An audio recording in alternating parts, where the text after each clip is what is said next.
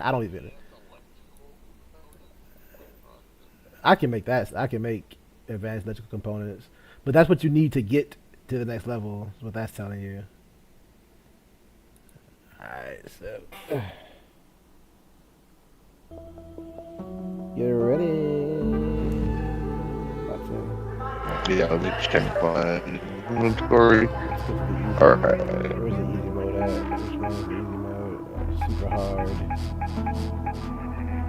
Super sweaty. Easy mode. Alright.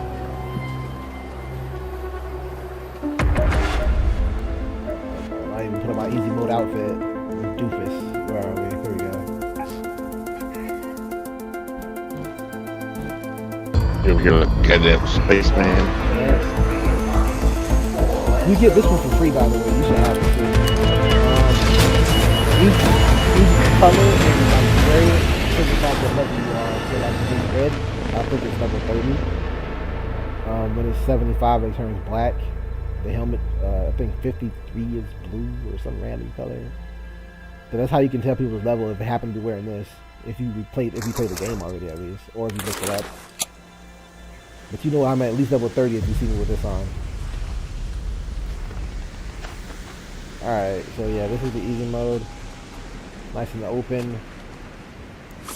Ooh, look, blooms. There should be Here. pots and shit around. Here. Take that. That's for you, bro. Hope you live this to get it. That's all I gotta say. I hope you live to leave out the game with it. We could just leave out. You can have it, and you can put it on. We can do that real quick. Let's see if we can get it. Or you want to risk it? Thank you. Yeah, I should be able to get some lemons and shit this round during this yeah, you should. But I don't know where they are on this map specifically. Pretty sure I can look it up real quick. I don't know exactly where they are. That other map with that Blue Gate, they're definitely always there. They're always there. During lush blooms, they should appear in like little woven pots in different like locations. They might be in like the tree area. I think if it looks like a leaf on the map, then you can see them there. They're in like a lot of like the tree type areas. There's a lot of trees and stuff. You'll probably find it. Like I don't know about here. Maybe. Let's see.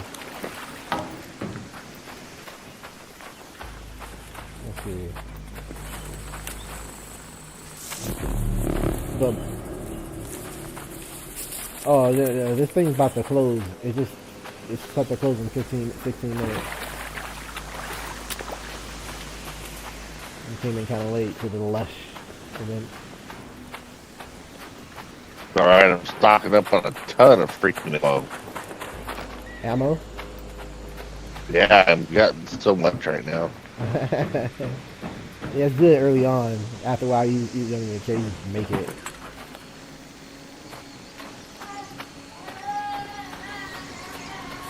Oh, look, I just found one of those little potted things. Dang. 5 mints, some prickly pears, got all sorts of shit. There you go. You need those. The prickly pears you also need for What's the thing that I'm carrying? I'm carrying something right now. Oh yeah. Carry it. I'll tell you. Let me see if I can see it and carry it too. Cause I need somebody to do that. Perfect. Wait. Let me see. Is it here? Nope. You carry it to a depot. It's over here somewhere. It's probably nope. Yeah, this way. Nope. Where are you?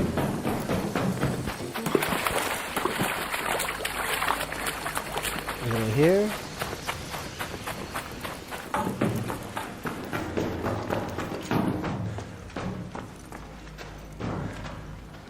Where's the depot?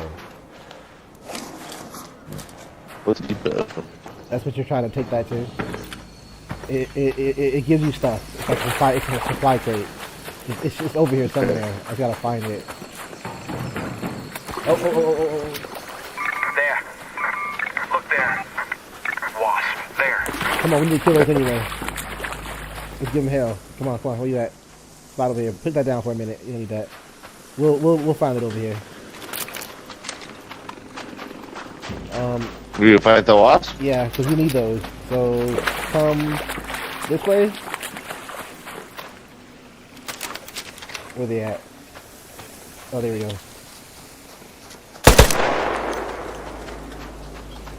I'm trying to get his attention. I got it.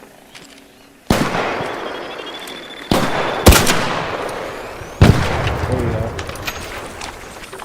I found an anvil. Nice.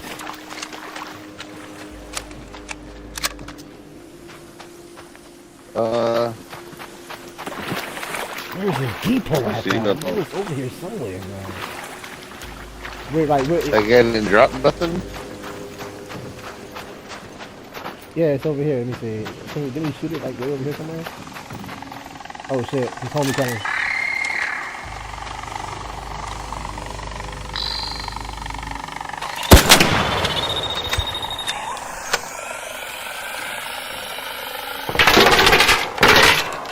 Alright. Yeah.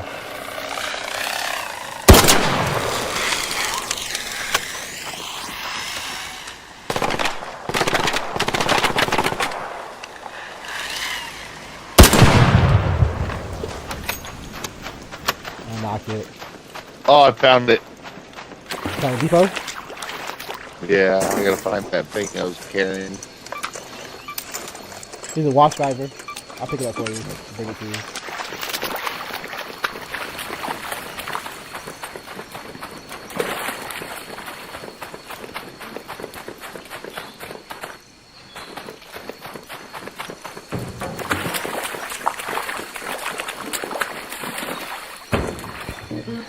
Over this way. I don't know how to ping. R1, RB. In there. Oh, look, Mueller. Yeah, straight Mueller. You can harvest this. Yo, you'll see it in there. It's your first time. You'll see the thing. You'll put it inside of. That's a little bit further down. Yeah, I'm just out here harvesting. This Fuel depot. Oh, there we go, fuel depot. I'm being a great little farmer out here real quick.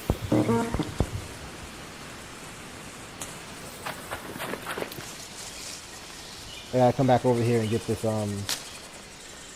this code, this down code. I'm coming over here to you first.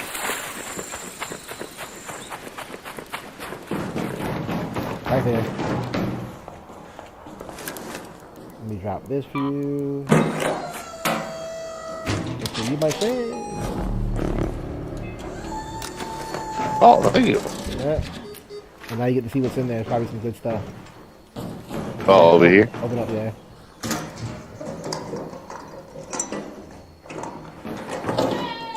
You brought the second one too.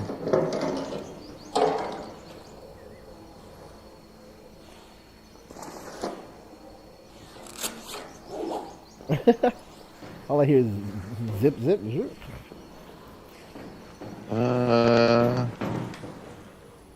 Smoke grenade and little smoke grenade are all that I can't carry. Other than that, I'm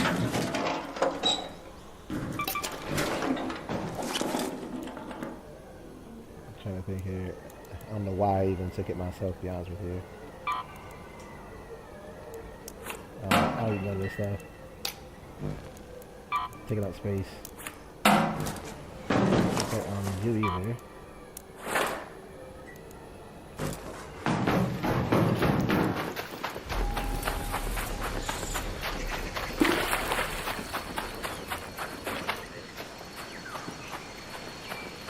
I'm about to loot this probe on the ground.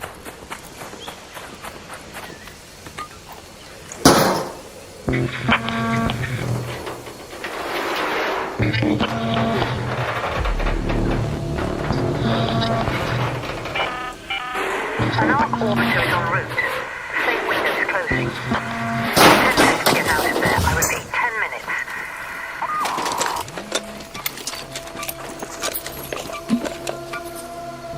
Nothing special, but I would still check it, get your XP. I think it's like, let's see, how much XP you get for this? 700? Please send me the 700. That'd be super, I'm gonna pay attention. 700. Nice. Nice. You get it still. Alright, so we only got like 9 minutes in here. Yeah. I don't know where to go. We'll stay here. Pencil lift. Nah, we don't go to the lift. Only because we might find more fruit running through here. Want the raider hatch.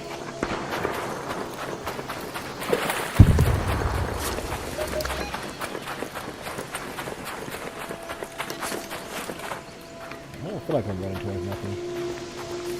I saw a gunfight over there, but that's over there.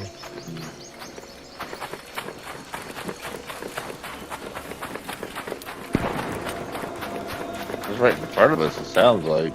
Yeah, pretty close. Yeah, it's right there. Yep.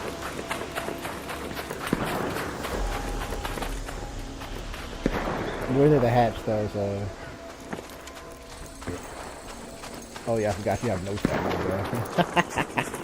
He might be over encumbered too. Is his red? No, I can run. I just out of stamina. I'm grabbing some random things. See what's inside his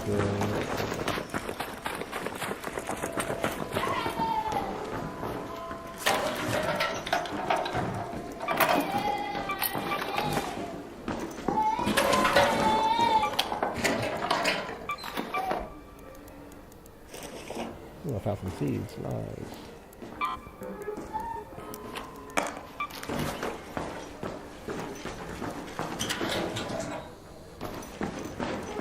Alright, let's go to the battle, bro. Let's ram.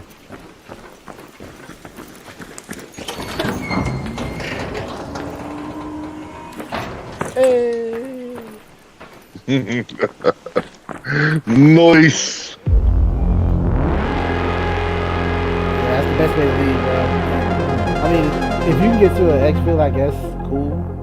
But once you get to a certain level, making raider hash keys is like, as long as you have the components, the material, I should say, which you can craft the material from the material you already have. You may as well just use a hash key, bro. That's how I feel.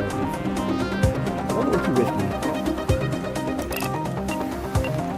That gave me a whole level. We did 2 of the hard ones and I didn't get a whole level. And then I do 1 of these, get a full level. Probably because you did a bunch of like raids, like the XP and loot stuff. Oh, they gave me some coins. Uh-oh. I think they gave me enough to actually buy another outfit. Yes, they did. Oh, no, they did. Did they? Let me see. Let me go. 1,500 for that. I'm at 1,350. That's for the bundle. Well, I'm two apricots away from the chicken. Yeah. Well, let me see what I have, because I always have like, I don't know if he asked me to. Let's see here. Oh, I need 2 apricots, but that's for my next one. His next one is you'll need 12 apricots. So like, you just keep getting them. What? Yep, you're gonna need 12 at one point. 12 apricots, 3 like a bunch of comfy pillows, bro. Like, just keep getting pillows, bro. If you see pillows, get like 6 of them. Every time you see comfy pillows, just keep it. Obviously the cat bed. Cat bed's easy. You keep finding those all over the place. And then 12 mushrooms. I found only 1. Oh man. Yeah, mushrooms. Yeah, I got 5 mushrooms. Yeah, they only like from that bucket, man. From that bucket, I got 5 mushrooms. That's crazy. Yeah, keep those mushrooms. I got 1 apricot, 5 lemons, 1 root, and 2 prickly pears. Yeah, keep those pears too. You'll need, I think, 6 of those for level 3. Yeah. If you get them early like this, that's good, because you know how hard it is to find those pears. They only usually sprout where cactus are at, so you got them pretty quick. Let me start dumping my stuff off. You making me some metal? Nah, man, I have to sell you, bro. Oh.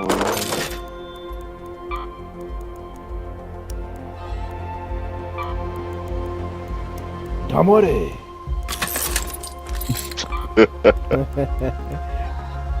It just had, I forget, I was watching something earlier today. The dragon said it. It just had me laughing. You do a fire. What do you break down into? You break down into wires. You can always use wires, but I don't want the canister. Like, could I not have you?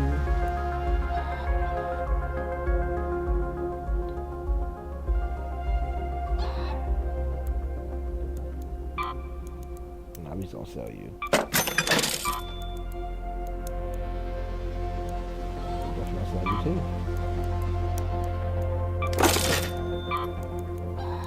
Break you down.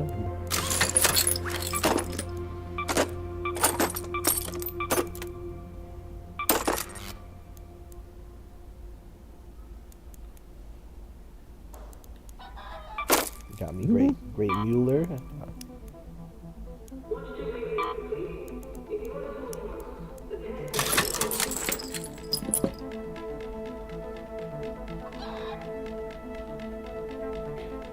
Yo, I had something that says right now, error. An illegal mutation was rejected by the back end. The inventory has been rolled back to its previous state. We have to redirect you back to the main hub. Wow. So I might disappear from the party when I push OK. I'll be back. All right, I'm gonna use the restroom. Let me. Oh, never mind. I'm still here. Okay.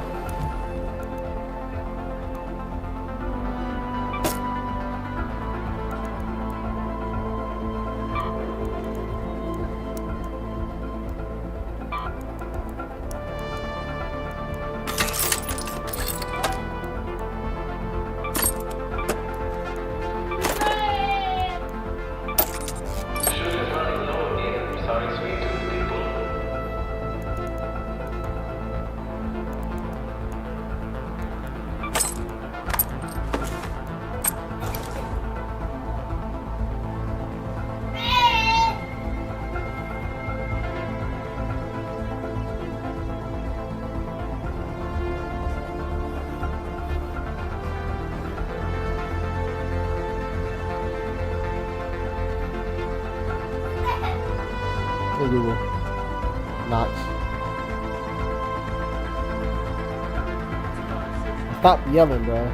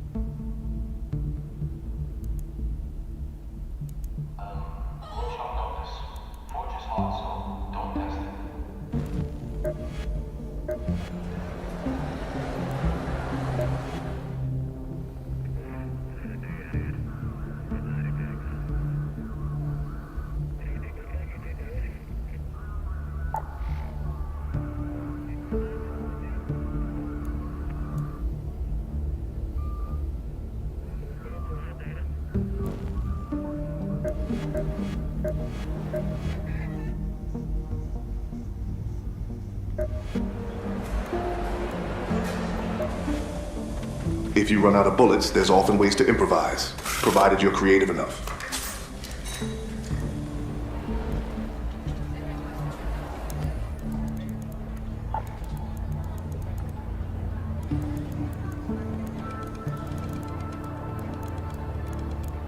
All right, I'm back. Cool. What schedule are you working? 9. 9 to 5? Yeah, 9 to 5:30. 5:30. Yeah. Central time? 8 Eastern. I wish it was Central. Oh, Eastern. I'm here 8 to 4:30. I take that. I used to have that schedule. I used to work 8 to 4:30. I do What the hell is my schedule? Off at 5, so 8:30 to 5 Central. 8:35, yeah, 8:35 Central. Okay, you Central. Yeah. Not bad. Well, it's like I was doing closing shift, 6 my time, so pretty much. yeah, I was doing closing for a while, and then they're like, "Yeah, but if you're a tech, we need you for this time." And then they're like, "It's going to be closing shift," and I was like, "I'm already doing closing shift." And then Dominique was like, "No, I'd like to do closing, and you can take morning." And they're like, "All right, we'll swap you." That works. So far it's chill. I mean, I don't have a lot to do because I don't have anybody that's getting written up for anything. They always are like, "Hey, you got to plot your one-on-ones," and they do. And then they're like, "Oh, well, it's short week, so you can't do it," or "We haven't done this, so no." Yeah. So then I'm like, "Well, should I just live listen? Because I don't have any forms I have to do." Yeah, I probably do this. But most of the day, I'm just like clicking through and watching people and helping in chat and helping everybody else. I got one girl I'm gonna end up firing for sure. Right. What happened with her? She call avoids all the time. Oh yeah. I don't even think she realizes that it's a bad thing that she does. But like, if she's within like 2 to 3 minutes of going to break, she just hangs up on callers as soon as they call it. As soon as they connect, she just hangs up. Sometimes I wonder if Or she'll tell them right away, like, "Oh, yeah, perfect. You want to open a claim? You need to go to our self-service portal at blah, blah, blah. And then you do it all there. And then if you have any further questions, you give us a call, okay?" Wow.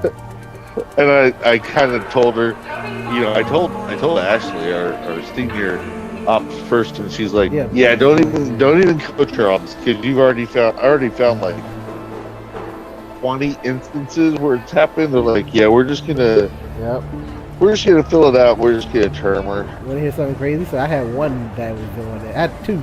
So since I've been tech, I had two that did it. Well, one did it. He like pretty much never took any calls, and then when I confronted him about it, he was like, "Oh, like just making all kind of excuses up." And I was like, "So why didn't you say something?"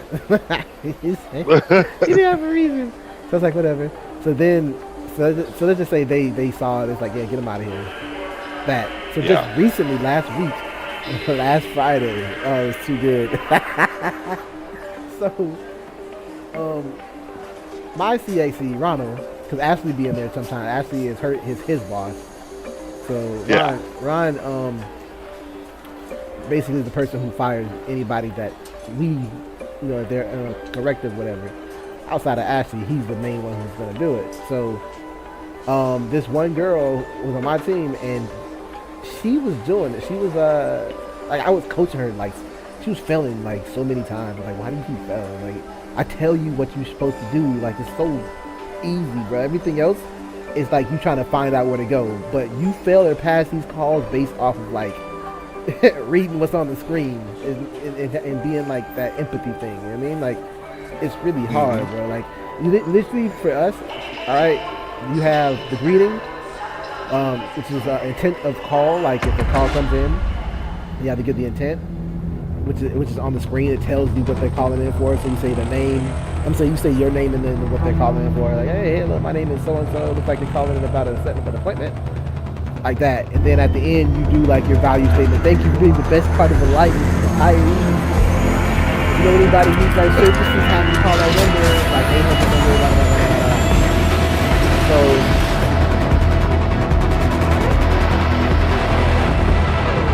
crazy thing is that that's all they have to do, and she was not doing it. Like, she would like she would miss those parts, like the greeting, the end part, or just didn't have proper like call etiquette. It was just crazy, and I was trying to help her because I thought she was a nice person. Like, okay, I'm trying to help you. Yeah. Right. Like, I genuinely like the person, but again, like, there's a lot of things that she does that just you can't do. It's right. Like, she'll be like, "Hey, and is there anything else I can help you with?" They're like, "Nope." They're like, "Okay." Yep. It just clicks and goes to the I'm next like, one. okie fucking dokie. Like, what are you doing? Like- man? What are you doing? Oh, we're back in the lush Who the fuck are area. you right now? But so look, to make a long story short with this girl, she ended up having a list of like calls that she was just like pretty much not taking or not there. Like I always listen to them and like I'm like, wow, she's not even like. Cause one of my other coworkers, she found it and she let me hear like, oh, that's crazy. So many of them. Like sometimes the person will be there, won't be anything from her, but you see her like her little line moving a little bit. Something around here, something's flying. I hear it. Yeah. There it is, right there. I can't ping it though. I can't see it through the tree. These guys over here looting and polluting is not the way. Yep. Looting and polluting, man. It was one of those baskets, man. I had to get all the stuff. Oh, want to see something crazy? Wait, first we can fight this thing. Watch over here.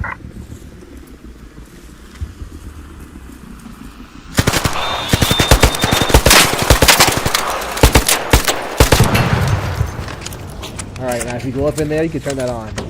It will attract them, by the way. But it's okay, we can fight What, it. up here? Yeah, you can go in there. Turn it on. There's a button in there. I don't know how to get up there. What's the here? Here. Lost driver. Here's Down the here. walk driver, bro. Alright, I'm trying to figure out how to turn this thing on like Oh. this. Let me see. Where is it? Is this the one? Yeah. Alright, get out. Hold on, I'm breaching it. Oh, yeah, breach. I'm sorry, yeah, breach. That's what, get off.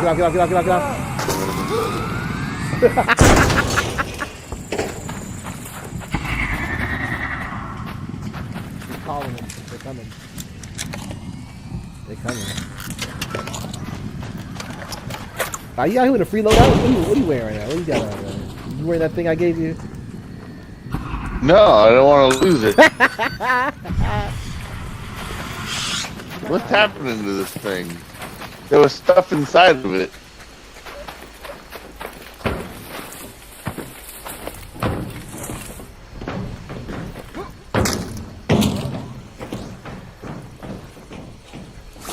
I'm not gonna take it. Oh. I'm not gonna take it. I'm gonna let you. I'm just looking to see what it was. Cause you went up here. Go ahead. Burnt me is what it was. That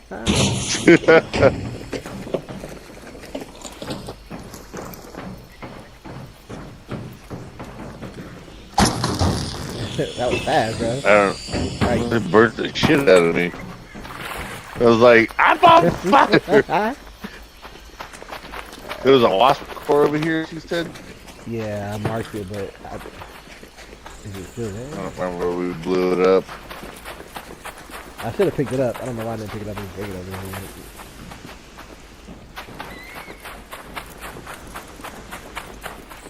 Fucking jump on this thing. Yeah, those things are kind of annoying trying to like reach them.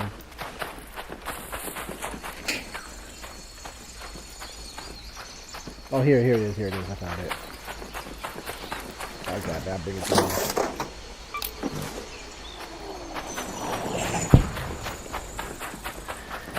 Oh. What was that? The wasp that just came down. Here. Like this. There you go, bro. I breathe so fast now. Open sesame. Dog collar. Some more nades.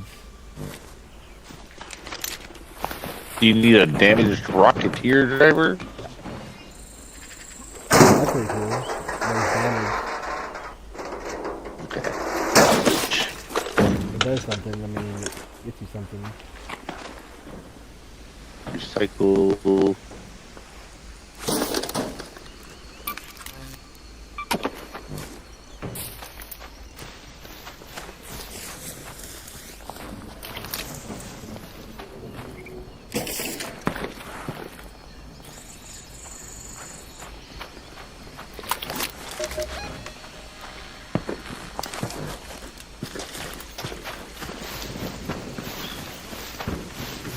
We're out here harvesting, bro. I'm running in the wilderness.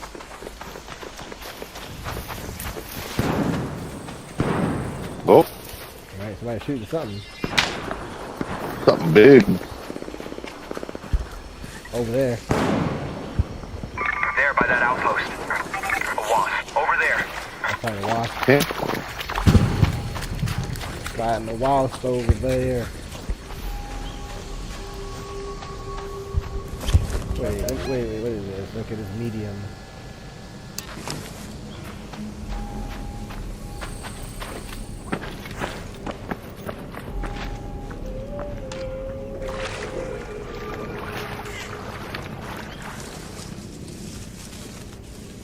Harvesting. Harvesting.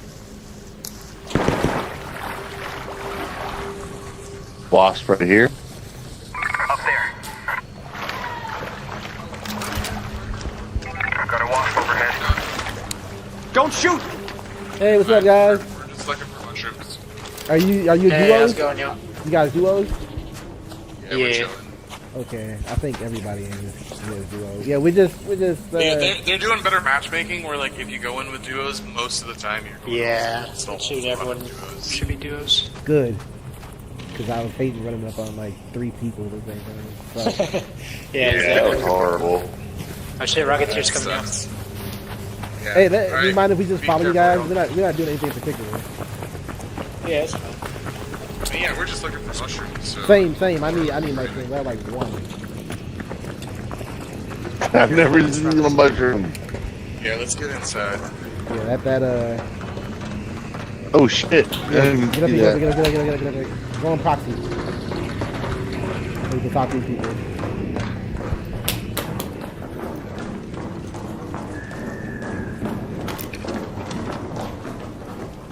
I think somebody's been up here.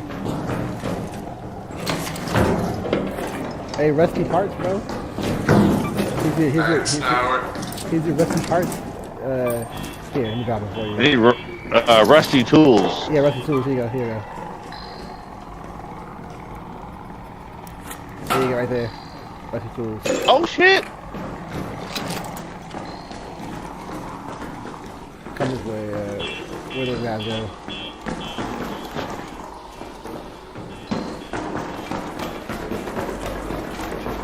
We can kill that Rocketeer, guys. From inside of here. It's easy. You wanna kill it? We didn't bring anything good for, like, Yeah. we got a forge. I do. So, all you gotta do is just shoot the propellers. It's fine. I can hit it with yeah, I have I have a Pharaoh, but it's not gonna help. I have a I've got a Hornet driver. Hornet driver I can throw at it. And a deadline, deadline about hitting it. But I have a Hornet driver I can knock it down with, and if I can put a deadline on it. Honestly, Yeah. it's my little...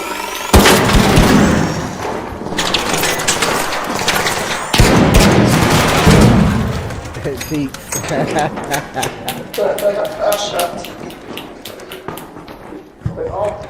All 3 of you guys are here and it shoots me. Fucking thing. Yeah, because you're level like 4, that's why. It knows the target, man.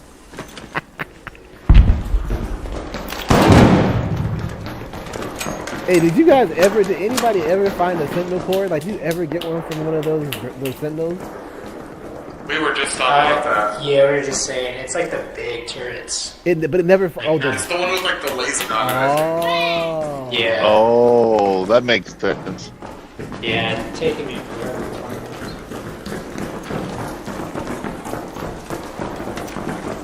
That was a wannabe one right there. Oh, up low. Oh, good, kill those. That's part of the, Oh! I did not want to show you.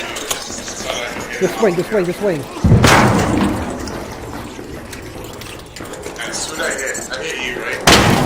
Oh, you can melee it. Yeah. Yeah, I just melee it. Sorry, hold on. Oh, thank you. And these little hills, bro.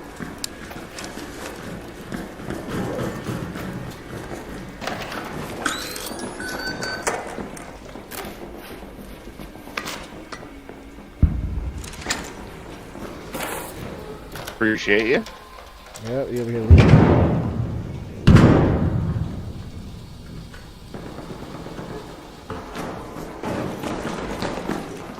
Medic!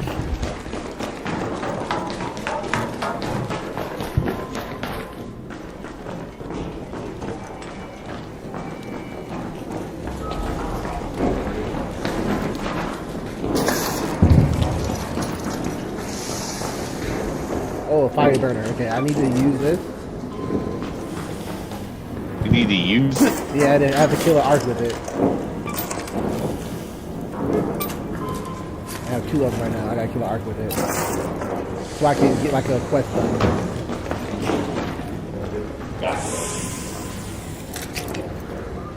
They're probably already dead.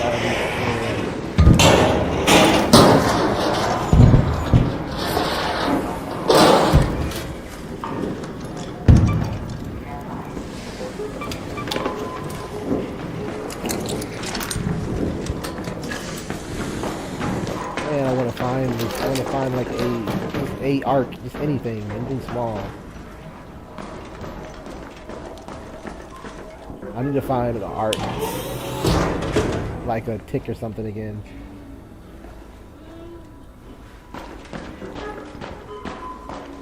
And just shoot it.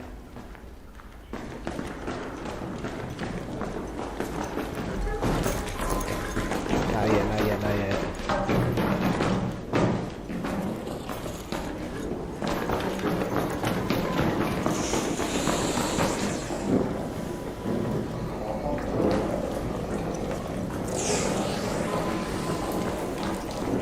I need to find one of those little spiders. Oh, we're looking for spiders? Matter of fact, get off. You can go off proxy now. The other team ran away from us without us. Oh, it's alright. They're cool. Yeah, they were cool. They didn't try and kill us. But yeah, come off proxy so no other rando hears you.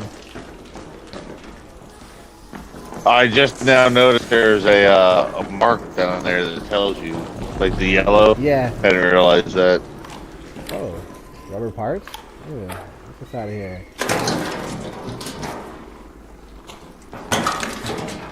Experience points. I'll take that. Hey, ransack this place. It's alright, I get XP for it. Yep.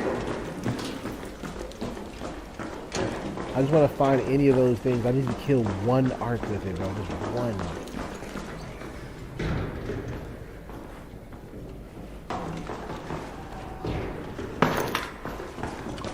Nothing?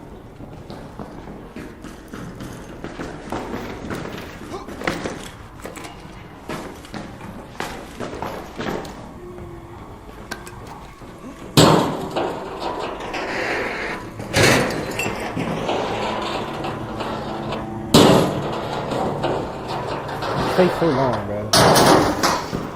Just to go outside. Oh yes, yes, yes, yes. Wait. No. Don't shoot. Don't shoot. Wait. Oh! Okay, don't shoot. Get up here.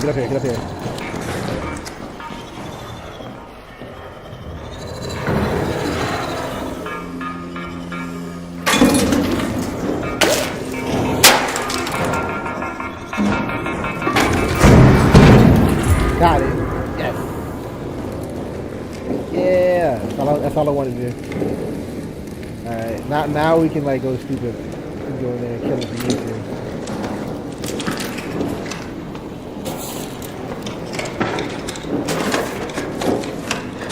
Arc alloy, puncture.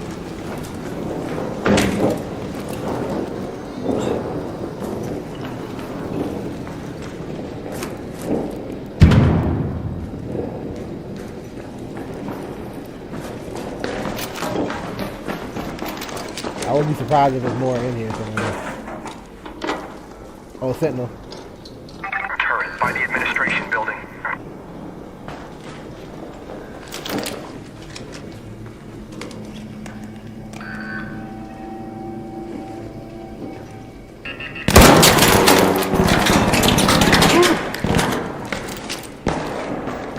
Person or a thing? Thing. A noun. Who's shooting that over there?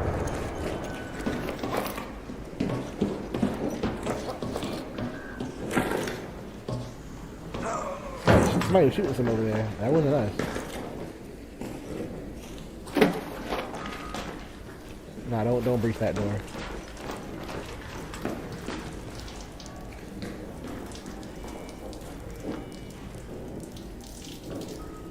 Okay, I see it.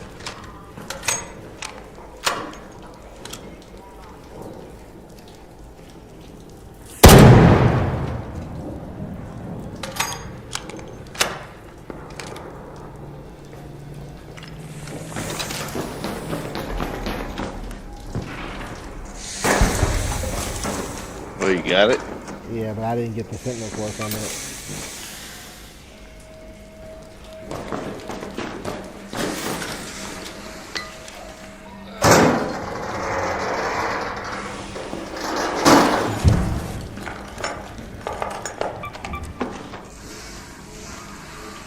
Watch out.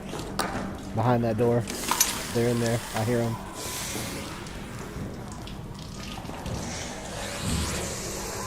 You ready?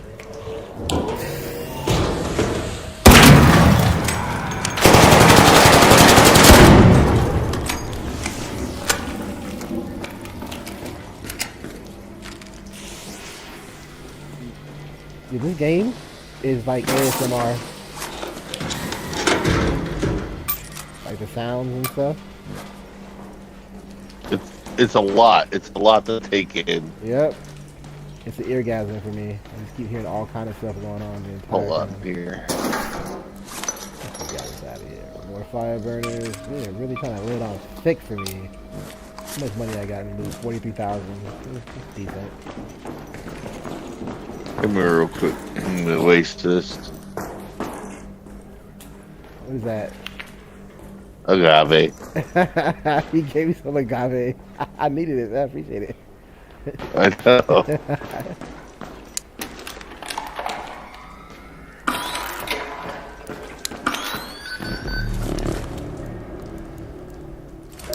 Oh, what can I craft now? Okay. Now I can craft noisemakers. Okay. I can craft blaze traps out here. Okay. Let's go.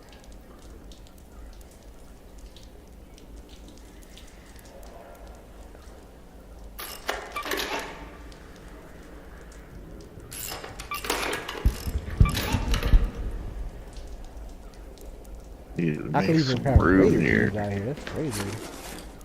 That's insane. Much stuff I don't need.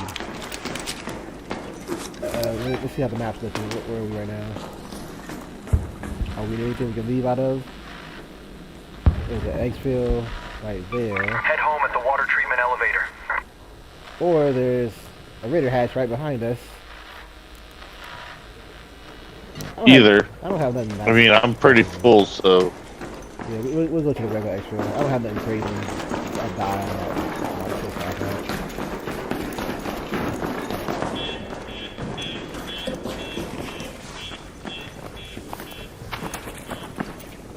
There, by the administration building.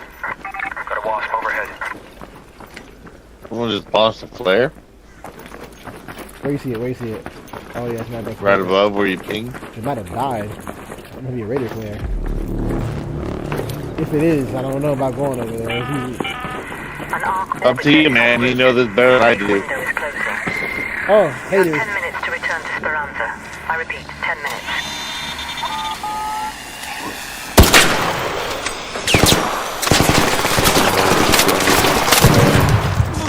I was wondering why he was even shooting me, bro. Oh, it's another one. Oh, fuck me.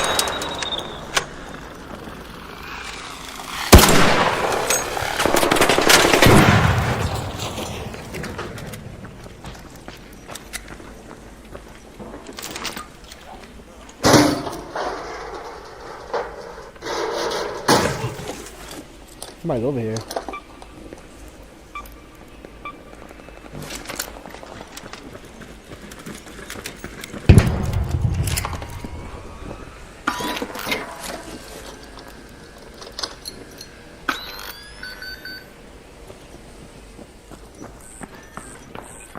Alright. Stationary. Oh.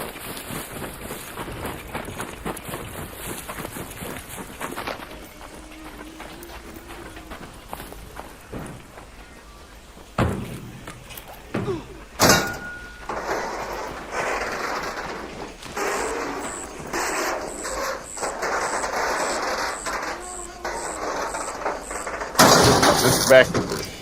Try to beat him from there.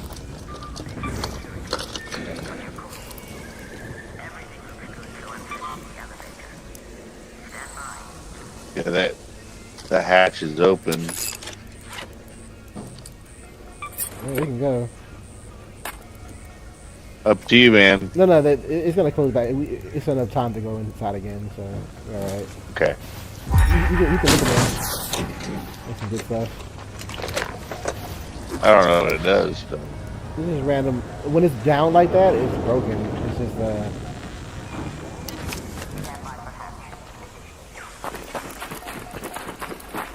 Come.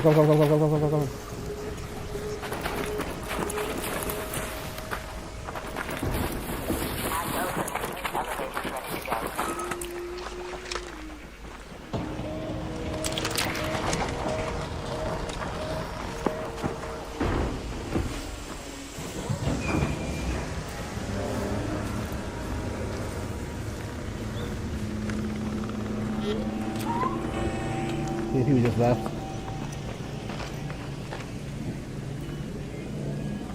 Alright. I'll pop it again.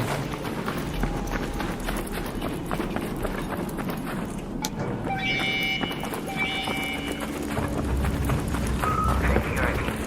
Your call has received. Check. Okay. Stand by for elevator.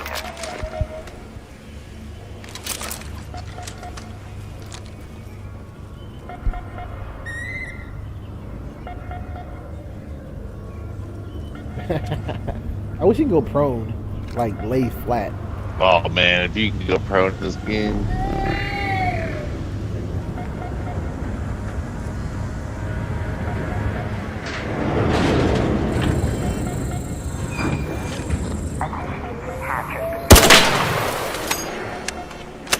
Stand by.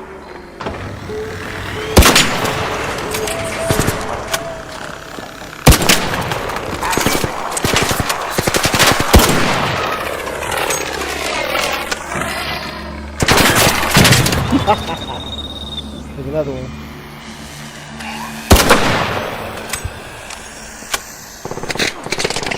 oh shit! Run inside. Wait.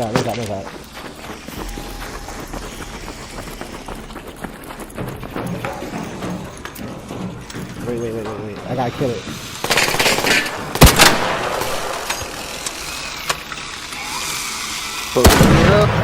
Yeah, nice shit. I had to make sure that I showed who was boss before I left.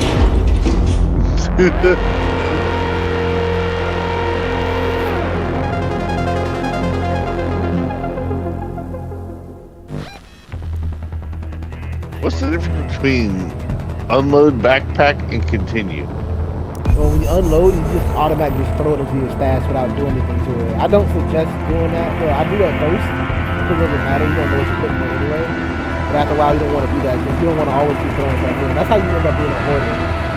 You have extra stuff you don't need. You can merge stuff, but if you don't, you're gonna start having like more than just duplicates. It's good to have like 3 to 4 of the same type of material, like 400 or 500. I think 400 is a nice. 400 or 500. I think 400 is a nice threshold for like each mat. I'm so serious because you run out pretty quick. I mean, you're doing everything. Dang, 15k XP, doubled up. 15. Got some creds. Nice. Got some of those blue ones. How much did I get? You said 1500. Yeah, 240. Yep, because we stayed there for the whole, almost all the time. And we raided a bunch of stuff, and we killed a bunch of arcs. Damaged arc, 1500 for killing arc. Scavenge, 5700. 700 XP for destroyed arc. Yep, time on surface, 4000. Safe return. Yeah. Kill them arc.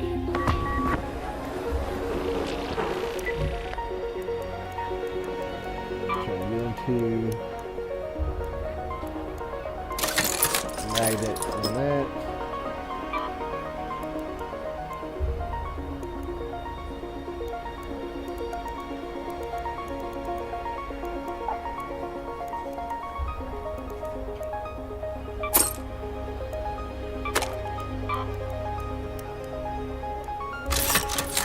Customization.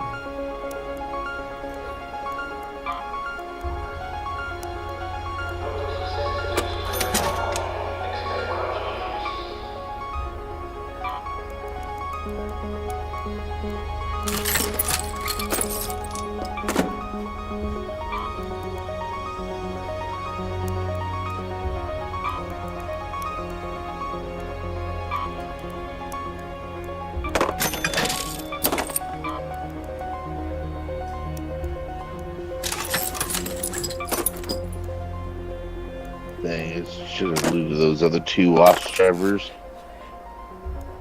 But I got the rusted tools, 6 of 8. I need 4 more mechanical components. 4 mechanical components. I can make those. Pretty sure I can make those right now. Let me see. If we can just go and run in, you can grab it and leave again if you upgrade your bench. Let me see. Mechanical components. That must be, I think that's a refinery. Yep, I can make those. How many you need? Hold on. Back to that.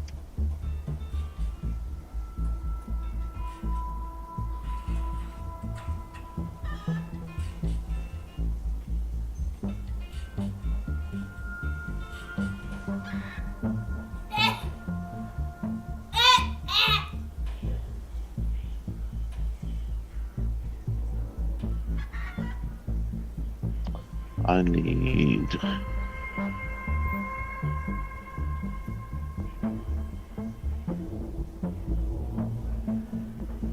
4 mechanical components.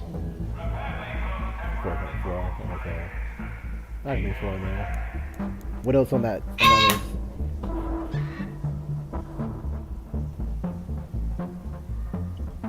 list? 2 wasp drivers, 2 rusted tools.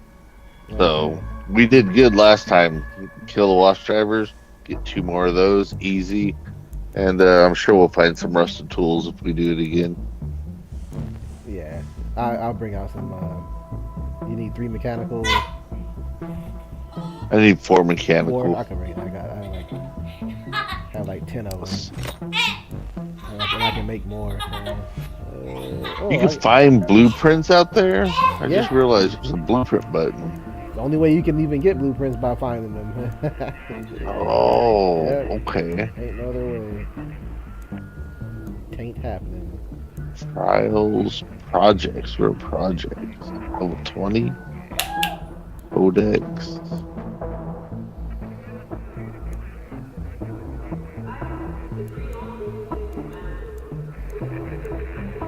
Your stamina regeneration is less affected by being over encumbered. Don't care about that. What's the next one? Do you need roots for anything?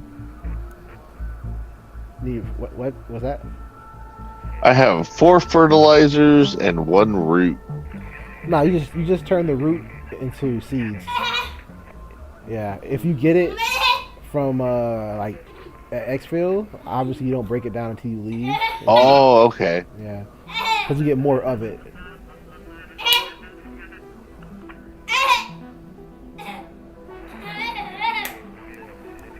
Ooh, yeah.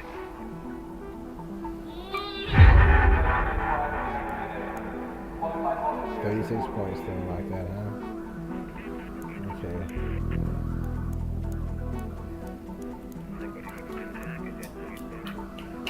After an ability drains their stamina, you recover more quickly. I like that.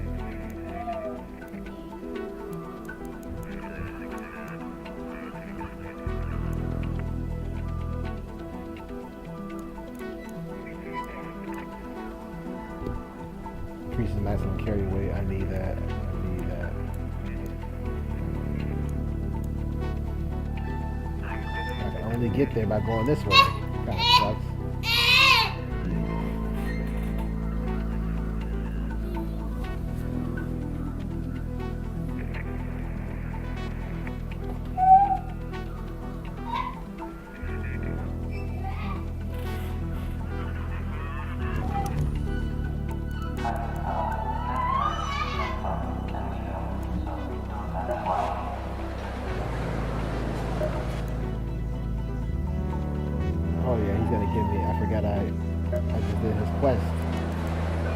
holler at what you give me, bro. I've got your prize all warmed up.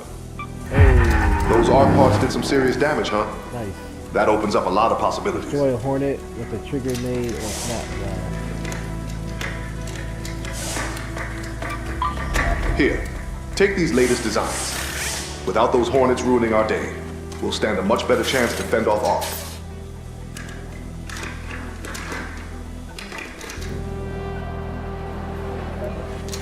Snap blasts and trigger nades will stick to surfaces, including those pesky hornets.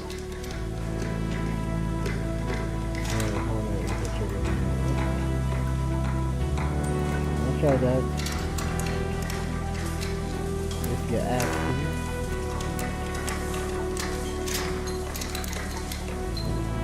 Unlocks. Unlocks at level 12. Inventory stacked right now. So, from what I'm hearing, they're gonna have a wipe. Well, they're not going to have. They have wipe on here, and the reason behind the wipe is a bunch of random stuff, but one of the main ones is you can get your stash size. I don't know if it's confirmed yet, but if it's true, then it's the only reason I'll even consider wiping. Like doing this all over again. Okay. Yeah, because you get like bigger stash size, so I would do it for that. Yeah, my stash is ridiculous right now. Defibrillator, what the shit? I just need to hurry up and like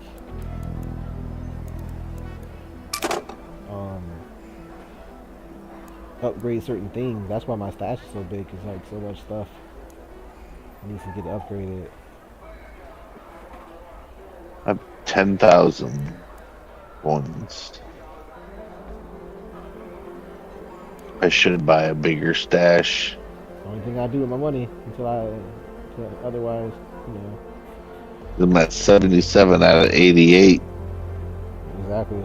Trust me, I'm at 282. Like, I mean, I'm still running out of space. I can make renegade now?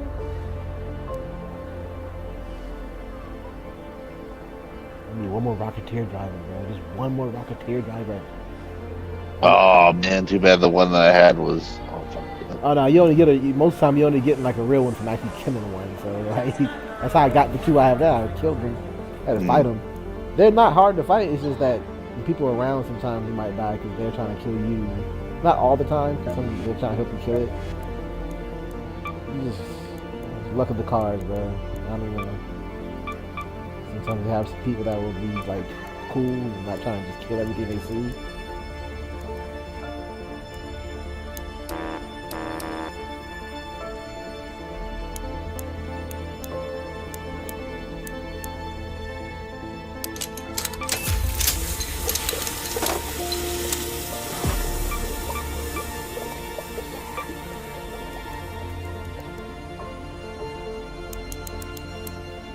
666 fabric I have right now.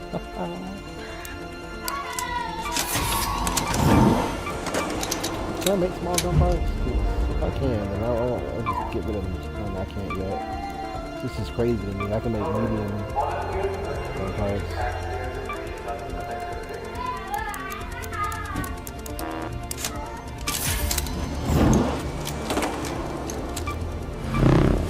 I had that much great mullein. I had 12 great mullein, and that harvest was nice. Jeez.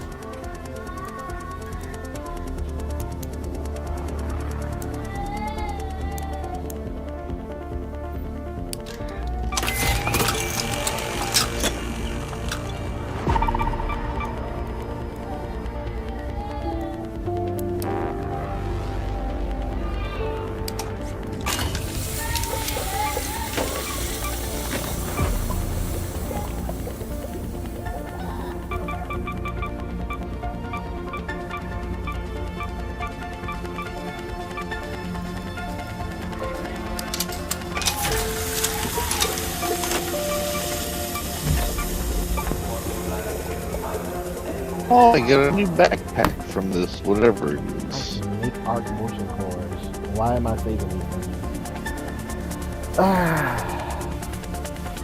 I save stuff that I can make now. I'm gonna start getting rid of it now. Now that I can make some crap of it.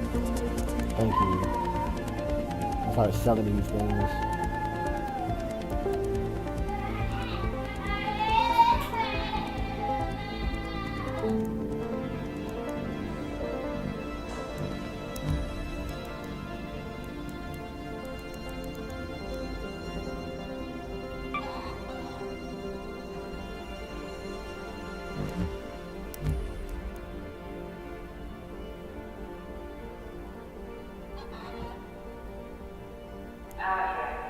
If it goes dark, breathe.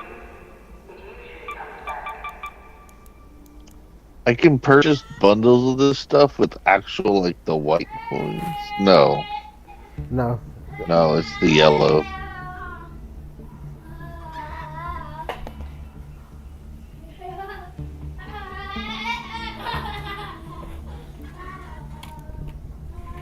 Hold on real quick.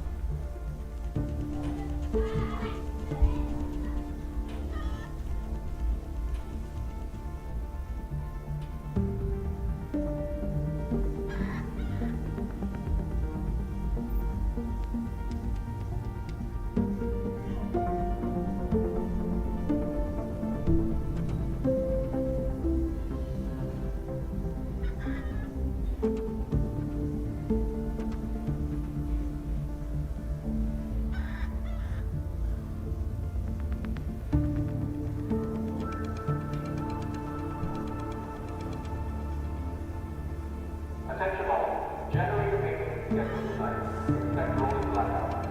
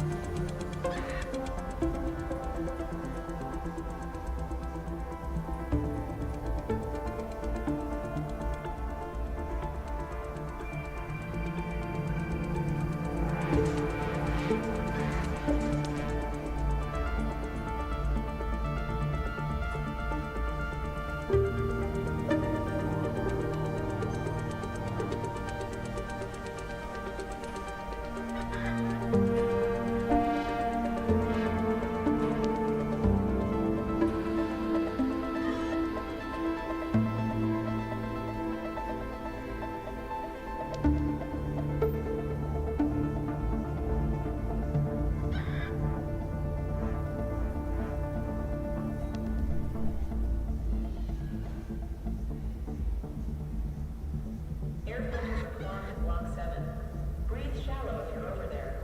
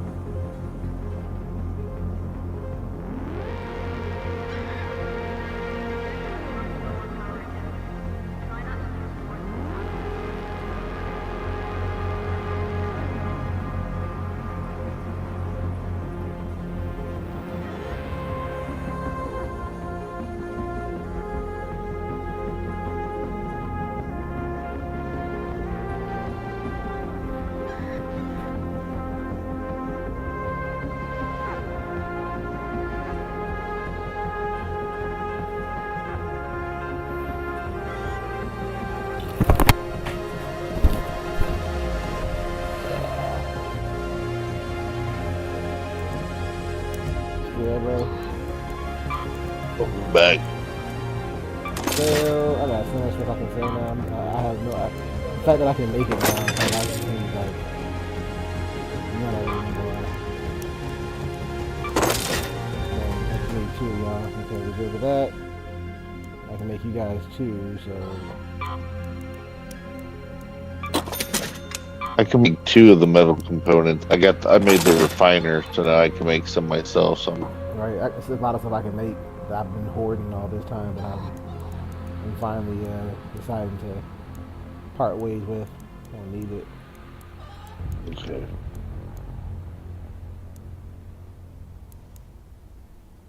Definitely start keeping arc alloy again, which is cool. Even though you can only get 15 per stack, but decent.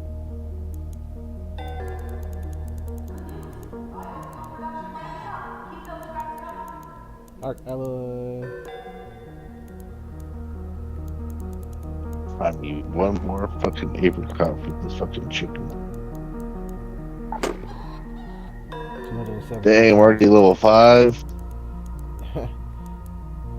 Bro, I'm selling stuff and I still like am losing out on space. Why do I have 2 binoculars? Like I never use binoculars. They're good to have. You ever use binoculars? No. They're good to have. Like they can see across. You can see raiders way across the way. You can see all kind of crazy thing going on before you get there. I'm bringing a pair out, man. They're good to have.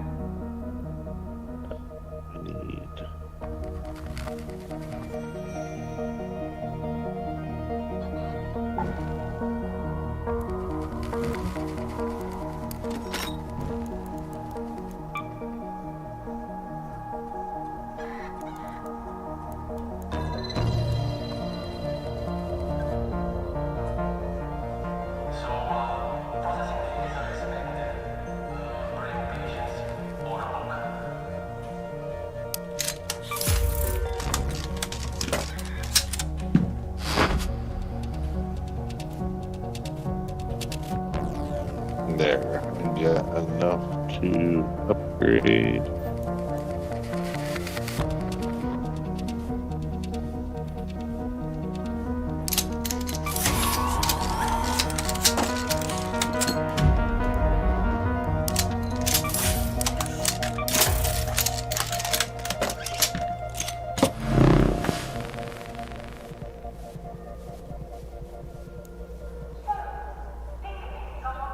Alright, so now I just need 2 wash driver, 2 rusted tools. Not bad. I got all my. Mobs on my gun real quick.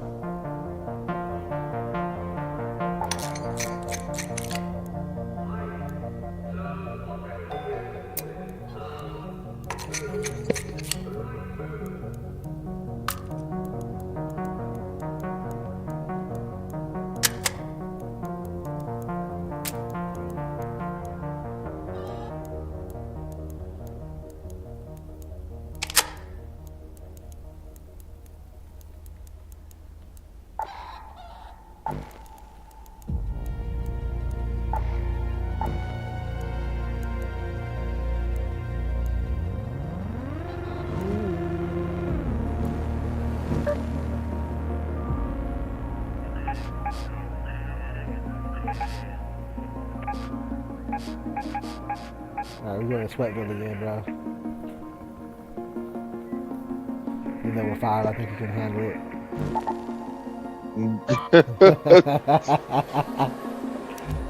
You're like, you're level 5, he can do it. Should I put the blue shield on? I don't have any augments, so I don't want to use it yet. Nah, don't use it.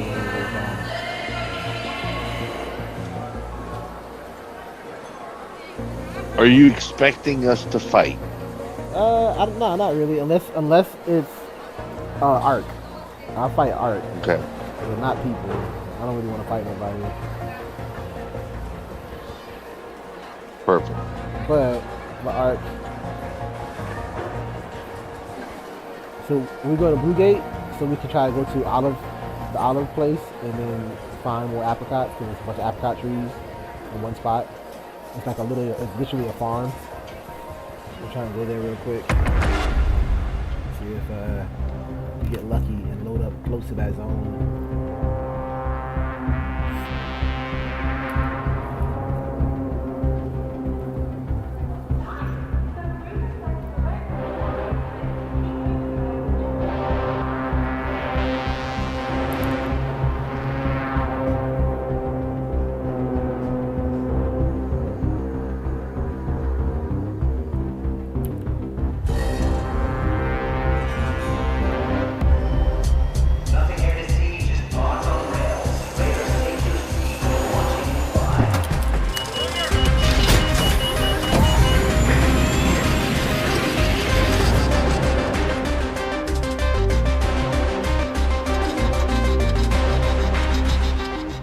Bro, I don't know if you do audiobooks at all, Right? but Dungeon Crawler Carl. Dungeon Crawler Carl? Yeah. Literally the best thing I've ever experienced as far as like a story, a journey. I mean, yeah, I love Lord of the Rings and all that shit, Hey, but Apollo here. Listen, here's a tip, Raider. it's phenomenal. What are you doing? My I'm not design doing told us that. that's the perfect time to stick him with an explosive or two. It's not me. Your character Yeah. character is literally jumping and shooting. You can't stop. Which is kind of crazy because I am not doing that. I don't understand what happened to my controls. Okay.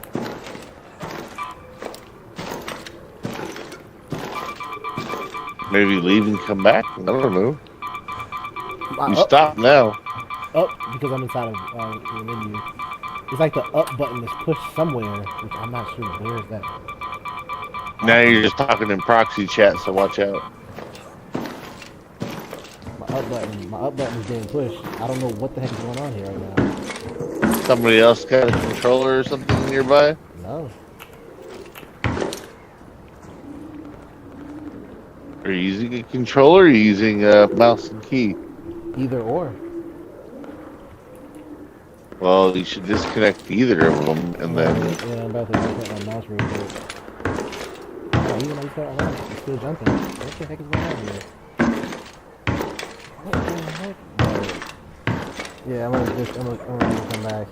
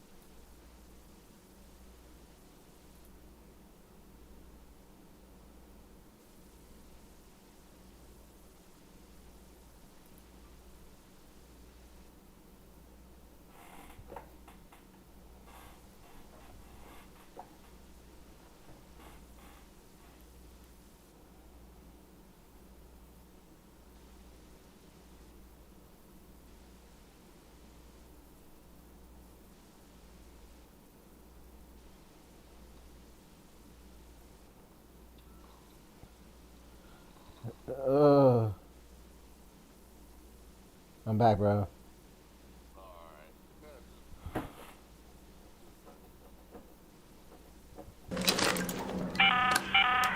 This is Shani. You know what? I found out what it was, by the way. See if you can find any What was traces it? of what caused its destruction. My fight stick was plugged in, and I think I was kicking or something. I don't know what happened, but I definitely was holding, had my foot down on top of the button for my fight stick. It was still plugged in. Go to the Olive We'll Grove. adjust it. We'll try and make Gotcha. it here. We'll see if. Couple friendlies walked by. Oh, nice. I made sure they were friendly by telling them there was some hostiles down below. And they're like, oh, okay, well, keep an eye out. Oop, hold on. Well, Yeah. so you might find some there, yeah. Being that we're duos, is more likely we'll run into more friendly people. Trios are always sweaty. I saw those emperors off in the distance. Oh Those wow. are crazy. Yeah, right? There. Look up. Danger. I can choose, bro. Can't even ping him. Yeah, I can't even think it. I don't even know what that is because matriarch is not that big. No, it's the emperor.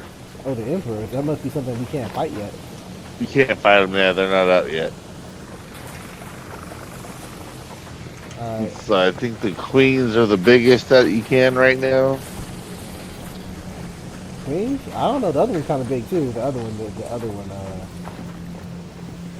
forget the name of it.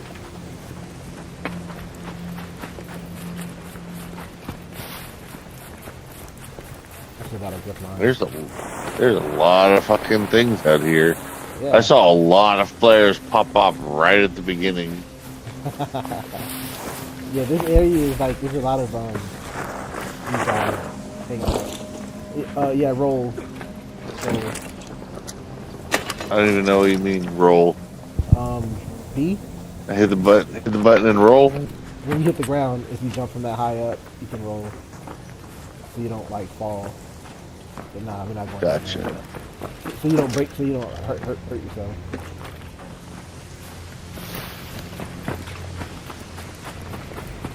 So I do the slide button when I hit the ground. Yeah, pretty much. Okay.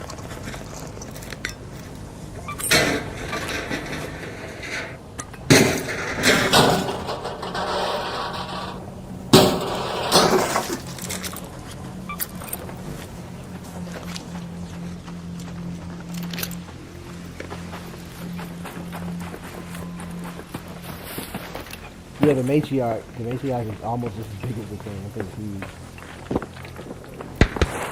A hornet. There. Whoa, what's going on back there? Where? Behind us. Oh, let me put my binoculars on. Right over here. Someone's fighting. Yeah, I see them fighting. Got my binoculars. Tell you, bro, these things are like wearing glasses all over again for the first time.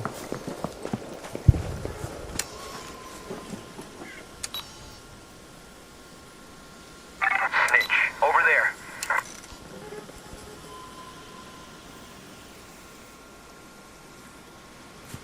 Hold on.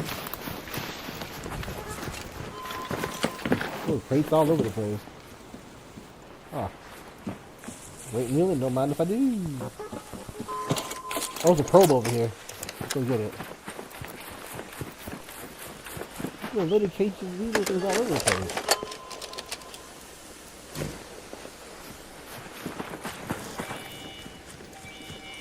Oh, let me see.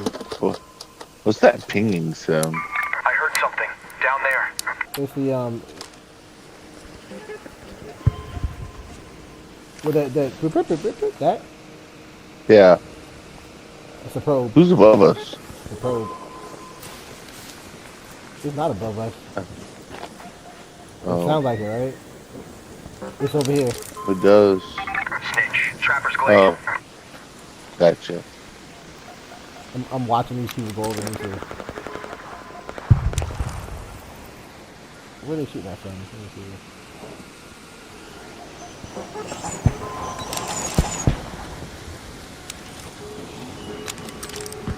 Let me watch them. They're going in. Head home at the forest air shaft. Let's head home at the forest air shaft. Raider, Oh, yeah, I forest see air him. shaft. One. It's only one now. Oh, two. There's a second right there. Head home at the forest air shaft.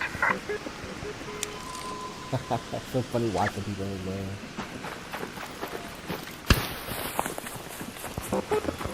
Is this right here, by the way? Code. So, here. I'll let you go ahead and do the first one. There. So normally you don't want to start looting it until you look around and make sure you know.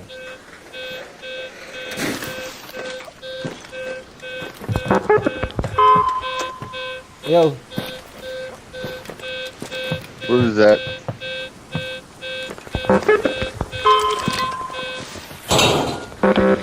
I'm not here. This is you normally brief it and it's all this noise and they start showing up as a voice enough. But if you hear this sound, that means somebody's briefing it. It opens up 3 sides. So come stand by. You can grab like each side, like something. I had a bunch of arc parts and stuff. Okay. Yeah, I cleared out the other side, bro. You got the scraps. I still got XP for it. You got the scraps, bro. Let me know if you need any of this. A lot of this stuff, I'll tell you what I got here in a sec. Well, I don't technically. Arc circuitry. I mean, Arc synthetic resin. nah. Motion core. All that stuff I can either make, or if I just sell half of it most of the time. It's good to Okay. have though. It's good to have. Like, look at your backpack. Well, for me, it'll probably be like stuff that I can actually use to craft stuff I don't have yet, right? To some degree, not I would say everything. All right, so be careful around these parts. Where the loot gets more expensive, more lucrative. Means more people over here wanting to get it.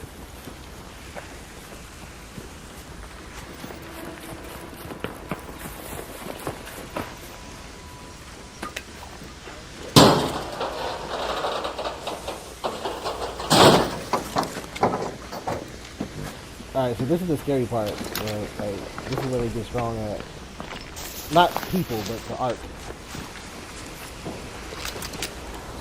You daddy long legs is around here. For what? Sleeper. Oh shit. Hold on, that thing. I don't want that thing to steal me.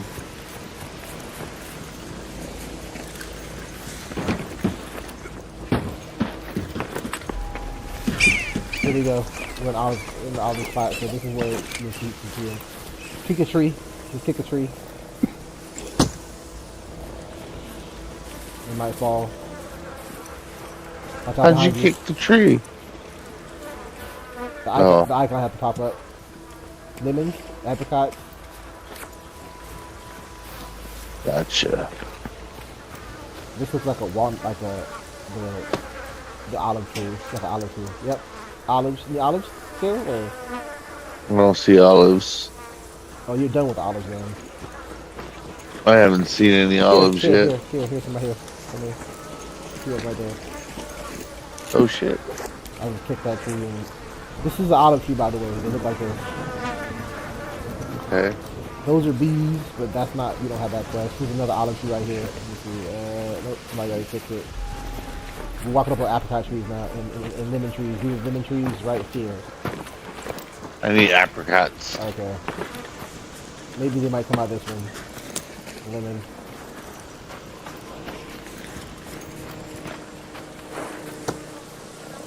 More lemons. More lemons. Where's that leaper at, bro? There's usually a leaper over here. Somebody probably killed him.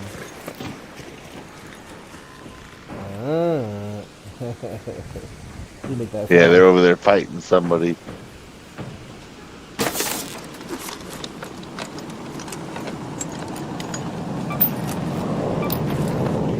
Still need an arc cell?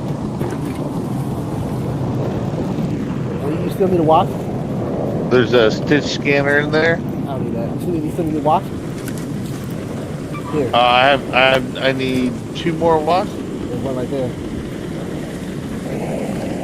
Hold on. I'm full. I gotta make some room. Give me a minute. Yeah, recycle if you have to. Easy coffee. What you want to make extra of. The probe just failed too. You might as well just go get that probe.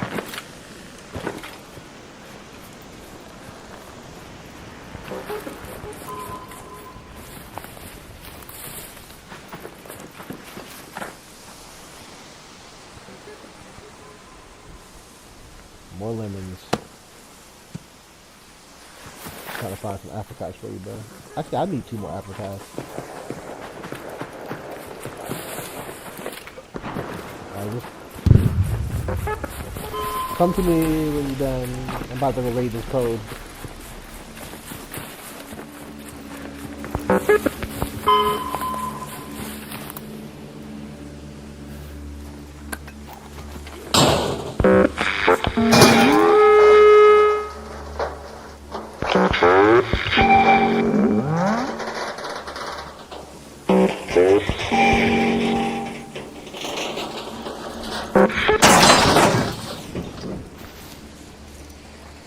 Gotcha.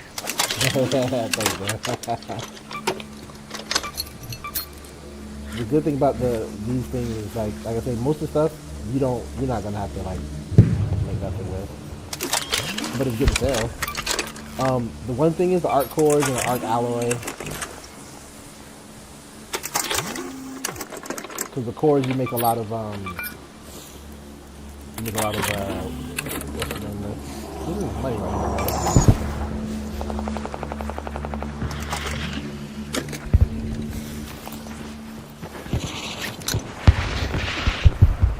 We're at 12 minutes. We're at 12 minutes. Let's head home at the fragrant hatch. You don't have to go there yet, though. I'm just making sure where it's at.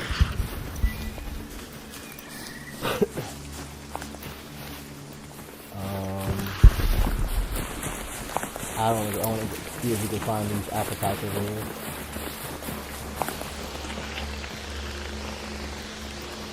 And if we see arc, we kill it. Like any of the flying ones. Like we can kill them now. We're down to the last 10 minutes. Oh, boom! Right here, right here.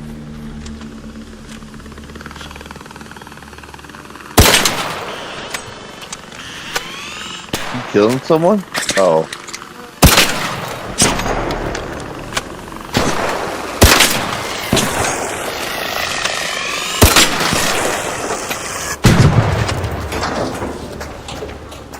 They gave me this, so it's so funny. I got like 3 shots on it. Power cell. We give ammo. You want that? This thing is good to have. It knocks down things. The Hornet driver. It knocks down like rocketeers, if they float in the sky, it'll knock them out the sky. They just drop. Okay. And you can like plant stuff on them. No,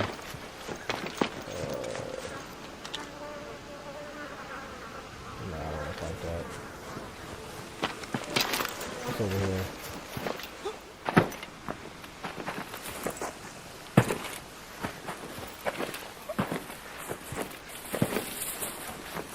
So crazy, man. I'm so used to seeing the Reaper over here. The Reaper's dead. Like, they just raided this thing.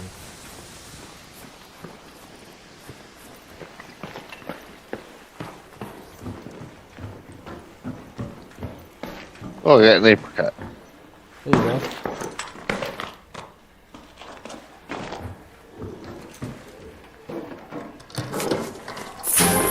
Woohoo! There's something nice in here. And another wasp driver. A breathtaking globe, yes. That thing worth money. Scrappy. An arc orbiter is en route. The safe window is closing. 10 minutes to get out of there. I repeat, 10 minutes.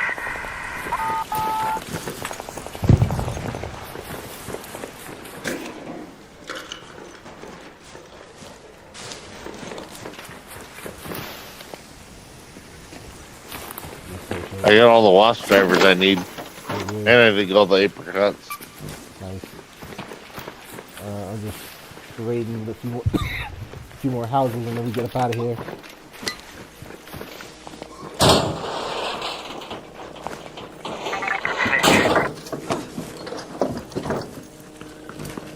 Nothing.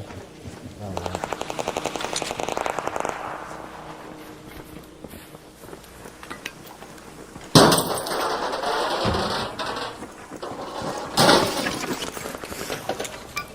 Don't mind if I do.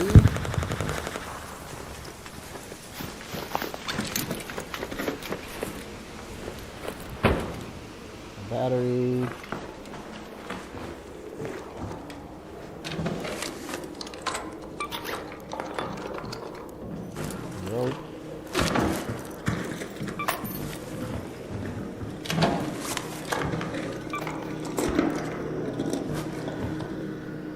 find something good in there, bro. Got a rubber duck, portable There you TV, go. fabric.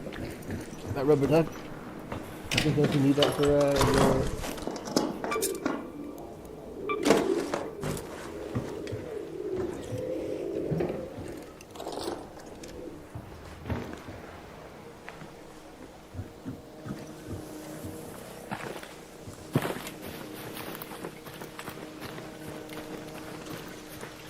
Trying to like survey everything else out here. You just came from this house, right? Yeah. Yeah. The haters out here. I got for it.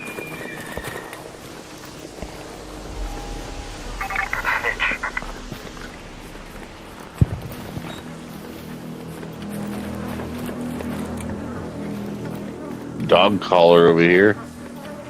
Yeah, I need a dog collar in a minute. I don't think I need another one. Nah, we need one.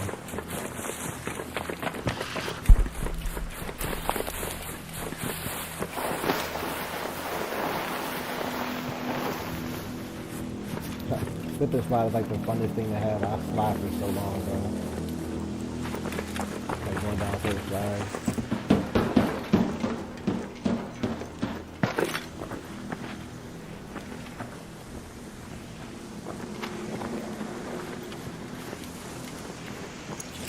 Trying to see if there's something right there. Oh, the collapse.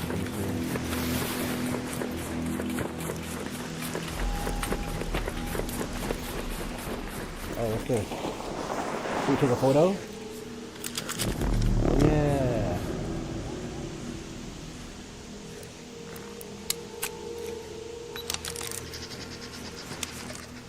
This ain't take a photo. How do I do it? Oh, here we go. Perfect. I finally did it. Please. Take a photo of the class highway. Did you have that mission? No. Okay, you don't see it.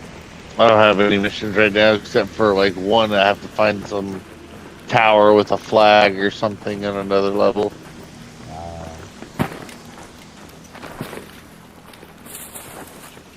We got 5 minutes to get out of here, don't we? Yeah, I got a hatch key. I'm not worried about where we're going.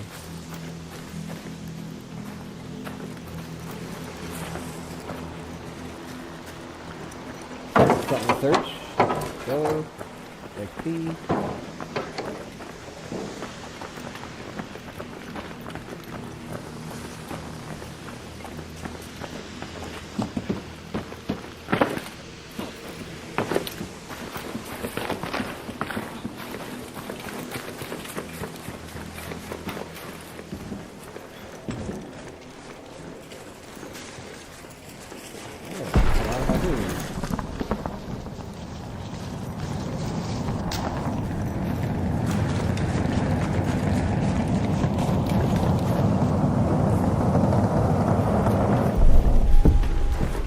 Some just landed over there.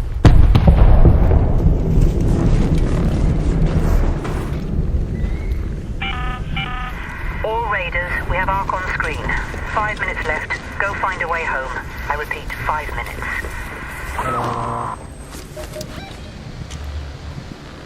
Good, good. Over here, watch out. Hornets.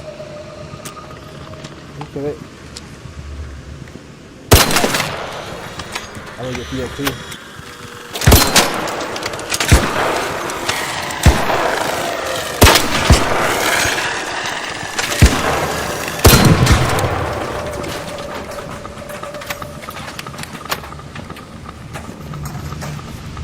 I just blew up to a million pieces. Like, where'd it go? Wait, let's get out of here. I wanted to search it, but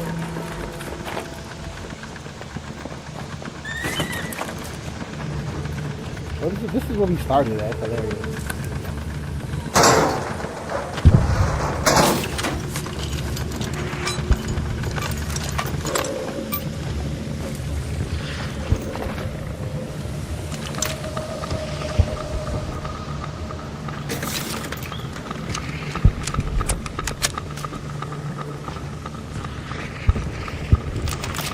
I'm about to fight something.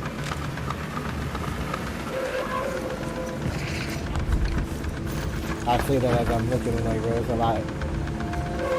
You gotta coordinate this. Nah, fuck it. Let's go out here.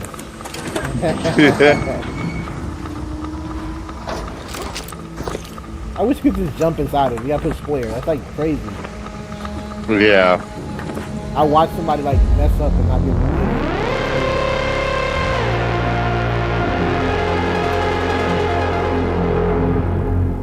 Alright, don't be getting spoiled by these because when you out on your own. Dang, another level up. Ain't no Raider hatch keys by yourself. Ooh, I left out with 73,000 coins, bro. Oh.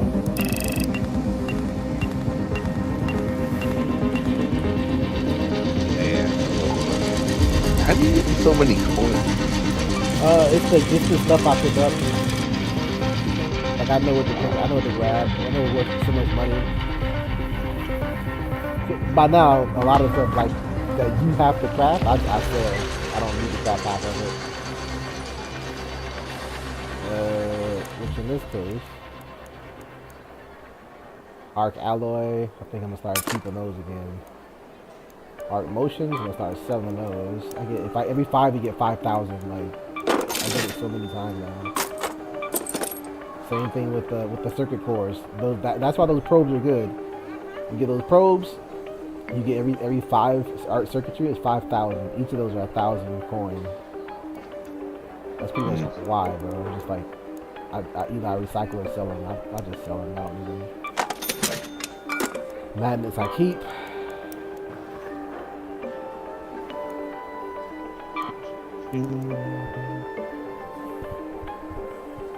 Portable TV. Dang, I just need some rusted tools. You need that, bro? I didn't find any tools. We got a bunch of wash drivers, a bunch of fruits and vegetables.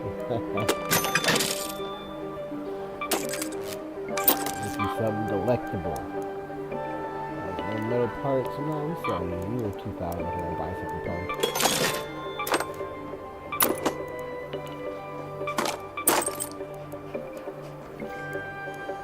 I can craft a power rod if I have advanced electrical opponent. No, you gotta be level 3 too. Don't forget that part. Oh yeah, yeah. Money.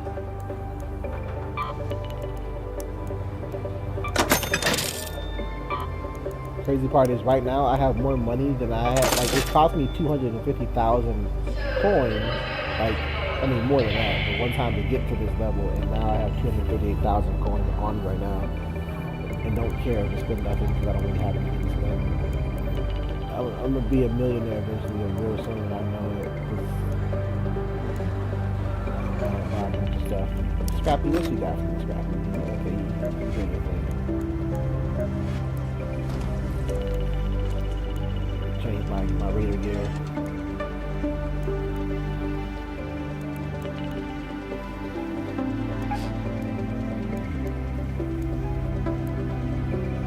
Before you, I get to switch it out.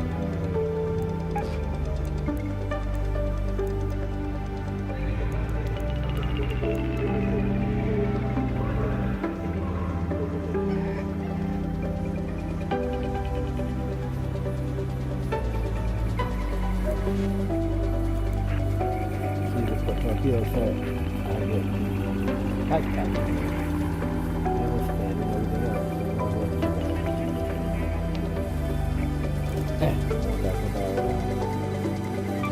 How much more do I have to go for this?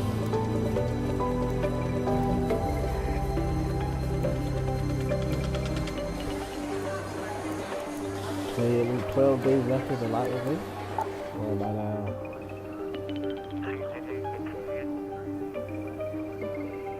1,350. They really are trying me, bro. They do not want me to get these coins.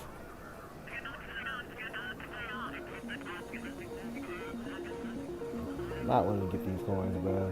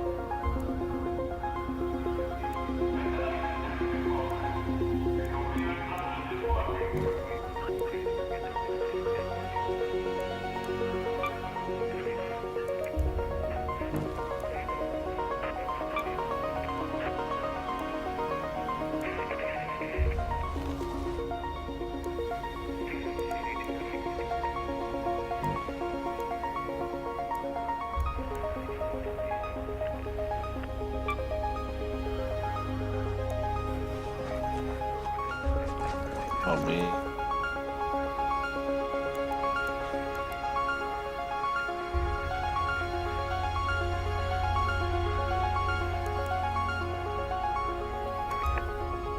Put them on. Put them on. Okay, I can do that.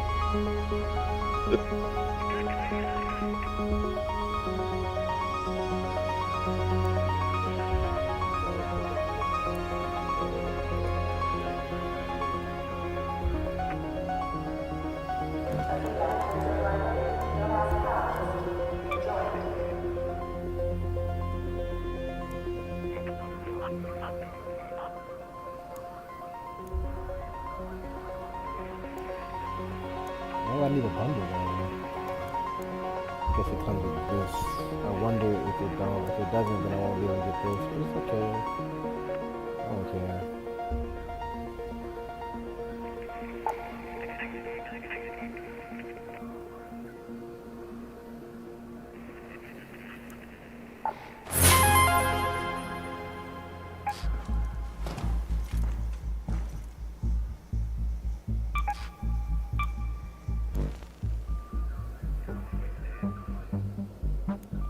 Oh, there's 200 and I can get it. Okay. I can deal with that. I can deal with that. I can deal with that.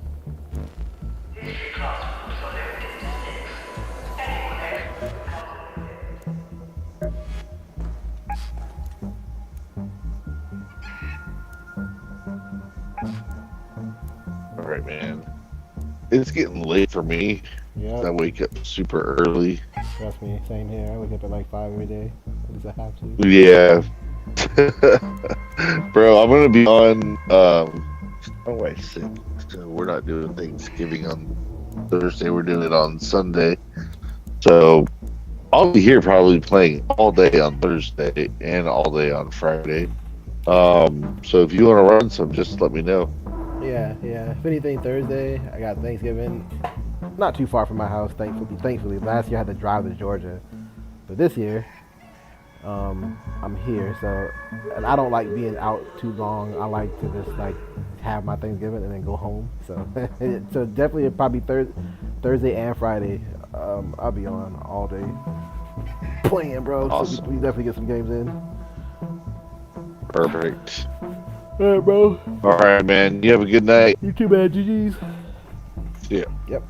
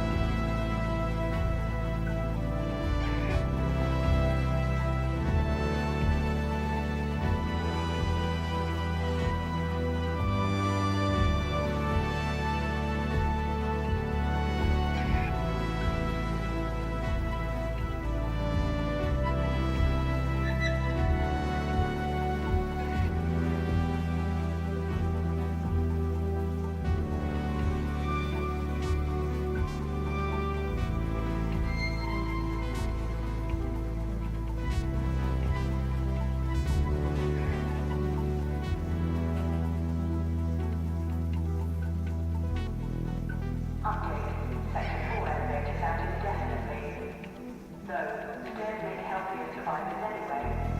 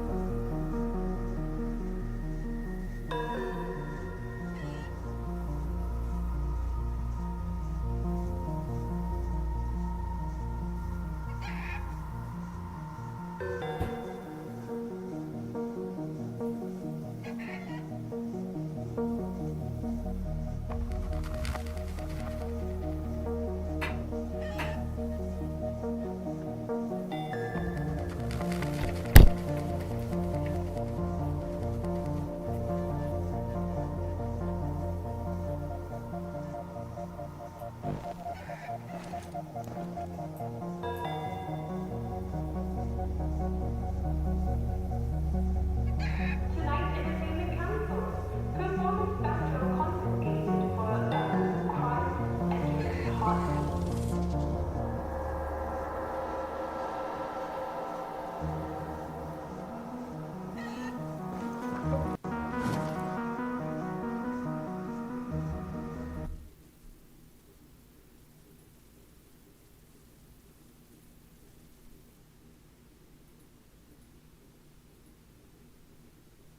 I'm like, damn, I got bills, bro. I got bills.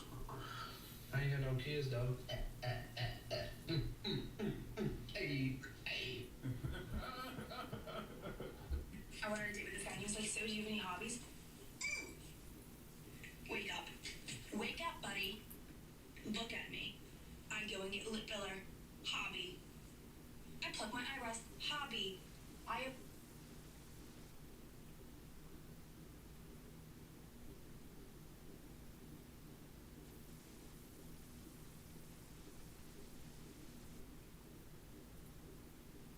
Let's say your wife had a bunch of fucking friends. Do you want her fraternizing with those disgusting holes? Good question. Look at your dog. He's a dog, yo. All the time. That's me. That's my son. That's my son. He's kissing dogs too, I'm going to ask you. She kissed that dog with more enthusiasm. She kissed that dog.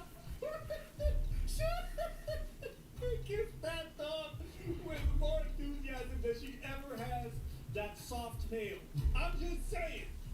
Her husband probably looks at that dog with envy. I wish I knew what she would feel like. I do.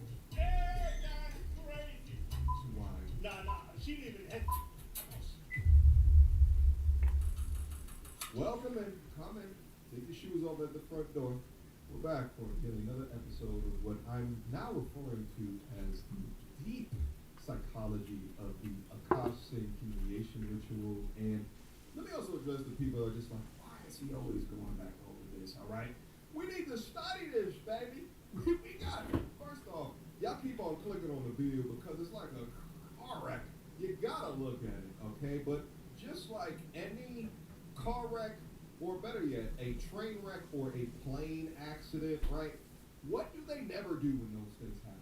They never just say, yeah, that happened, and let's move on to the next one. That never happens. They say, let us study the wreck so we can learn from the mistakes that happen here to inform better decisions moving into the future. So we do not have something like this of this magnitude happen ever again. So based off of that logic, we must go back in and continue to peel back the nasty little ritualistic onion that made an Akash sing.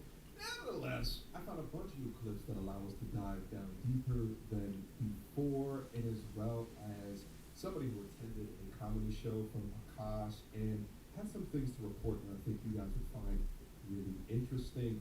So buckle up, relax, sit back, go get your libations of choice, and let's break this thing down properly. Quick down.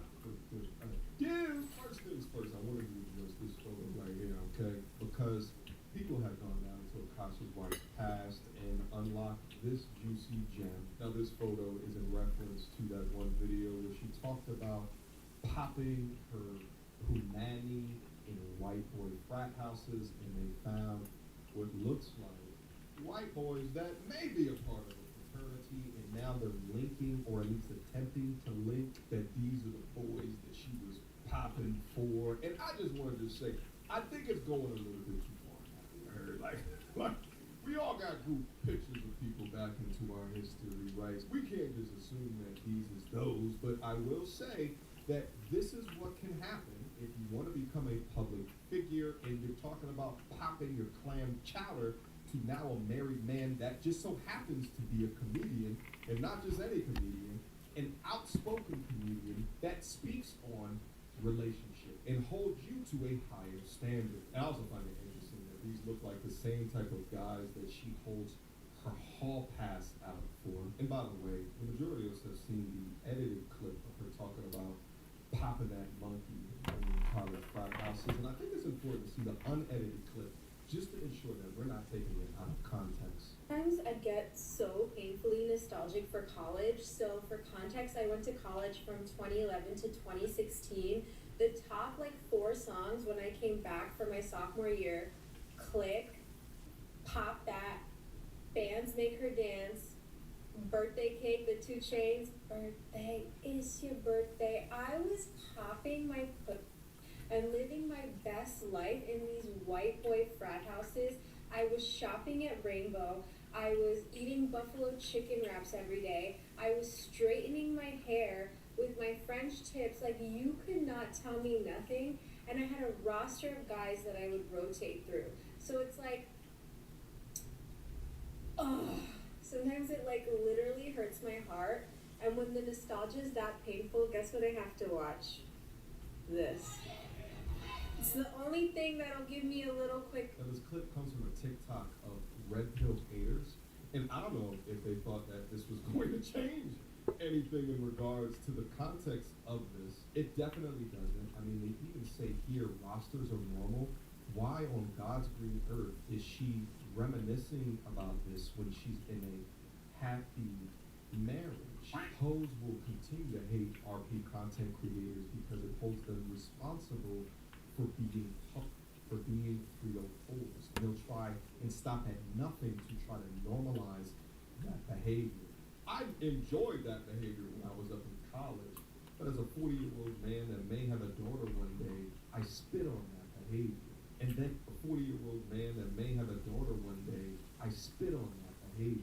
And then ending off with sullying her reminisce period with some show of made-up people and actors, again, idolizing some type of contrived lifestyle in order to drive happiness within her marriage forward. Quick emergency meeting. I was recently searching for my name online and found way too much personal information, which brought me down this weird rabbit hole of how that could have happened, and found out that there's companies out there called data brokers that will sell your data to marketers, scammers, and even stalkers. And it's a nasty, disgusting feeling knowing that there's bad actors out there selling my information, selling your, I don't know, I know it's on YouTube like that. I don't know if he tours underneath that show name as well.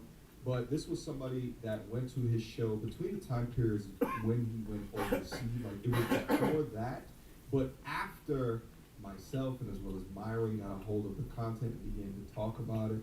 So let's see what this person who attended the show has to say. I went to a 7 p.m. show last night, and it was extremely awkward.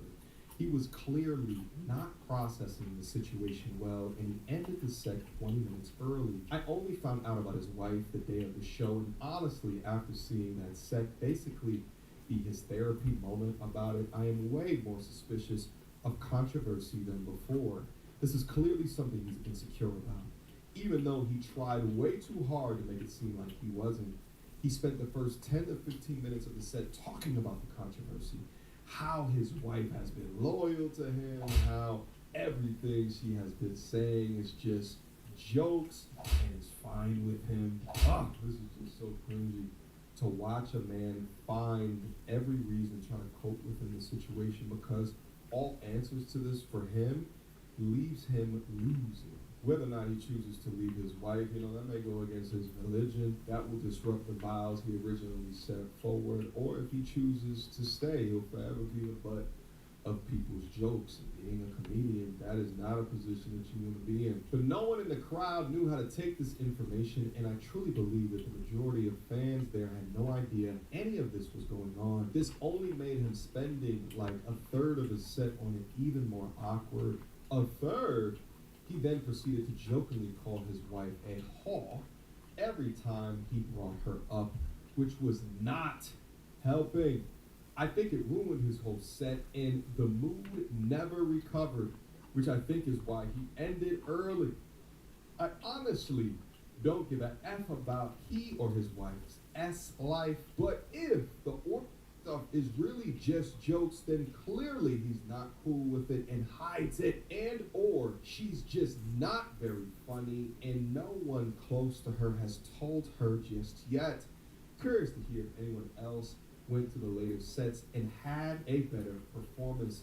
He's still in San Francisco till Monday. Now this original post was deleted but reposted as a picture, so we'll go over a couple of those comments. I'm just saying, Akash knew all of these things we're finding out now before we found them out. Why would he now divorce her on something that he already knew?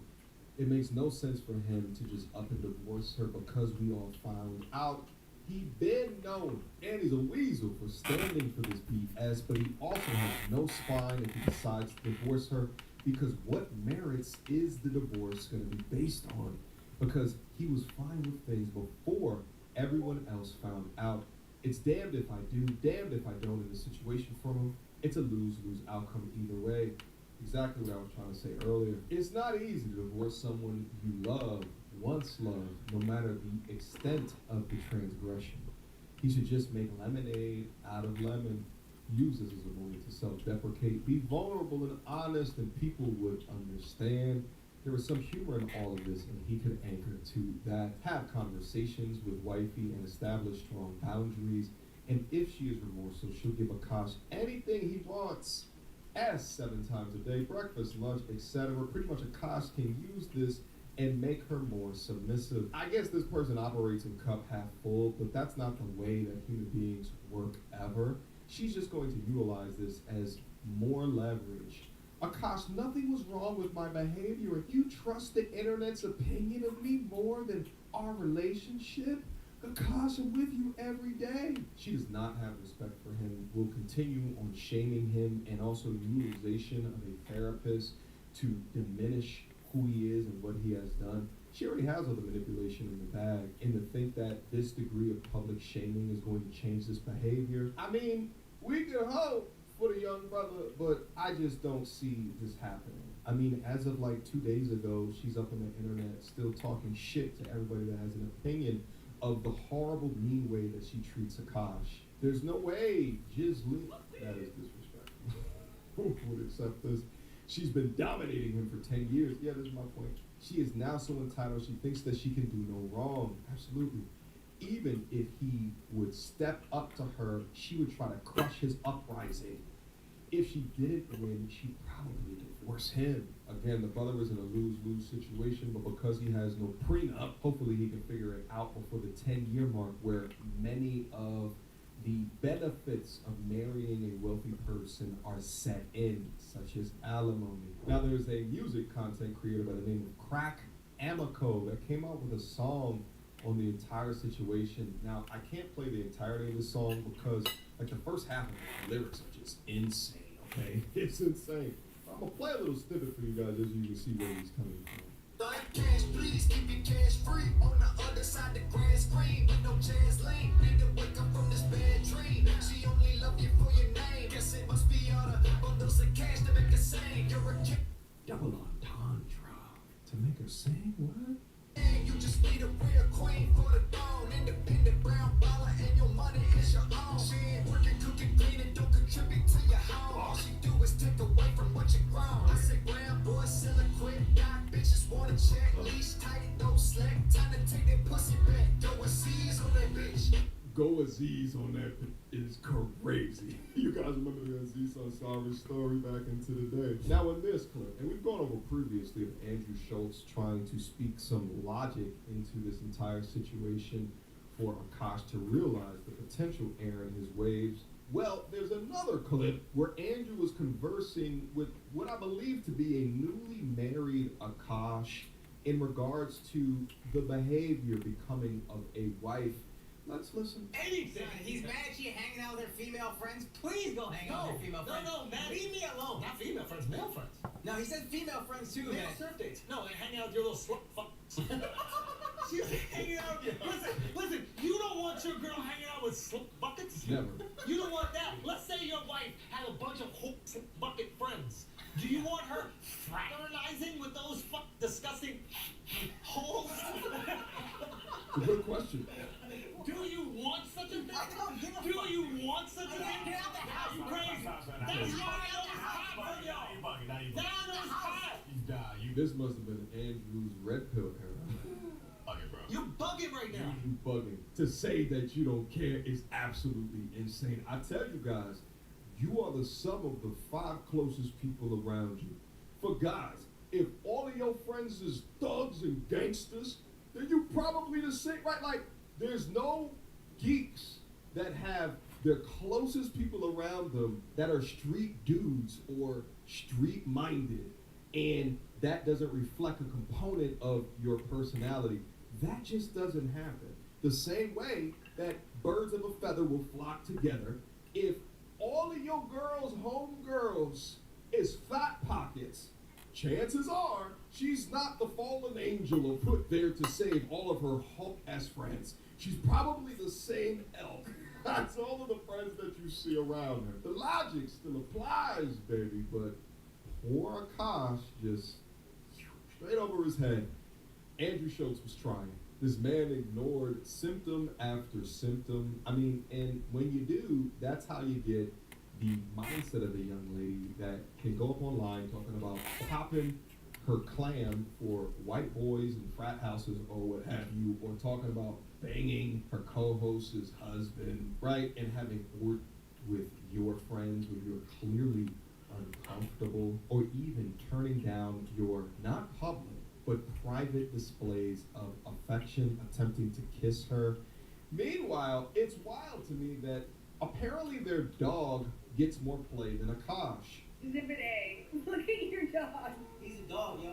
How many times have you barked at a big dog and kill it? All the time. That's me. That's my son. That's my son. So we're getting... Is kissing dogs PDA? I'm just asking. She kissed that dog with more enthusiasm. She kissed that dog. She kissed that dog with more enthusiasm than she ever has that soft male. I'm just saying. Her husband probably looks at that dog with envy. I wish I... Jeez, I wish I knew what your lips feel like. I can't. Oh. Hey, that's crazy. It's wild. Nah, she didn't even have... There should be absolutely no excuse as to why the animal gets more PDA than the human being, baby. That is absolutely wild. So the problem is not kissing. The problem is kissing your husband. Is that right?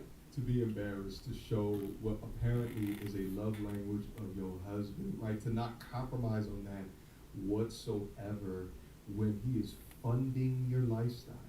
And I said this before, this man needs to stand on business and remind her where she came from, which was more than likely a 4-bedroom apartment that she shared with multiple roommates as she commuted to work each and every day in her 20s. That's where she came from. And you were upgraded to a simple life that for some reason, through your boredom, you just want to destroy it all. You're just wild. And you know it's bad when you got the lady content creators out here in these streets talking bad about you. You got a whole husband of your own. She's definitely comparing. He's not that guy, the guy she's describing, the guy she truly wants. This is a might as well, I need to get out the game before the game eats me alive. She don't like that man. That's why she has no issue getting out here and talking about how another woman's man. Oh, his face card, his body. She's like salivating at the mouth, thinking about another man and knowing that it's being filmed. You know other people are gonna see this. You are going on an entire humiliation ritual of your husband. This is something you do to an enemy. You embarrass the fuck out of an enemy. You don't do this to somebody that you love, that you care about. This young lady goes by Sandra Faye, and she was absolutely popping off. When I saw that clip, I said, yes! Finally, the women are coming out and they're talking about this BS. But anyway, guys, I appreciate you. And it is so dope to see that now there is combat being done from both men and women versus the continuation of this male bashing content, which has proliferated itself, whether it be on internet platforms before a man-centric space was big enough to combat them on these platforms, and always before in mainstream media. It's been happening for decades now, and because it's been so unchecked, this, Jasleen, is the end result. And it makes me also think, how often do things like this happen to men that are not in the public eye, that are not public figures? And I'll tell you guys what, like in my experience with, you know, even Abba from Abba and Preach called out on his live stream, his first live stream, about this entire situation. He said you would be surprised how often men in the West have women that are running their marriage or not viewed as the leader in it. And the thing is that, now geez, hear me when I say this and hear me well. Love cannot buy your way out of disrespect. The way that Akash accumulates love for his wife is through the things that he can buy for her. That will never, I don't care if it's your relationship, your wife, friends, family, buying things monetary does not gain respect. It never has, and it never will. And I wish that if I was Akash's friend years before this, if he had a friend like me, I would talk him through this. We would have conversations about his therapist, and I'd be like, wait a minute, your therapist said what, baby? No, that's a requirement as a man. Keep that boundary up. Yes, you should feel awful that she's treating you awful. Not figure out ways to cope in order to make the relationship work. That is nonsense. You cannot love your way out of dysfunction. If you lost respect from your lady, there is little to nothing you can do in order to garner it back. Relationship done, baby. Basura. Go throw it in the trash. It is over. And I see far too many of you guys trying to hold on to the last remnants of a relationship when you already lost respect from her. You cannot joke on a podcast or laugh your way up out of a bad made choice in a cautious situation. The only thing that you can control is what you tolerate. In the moment that you tolerate disrespect and continue to tolerate disrespect, you teach her exactly how to treat you. And because he did, he's now having to deal with his career, which is going to be interesting going into the future, and as well as he still has a loud and destructive wife that he has to wake up to each and every day. He's dealing with the consequences after ignoring the years of the signs, after ignoring all of the red flags, all of the warnings, and shit, even ignoring the content within this space. And I bet you behind scenes she was going up to him like, yeah, these red pill incel never got women losers. Again, manipulating him, controlling his access to information so she can roam free, which is manipulation at its highest damn form, because she knows that the more that he would absorb that information or knowledge, the more standards that he would have, thus leading to less control, less leverage that she would have. But here's the thing, a man that has no standards, although in the short term the woman feels good because she can roam free, the less respect that she will have for you in the long run. So my G's, hold the line, stand on business, and never be like Akash. Be better. All right, guys, I appreciate you joining me. That was a long diatribe at the end right there. Sometimes I pop off. All Alright, so if you guys are clicking off of the video in the middle of it, but you're not going to the end for the life lessons, because I try to drop as much information as I can to you guys. As much as I can, because again, you know, I don't want this to happen to y'all. Alright? Alright guys, again, questions, comments, concern, as per usual, drop them down for me in the comment box down below. I appreciate you guys continuously rocking with me. Shout out to Oil for sponsoring this video. Take that private information off of these public websites. Link down below. Utilize my link for 14 days free. At least see if your information has been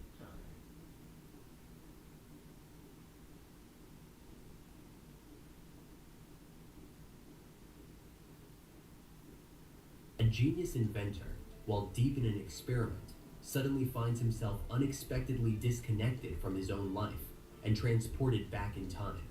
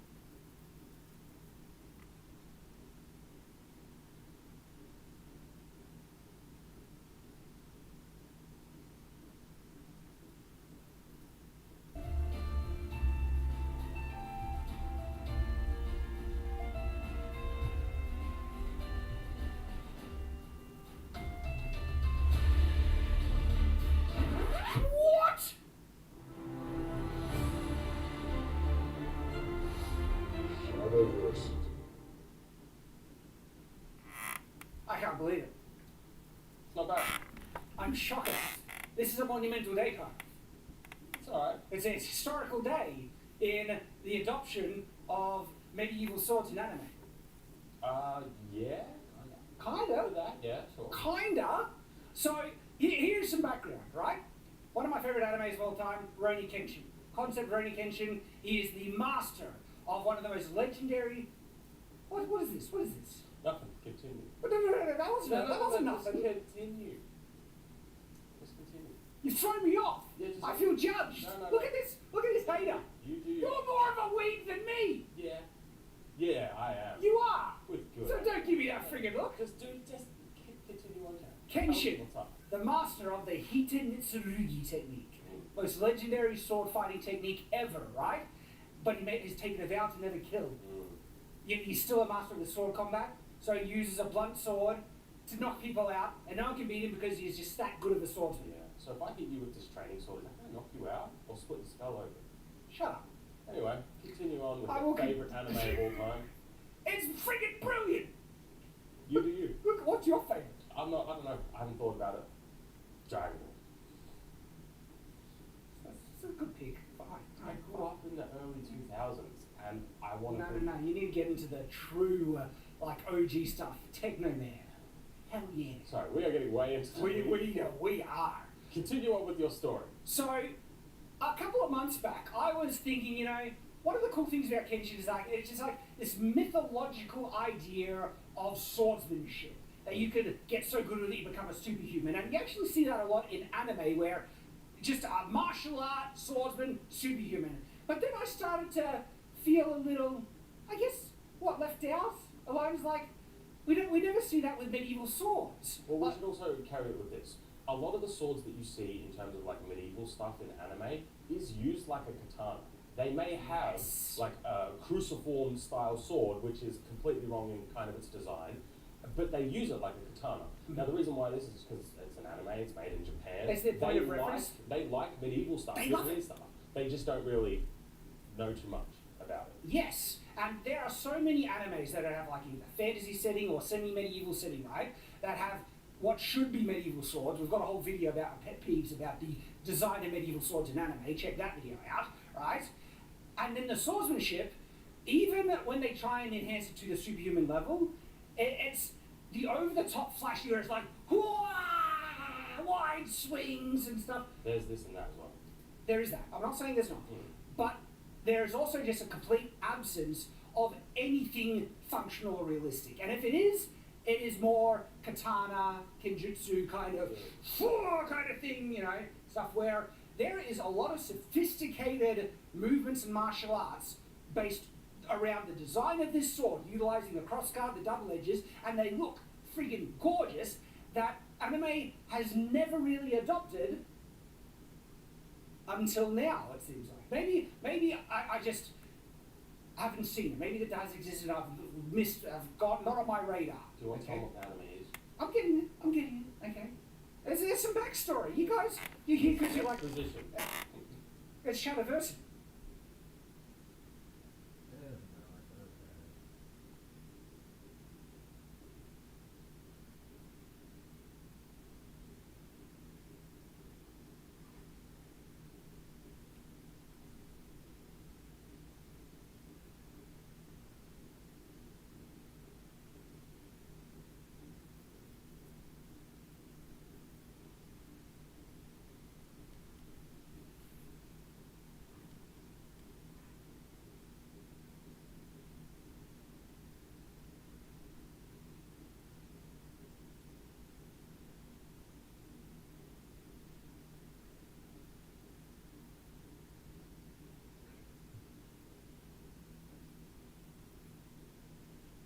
What's up, guys and gals? Welcome back to the Nerd Castle. Today in the world of indie games, we've actually been really fortunate this last week or so. We've had two Kenshi-style sandboxes, the first being City 20, which put no expectations on you and just lets you be in an open world, being a salvager or a scrapper or whatever you want to be inside that game world. A lot of fun. Had a great time with it. Still have not had a chance to actually binge out on it in my free time due to my backlog being so large. And now we've got another one, Valorborn, which is actually trying to be more like Kenshi than City 20. So City 20 is like Kenshi in the respect that you can do whatever you want, and there's no quests, there's no main storyline, it's just you existing inside of this world and kind of getting wealthier and stronger and more connected. Valorborn is actually a lot more like Kenshi in the respect that you are a character in a living open world, but it's a medieval world this time around. So Kenshi is post-apocalyptic and kind of has that six-string samurai thing going on. Valorborn is much more to kind of like the fantasy medieval direction, where there's no quest, no expectations from what I understand. And so I'm excited to check this out here today. We're going to play for as long as it takes until I feel like I've gotten the game across. Very excited about this one. Hopefully it doesn't turn out to be disappointing. But if after watching this you wanted to check the game out, I've got a link for you down below in the description where you can get Valorborn right this second. They have a demo up. You can go play the exact same one that I'm playing right now. And then, of course, you'll find a bunch of other fun Nerd Castle links down there just in case you wanted to give them the old click. So let's go ahead and start off a new game, shall we? So on opening, we do have a number of different customization options that we can do when it comes to designing our character. I've gone ahead and just taken care of it so that my character is all ready to roll inside the context of the current demo. It looks like we can either be a poacher or we can be a former soldier. Don't really have a choice outside of that, so I just went with the former soldier because it never hurts to be a little bit tougher, be a little bit stronger, and maybe have some one-handed sword skill just in case we come under attack at some point. But you are able to customize a lot of things. I mean, they've got sliders all over the place. They've got body sliders. You can do what you want with it. But for right now, I'm already ready to go. And so I've already played around with everything they have inside of here. And I have found it to be good enough. They probably need some more hairstyles. They probably need some more facial hairstyles. But for a demo, they're in a good spot. I mean, most demos that I play, there's like 3 presets, and that's all that you get. So let's see what this sandbox has waiting for us. Alright, well here we are. It looks like we've arrived on the edge of some kind of dock or something else like that. And we've got one character over here who we can command to move around. The game does have entirely too much motion blur right now, so I may try to track down a way to get rid of that because nobody has ever desired motion blur in the history of gaming. I'll be honest with you, I don't know why they put it inside. I think it's just to smooth out the frame rates and make it look smoother on like consoles or whatever. But we are not console gamers. We are PC gamers. So inside this chest over here, it looks like we've got a cut axe. I feel like every axe is a cut axe, unless it's not a very good axe. We've got a dagger right there, just in case we got a shiv a bitch, so that's good. It looks like we've got some money, so 24 bucks right there sitting inside the chest, which will be nice. Unfortunately, the text right there gonna need to be changed around a little bit. That's basically indecipherably small. For right now, though, it doesn't really matter. I suppose I can always mouse over it when I need to figure out how much cash I have. Actually, it says total coin right there, so we're good to go on that front. Will it stack up with that, too? The numbers right there are a lot more acceptable in size, and then we've got some fiber. Just keep things nice and regular. Okay, so with the fibers, it looks like it's probably jute or something like that that we can turn into twine or yarn or whatever else. We've started out with a gambeson, which is good. We've got some kind of functional armor. We got thorn shade boots, which give us a little bit of dodge. They give us like a little bit of physical defense. We've got some shadowbound gloves. We've got some thorn shade trousers. We're already rocking like the heavy metal leather pants out here, getting our Judas Priest on. Okay, well, what do we do now? I suppose that's always the question inside a game like this that's a sandbox. I'll zoom out for a minute and let me just kind of like scan around and see if I can find anything in the game world that looks encouraging, or like a place that, yeah, this guy right here, that'll do right there. That's exactly what I was looking for. He's got like a little orb over the top of his head too, so maybe he's got something interesting and or pertinent to let us know. Let's chat this guy up and see what happens. Maybe it'll be okay. Hey, what are you doing here? Move along. Why are you so tense? I'm trying to live far from that cursed pebble wharf and its folk. Why do you hate it? Those bastards took my work and my home. They say I dealt in poached hides. They should judge the craft before they spit. Who in that damn village even buys proper clothes? Did they think I was getting rich? Anyways, Rotten Apprentice ratted me out and they seized everything and threw me out, so here I am. Okay, well, like, what's your trade? I used to be a tailor and a skilled one at that, but clearly my work was wasted on those villagers. Okay. We did have the option to have this guy join our crew, and so we could get more guys, just like in Kenshi, just in case we wanted to roll around in like a maximum strength medieval swap. But like, you know, let's feel out the game first before I've got to figure out, you know, how many people I'm gonna bring on. I also don't even know what like eating or anything else is gonna look like right now inside the game. Well, first things first, it looks like we can alternate between a couple of modes here. There's also a big-ass crafting menu right here where you can actually build, like, buildings and little workshops and things of that nature. So we are going to have to get started here somehow. I think it'd be a really good idea for us to build, like, a tent or something like that that we could live inside of. But I don't know what it's actually going to cost me to build these things. Alright, well, let's cruise around for a minute. If we put ourselves in gather mode, it looks like I can go investigate like plants or something. What's inside of there? What'd you just pick up? Anything good? It's aloe vera, actually. I was going to say that it had kind of like an aloe vera look. I spent a lot of time in the desert doing geology, so I definitely know what an aloe vera plant looks like out here in like the southwest or like the west coast of the United States out in the desert. What's that plant right there? Is that just going to be jute? Let me do a little bit of harvesting and gathering. That way we've got something on us that can be turned into something else. Just in case, and maybe some of it will actually have like a financial value. It's very, very difficult to say right now until we meet some more people and we get kind of like a heading based on what it is that we want to do. This character also has like a personal crafting menu right here where you can just do like crafting by hand essentially without any other kind of facility on board. So that'll definitely be helpful too. Some of these little things are pretty tiny. Like I'm trying to pick up some of the basics because they want me to make like a camp for myself before we go any further. And it's a good thing that they kind of have like the Diablo loot scan mode that I can do over here to figure out where things are at. Because some of the stones are very visible and very large, but some of them are also like really, really tiny while I'm looking for them. And so let me pick around a little bit. And it looks like if I wanted to make a campfire, I need 12 branches and 24 stones. That's quite a few. It may be a better idea for us to try to figure out where the local settlement is, and in fact it looks like they've got one right over here. I don't want to set myself up like super far from a place where I can rest and resupply if I end up getting myself beat to hell or back. And so like I'm glad we found the town because I'll probably just start building over in this little nook on this side. There's a nice little cleared out area right here that I think would work out for that. So let me gather up the stuff for my campfire.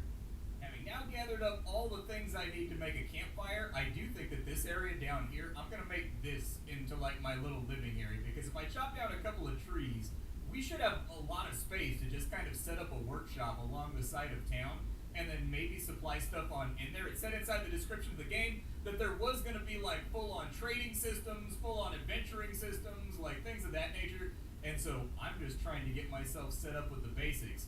We do have the stuff for a campfire, so I suggest that we craft it. I'm pretty sure we just chucked something on the ground right there. Is it too big for my inventory? It is indeed too large for my inventory, so we're going to have to figure out a way to make that all better. Alright, the campfire is now inside of our inventory, so I'm going to go build, and then we'll just plop down the center of our new and powerful society. Right, threat level's medium, huh? Are we sure that's a city right there and it's not like a bandit camp? It says too close to the settlement. Hopefully there's not a whole bunch of people living inside of there that want to stab me in the face. Either way, we've got our campfire now, and yay, dude. Look at our awesome little, we've got like our super awesome unreal lighting effects. Okay, how much fuel is it going to take to keep this thing running? Ooh, there's a sneaky mode that the game has as well, where you can kind of like tiptoe creep around. Okay, so rogue gameplay is actually going to be like a part of this. You can be a thief as well if you want to, and just sneak around causing mayhem. Hell yeah, dude. So it's burning right now, but it doesn't actually have any fuel inside of it. So I was thinking maybe we just chop down a tree and see how that goes, just for like our basic setup type situation. He broke out an axe. I didn't need to equip anything or anything else, and he's just getting after it. 3 swipes and you took it down, huh? The man is a machine when it comes to annihilating nature. Good to know. Can we do anything with like the stump over here too? Oh, he's actually just gonna stump it out by hand. Okay, yep, he's a maximum strength man. There's a lot of things in life. There's a lot of activities. There's a lot of yard work that I'm down for. But if you ever call me and say you need help getting a stump out of your yard, nah, man. Getting stumps out of yards, especially if they got deep, thick roots, like they're like a 40-year-old tree, nah, good luck with that one, dude. You got to waste an entire weekend trying to get that bastard out of there.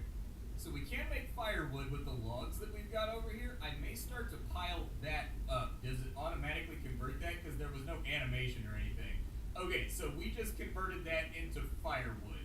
Inventory space, though. Oh, we have a bag. Maybe I should start sorting things. Does this bag work right here? Can we only put like small items in there? Bandages won't go in. I'm guessing that that's just for the equipment slot. That's not actually, we can get a bag and then it'll give us like more inventory space. Okay, I see what they're playing around with. Well, let me stack everything up by our newly built little camp over here, and then we'll get going after that.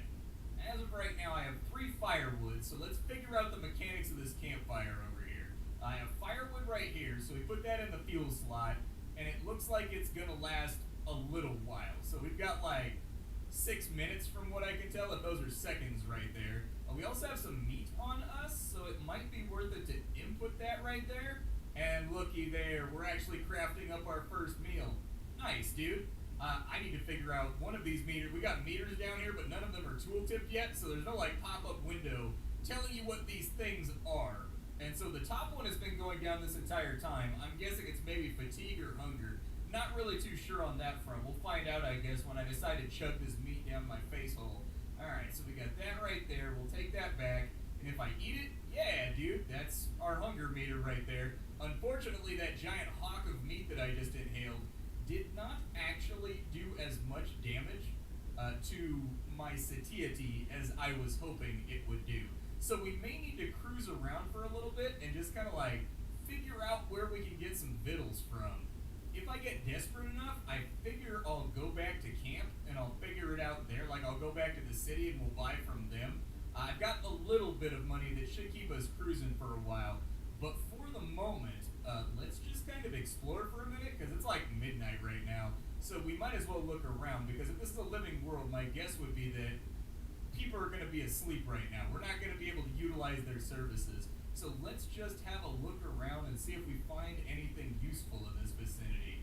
I found an apple over here, so apparently if we go out into the woods, we can occasionally find something edible just laying around on the ground. That'd be a good place to start. I mean, the other thing is like maybe we should think about building one of these things over here. I honestly think that getting ourselves started with some kind of trade skill would really be the first place to start, whether it be carpentry, whether it be, you know, sewing, or whether it be tanning, or tailoring, or smelting, or blacksmithing, or whatever else. I think that's a good place to start, in all honesty. If we're planning on hunting or doing anything of that nature, which actually I tend to enjoy, recently we played a game called Sailing, which is also like a big sandbox, but they're approaching it kind of from the direction of the guild.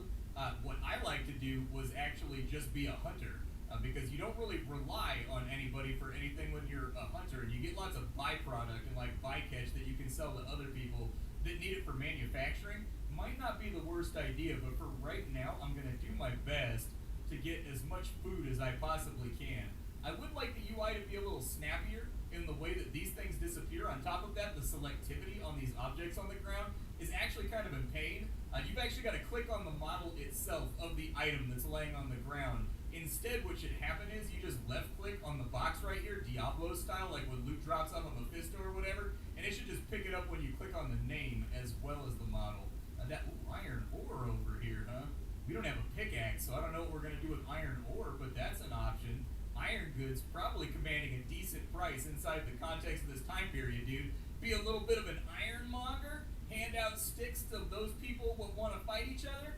Yeah, dude, that might be my calling. I don't know, dude. I'm seeing a lot of opportunities in front of me right now. Up and down the road, I found another town, so there's another village over here that people live inside of.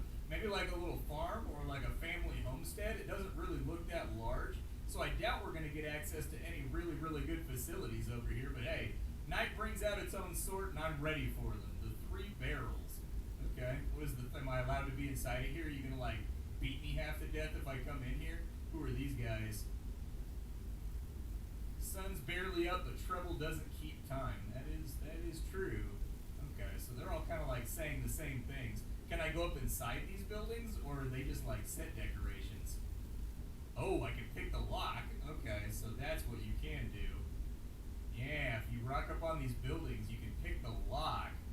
Okay, so I was right in my guess that everybody was going to be asleep for right now, since this is supposed to be a game that's focused on like realistic life cycles and people doing their day-to-day routines. Good stuff. I figure like a crafting workbench will probably be a good place to start. So I'll go ahead and build one of those real fast. There's also a bunch of other things like the tent that we can make. I do think having some kind of shelter would be optimal as well, but I'll put the tent down here so that I'm facing the direction that people are approaching from, just in case we gotta throw down and get it done. I need 4 fibers for that, and I think we already have the 4 fibers, and then I need a couple of logs as well. So we'll see how the drop-off system works for items in this game. So like, he just puts them in there. Okay, and then he's gonna hammer away and do his little animation. We're not done yet though. We are gonna have to chop down a couple more trees. So let's get ourselves into gathering mode. Is our axe gonna have durability on it? It does have durability, but chopping down a tree doesn't really seem to have affected that at all. And so, good. I like games where the durability on tools is like long and like taken care of. We've got 1 log right there for what we want to build up over here. Inventory space should be able to hold a couple more. So go ahead and chop this on down. I don't know if we're getting any other kind of statistical bonus from working on all these things. We do have stats over here, and our character did level up from doing various activities like picking up apples. And so we've got points in strength and we've got points in toughness now. And I'm guessing these other things will now just level up through their own usage, kind of like Bethesda style, I guess. With our 2 logs ready to go, let's drop those off at the workbench real quick. I don't want to go into town empty-handed like some kind of pauper, you know what I mean? For all the world, I get the feeling that if you were a drifter, like back in this time period, that was real bad for you if you wandered into a place. You were like an easy scapegoat for anybody that was trying to make a problem go away. And so I don't want to show up empty-handed. I want to show up with a guy that has something tangible to add to their society, so that maybe I'm not quite as expendable, just in case it falls apart. But workbench is done. We can now take a look and actually see what we can do with our workbench. So it looks like we can manufacture twine. Okay, we can make cloth strips if we find enough fiber. We can also make our own pickaxe, and we've got access to crafting arrows at this point. I was sort of hoping that there would be, I don't know, a bow that I could make inside of here so that we could go out and hunt, but that's okay. We've got a spear though. A spear might not be the worst idea. Like, how good is our sword? Like, our sword has 26 physical damage. What does the spear do for me? We don't actually know until we make one, but a spear would be helpful if we come across like a boar or anything larger that we're trying to hunt. Although medieval boar hunts typically ended up with dead bodies, because like you gotta overwhelm the boar with a bunch of people, and then you use dogs in order to distract it. Like, it was a complicated process that usually ended up with casualties. It was dangerous hunting boars back then. If we wanted to build a carpentry, because we need planks in order to make our tent, and it doesn't look like we can plank wood from basic crafting tables, there is a more advanced crafting table right here, but I'm guessing that's going to require planks in order to be made as well. So let's just do the carpentry workshop real fast while we're in the neighborhood. It's 12 fibers and 8 logs. I get the feeling that this is probably going to be a long process, but you know what? For the sake of getting into this game, let's pull a late night here and let's get some of this stuff done so that we have our basic manufacturing capabilities. After a bit of runaround time, I've actually gathered up enough fibers and everything else to get this place built. I'm hoping this place will actually have access to like a sling, a bow, something like that that gives me a ranged option so we can start looking for wild game and maybe bringing down some of our own meals. I don't know, dude. This all apple diet I'm on right now was entertaining for probably about 12 hours. And now I need a little bit more variety in my diet. Nobody can survive eating the same thing all day, every day, man. It's just a bad plan. Is the building done? The building is done. So what can we do inside of here? We can make beams, we can make handles, we can make planks, we can make ourselves an ashwood spear, although that one looks quite a bit nicer than that other one on the basic crafting. We can get a pitchfork, we can make a rag bone recurve. Yeah, dude. But we're gonna need, can I do like a greenwood short bow? Either way, no matter what we're gonna do here, we need to figure out how to make glue before we're gonna be able to make ourselves a bow. So I'll keep that in mind too. However, I will throw a plank inside of here, and like, how hard is it to get planks? Do I have to be here for this, or does it just craft on its own? Let's walk off in a different direction. You have to be here, so somebody needs to be on the workstation in order for the work to go through. So that's going to incentivize us to increase the size of our crew and have more guys that are experienced at various tasks. With 10 seconds left to go, that'll be our first plank. We got to get another one though if we wanted to build up our tent. My hope is that our tent, just in the world of conceptualization, makes this meter go back up if we sleep inside of it. Or at the bare minimum, oh, we got 4 planks for that? Nice, dude. I thought we were only going to get 1 plank. Well, that works out excellently. You get off the workbench real quick, and let's go build our tent. And we'll see what kind of functionality the tent gives us going forward into the game. Tent's done. So what does the tent do? Does it let me, like, fast forward time or something? He does climb in there. He's all ready for sleepy time. Well, it doesn't look like the tent refills our meter. So I'm going to keep that in mind, but I'm guessing it probably gives us healing then if it doesn't make our meter go back up for, like, why would it? You know what I mean? Our satiety or whatever. But we need to figure out this glue situation as well. Maybe a quick trip into town just to see if there's anybody to trade with before the guard comes out. Because this place does look a bit more sophisticated than that other little farmhouse that we went to earlier. And so let's cruise around for a minute, just kind of see what's on offer here. Because if I can just buy the wood glue, that'll make this go a little bit faster and move me towards the goal of actually being a tradesman that can do stuff before too long. This game is pretty open-ended. You can see the options that I have when I pick people. I can talk to them, attack them, or assassinate them. I'd also like to see some other options in there, like follow the NPC, basically. Other little just kind of quality of life things. Now, there's a bunch of people that have yellow circles above their head. I don't know if that means they're recruitable, but let's go ahead and talk to a couple of them. Name yourself and your business. I'm Bronna Kestrel, Warden of Pebble Wharf. Trouble made here answers to me, and trouble found comes to me. Is there any work in the village? There is work. Smugglers are bleeding us dry. Their chief calls himself Bayer Saltcloak. He slips contraband into homes and stalls with no tax paid. We even cast out the Taylor Oren over that stink. I'll take the job, I guess? What is the job? They want me to go get some trade documents that he snuck off with. Okay. He doesn't have anything else to say to us, so I guess anybody that's got like a yellow thing above their head has an interaction that allows you to get like a quest or maybe recruit them or something else. Basically a special action or special dialogue other than just like the pop-up dialogue that comes up above their head. Sounds okay. This guy over here, Brooks Stallman, a market stall, fresh stock at fair weights. Have a look at my goods and see what catches your eye. Okay. What do you have right now that I might want? We've got robes, we've got pants, we've got leather. You got any wood glue, man? Because that's what I really need. We've got stamina tonics, hunger tonics. Okay, he's got like planks and things that he's selling off too. Okay, well, I'll sell you some of my planks. That way I can get some money.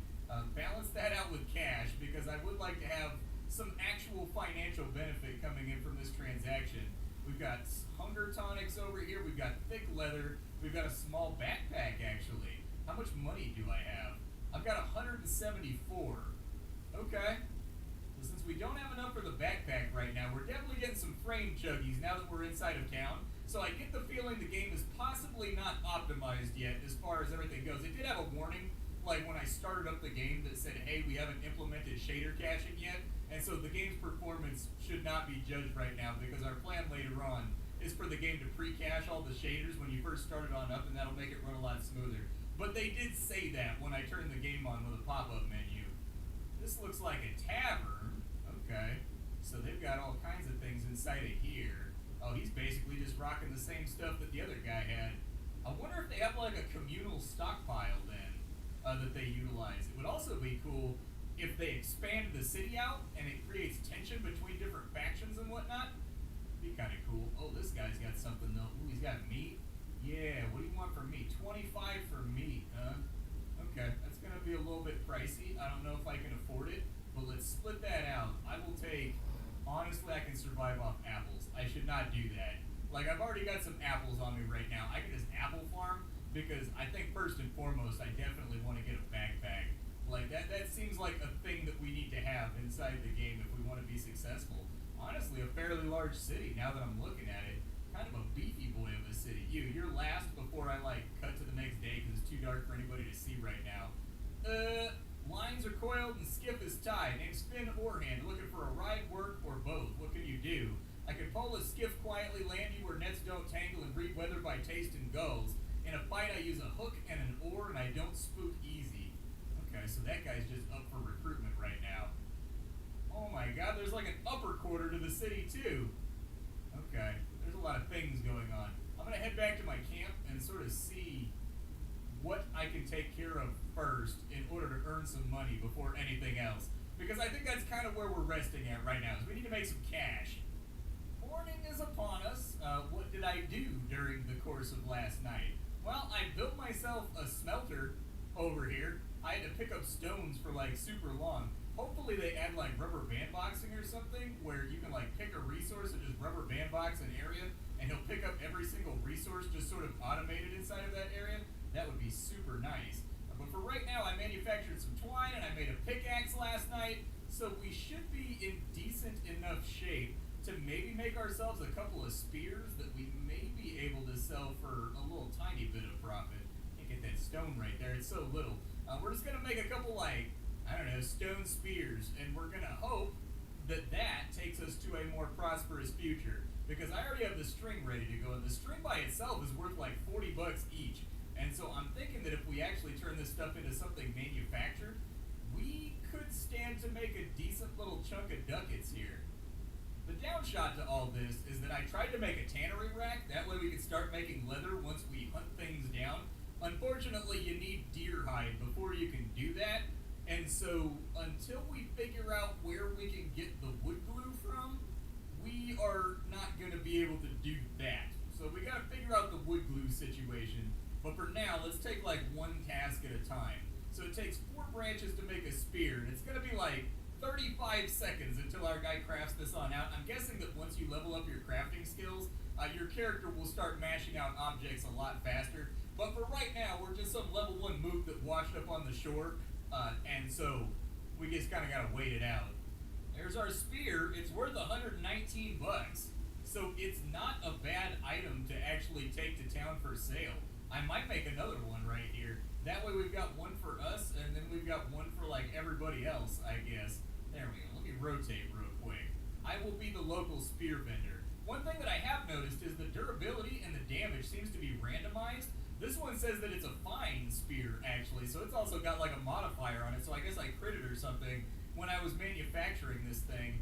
But I'm guessing that as our crafting gets higher level, we'll be able to make basically way better stone spears, way better metal spears, stuff like that as we get better at it. I also haven't checked my skills in a little bit just to see if I've gotten better at anything. But there's our 2 spears. Looks like they're both worth about 118 bucks, so that if we can sell those off, that should be enough for us to get ourselves into a backpack. That way we have a little bit more inventory space. Part of me kind of wants to hold on to the spear. Just can I throw it or anything? Like if I put that inside my main weapon slot, is throwing an option with this? I don't see any option to throw a spear, but I was kind of thinking like for deer hunting or whatever, we need to bring down our first deer so that we can get the tannery rack. Like we need that very, very badly. Inside the smelter, you can actually smelt a lot of different types of metal. Interestingly enough, the coins in this universe are apparently made out of iron because you can use actual coinage in order to make yourself iron ingots if you ultimately wanted them. But the other thing that I did want to test out is I wanted to test out iron mining today for just a second too, and kind of see what the value would be on that. Because we do have a productive iron mine, like over here somewhere. I saw it. I think that's it right there. Yeah, it's allowing me to target it. So we may be able to mine some iron too. And if I could take a couple of iron ingots and a couple of spears into town, that would definitely be pretty sick because then we'd be able to bring in a little bit of cash. So we do have our pickaxe. Let's just kind of see how arduous pickaxing this little node is going to be. So he just attached to it, kind of clumsily, but still. I think I haven't leveled, yeah, I've leveled up a whole bunch actually. What have I gotten better at? Have I gotten better at anything that actually matters? I've gotten better at running, so that's good. We get a little bit faster when we hit level 12 running, so it's going to be a while for that one. In the toughness tree, I have not leveled up anything, even though I've been woodcutting like crazy. And so hopefully that gets better as time goes along, but I have gotten better at gathering, so that's good. I don't know exactly what perception does on the whole. It doesn't look like this acts as kind of like a limit for how high level you can get, but hey, we've got 2 coal right there. Okay, very nice. Looks like the stones do get destroyed as time goes along as well. So this is not going to be a permanent thing that we have access to where we're at on the map right now. Thus, once again, meaning we're going to have to pick up some companions or something, and we're just going to have companions that are basically assigned to work all day long. Did I level up my mining at all right there inside my toughness? I did not.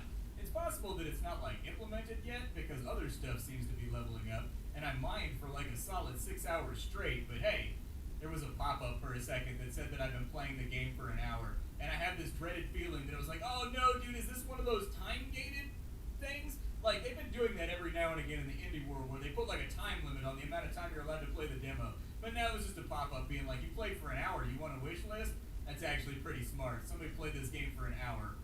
Chances are they more than likely probably want to wish list the game.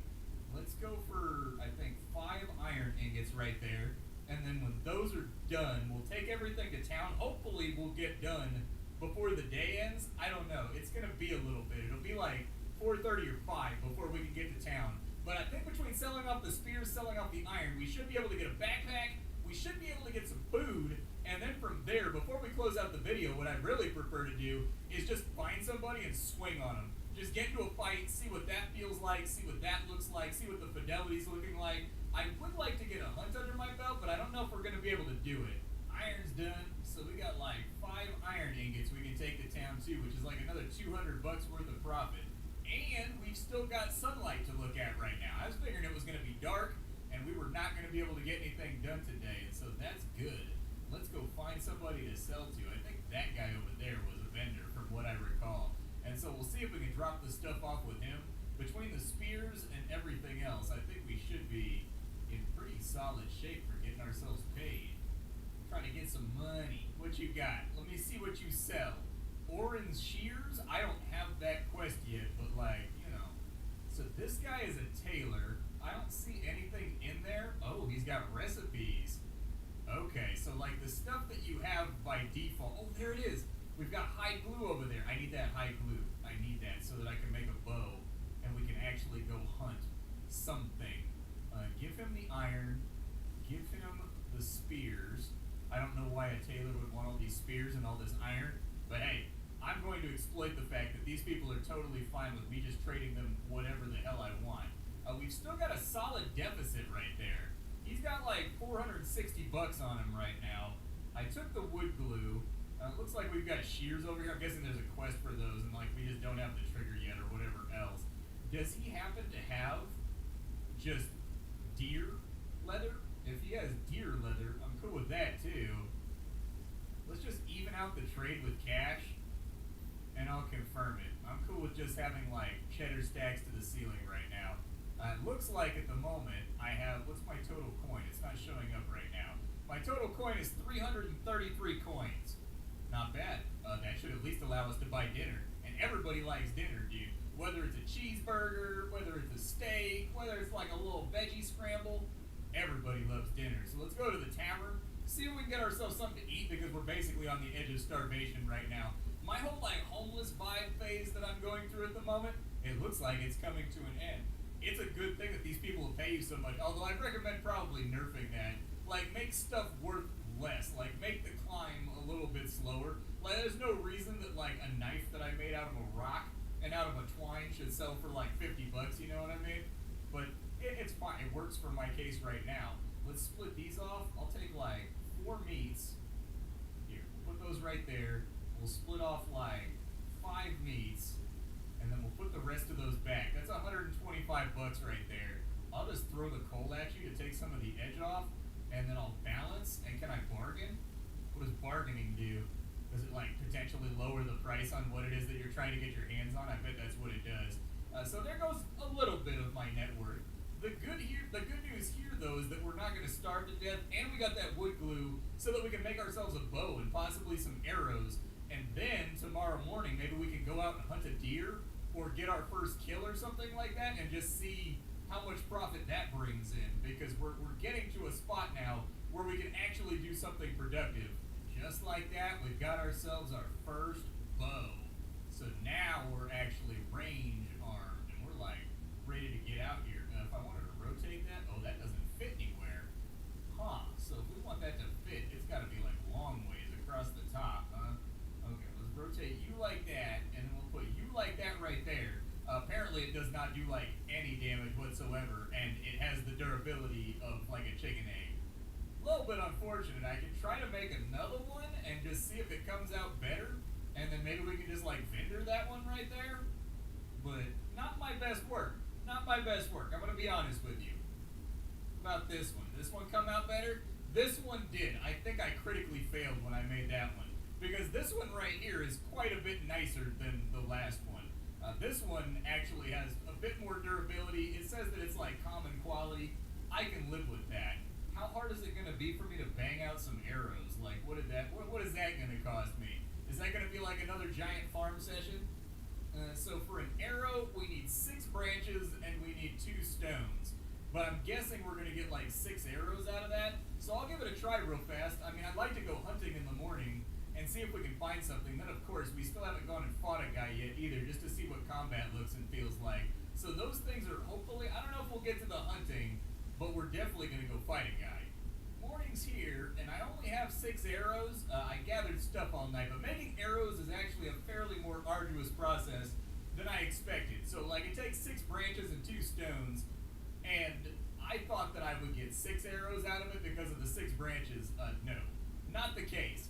I figure for our first little taste of combat, I'm going to go fight this guy over here and see what he does.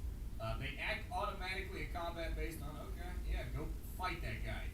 Go fight him. This dude, oh, we went into combat stance. This man's about to get got. I know that he's a quest giver, but I think we can take him.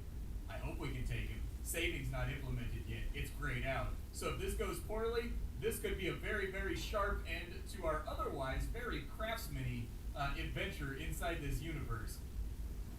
Oh, okay, alright. Oh, he punched me in the face? What a dick. How dare you punch me back for trying to stab you to death? Oh, he lumped me. Okay, okay. Woof. Nice impact on that punch, though. That mean little left hook right there he's throwing out. How much HP does this guy have? I'm guessing not much more. He's got to be close to dead. Like, he's got to be getting there. Oof, we need a new move, dude. All we have is that little flick strike right there. That's all. Oh, no, he didn't fall over dead. Okay, well, he's got stuff. That's fine. He has things. What, he just has shoes and a shirt? Oh, man, we just robbed somebody that had nothing to lose.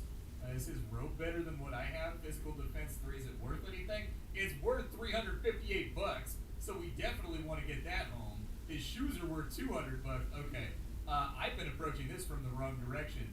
What's the point in becoming a badass crafter and having to click a million billion times to pick up little rocks if I can just kill people and rob them and take their stuff and make 10 times as much money. That's all I'm saying. But that right there is a bug that probably needs to be seen to. Our man is dead though. We won our first fight. Did we level up at all from fighting like that? Did we get anything like one-handed swords too or anything? We did not. So we didn't level up our one-handed swords off of all of those smacks that we got in there. I would like it if it showed progress, like the background filled in with gold or something until it hits the end and it resets for each level up. That'd be really nice to have too. But so far my impression of this game is that it is early on in its design. But I have to get excited about any Kenshi-related sandbox. So my feedback right now is that you need some kind of automated system where you can put your character into auto mode and just tell them gather, and then you just like set limits RimWorld style with a little menu, and then they just cruise around your camp inside of like a radius that you paint out to pick up all those things and bring them back and put them into storage. The game does need speed control, so it'd be nice if the game went faster, be nice if the game went slower, be nice if the game could pause. From there, the game is full of like little typographical errors. A lot of items share the exact same name as you're going through the game, even though they are distinct items. I'm guessing those are just like placeholders for the gameplay design that they're going for. And so all in all, a game that is very, very early on, I think, in its development process. It doesn't have an announced release date right now. It just says coming soon. And so that can mean anything from like it's coming out in 6 months to it's coming out in 2 years. But I do think, like, right now, indie gaming is just awash in, like, Vampire Survivors knockoffs, Slay the Spot. Knox. 2 out of 6 lights off.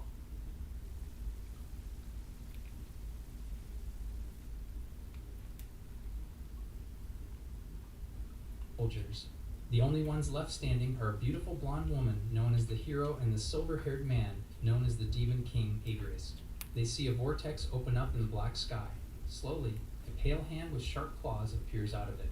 The Igris and the hero await the creature's whole appearance as they are anticipating their deaths. Out of the portal is a hooded, cloaked figure with an unseen face, 6 arms, and a glowing eye peeking out of the cloak on its midsection.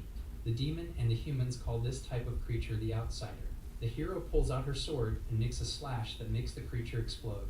Once the smoke clears, it is obvious that the Outsider did not receive any damage. It nears the hero to eliminate her.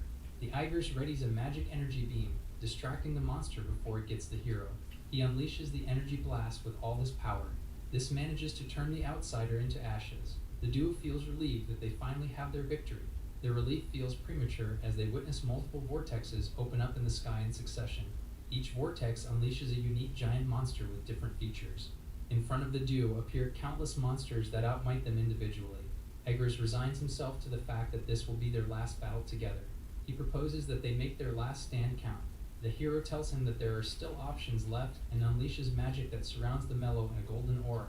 She explains that it is a power that can send a soul elsewhere in time and space. She elaborates that she has died once and got reincarnated into the Igris' world, that the goddess of reincarnation granted her the skill to reincarnate again.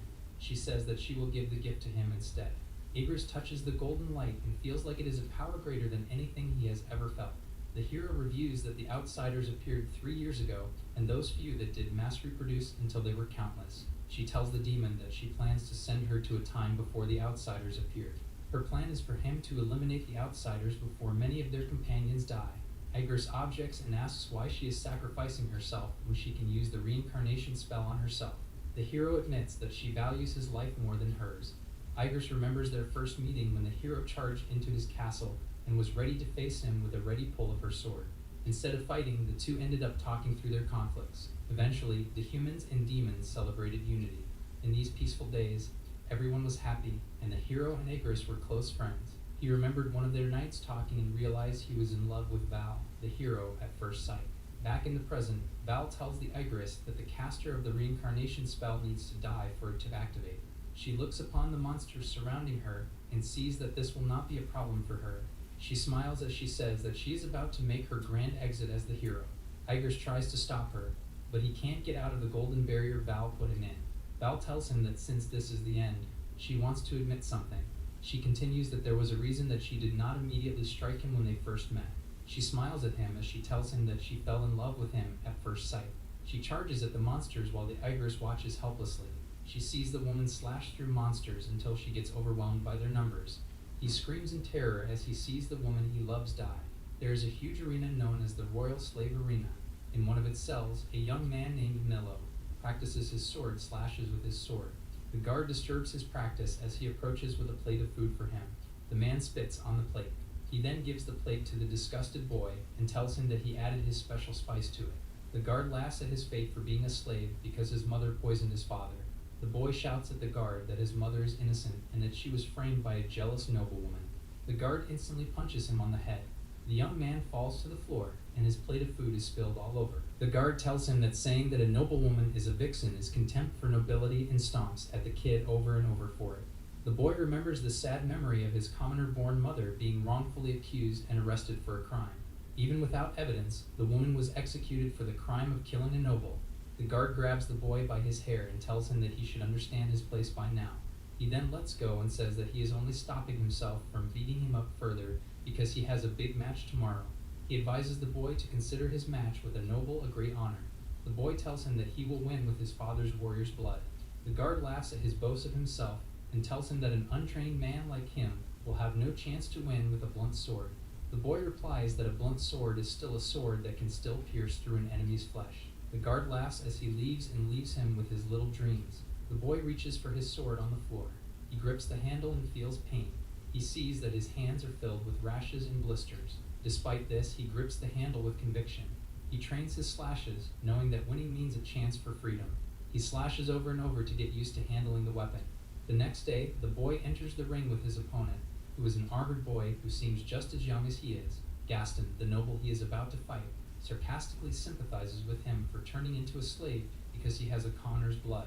He tells the slave that he feels lucky to have the opportunity to take down someone with Habsburg blood for his dip-up match. The slave boy shames him for trying to earn an unfair victory. Gaston tells him to stop complaining since birth has always determined everything in their world. He brags about how glad he is that both his parents were pure-blood nobles, making the slave boy grit his teeth. Gaston calls his father the special balcony seat among the crowd and asks that he witness his moment of glory. The father looks at his boy with a mischievous smile. The referee asks Gaston first if they can begin before they do. He warns the competitors that magic is not allowed. Both agree to the conditions. Gaston grabs the slave boy by the shoulder as if they were friends and whispers to him that it would be no fun if he roasted him with fire magic anyway. The slave boy cringes with his hypocrisy when he is already in full gear armor in front of an opponent with none. The referee raises both sides and shouts for the match to begin. The crowd of nobles goes wild as both combatants are ready to draw their swords. Gaston rushes at the slave boy with an intent to kill him.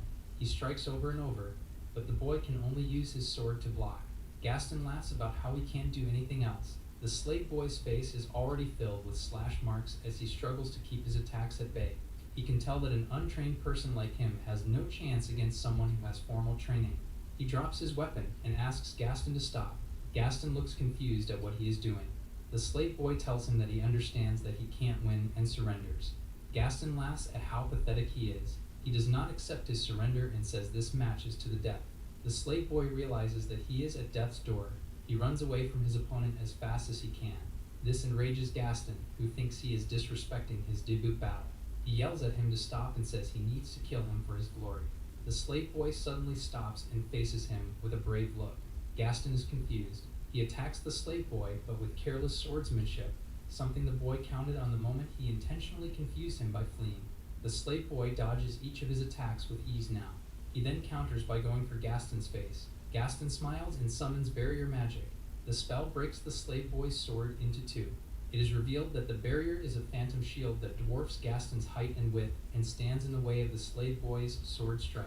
The slave boy reminds the referee that magic is forbidden, but the official tells him that he did not see it because of dust in his eyes. The angered slave boy tells everyone that they are rotten. Just before he finishes his rant, Gaston tries to strike him, causing the slave boy to drop what's left of his sword. He intends to attack him more despite the opponent now being unarmed.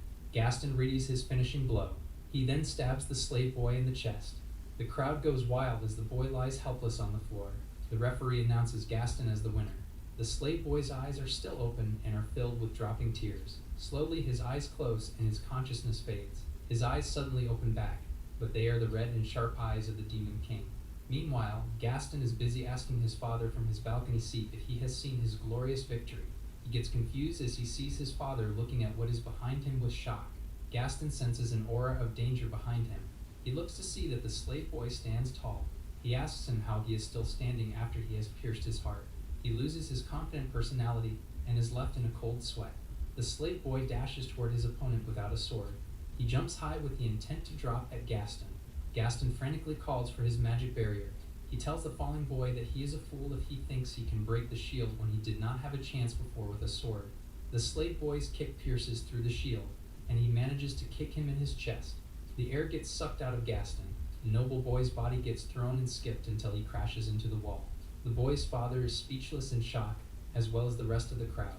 Demon King complains about waking up to encounter terrible nobles. He declares that his new name is Mellow, and that he is the Demon King. Later that night, Gaston's father went to the arena manager to yell at him for failing his promise to have his son battle someone he could never lose to. The monocle-wearing manager smiles and speaks professionally as he tells the agitated parent that they cannot overturn the results. The father slams his desk as he demands a refund. The manager shows him the contract and reminds him that he signed it. The father grates his teeth, unable to say more. The manager grabs him by the collar and threatens to file a case with the royal court to stop him from complaining further. He lets go of his neck as the manager switches to this professional attitude and tells him that he is still willing to fix things. He says that he will use the prestige of the arena to show the slave boy help. He tells his assistant to tell the noble what he means. His young slave assistant tells the father that the slave boy's next opponent is known as Ains the Headsman. The noble is glad to hear that he will be facing someone known for his mercilessness and ferociousness. The manager promises the slave's brutal demise. He asks if this satisfies the noble. The noble laughs hard and voices his excitement for the match. He adds that the manager makes the catch as flashy as possible as he leaves the office. The assistant asks his boss why he is doing so much to placate a noble. The manager reveals that all he said was just a facade, and that the Evans family ordered the slave's termination. The assistant is shocked to hear that the prestigious family who descended from the divine warrior himself is involved. The manager knows that all of this is just a precaution from the Evans family, since they will never treat the slave boy as part of their own. The next day is another morning for the arena. From one side of the ring is Ains the Headsman, and he wears half a mask to hide his disfigurement and hold the scythe as a weapon. The manager is among the audience, smugly anticipating Ains's victory. Mello looks at him from above with disdain. Ains cackles at the thought of having his way with the slave boy. He threatens him that he will cut off and collect his head like many others. The boy remains calm as he reminds Ains that the match has already started. Before Ains can react, the slave boy's wooden sword is already inches away from Ains's face. Ains tries to block it with his hand, but it just ends up being hit. Both his hand and his mask break from the impact. He is sent flying with his facial disfigurement exposed for the arena to see. Ains falls incapacitated on the floor. The crowd and the manager are in shock to see a boy with a simple wooden sword take down the vicious killer. The crowd goes wild with cheers. Later backstage, Mellow Slave Boy is alone in deep thought, yet every other prisoner there is staring at him. They talk to each other about how the boy managed to have 8 consecutive wins after beating Ains. They marvel at how he stuck to a non-lethal way of combat all throughout. Meanwhile, Mello is thinking about how his strength is still meager compared to his previous life. He ponders that it must be because of the boy's body. From the memory of the boy, he learns that his lineage holds the bloodline of the divine warrior. His plan now is to continue to rise as a slave gladiator and see what will happen. He looks around and sees that many of the slaves are staring at him with intense pressure. He smiles as he intends to use them as sparring partners to get his peak strength back. Meanwhile, the manager is frustrated by the slave boy's consecutive wins. He reviews how the Evans family has ordered him to make sure of the boy's death. He watches as not only the slave boy gets another victory, but also how the spectators have turned to his side. He fears what the Evans family will do if he can't take out the boy. His assistant assures him that he does not need to worry. Meanwhile, Mello is in the middle of the ring, and he realizes that he is surrounded by other slaves all smiling at his demise. The assistant announces that they have arranged a special match between the slave boy and 10 opponents. Meanwhile, a messenger comes into the manager's area with urgent bad news. He announces that the head of the Wilson family wishes to speak with the manager. The manager ponders what this means. Meanwhile, the 10 men armed with weapons stare down at the slave boy. As Mello anticipates their first moves, he reviews that his vessel's name is Mio Habsburg, and that he came from the clan founded by the divine warrior. As he battles through his opponents, he reviews that the Evans family is the main branch family. but that there are also over 10 branches of families who are among the prestigious nobles. He says that despite the Habsburg family being part of the nobles, they are also known to be a family with no skilled swordsmen. He tells of a succession contest among the noble families to be the next Marcia god, and how the Habsburgs have no suitable candidates for it. One by one, Nello eliminates his opponents. He closes his eyes mid-battle and recalls Val's smiling face. One of the opponents dashes towards him to attack while his eyes are closed. Mello reopens his eyes and then strikes the sneaky opponent. Mello realizes that he needs the power and position of the divine warrior to defeat the outsiders. His last opponent falls. He plans to rise as a swordsman and be called upon to join the succession contest. A woman with pink hair approaches him and asks if his name is Mello. He praises him for his skill to outmatch 10 slave gladiators in battle. She asks a favor of him with a promise that she will restore his and his mother's honor. Mello smiles. A horse carriage is traveling in the woods. Inside are Mello and the pink-haired woman who wants to make a deal with him. She has explained so far that she belongs to the Wilson family, which also has a line with the Divine Warrior, alongside the Evans family and the Habsburg family. Her family is blessed only with girls, which means they are unable to produce a male candidate for the succession contest. She elaborates that they are in danger of being dismantled, which is why she wishes to adopt Mello into their fold. She proposes that he represent the Wilson house in the Divine Warrior successor selection trial. The boy wants to make clear that the reward for his doing this is that she clears his and his mother's names. The girl makes clear that what she is asking is for him to stake his life. She elaborates that the Divine Warrior training is dangerous, with many fatal duels between the candidates. If he gets high results in the process, he will also be a target for assassination and poisoning. Mello reviews that her goal is to adopt him into the family so he can be their male candidate for the trial and ensure the Wilson bloodline does not die down. He asks why she is telling him all the downsides if it will give him more reason to refuse. She answers that the Wilson family's motto is be frugal and pure, and that this means they will hold fairness and honor no matter what. She declares that she has decided to be open with him since she is asking him to risk his life. Mello is intrigued by her character and so asks for her name. She answers that her name is Olivia and that she is the head of the Wilson family. Mello is surprised that she does not look down on him despite his status as a slave and instead treats him with fairness and honesty. The carriage comes to a sudden stop, disturbing the two inside. Olivia comes out to see what happened. She sees that a huge monster bear has slain their force and is blocking their path. She calls the creature a devil grizzly. The Devil King realizes it is mating season, and the grizzly must have come down in search of a mate. He sees that Olivia prepares for battle by pulling out her saber. She tells the others that she will handle the beast. Mello reminds her that they have the option to summon the nearby knights. She answers that there is no time for that and asks her attendant to escort Mello to his destination. Mello can tell that the girl is trying to contain her fear of the monster. She puts on a brave sword stance, but she cannot hide how much she is trembling. Mello tells her that she has no chance against the devil grizzly. Olivia replies that he should not underestimate her skill with her sword. Mello passes her way and gets in front of the monster. Olivia warns her that the beast is nothing like the swordsman he has encountered so far. She holds him by the collar and tells him not to act like a hero and risk his life. He looks at her and thinks that she is such a hypocrite when she was about to risk her life a moment ago. He smiles and tells her that he likes her personality. He faces the bear again while he tells Olivia that he will take on her case. He dashes towards the beast and thrusts his sword towards it. The strike sends the bear flying and its mouth foams. The bear destroys multiple trees as it gets pushed back. It eventually lands incapacitated. Olivia marvels at his strength. Mello looks at her and is reminded of Val. He promises her that he will always face the enemy before him head-on like her. They reach the castle walls where the succession trial will be held. Olivia tells Mello that this is as far as she goes. Mello enters the establishment and finds that the area is as huge and as equipped as a city. Everywhere he goes, he sees young men training with their swords, sparring with each other, or practicing their magic. The other candidates see Mello walking by, and they mock him for being a slave and being a candidate for the Wilson family. Everywhere he goes, he finds himself feeling unwelcome. It just makes him excited that there are a lot of obstacles to overcome. Mello is looking around the facility, trying to find the dormitory. A young man sees him and calls for his attention. He introduces himself with a friendly smile and says his name is Jasper. He tells Mello that he noticed that he is lost, and he offers to help him. Mello ignores him and continues walking past him. Jasper catches up to him to try and continue what he was trying to say. He warns Mello that the map he was given by the gate is fake for the purpose of tricking him. He explains that a candidate bribed the gatekeeper to hand it to him. Jasper offers to guide him. Jasper continues being friendly as they walk together. He He explains that the facility gathers men from all the noble family branches. After the trial, they will select who will be the divine warrior based on their swordsman skills and other abilities. Candidates will be classified based on their swordsmanship skills and other abilities, with rankings from E to A or to S. The throne for the rank of S has not been reached for years. Jasper walks Mello into a building. Mello finds the place too gloomy to be the dormitory. Jasper warns him that the other candidates dislike him for his status as a slave. He opens a door to reveal a room full of men with wooden weapons waiting for Mello.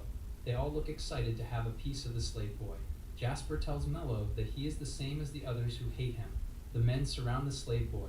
Jasper orders them to show their guests the difference in class. Mello reviews that Jasper has great political skills and uses his wealth and status to secure other families into his faction. Jasper's lieutenant gives his master a chair so he can relax while he watches the others beat down Mello. The lieutenant praises Jasper's plan to attack Mello.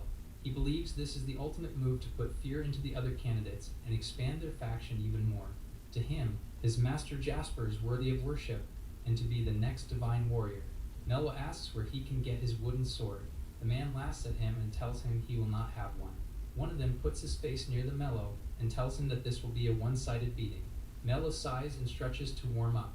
1 second he's in the middle of the room, and the next he disappears. He reappears behind one of the attackers and hand chops his neck. The man is left unconscious on the floor. One of the other men rushes at him, but Mello punches him and sends him flying. He tells the others that he is just warming up. Jasper becomes alert and stands from his chair. He wonders who the slave boy is who has just defeated 2 trained men in an instant. He can't believe that he has overwhelmed 2 powerhouses with just his bare hands. Mello challenges Jasper to come into the fight by asking when he will show him their difference in class. Jasper admits to Mello that he has underestimated him. He voices his surprise that the Habsburg family was a lineage skilled in martial arts. Mello asks if he is going to fight him or not. Jasper says he does not think he will lose to him. However, he also tells him that he will let him go for today and leaves. As they walk, Jasper asks his lieutenant, Siege, if he knows why he backed out from the fight. He admits that it is because he knows too little about him. He also reveals that he knows of the slave boy's history arising from the slave arena and being praised as a capable swordsman. For now, he wants to take advantage of the fact that they are the only ones who know that Mello is also a first-class martial artist. He believes it might be crucial in the upcoming trial. Siege praises his master's quick thinking. Jasper smiles as he plans to keep an eye on Mello from now on. The next morning, Mello heads for the bamboo forest. The trial ceremony examiner is a bearded old man, and he tells Mello that what he is about to go through is a ritual all newcomers go through. He orders Mello to follow the path he is pointing at. He explains that there is a stone monument of the first divine warrior, and that he needs to learn what is written on the monument to be recognized as a qualified candidate. He warns Mello that the bamboo forest is a breeding ground for thunder tigers. Mello recognizes that thunder tigers are A-ranked monsters. The old man elaborates that beasts attack in packs and have earned recognition as a disaster for most nations. The old man says he is testing his courage and that he will not encounter any beasts if he takes the right road. Mello casually walks into the path. The examiner complains that he entered without walking and warns him to follow the signs carefully. As he observes the young man walk further, the old man wonders if he is brave or reckless. Mello continues to walk without disturbance. He stops as he sees a sign telling him the direction of the monument. One of Jasper's men is above a bamboo tree as he observes. Mello follow the sign. He smiles at seeing the young man follow his fake sign. He says that he has done this since the slave humiliated him. He hopes that the tigers eat him alive. After a while of walking, a thunder tiger jumps toward the Mello. The young man pulls out his sword and cuts the beast in 2. He hears growls from his surroundings. He gets approached by more thunder tigers. They surround him from all angles. Mello warns them that he was once the Mello and that he will not ignore the challenge of any beast. The old examiner enters the path and sees the fake sign. He ponders that this must be the work of one of the candidates. The old man runs to find Mello. He then stops as he sees a pile of dead thunder tigers. He is shocked to see so many of them slain. Mello appears. The old man remembers the past when it was unthinkable for candidates to take on a pack of thunder tigers. He is glad to see that there are a few this year, including Mello, who can take them on. Mello tells the old man that he has confirmed the inscription on the monument and asks what his next step is. The examiner asks him what he desires with power. Mello looks above and answers that his goal is to reach the heavens. Olivia is in the guest lodging facility of the succession test site, and she is minding her own business and drinking tea on her own. Two women in the lodge see Olivia and gossip about her nominating a child of mixed, low-blood slave as a candidate for being a divine warrior. They laugh at how disgusting and shameful she is for doing so. Olivia approaches their table and spills her tea on one of them. Olivia tells them that they should not mock Mello. The woman she spills on gets angry and tells her that her slave will eventually fail. She declares to await the time her slave fails, so that Olivia can get even more humiliated. She huffs and puffs while her friend stops her from attacking Olivia. Olivia tells her that she is prepared to face any challenge that comes to her. The pink-haired girl walks the bamboo woods while she recalls Mello effortlessly defeating the devil Grizzly. She knows that there are many other candidates who can do the same, making Mello's chances to rise as a divine warrior extremely low. Despite this fact, she cannot help but feel like Mello is special. Even if she does not know why, she comes across a hut. Suddenly, the old examiner is behind her. The old man asks if Olivia needs something from him. This alerts her, making her ready to pull out her saber. She feels uncomfortable that she did not see him coming. She can tell from a glance that while the old man looks gentle, he is actually the first divine warrior. The examiner tells her that she is making a good fighting stance, then transitions to complimenting her body. Olivia comes to realize that the first divine warrior is a pervert.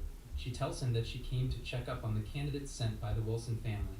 The examiner instantly realizes who she is talking about and asks that he show her something. The woman follows him until she sees a pile of Thunder Tiger corpses. The old man confirms that this is Milio's handiwork and admits that he has never seen anyone do something like this before. Olivia realizes that Mello is on another level than she thought. The old man asks her to keep the boy's handiwork a secret. He says that it is because Mello will receive special treatment if everyone hears about this. The old man torches the tiger corpses and prays for them. He then tells Olivia that Mello will be the wild card of the succession test. Olivia quietly sinks this information in.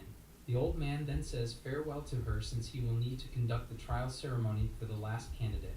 Someone approaches. The old man looks intrigued that this mystery person came to him. Later, hundreds of all the divine warrior candidates gather in an assembly hall. Aaron, one of the 10 sword saints, announces the selection exam to begin. The candidates talk about Aaron like he is some sort of legend for climbing the ranks through his skills despite having no special bloodline. One of the candidates interrupts Aaron's speech to tell him that he should address them more formally since they are of noble bloodline. Aaron laughs as he expects a shakamet to come his way. The sword saint inhales and then stares at the candidates with intensity. Most of the candidates, including the complainer, get blown away like an invisible force pushed them. Jasper deduces that Aaron's raw fighting spirit is enough to send people flying. The sword saint yells out that family status and bloodline do not matter in his halls. He declares that pure strength is the only thing that matters in the exam. Aaron then is shocked to see that one candidate remains standing among those near him. Mello is simply dusting off his shoulder like nothing eventful just happened. Everybody wonders why the slave boy did not get blown away. Aaron and Mello stare each other down. The sword saint rushes towards the slave boy, all ready to pull out his big sword. The candidate tenses up, not knowing what will happen.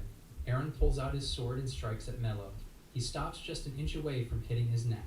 He asks the slave boy what he did not dodge. Mello tells him he noticed all the signs in his body language that said he had no killing intent. He says with calm that he does not bother to dodge attacks that he knows will not hit him. Aaron smiles. He asks the slave boy to get into a sparring session with him.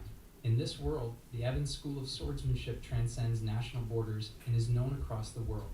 Dojos in the street carry their style of teaching. Private tutors teach noble children with this style. The Evans even serve as military advisors to various nations. The disciples of the Evans number over 1 million. From divine warriors to novice swordsmen, the Evans have influence over them all.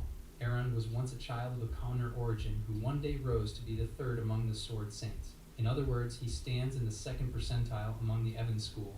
At the present, he is about to begin a sparring session with one of the divine warrior candidates, Mello.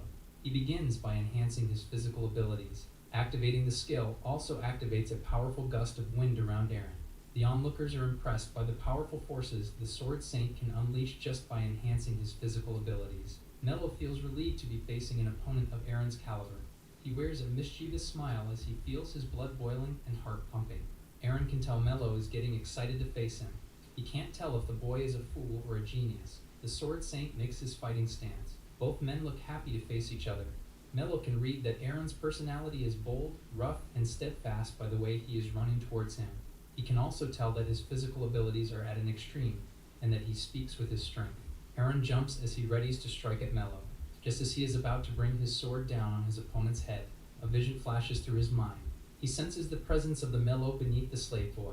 Aaron does not understand and is in a panic.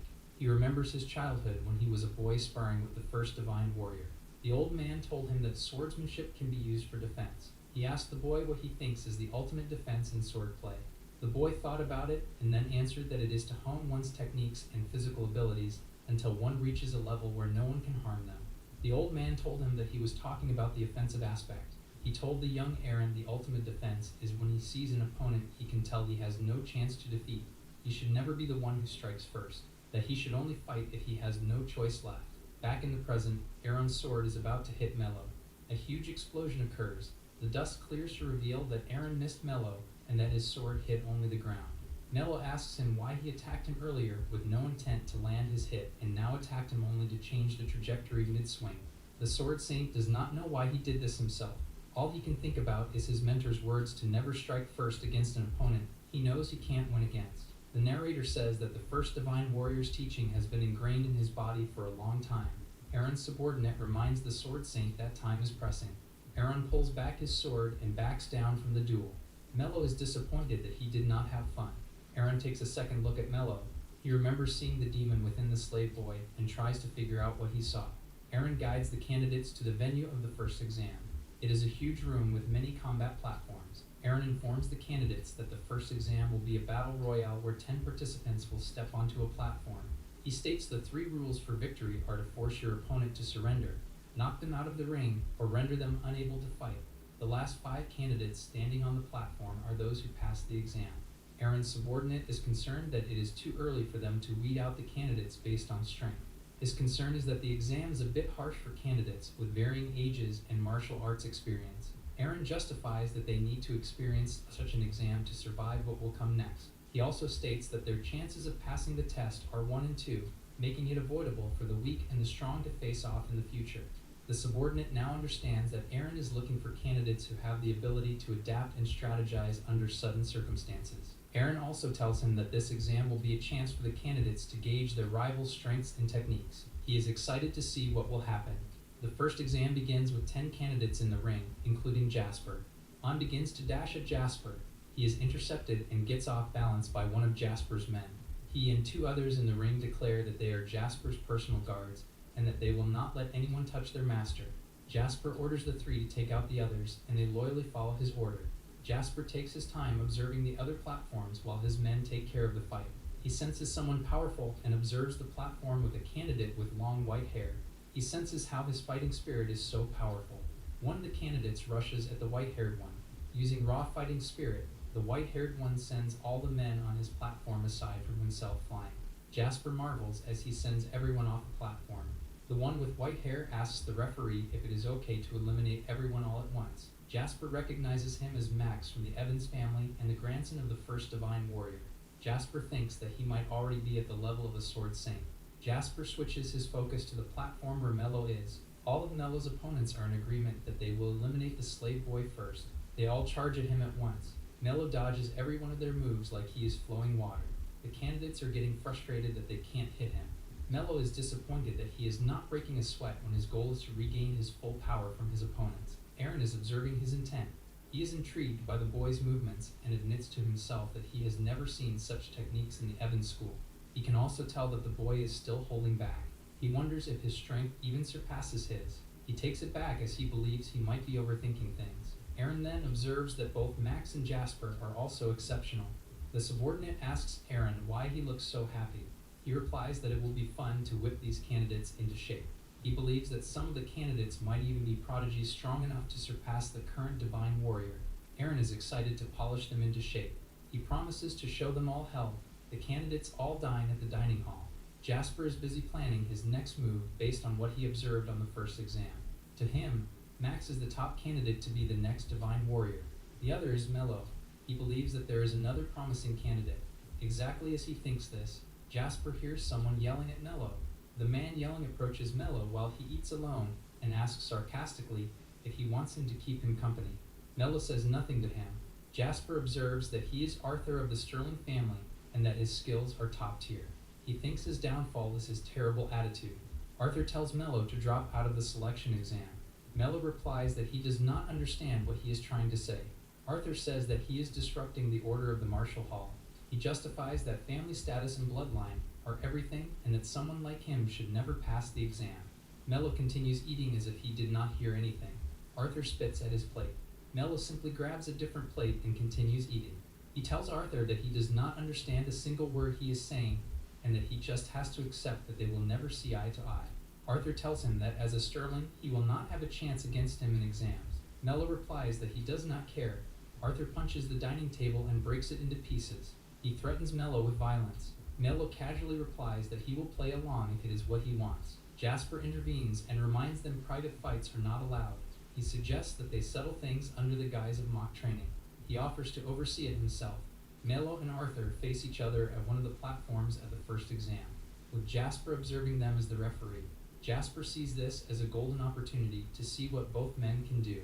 He assesses Arthur as someone who rivals those of the 10 Sword Saints, while he assesses Mello as someone who rivals a master. He wants Max and Arthur to join his faction, but believes that they are too aloof or prideful to do so. He sets his sights on Mello to join his faction instead. He plans to take his mother's relative hostage to do so. If he still refuses after that, he plans to eliminate him once and for all. Arthur tells Mello that he has just made the mistake of agreeing to a mock test, since it is his default avenue to give people pain. He activates a spell that makes white orbs float around him like snow. Arthur reviews that this technique lets him predict his opponent's every move the moment they cross 5 meters from him. Jasper is familiar with his technique and admits to himself that even he will struggle to fight Arthur if he experiences this technique for the first time. He wonders how Mello will counter it. Mello asks if he can start. Arthur answers that he can, so Mello moves so fast that he disappears in the blink of an eye. He reappears behind Arthur. The big man realizes it, but Mello hand chops his neck before he can react. Mello says predictions are worthless if he can't react to his movements. Arthur falls unconscious on the floor. Jasper shivers and is in a cold sweat. He internally shouts that what Mello just did is impossible. There is a tale of Jasper, the unfortunate boy. 5 generations ago, the second in the Divine Warrior selection exam was placed as the head of the Blackwood family. He rose to become an elder for the Evans' 3 great families. However, his accomplishments feel incomplete to him because no Blackwood produced a Divine Warrior. He grew old and retired without his dream of a Blackwood Divine Warrior. One day, the Divine Warrior of that generation visited the Blackwood family for training. The Divine Warrior was so powerful, the Blackwood top disciples seemed like children to him. On that day, the old head smiled as he devised an idea. He visited his daughter while she was putting her grandchild to sleep. The old man took her hand and dragged her with him. He looked mad as he decreed that she would bear the child of the Divine Warrior. He plans to achieve his dreams, even if it does not happen in his lifetime. His daughter looked helpless as she was being dragged. People at the time questioned the old man's sanity. The Blackwoods became known as a family that practiced seeking strong bloodlines. Jasper's sister followed this tradition by being offered as a concubine to a member of the Evans family, despite the man being 30 years the child's senior. Jasper was helpless as he saw his sister be taken away. The sister looked at him in tears as she left. Jasper tried to reach her, but the adults would not let him. Since that day, he thought deeply about what he should do to break the cycle that ensnared his sister. He decided he needed to rise to become the head of the Blackwood family and also become an elder of the Evans' 3 great families. Since then, he trained hard in his swordsmanship and used any manipulative trick in the book to climb to the top of the 100 Martial Hall and become the Divine Warrior. Back in the present, Jasper sees Arthur's unconscious body on the floor. He is too overwhelmed to process what just happened. He recalls Mello vanishing, only to appear behind Arthur and take him down in one blow. He gave up trying to understand as he became focused on the realization that Mello is the key for him to rise to the top as he dreamed. He goes to his knees in front of Mello and bows in his presence in complete devotion. Mello asks what he is doing. Jasper answers that he humbly offers himself to him and asks to serve under him. Mello looks at him, unable to react. Jasper chooses complete submission to Mello.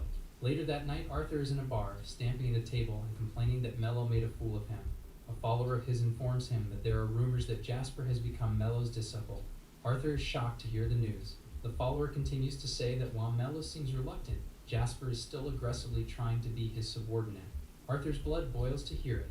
He kicks his seat as he accuses Mello and Jasper of setting him up. He believes that the only way that he got knocked out with a single hit is if they cheated. He imagines that they have poisoned his food and dragged the argument to a mock training on purpose. He commands his men to tell him what family he hailed from. The dozen or so people yell out that he came from the Sterling family. He then orders them to tell him who he is. They answer that he is the man who will become the strongest divine warrior. Arthur enjoys their praise. He yells out that they are right as the man cheers. He promises to get his revenge on Mello. The instructors for the selection exam are in the middle of a meeting. Aaron announces that they will do the 5 rings sacred training by tomorrow. It is a controversial training method where the candidates seclude themselves for 3 months in the holy mountain where dragons dwell. The other instructors object since it is a certainty that 80% of the candidates will drop out. Aaron says the dropout rate is not a concern of his. He justifies that this is necessary to create the strongest divine warrior in history. He believes that this batch has what it takes to create that champion. He also tells them that he will take responsibility by training them for a month so they can hold their own in the holy mountain. He announces that they will conduct the selection for the sacred combat aura, and that those who pass will proceed to the 5 rings of sacred training, while those who need extra training will undergo it under him. The next day, the candidates are gathered in an arena. The sacred combat aura is a secret technique devised for combating monsters. It is said that learning this technique is akin to learning the essence of martial arts itself. Max is called by an instructor to take the center of the ring. There he activates his raw combat aura. It is so powerful that the other candidates liken its presence to that of a ferocious tiger. Aaron is impressed by him, especially since he can tell that Max is not even using his full power. An instructor then shouts at Mello for being unable to use sacred combat aura. Mello tells him that he never thought of ever learning it. He looks so smug about it that it confuses the instructor. The instructor asks how he passed his first exam without it. Mello wants to say he used demon aura, but he answers that he used martial arts instead. The other candidates laugh at him for being such a weakling. Jasper secretly thinks the candidates are fools for not seeing his lord's potential. He notices that Aaron and a few others notice the truth. It pumps the Sword Saint's blood to see a person so strong without knowing combat aura. Mello asks to go to the holy mountain anyway. Aaron touches him by the shoulder and tells him he needs to stay behind for an extra month of remedial training. Mello feels like he dishonors himself for his need to stay behind. Aaron brings those who can't use sacred aura to the training hall. He teaches them all about the technique and how it will sharpen all their senses to the extreme until they reach the 6th sense. By then, they will be able to predict attacks from their opponent's subtle movements with near-future sight precision. Aaron tells them that they will first learn to dodge stones and wooden swords, and then later dodge multiple arrows while blindfolded. He says that it is only when they can do what he asks will they be permitted to enter the holy mountain. Mello asks to take the arrow dodging test right away. The other candidates think he is full of himself. Aaron smiles as he thinks he can actually take it. He agrees to it. Mello puts on blindfolds. Multiple men with crossbows surround him from every angle. They all fire their arrows at the same time. The arrows draw near, but the boy is unmoving. He catches every arrow with both hands in an instant. Aaron and the others marvel at how he even caught all of them. Mello tells Aaron that he is wasting his time as he drops the arrow. A candidate is in the holy mountain, running for his life with wounds all over his body. He encounters a giant serpentine beast known as the basilisk. He stares at its scary eyes. It turns him into a stone statue. The beast topples the statue, breaking the head off the body. Meanwhile, elsewhere, Jasper has his eyes closed while facing a basilisk on his own. The beast tries to strike at him, but his alert senses let him dodge it. He slices off one of its limbs. He pulls out a thick and long needle. He throws it at the monster's back with power strong enough for the object to exit the other side. He then chops off its head. He comments on how he no longer needs to worry about food. He thinks about how his Lord Mello got left behind. He wonders what he is doing right now. Elsewhere in the mountain, Mello has put multiple basilisk corpses kebabbed on giant wooden stakes. He comments on how they will supply him with food for 3 months. He heads to a hut. In it are shelves full of books. He smiles at the thought of beginning his studies. He opens up the first book. He sees that the basics of sacred combat aura are the same as demon combat aura. Mello and the other candidates were provided books during their 3 months in the Holy Mountain for them to learn about the sacred combat aura. The goal is for them to learn the prologue of the Evans family's sacred manual. Mello finds it funny that he ended up learning it. He thinks about Val and how her combat aura is graceful. He tries to find the right words to describe it until he ends up saying that her aura is beautiful. He finds motivation to master the technique so Val would not look down on him. He remembers the army of outsiders he faced in the future. He gets determined to be as strong as ever. He spends his time reading. He spends it trying to collect a sacred aura on his palm. At times he eats. At times he meditates while bringing out his aura. While he enhances his aura, he also masters absorbing the basilisk aura into himself. He can feel the sensation of growing stronger. He finds the feeling exhilarating. 1 month later, Aaron approaches his hut. He calls for Mello to answer the door. He opens it himself and sees the boy sleeping on a pile of books. He cringes at the way he looks while he sleeps. Mello wakes up and stands up. He tells Aaron that he reads every book and puts them all into practice. The Sword Saint thinks he's joking. Mello replies that he already mastered a technique with similar fundamentals, so he learned fast. He talks about how he learned from the best in his past already. He activates his aura. The blue light overwhelms Aaron so much that he wonders if the guy is even human. He describes his aura as beautiful. Mello turns off his aura and tells Aaron that he has a problem with the Evans aura book. He elaborates that the book's instructions are inefficient. Aaron grunts at him out of confusion. In the isolated cabin Mello was left in, an indignant shout of disbelief rang. Aaron tells the haughty young man to explain himself. The manual was written by their founder, and it should contain the best method of learning sacred aura. Based on the author alone, there was simply no way for there to be a problem. According to the records, it is written that the founder, given the fearsome warrior he was, could cut an enemy in half from 50 meters away with his aura. However, not a single person in the Evans family was currently able to achieve that feat. Aaron says that story is just a legend, and even he can manage a few meters at best. With a confident and determined gaze, Mello says proof is better than theory. The pair head outside, where the young man's aura elegantly bursts forth, swirling around his body. Seeing it again, the Sword Saint can't but be amazed at what he's achieved. People who don't know better would find it unbelievable that he couldn't use battle aura until recently. Mello asks if the founder intentionally hid the truth, or if it was lost at some point. At this point, no one knows what really happened, but he's completely capable of demonstrating what lies beyond the inefficient method written in the manual. The power enveloped his body, and while it's impressive, Aaron doesn't see anything different, at least at first. Soon enough, he notices something happening with the young man's sword, and it's not just the sacred aura. With deadly focus, Mello gripped his sword tight and swung, sending a ripping slash that howled across the ground. The attack hits a tree far away and cleanly cuts the trunk right in half. Before them was the trace of his long-range strike. Eyeballing the measurement, he says it should be roughly 50 meters at least. The Sword Saint was stunned and astonished, having just witnessed a random boy replicate a legendary attack. He says that it's impossible and questions how he managed to do it. Fortunately, the trick itself is surprisingly simple. Mello gathers magic into his palms and makes it run along the length of his wooden sword. Finally, Aaron realizes the answer to the long-time question. What he just used was nothing more than wind magic. Mello smiles as he gets the right idea. The 7 attributes form the foundation of a magic sword, and by using sacred aura as a base, they can infuse these magic attributes. With this method, even a wooden sword can turn into a versatile and powerful magic weapon. Such is the true method of using aura, which was developed by the founder of Divine Warriors. Aaron studies the prodigious warrior and thinks about what may come. Recognizing both his wit and potential, a certain man comes to mind, so he advises Mello to hide the skill, at least during the entire selection exam. If people find out that he can use that power, he'll get dragged into enough interviews to disturb his focus on the test. One might gain fame and fortune from it, but such things do not interest the young man, who simply views the situation as problematic. He gets an idea and tells the Sword Saint to spread the method throughout the entire world. The absurd request is so surprising that he fails to react for a while. Finally registering what was being asked of him, Aaron shouted in shock and disbelief.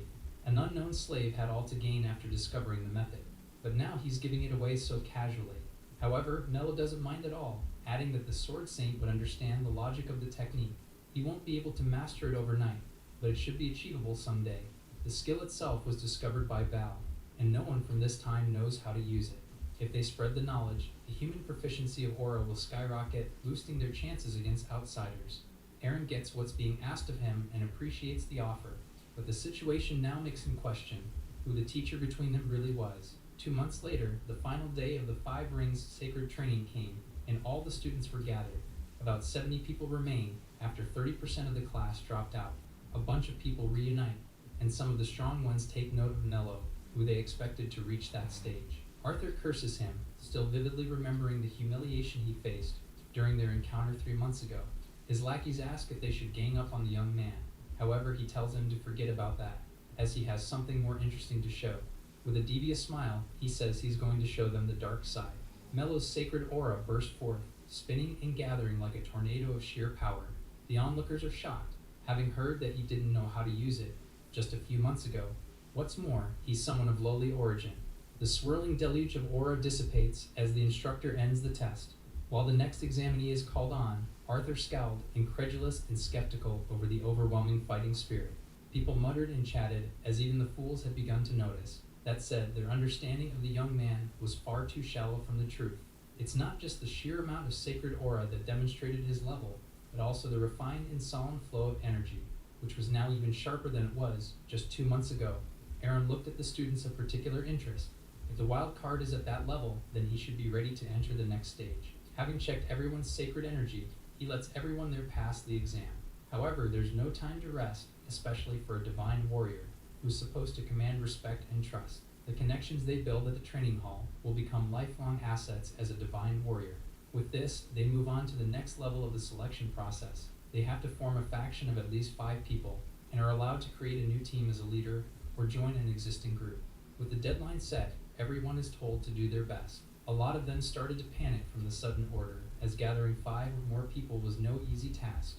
It should be easy for the former Demon King, who commanded tens of thousands of subordinates. First, he plans to dominate them with fear, then force them to be obedient with a bit of violence. Fortunately, no one has to worry about this, as Jasper called out, congratulating him on passing the next test.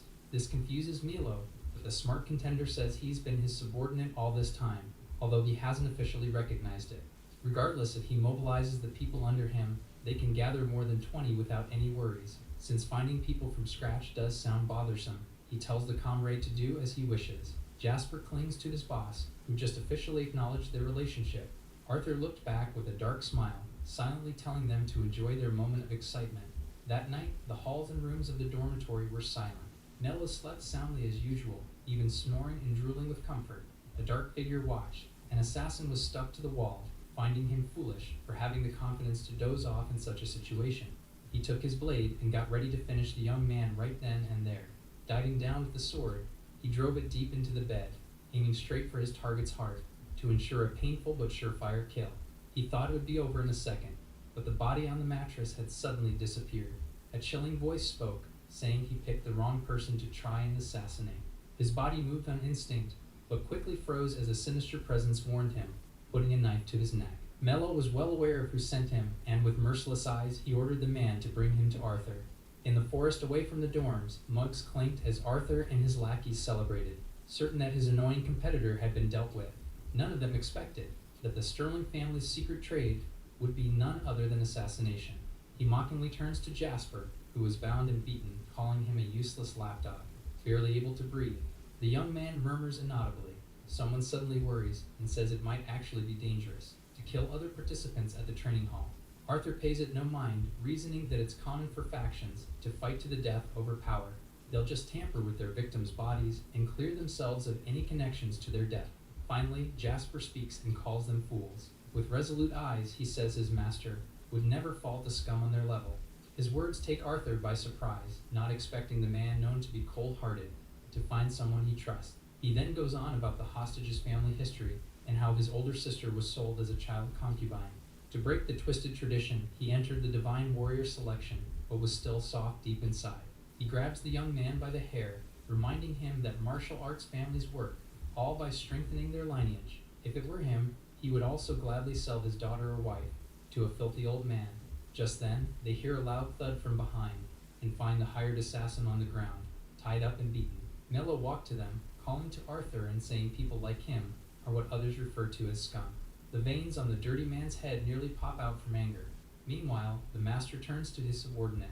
He heard his story earlier, including the things he did to save his family.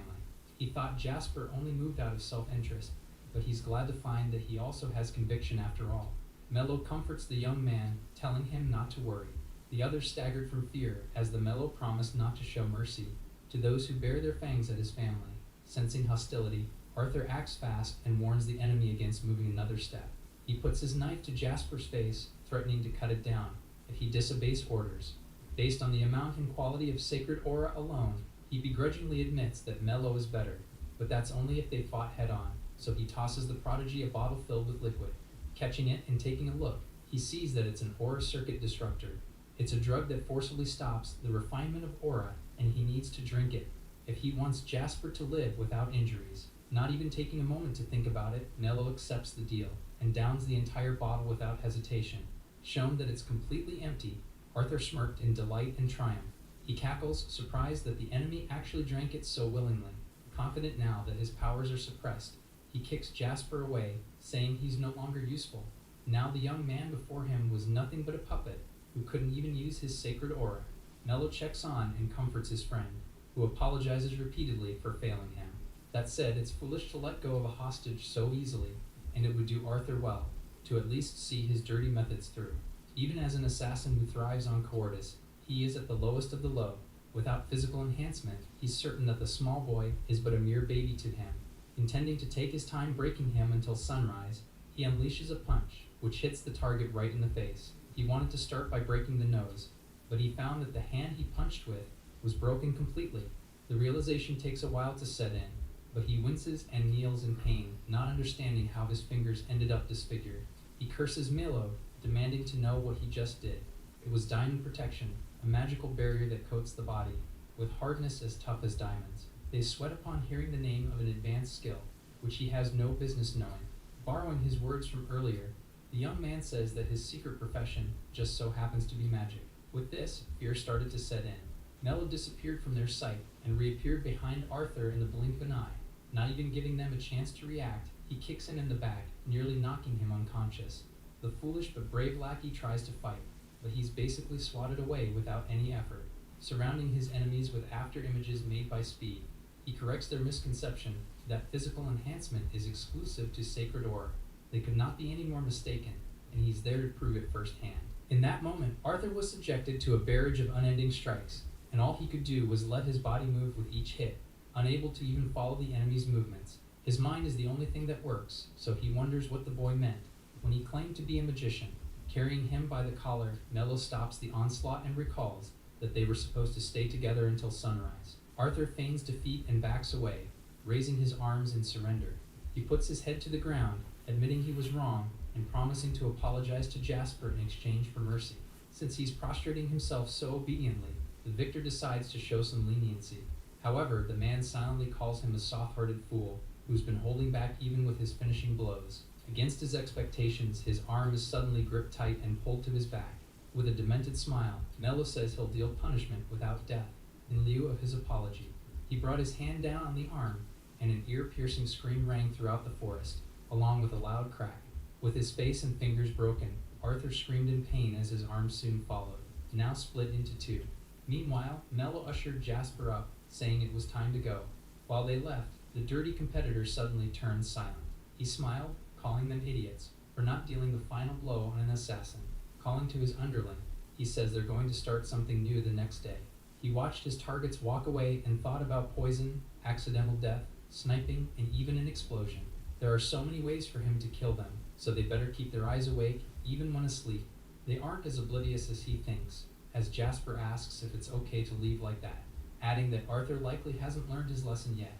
Honestly speaking, there's no point in dealing with him half-heartedly, but they'll fail the test if they kill a fellow test-taker.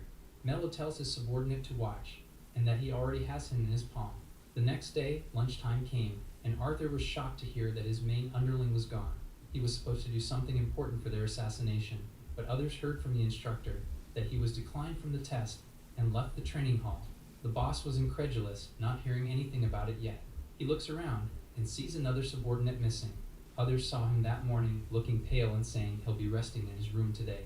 Arthur is infuriated that they're skipping without letting him know, and reminds them who's in charge. Turning to the nearest person, he leaves the next mission in his hands, and addresses the rest of the people there, wanting another meeting held that night. The next day came, and his eyes widened in absolute shock. He thought no one was going to miss the discussion, but not a single soul was in the canteen with him. Shaking, he questions why they were all absent. Just then, a loud banging came to the door. It opened up, and Aaron entered while calling to him. Not expecting him, Arthur asks why he was there during that hour. Having something to say, the instructor gets to the point, and says that the 14 people in his entourage have all been barred from taking the selection exam.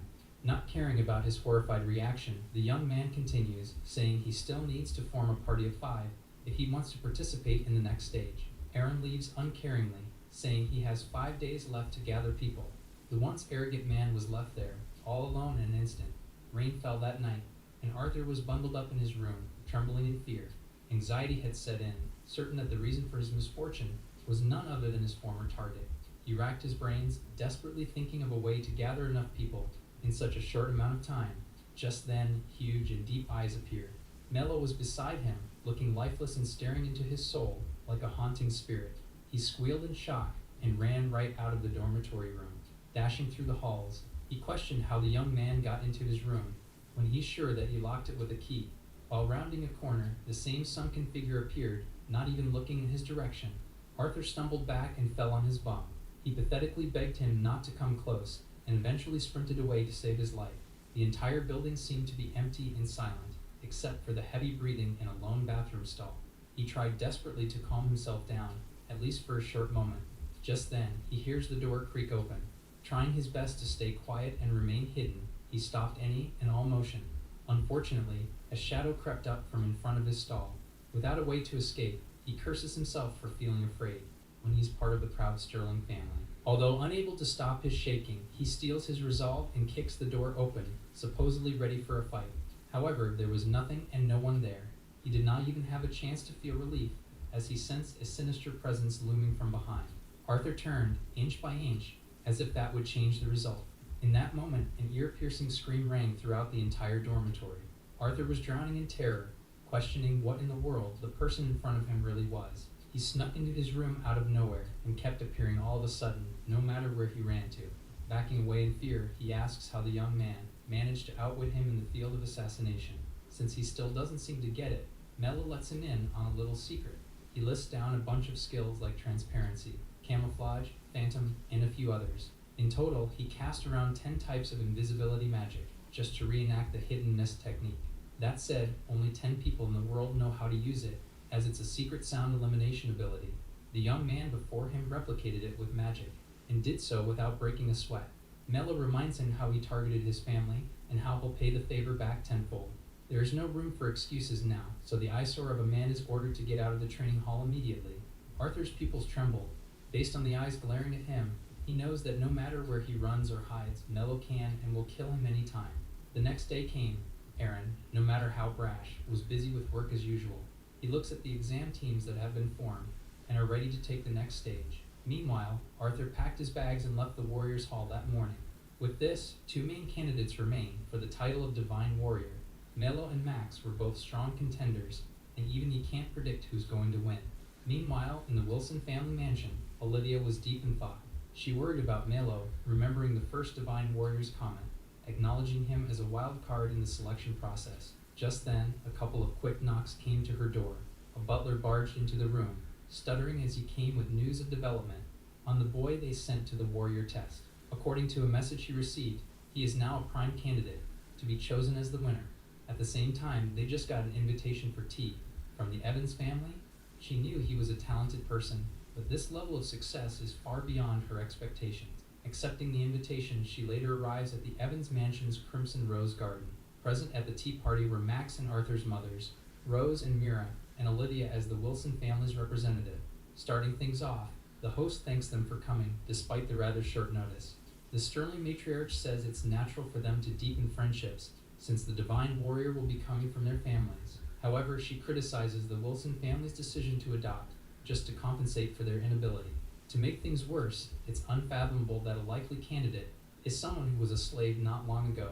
Her words might be offensive to those involved, but she's simply stating the possibilities. She then brazenly says that Olivia might have seduced the instructor, which would explain it.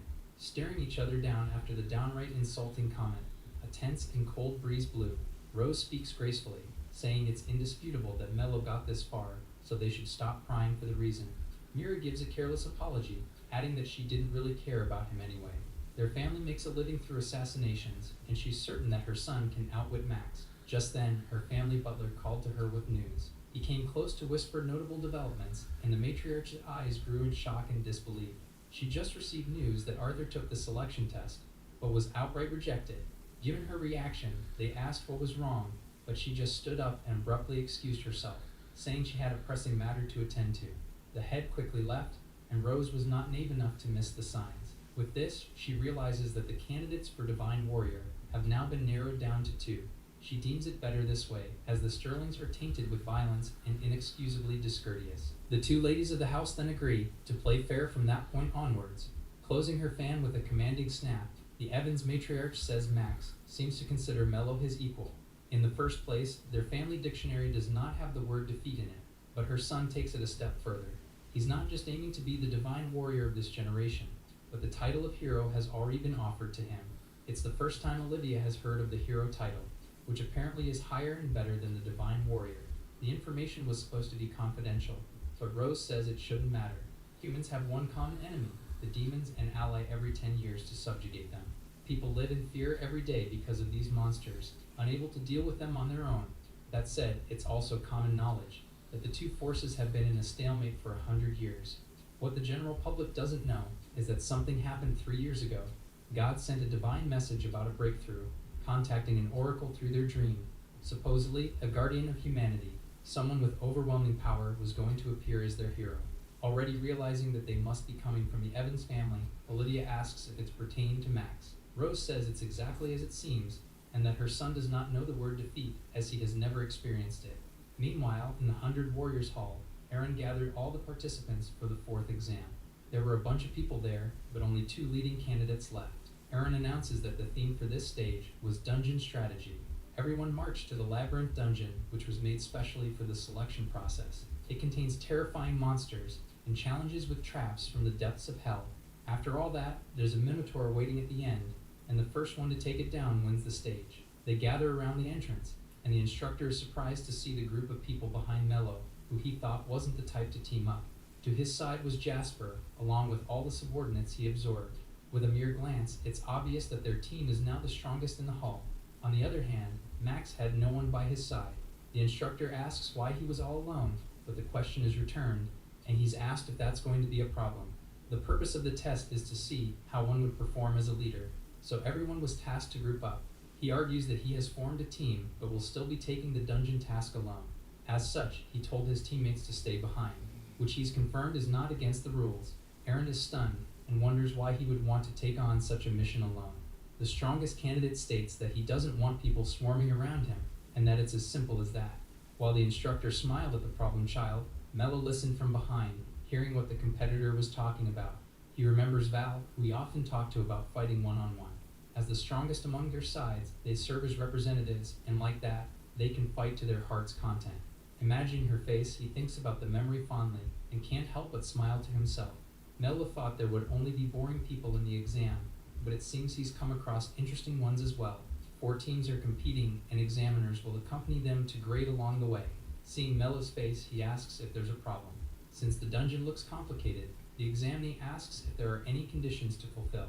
They're essentially putting their lives on the line this time, and useless people won't make it. Candidates need to learn how to be a leader, and how to take on the responsibility of being one.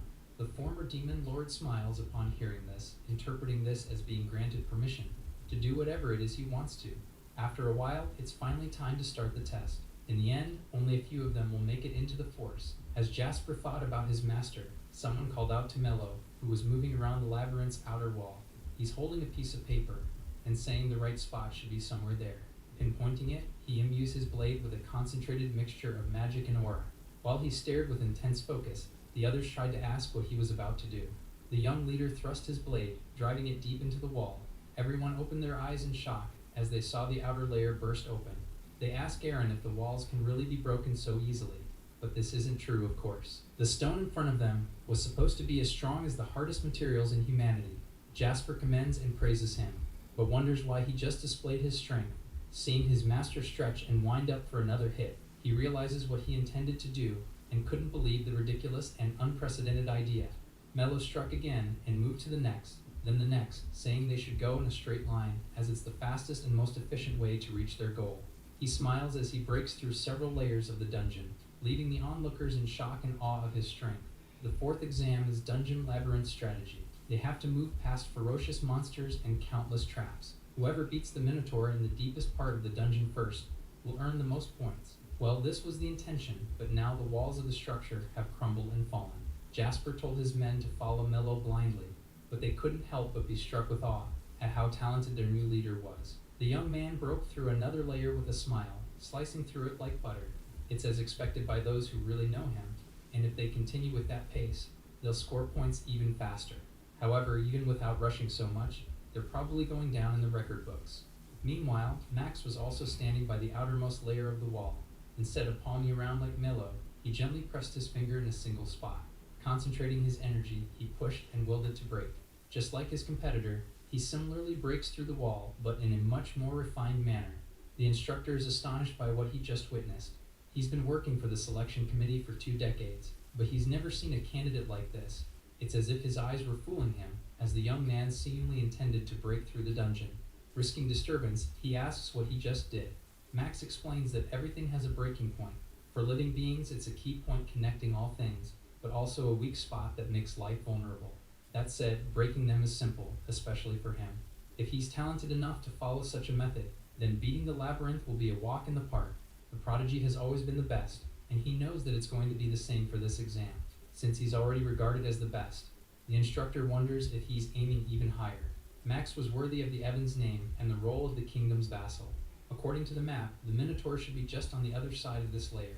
As he pushes through the wall once more, the man wonders if people like him still really exist. The wall broke, but instead of the spot he was aiming at, it burst open elsewhere, as the Minotaur's body barreled through. They stared at the beast in confusion, more so as they saw the state it was in. Before the Evans representative even reached the deepest part, the target had already been defeated.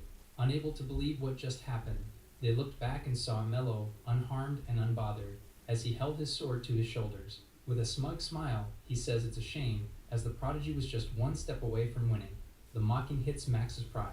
Always coming first in whatever he pursued, he was praised throughout his entire life. Everyone thought it was only a matter of time before he became the era's divine warrior. However, all that attention was now being directed at Mello, and everyone looked at him like a monster. For the first time since he was born, Max was facing an existence that was comparable to his own.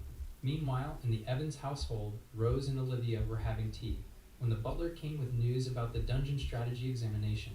She asked to hear it right away, not minding that there was a visitor, as she was going to find out anyway. It's an amazing coincidence, and it's intriguing how she's so certain that her son would win. The report reads that Max cleared the dungeon with speed, beyond common sense. He destroyed the dungeon walls to reach the goal in the shortest route, drastically overriding records. Rose giggled and clapped in delight, proud of her son.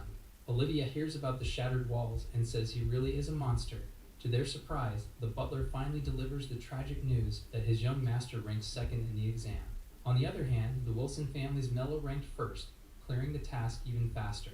Incredulous, Rose couldn't help but let out a ridiculous expression, unable to believe her ears. Rose banged her hand on the table in fury, finding it impossible that her precious son finished in second place. Insisting that it must be a mistake, she asks if it really is the truth, but the butler can't lie.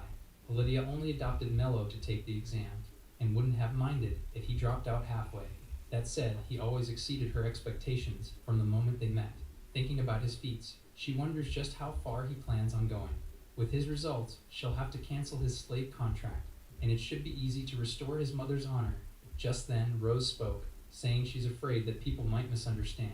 Just because their matriarchs couldn't bear men doesn't mean the Wilson family can just adopt slaves. With a cold and threatening expression unlike her usual, she warns Olivia against thinking that she's beaten her family. She firmly states that the fourth stage doesn't prove the entire worth of their representatives. It must be a coincidence, and military will always be military, so she shouldn't start dreaming. Olivia says she went through the same exact feeling. At first, it was impossible to believe in Mello's strength.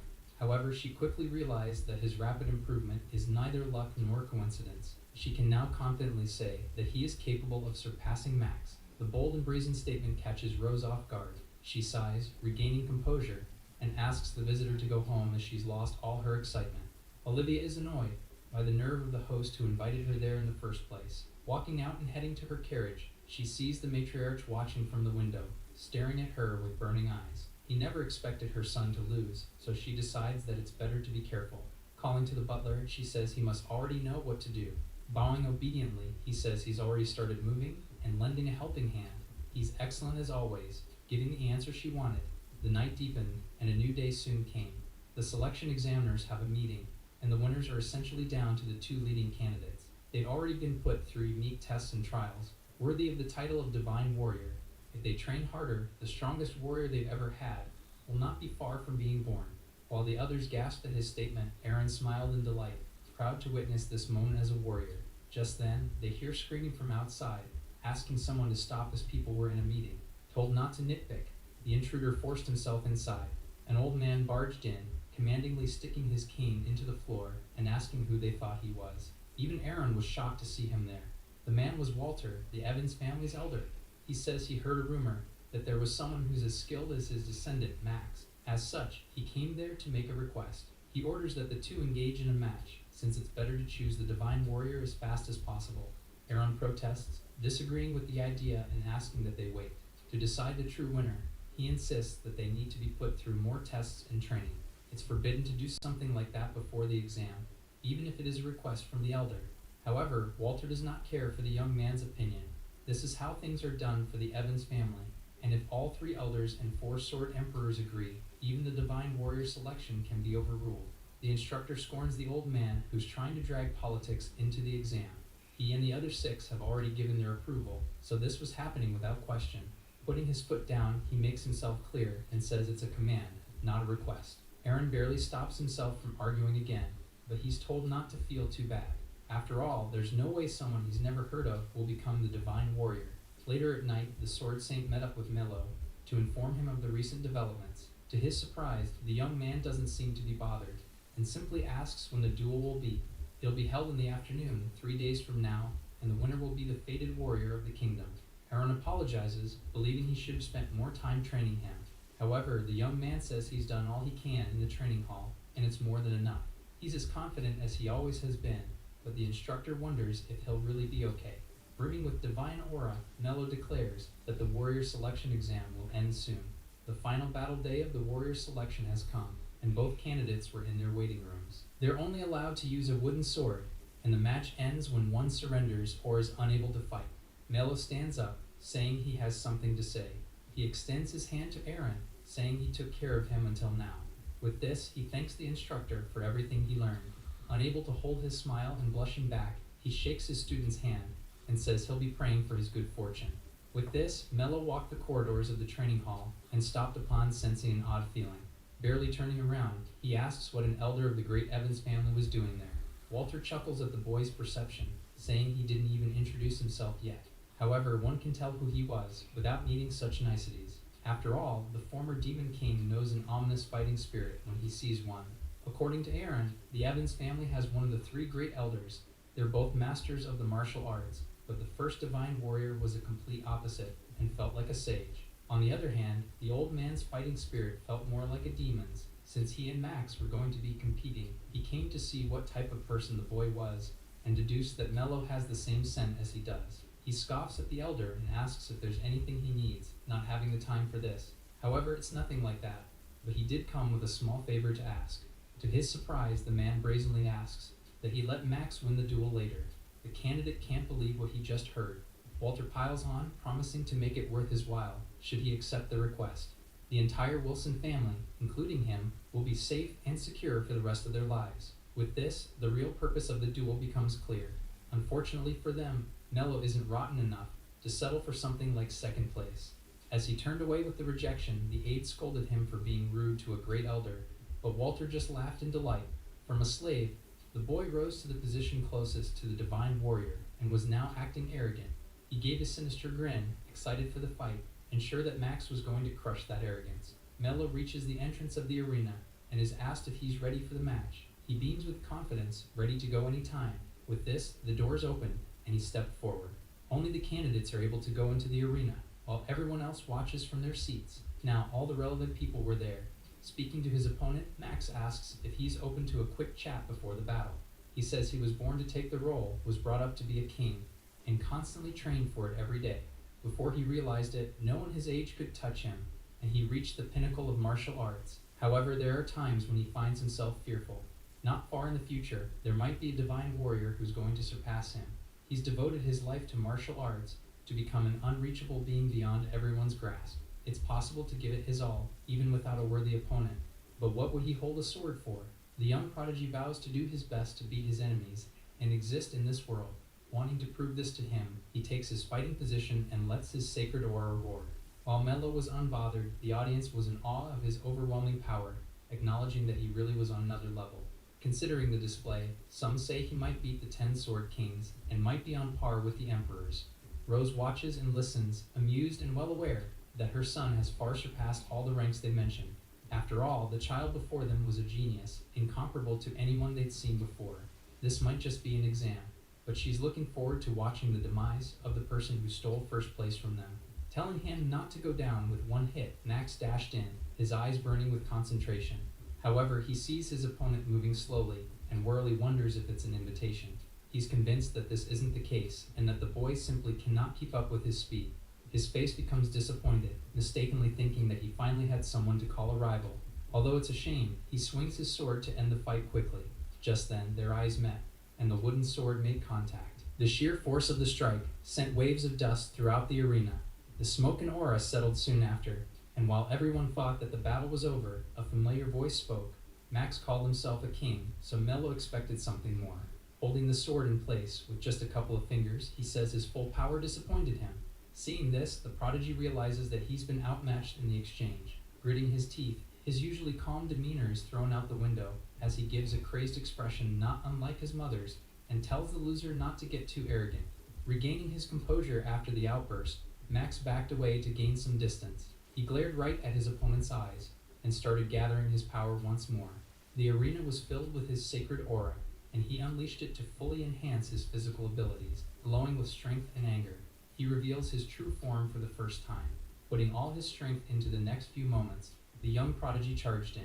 He swung multiple times, using a speed that would normally challenge even the greatest fighters. However, Mello dodged them all like it was nothing, not even suffering from a single hit.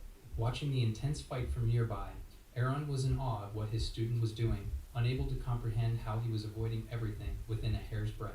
With the successive misses getting to him, anger started building up in Max's body. He swung, gritting his teeth as his opponent stepped back to evade once more. Meanwhile, Mello was completely calm and acknowledged the young man's strength. When he first got to the training hall, the fact itself was a huge hurdle, so he had to do everything he could. The former Demon King spun and seamlessly used the torque of his body to kick the enemy. Given his skill, Max manages to block the unexpected counterattack, but the force was strong enough to send him a few meters back. He curses the enemy, infuriated by how things were going.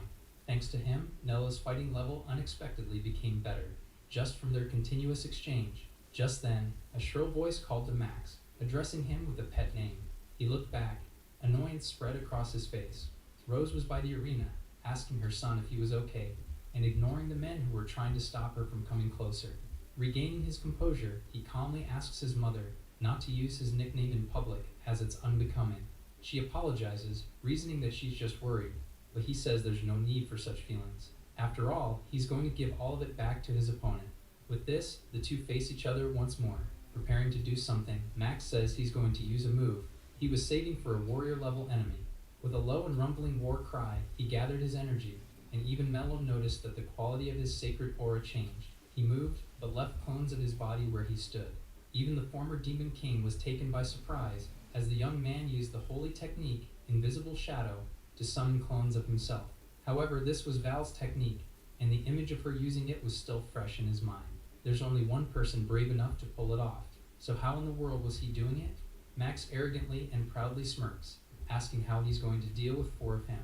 Delighted with his achievement, he announces that they're going to charge at the opponent, from all directions.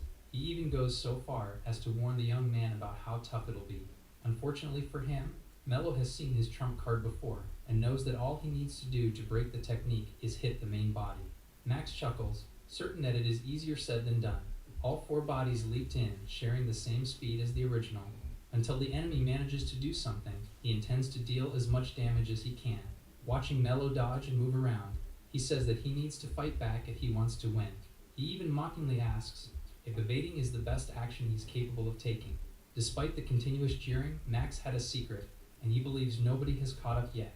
Everyone can see all 4 of him, but they're nothing but mere decoys in the grand plan.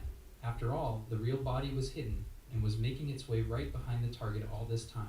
The real meaning behind the invisible shadow technique is to create alter ego decoys. With optical camouflage, the main body becomes invisible and free to land a fatal blow to the back of the enemy's head. Raising his sword, Max smiles in triumph, certain that victory was within his grasp. In that instant, Nello's elbow was driven right into the real body's face. The prodigy's nose was broken, not at all expecting to be hit while his technique was active. As he fell to the ground in pain, all the summoned bodies started disappearing, and soon dissipated into nothingness. If one pays attention, they'll see that the technique is useless, as it's unable to hide the real body's footsteps. Even Val said that the ability won't work on strong opponents, and would just be a mere party trick. On his knees, Max propped himself up, struggling to even stand. He looked up and shrieked in horror, in disbelief over the tragic situation he was in. The dust settles in the arena. Max sports a swollen face and is stunned that his opponent saw through his technique.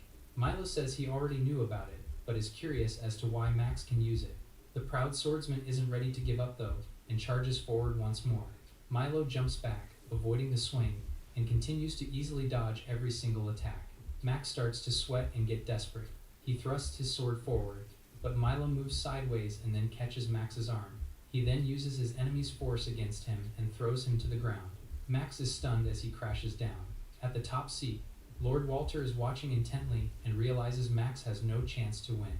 He calls Finn to his side and whispers something in his ear. Meanwhile, it is dawning on Max that he is going to lose. Milo stands imposingly in front of him and says he is clearly stronger. He walks forward and says it is time to settle the fight. Nearby, Finn is secretly chanting a spell. Numerous hands emerge from his shadow, and they all rush towards Milo from behind. The young man freezes in place and then wonders why he cannot suddenly move. He looks down and sees that it is due to dark shadow magic, Shadow Bind. This technique binds one's movement using shadows. Walter looks on with a satisfied expression, thinking that Max will now win easily. He looks down with disdain at Milo, thinking he can't change the Evans history. Max is confused and wonders what is going on. Milo mentions that it is pathetic. Max sees with anger, thinking the comment was directed at him. He screams at Milo, asking if there is anything wrong with trying his best. He lunges forward at his still opponent. Milo admits that Max is strong and then starts to easily break the Shadow Bind spell. The shadow hands are cast aside in a flash of power that momentarily blinds Max. Milo then rushes forward and says he will likewise give the fight his all. He prepares his fist as Max looks on, unable to mount a defense. Milo punches him right in the midsection, knocking the wind out of him. Max can barely breathe and collapses forward to the ground. His mother screams with concern. Everyone else looks on with interest, as Milo is declared the winner. The young man thinks that he has now achieved his goal, or so he would like to think as he senses Walter standing on the balcony above him. He slightly turns his head and flashes a mischievous smile at the old man, who is clearly raging inside. With a slightly hazier art style suggesting this is not reality, we see Milo bruised and beaten. Max walks forward, looking victorious as he states that he really thought Milo could be his rival. He raises his sword to finish off his opponent, but suddenly senses something is wrong. Blood is dripping to the ground. He looks down and sees that there is a massive hole in the middle of his body. He is so stunned that he is unable to move. He then screams loudly and wakes up panting, as he was having a nightmare. He sits up in bed and looks around. He looks sad as he recalls what happened during his fight with Milo. He remembers the magic pouring out of his opponent and the way Milo's temperament changed. He must have strengthened his body with his fighting spirit. But it wasn't just the physical enhancements, it was the final attack. Milo actually punched his stomach multiple times in a row. He sees the fists clearly in his mind. He then gets up and heads to the mirror. He raises his shirt and checks the damage to his midsection. It is red all over as he wonders how many times Milo hit him in that short instant. To top it off, Milo never even drew his sword. It was like he was saying his fists were enough. Max closes his eyes and accepts that he was completely defeated. Loud footsteps interrupt his thoughts as his mother enters the room. She calls his name and, with a worried expression, says he should rest some more. He replies that he is fine, and she needn't worry. She still can't believe that her son lost and figures that Milo must have cheated somehow. She says she will speak to Lord Walter again, and that he will have the Divine Warrior throne back. Max looks alarmed by this and asks what she is planning to do. He then remembers what Milo said during their fight. He recalls how his opponent suddenly froze for a moment. He looks at his mother and asks if she interfered in the duel. She nervously replies that she was just trying to help him. Max is devastated as his pride has been cut down even more. His mother rigged the match, and their lord committed a crime. The realization makes him feel like the most pathetic person of all. His mother turns pale as she hears this. He then starts to walk away, and she asks where he is heading. He turns his head and says with conviction that he no longer wishes to live in shame. He then leaves the room and slams the door behind him, leaving his mother all alone. Meanwhile, on the outside, Milo is walking down the street. A robed figure appears behind him and notes that the next divine warrior is walking alone late at night. Milo turns and sees Lord Walter. He wonders if it would be better for the old man to stay out of sight. Walter says the young man probably knows why he is here. Milo replies that he sensed the old man's killing intent at the arena and couldn't ignore it. Walter is impressed by Milo's growth as he flashes a sinister smile. Milo says that if the old man is here to kill him, then he is prepared to fight back. He raises his hand, and swirls of magic appear around him as he asks if Walter is ready. Walter laughs at Milo's bravery. The old man threatens him by saying he can destroy Olivia and the Wilson family with just a word. Milo replies that getting to the Wilson family means going through him, and that threatening Olivia means he will kill him. Walter laughs hard at his foolish, arrogant personality. He warns the boy not to underestimate him. Walter pulls out a sword from his cane to be ready for battle. Milo believes that for him to be able to win against him, he needs to use advanced magic. Walter then pulls back his sword and tells the boy that he has changed his mind in place of a better idea. He elaborates that he will not kill him, but show him a life worse than death instead. He then leaves while laughing maniacally. The next day, Walter approaches Aaron to tell him that he wants a public sparring match between him and Milo. Aaron greatly disagrees that he should, since Milo has not even been anointed with the title of Divine Warrior yet. Walter justifies that he has been itching to fight the boy since he saw him fighting with Max. George does not see the problem with the match, citing that Milo's abilities are beyond exceptional. Aaron brings up that there is a big difference in power between a newly minted Divine Warrior and a well-experienced Elder. George justifies that they need Divine Warriors who can fight through even when faced with a great challenge, and sees this as an opportunity to see if Milo has what it takes to do that. Deep down, Walter is laughing that George is taking the bait. He sees this as an opportunity to make Olivia and the Wilson family fall once and for all. He also plans to kidnap Milo after the match and put him to even more agony. He even smiles at the thought of throwing the boy to a pack of ogres. Meanwhile, elsewhere, Jasper is informing Milo that many of the candidates who came from powerful families, who were supposed to meet up with Milo, suspiciously canceled. Jasper informs him that even his lackeys disappeared in fear of Walter. Milo asks why Jasper has not abandoned him, too. Jasper admits that he was scared and wanted to run away, too. He thinks about the night Milo rescued him from Arthur and swears that he will always follow Milo until the end.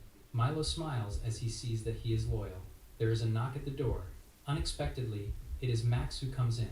The Evans boy kneels before Milo and begs that he forgive him for how he acted in their fight. Milo cuts his apology short and asks that he get up.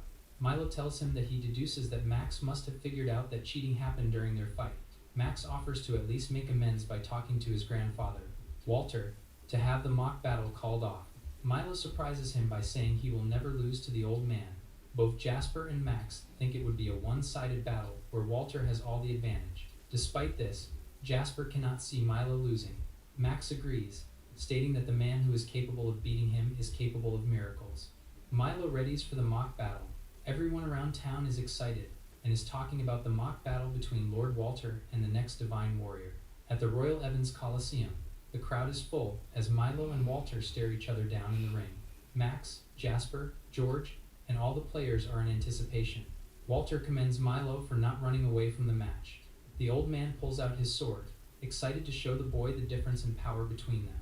Milo is equally excited, as he wants to go all out. Aaron at the sidelines worries because he knows that, despite this being only a mock battle, Milo losing means he will be deemed unworthy of the title of Divine Warrior, and the Wilson family will fall with him. He looks at the chairs where the other two of the elders of the three great houses are and can tell that they are all too happy to see that this will be the day that Milo will fall. The two elders watching, Christopher and James, are counting on Walter to not go easy on Milo. They grin at the thought of the boy being killed in the battle. The referee orders both competitors to draw their swords. As they do, he starts the battle. Instantly, Milo rushes at Water. As he runs, he is curious how the old man sees his sword strike. Milo slashes, and the sword seemingly cuts through Walter's arm and through his stomach. However, the sword has just passed through him like he was a ghost. Walter praises his strike, but warns him that we won't be able to defeat him if that is all the boy has. The crowd has no idea how Walter is still unharmed. Milo makes more attacks, but all of them pass through the old man. The boy tries to think about what trick he is using, but is genuinely puzzled. Walter laughs at the boy's face of confusion and insults him by calling him an amateur compared to him. The old man informs him that objects can only be cut down because weight exists to resist the sword. He elaborates that he can make his own weight so close to zero that he is like a willow, which poses no resistance against a sword. As he continues to be unharmed by all the sword slashes, he brags about how no sword can harm him. George talks to Aaron about how no one is better at the light qigong technique than Walter. Aaron acknowledges that it is a technique that only the three elders and George can do. He wonders what Milo will do to counter this. Milo tells Walter that he understands the technique now, leading to the old man laughing at how he is still pretending to be strong. Walter charges at Milo as he tells the boy that he still needs millions of years to even comprehend light qigong. He makes multiple slashes that seemingly split Milo into a million pieces. However, the boy shows up standing on top of Walter's sword, confounding the old man. Walter is extra confused since he cannot feel Milo's weight on his sword. George, the elders, and Aaron are shocked to think Milo is using light qigong. Milo jumps off the sword and thinks about how he replicated the technique by using wind magic and gravity manipulation magic on himself to make himself weightless. Still, he admits to himself that he genuinely did not know about the technique and is impressed by the elder for it. Milo taunts the old man by telling him that it is his turn to show him new techniques. As both competitors charge at each other again, both of them cannot cut each other. Walter is confused about how a boy like him can use light qigong. The old man challenges Milo to see whose qigong is superior. Milo tells him that he would rather see him use another technique so that he will make it a part of his own. Walter feels insulted and summons countless black swords floating high above. He calls it his heretical sword technique. Jasper and Max think that this proves that Walter is on another level compared to Milo. Walter is laughing, thinking that Milo's qigong cannot stop this many attacks at once. The old man thinks back to how he was defeated by George. In response, he created this long-range sword technique, which he believes has already surpassed the Divine Warrior. With a flick of his finger, he makes all the swords fall towards Milo. Milo sighs as he is bored with the old man's technique. The boy summons a powerful magic barrier, which shields him from the swords and breaks them. The two elders and Walter are shocked. George is impressed that Milo can use such high-tier magic at his age. Milo asks Walter if he is done. The old man summons a black aura that coils around Milo. While he cannot move, the old man spits out a poison needle that stabs Milo in the neck. Walter smiles at the direct hit. This only bores Milo, who calmly pulls out the poison needle and makes the black aura disappear like it was nothing. Now, in Walter's eyes, Milo is a demon who cannot be stopped. The boy approaches the old man, making Walter tense up. Walter shouts out that he won't accept a slave boy like him to defeat the Evans family, all while doing countless sword strikes against Milo. Milo tells him to shut up and charges at him with a strike. Walter ends up defeated and falls to the ground. The crowd is speechless, only they cheer as it dawns on them that the boy defeated one of the three elders. Meanwhile, George asks Aaron how long it has been since he started teaching swordplay. He answers that it has been 20 years, and that in all his years, he has never seen a genius like Milo, who is this strong despite only learning swordplay recently. George laughs at the thought that Milo is such a monster. He then turns serious as he warns Aaron to keep an eye on the three elders. He warns that since one of the three elders was defeated so easily, they will not take this quietly. Aaron looks at the two elders and how they look so tense as they look at Milo. George says that they need to do something before they launch an attack on Milo. He smiles as he shares how fired up he is for what is to come. In the 100 Warriors Hall, everyone was brought to the Shikigami Shrine. With everyone kneeling in respect, the first and current Divine Warrior names Milo as his successor. Passing his blade to the young man, he officially recognizes the boy, who was uncaringly pulling at his tight clothes. Jasper bowed in silent congratulations, having believed in him since the moment they met. On the other hand, Max was filled with regret, as he wanted to inherit the title from his grandfather. While all this was going on, Aaron watched from above with a cautious gaze, remembering how fired up George was while they were watching the earlier battle. Even he had to admit that it was bad, since he always gets a strong urge to fight strong people. Fortunately, restraining himself, he managed to walk away and prioritize the succession ceremony. Although he's glad that things went smoothly, Aaron is curious how a divine warrior in battle looks. The next Shikigami needs to be rewarded as proof of his victory, so the young man is asked for something he wants. First, he confirms that the Evans family has a huge territory under its rule, and suddenly says that he wants that space for himself. This is an unusual request, as most usually want gold, treasures, or even women. Brushing it off, Milo says he isn't into women, as enthusiastically as the current Shikigami is. Once he gets the territory, He wants the freedom to do whatever he wants with it. As for training his successor once the time comes, he'll do that in his own way too. Besides, becoming the divine warrior is nothing but a stepping stone to him. The bold and downright blasphemous statement shocks everyone in the room.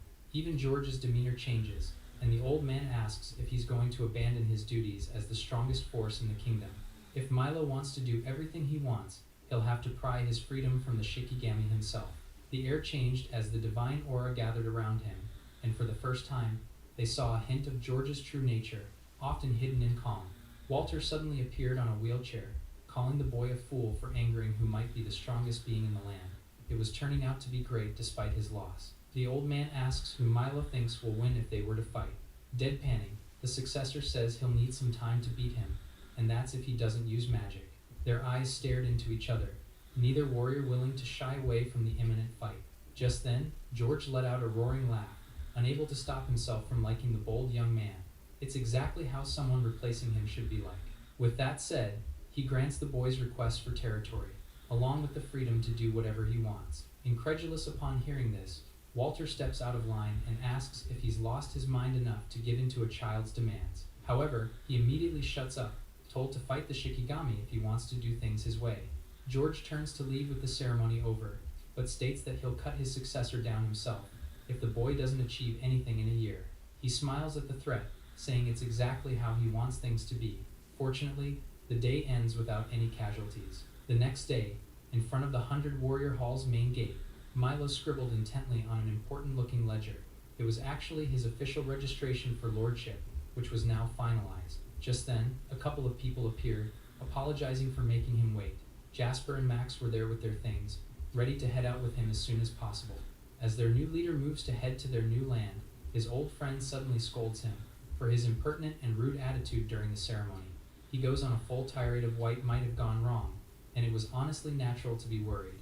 What's more, getting a territory is fine and all, but he was given Dragnall, an area with a large number of demi-humans. Peasant revolts break out all the time, and even the Empire has given up on it. Max asks why he'd choose such a place.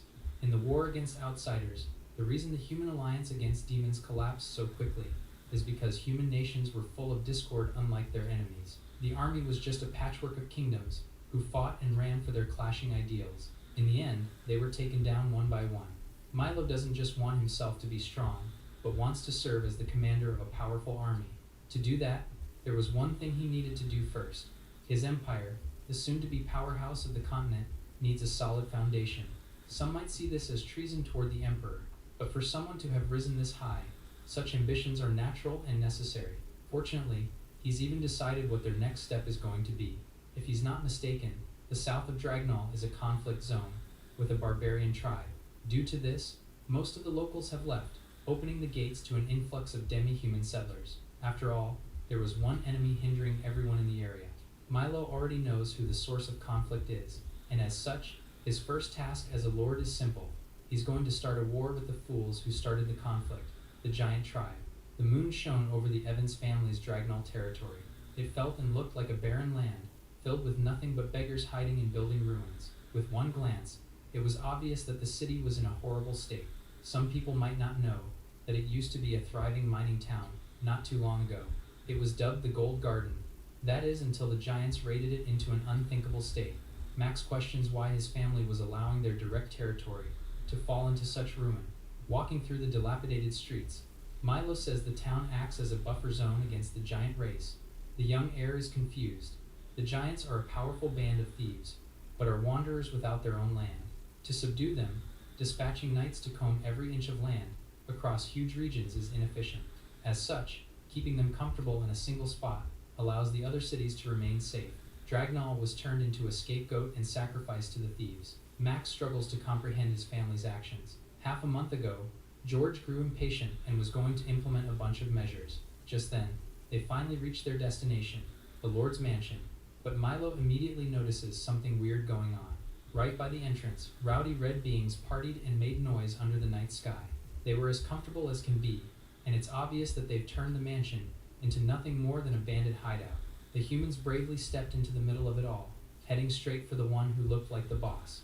Garros, leader of the demon bandits, wondered what the next divine warrior was doing there. Told that they were there to meet the Lord, He says that the cowardly man was long gone, and was the first to run away when the giants first attacked. What they do with an empty mansion was their business, and the authorities don't seem to mind either. Max wonders how they stayed there the entire time, as giants have surely attacked more than once. Garros says they're the proud demon race, who don't pick fights, but don't back down from them either. This makes Milo smile, and Jasper arrives just in that moment. He apologizes for keeping his boss waiting, returning from a walk around the town. They're a criminal guild called the Black Flame Alliance, regarded as the strongest of demons. As a militant bunch, their main business is mercenary work that mainly handles minor and petty crimes. More than that, it seems they've actually fought the giant raids off multiple times. Their little conversation irks Garros, who stands up and asks if they're going to make them leave. Milo surprises them and says he has no such intention. In contrast, he's rounding up talented folks and wanted to ask the former lord for help. Getting the gist immediately, the leader asks if he plans on hiring them for clerical work, but the Shikigami successor argues that they're too stupid for such tasks. What he wants them to do is plain and simple, and that is to join him in exterminating the giant race. The statement itself is ridiculous, as no sane person would wage an all-out war against them. Reaffirming his seriousness over the matter, Milo adds that he'll even pay them. Slightly annoyed, Garros says he doesn't like him thinking that money alone makes them subservient. After all, the demon race only serves people who are stronger than them, and the only way to decide who's better is by fighting it out without any tricks. It doesn't matter what title he holds, he can't just boss them around like it's nothing. To his surprise, Milo doesn't back down in the slightest and accepts the proposition. Standing his ground, he says they can settle thighs right there and now. If he beats the leader, everyone should listen to him without any more retaliation. They were about to get to it, but a heavy demon suddenly stepped into the vicinity, asking his boss to leave things to him. Towering over the puny human, Dongo tells him to shut up and listen, as worthless trash like them aren't even good enough to fight their master. When it comes to strength, even Garros admits that no one can match the large demon. He smiles, ready to prove that picking a fight with them is something he'll regret. Milo simply sighs in resignation, while the others fill the night sky with loud cheers for their comrade. Readying his fist, Dongo promises not to stop, even if he cries and begs for his life. However, the young human catches the punch with his bare hand, and the tides turn completely. He gives a light touch at first, then balls his fist and covers his body with fighting spirit. A light uppercut lifts the heavy demon from the ground with sheer force.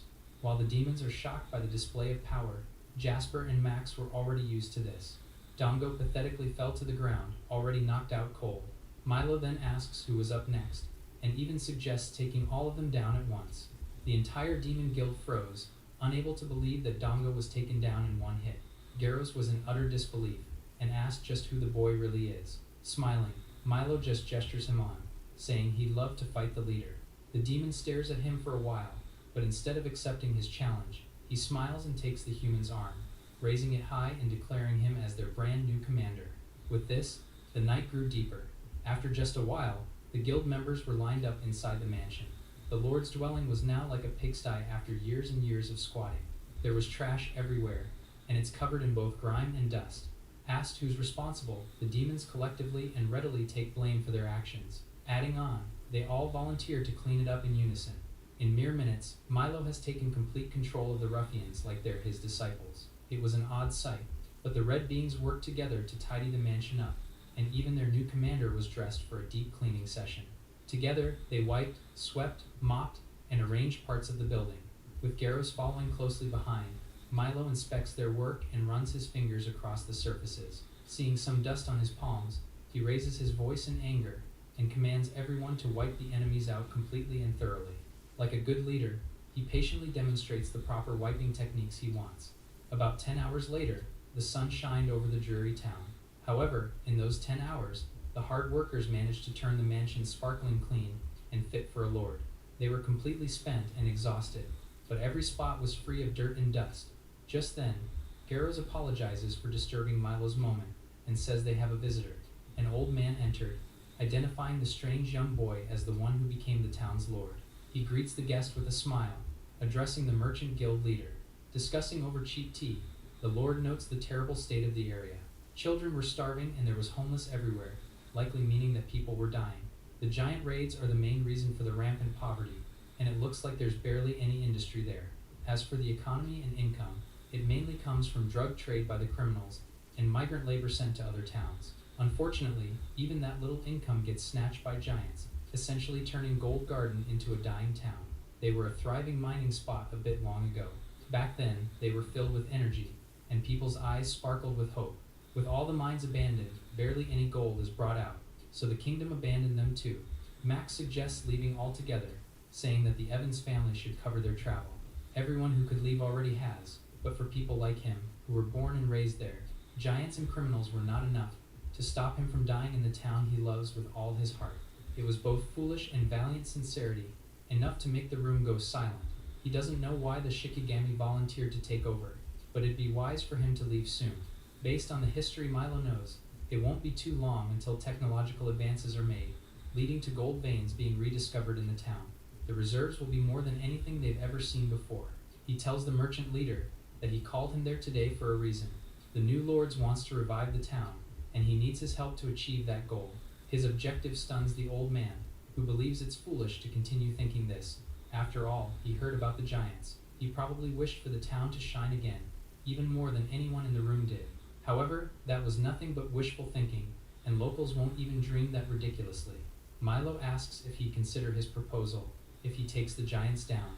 To prove to him that his words aren't empty and built on shallow promises, he's going to wipe the giant race out and raise Gold Garden as the Empire's industrial city. The small group of humans and demons walk through the stony mountains. As they've been traveling for a while, Max confirms if they're following the right path, to the base of the giant race. Jasper narrowed the general area down, using several years of data and behavior study. He's certain that heading this way would definitely lead to the camp. Meanwhile, Garros and Donga trailed quietly behind.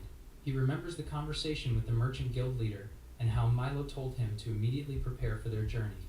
The demon argued that it would be reckless to do so without the Empire's support, but eventually got his pride goaded into accepting the mission despite himself. He repeated his vow to join, as if trying to convince himself of the reality. Before he knew it, he went along with everyone else, but the idea of taking giants down with such a small group makes him wonder if their guild put their trust in the wrong person. Just then, Milo cuts through his thoughts and tells everyone to stop. The birds high above them were making a loud racket, meaning something big was coming their way. They hear the legs first, and soon see an enormous A-rank insect monster appear. It snarled at them with its beady eyes and sharp pincers. Garrus worries, as they run into a troublesome enemy before even reaching their target. With one final screech, the monster charged at them with its many legs. The demon was worried, but before it could reach their group, a throwing knife made its way deep into the beast's eye. Speaking calmly, Jasper takes the stage, saying it'll have to get through him before fighting their master. It was a lively insect, and he was just about to finish it off, but Max suddenly drew his blade on his own, saying he'll deliver the final blow. Without permission, he jumped forward and raised his sword high. The Evans secret technique is used to cut the target down in one blow, and it split right in the middle within an instant. Garros grinned in awe and respect. He knew their boss was strong, but the two around him are crazy masters in their own right. That said, they immediately proceed to bicker, and don't seem to get along too well. Several more screeches and trampling legs echo, and the rest of the monsters appear in their midst, drawn to their kind's scent and innards. The little group was surrounded by a large number of enemies. Having a bit more courage, the demons took their weapons and stood their ground to fight back. However, Milo stepped forward, telling them that there's no need for them to do much. For now, all they had to do was stay low. They do as told, and the Shikigami grips his blade tight. With incomparable technique, he swings it around just one time. This is enough, as all the enemies around them had been cut, along with the terrain that stood in the way. Before the remains of the monsters could even finish falling, Milo sheathed his sword and walked forward, commanding everyone to follow. Just like that, all of Garros' doubts about him were immediately quelled. They cheered in unison, believing the giants were nothing compared to their master. Meanwhile, the same species of monsters were skewered and roasted in the giant camp's third outpost. There, the leader is told that humans wish to meet with them all of a sudden. Gante, the first unit commander, asks what they could possibly want. Apparently, they're demanding that the giants stop pillaging Gold Garden immediately. The idea that they've come to negotiate peace was foolish, as the lands south of Dragnol belong to them and them alone. While the others wish to chase them out, the commander wishes to meet first. After all, releasing the vermin, insolent enough to think they can defy their superiors, was too merciful of an end. They must personally exterminate such pests. The human group in Garros soon reached the entrance of the giant camp. Standing tall, the three had eyes that never wavered, even as they faced giants that could squash them under their feet like ants. That said, the same can't be said for the demon, who couldn't believe that they're really right in the middle of enemy territory. He whispers to Jasper and asks if they always pull such stunts. Milo is one to barge in as he pleases, while Max is surprisingly a battle-hungry freak. For people who come from warrior families, he supposes it's natural to be a little hot-headed. He offers the demon a way out, adding that he can head back to the others who stayed behind. With his pride on the line, Garros reluctantly stays with them, at least for their guild and race.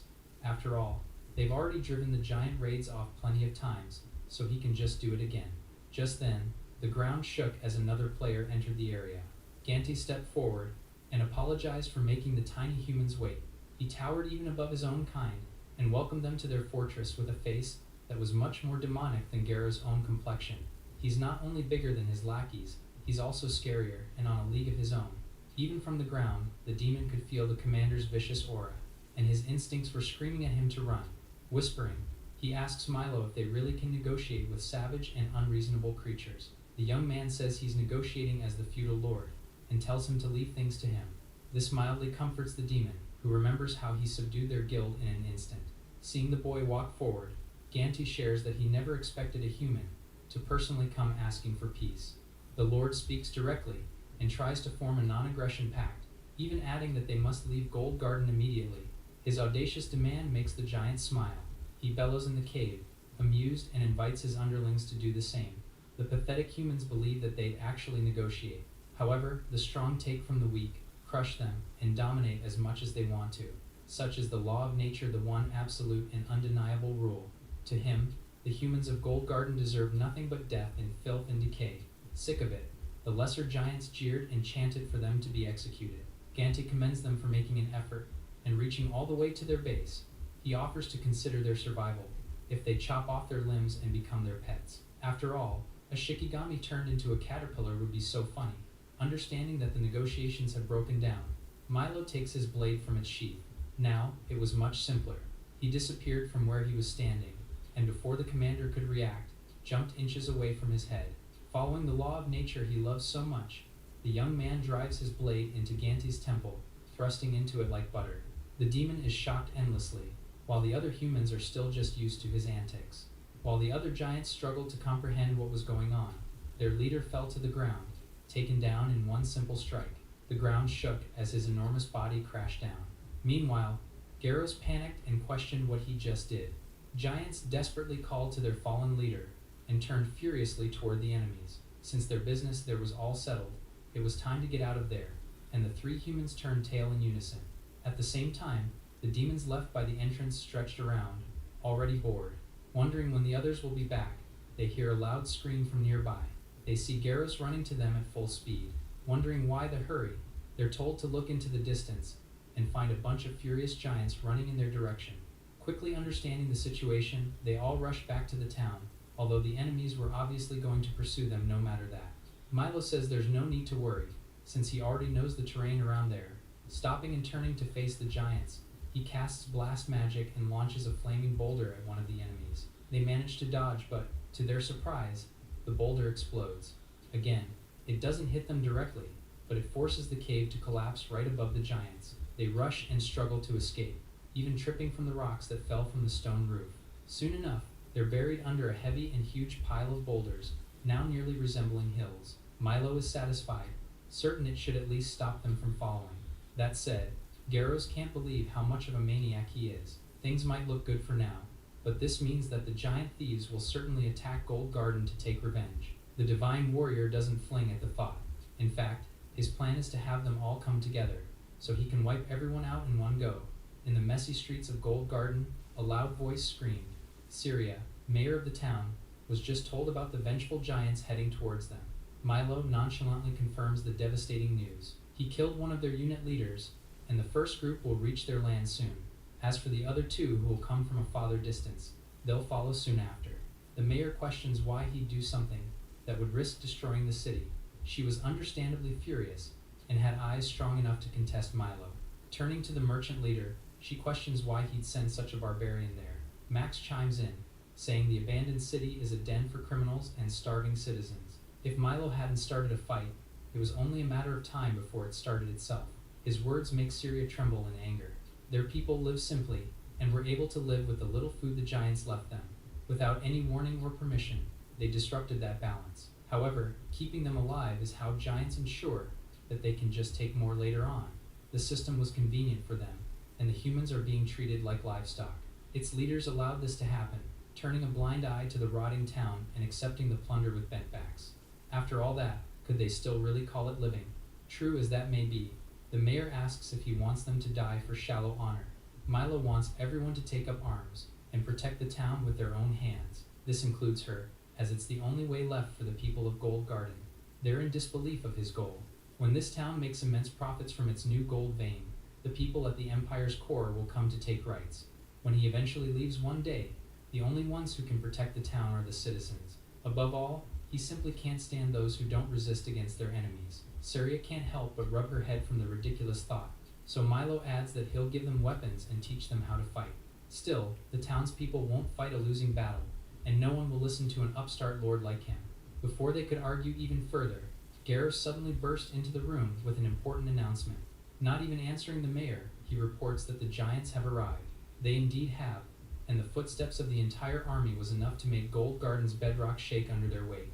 Itching for a fight, they smiled with anticipation. Syria puts all the blame on Milo and questions how he intends to take responsibility for his actions. He's gradually getting sick of her words. Turning away, he asks if she really considers them a lost cause. Intent on proving otherwise, he steps outside.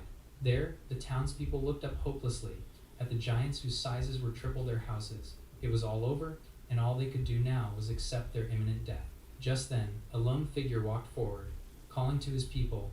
Milo commands everyone to burn what they're about to see into their minds. With immense focus, he leaps up the houses. Never having seen their new lord fight, they believe he's throwing his life away. The young man soon reached the colossal unit. One giant recognizes him and informs the others that he's the man who killed the captain.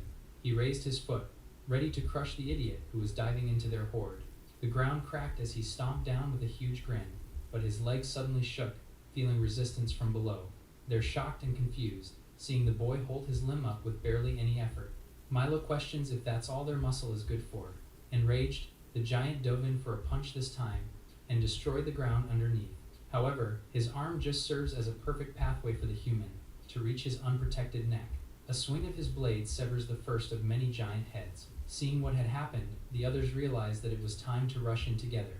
As mentioned earlier, this was exactly what he was waiting for.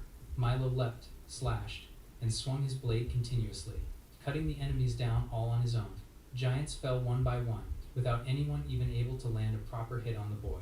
Meanwhile, the townspeople watched all this unfold. Their new lord was worthy of his title, and on that day, the people of Gold Garden finally understood why a boy barely out of childhood was called the Divine Warrior. Ending his battle, he turns to his people and announces that the age of giant domination was over. If they want to change the fate of their home and save their own lives, they must take a stand and fight alongside him. His words and that revelation filled everyone who heard it with long-lost hope. The former Demon King's declaration made the humans cheer with newfound will. Garros held a club with a fairly uncaring expression. People were in the middle of the Gold Garden's outdoor training ground, and before him was an armored civilian. Despite his worries, the man stood his ground against the charging demon. The steel rang throughout the grounds as the wooden club hit the chest plate. Given the demon's strength, the swing was powerful enough to send him flying. For a moment, it was silent, but the man suddenly exclaimed in surprise, saying the armor absorbed all the impact. Milo corrects him and explains that the magic enhancement did all the work. With this, even ordinary people like them can fight against the overpowering giants. Garros was also in awe and got a great idea to utilize the sturdiness. While the Lord was giving his new people a few reminders, the demon suddenly called for his attention. With the armor around his body, he says he wants to try taking a hit as well. If an ordinary human withstood his attack, then he should be 100 times stronger with it. He might even earn a few cheers from the humans if he does well. Not really inclined to humor him, Garros instructs Max to strike instead. Without an ounce of hesitation, the Evans family's prodigy uses a secret technique and thrusts a wooden sword at the overly eager target. To the demon's painful surprise, the hit makes it through the armor and magic enhancement, dealing incredible pain and sending him tumbling across the hard ground. Making an example of him, Milo tells the humans not to get too confident like him. Giants cannot be beaten by empowered armor alone, so with the Lord's order, everyone was to immediately undergo military training. From that moment on, they were no longer farmers or merchants, but trainees of the Wilson Corps, under his personal command. The people are confused by the unexpected development of their lives, but Milo had no time for such doubts. With a stern voice, he orders everyone to fall in line. Instinctively following, they're told to use their numbers advantage and employ a hit and run technique. The most important thing to do right now is to get used to the heavy steel. As such, the first stage of their training will be running for 10 kilometers while wearing the weight armor. Slowing down was not an option, and after running, they're told to do push-ups and sit-ups. While they want to beat the giants that were fast approaching, they might not even survive this training. Milo knows teaching combat right now is too complex, so his target is endurance and group coordination. That said, this entire ordeal will be hard for those not used to such strenuous movements. The Lord says those who quit over something shallow will not be able to defend their home anyway. Hearing that he intends to leave those who can't keep up, Garros compares him to a demon lord. Meanwhile, Jasper understands how much effort it takes to constantly infuse the armor with mana. On top of that, he's securing food, clothing, and even shelter for the citizens. He may sound harsh, but someone so committed would never leave anyone behind. Having met Milo first, he understands his lord's sentiments. Night falls over the Gold Gardens Pleasure District. A man smoked a thick cigar while meeting with someone who informs him of the new lord's reckless intention to jump into a war against the giants. A hooded figure confirms that he's training citizens, who are likely no match for the enemies. What's unnatural is the immense and overpowering strength of the Lord himself. The black merchant says there's no choice but to leave. If they stand no chance. Otherwise, they have to fight for their livelihood as the best drug producers in Dragnall. If the young new lord is the strict type, it'll be a nightmare on their part. Asked if he has a countermeasure, the man confidently says that there's always a price to make someone be cooperative. In the black market, it's usually money, women, or weapons. The shady person must know this well. After all, she is the mayor. Alright everybody, welcome back to another video. Today we're playing some Pantheon in the top lane. We're going to conquer Presence of Mind, Haste, Cut Down, Mana Flow Band, and Transcendence. I want to go a maximum Armor Pen Pantheon build. So he gets a 30% Armor Pen with his alt ranking up, and then I just go full lethality with Armor Pen items, and I'll do true damage to enemies. Do a lot of damage. Maybe we start W, just stacks Conquer. I mean, I guess her Bone Plating blocked most of it. I don't think Gwen builds much armor, so we should be extremely strong into her. And we play around our Q-Stab, which is close range damage, so she can't block it either.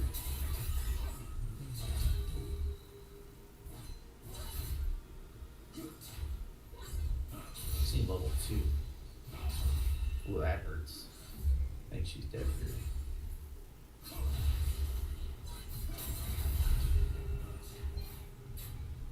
I think she's dead. Goodbye.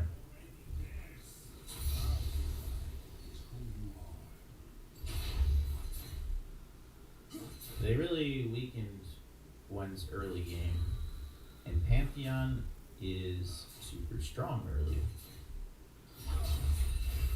Oh, I missed one. Good enough. Hopefully I don't need a mana item. I have Presence of Mind and Mana Flow, but with all this lethality comes a lot of haste. We'll get 2 swords.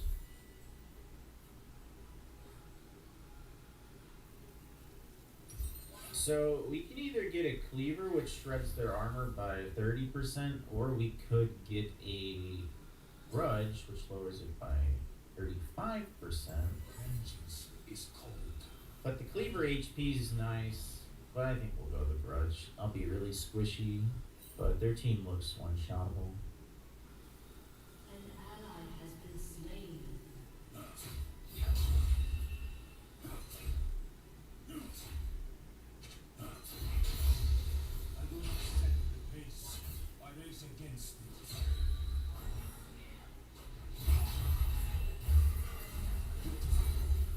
Heroine is immune. Got her flash.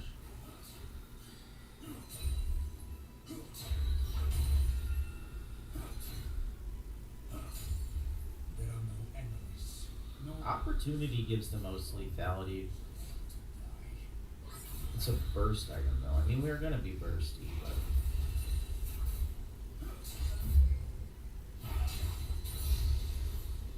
maybe I'll go Ghostblade first.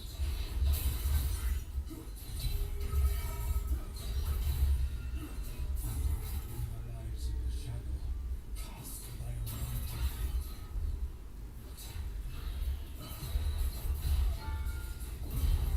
a I messed that up. I'm dead. Work. I like survived with 1 HP. I thought my Q would do more damage. Alright, what are we getting? Oh, there's Hubris. I do like a Hubris.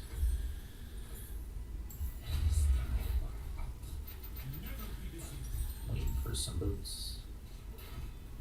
You guys like my bread shield? Is that a pie? I have a pie shield actually. What is my spear? A knife with butter? A butter knife?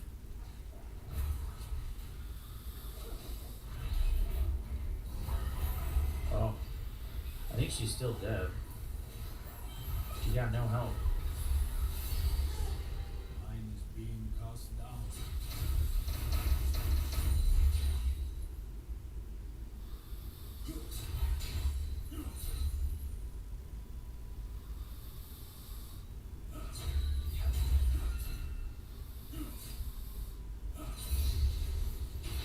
Okay, we have free 10% armor pen.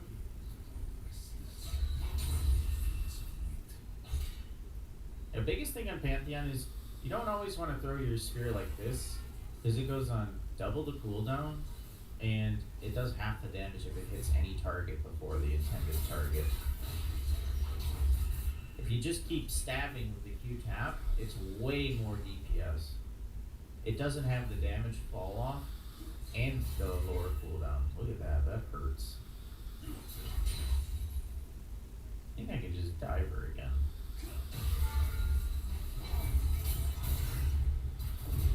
Butchered my dive again, but she loses wave. I'm still getting ahead off this. She is getting kills, but she just lost an entire wave. And she might lose part of this wave. I can all admit. But on Earth, there is only carnage.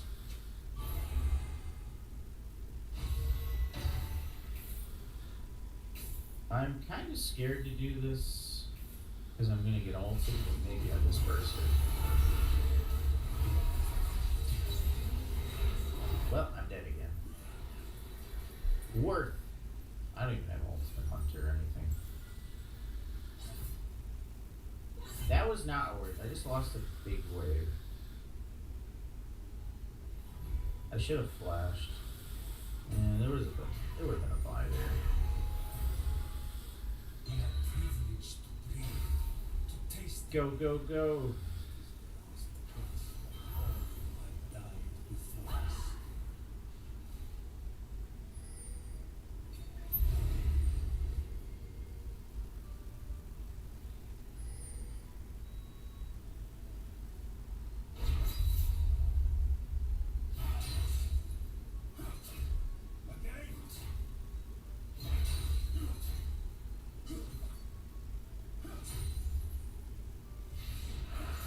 Well, she has 28 farm, so I don't think we got set back very far. Because you must.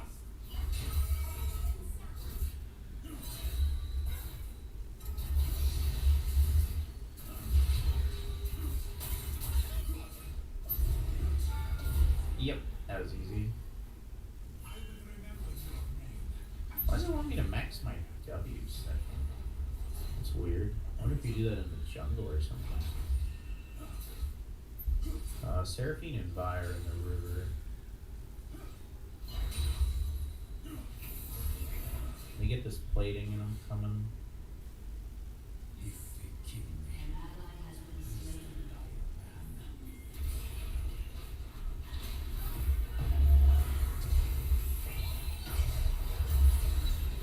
Really thought that diddly spear was gonna hit.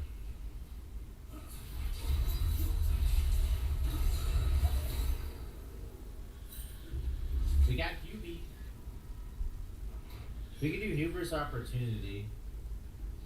They do have shields. I'm gonna need a Serpent's Fang. Only gives 15 though.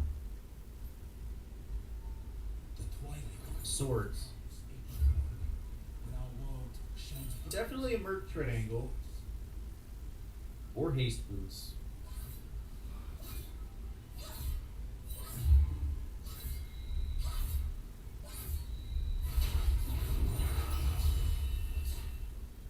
I have arrived in style.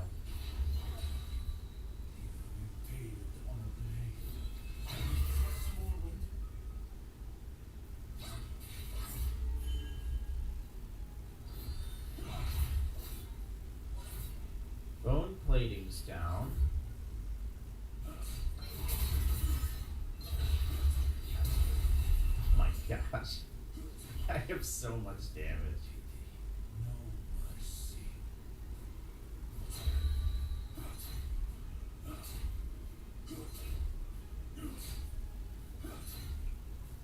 Now we're going for the maximum armor pen possible, I think.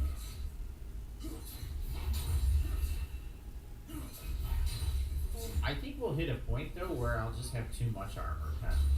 Because like I'll do true damage regardless, but be what it be. I think I go pickaxe here. It's better use of the gold.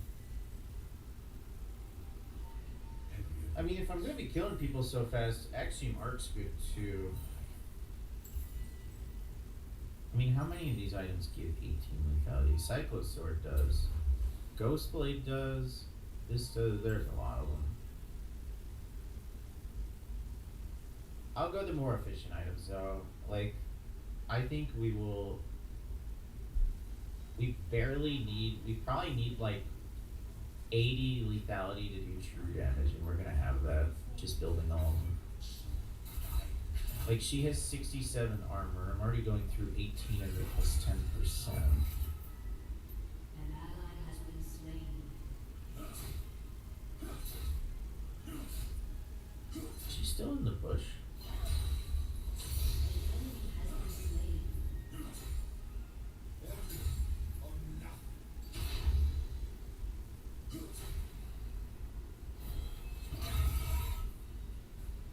Oh, hello.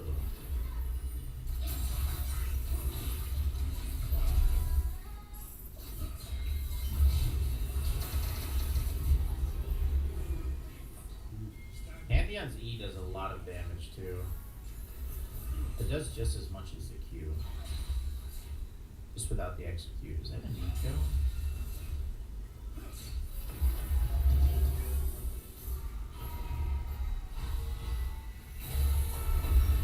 I was expecting that. Oh, I'm gonna die if I stun her.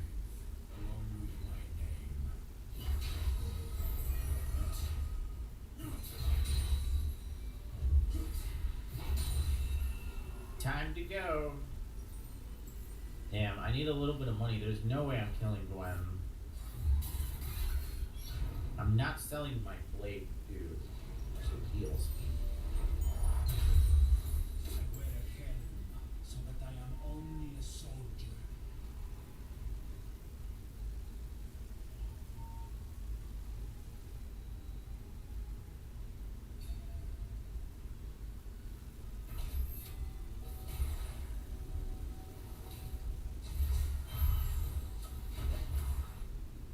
How much further could we march if we were not forced to carry our fears on our backs?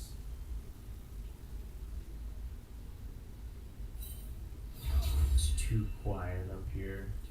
Well, Seraphine's ult is going to be down for probably another minute. Who knows? Ooh, 10% more armor pen. Let's get the tower. Double kill. Has destroyed a turret. Your team has destroyed a turret.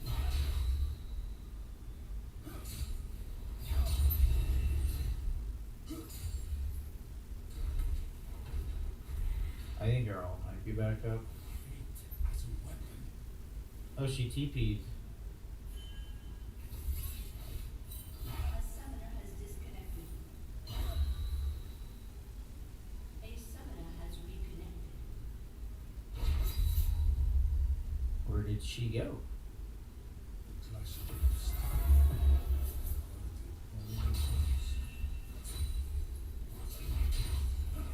Well, two of them are up here. Dragon's ours. Oh, I thought she was going to this camp.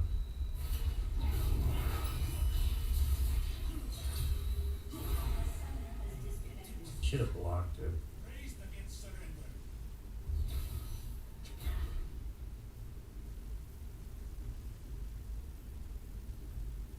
You just intercept a few of these minions to save Misfortune's life. Oh, you're dead. Okay, I'm dead actually. Oh, do I have her? I have her. Oh no. Wow, the shield. Okay, it's fine. I got her. Never mind, it was me who was the dead one. I got outplayed. Alright, what do I want?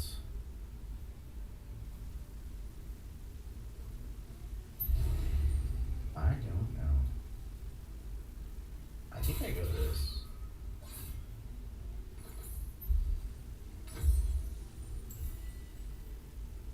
I do need boots. But I think we do true damage as soon as I build this garage. Just about. Oh, if I had armor boots. Didn't feel like I was doing that much to her.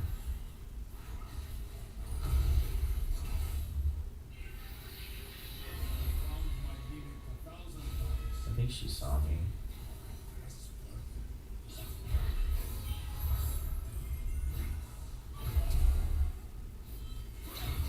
Wow. I almost killed her.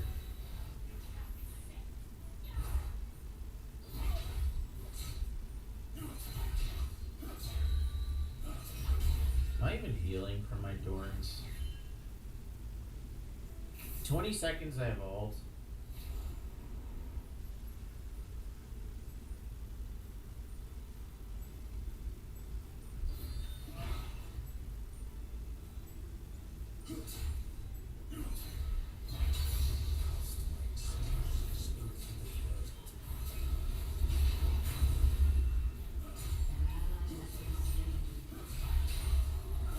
Ooh, blue buff.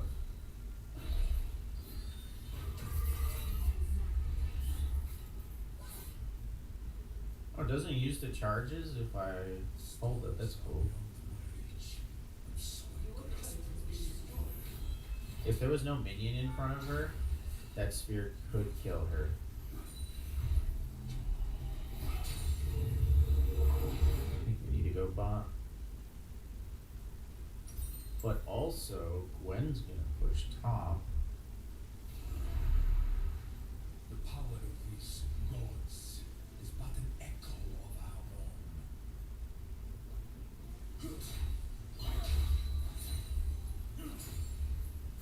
I think I need the ghost blade though to chase.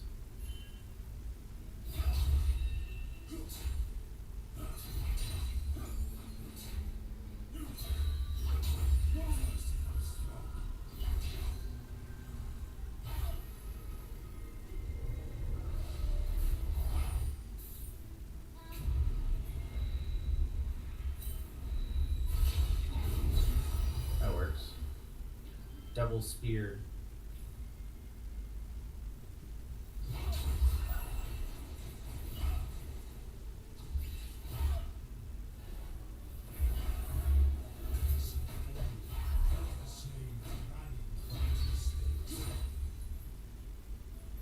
I want to flash stun somebody so bad, but I know I'm gonna int under tower.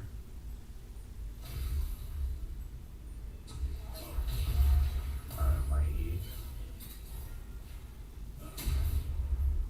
Time to go. Nice.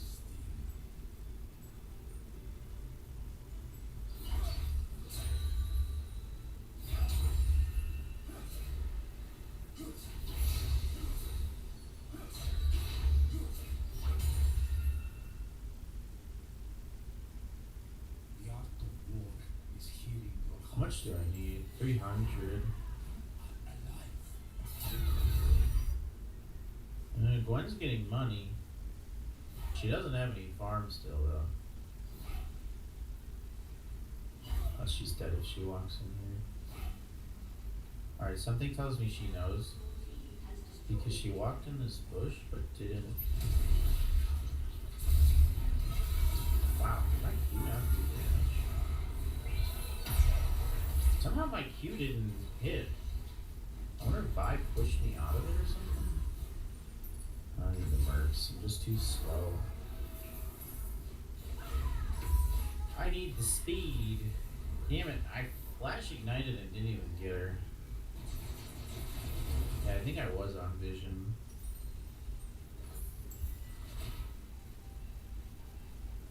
You go play for this at R.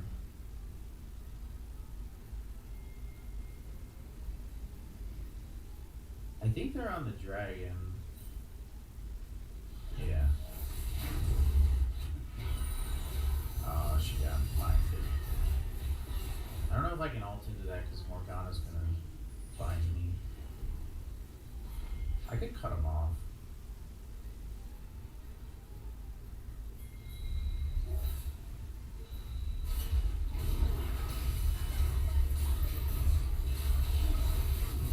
Okay, it took her out.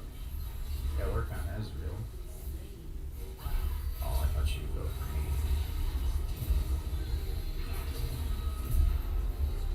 me. And down they fall.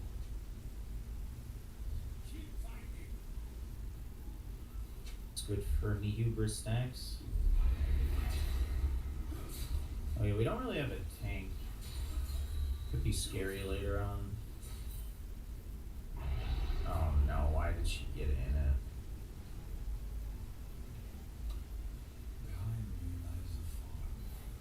It wasted, because now she can't even crash into anything that's gonna run out.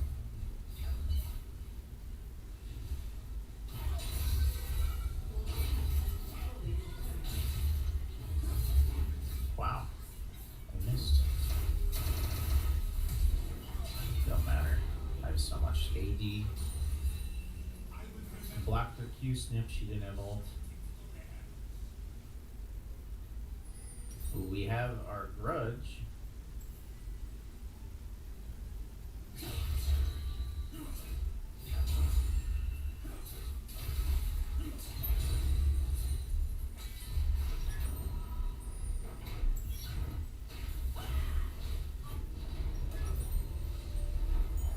Okay, Ghost Blade or no, let's do the Ghost Blade. I need speed.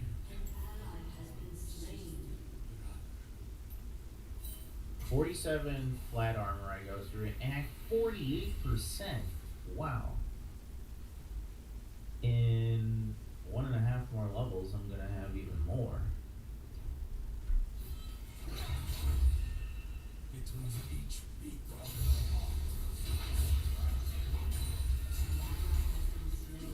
My ult just came up. Avengers, assemble!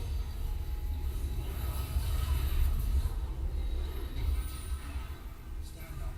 Face me again.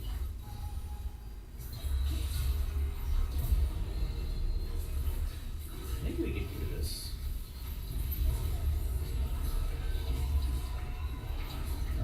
Might be a bad idea. I just need to leave my E up. Now they're pushing it.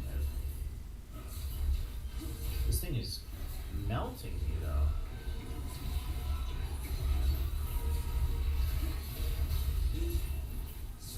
I don't remember its autos doing so much.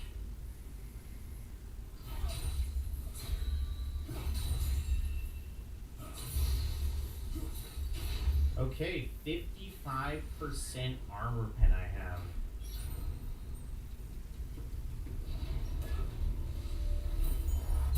Oh, I thought that hit me. So she has 77 armor. We take away half of that. She's got 30 left. I do true damage to her. I do over true damage.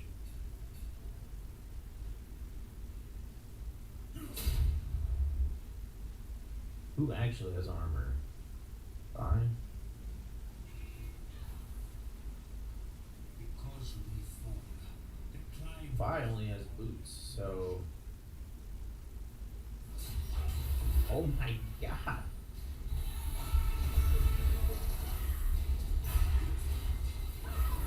Nice. My Q did 1,000 damage to her. I'm pretty sure I do true damage to Vi too, because half of 100 is 50.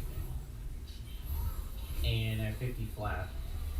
So, yeah. 1,000 damage spear.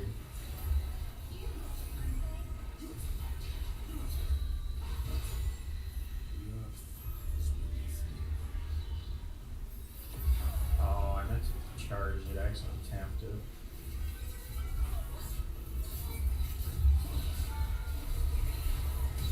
Oh, even tapping my E did a lot there. Work.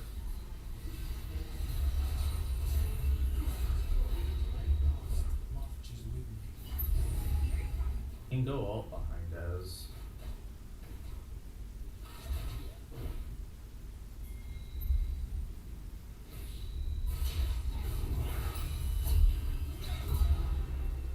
Goodbye. Maybe I do just get anti-shield because Vi has shields.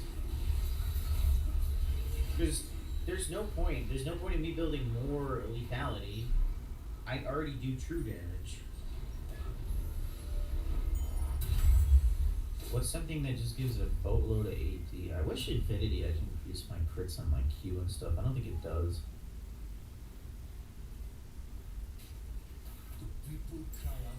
I'll hold this for now. I think a Bloodthirster would be best. Because it gives 80 AD. And I already do true damage, so the lethality is a wasted stat at this point. Wow! That hurts.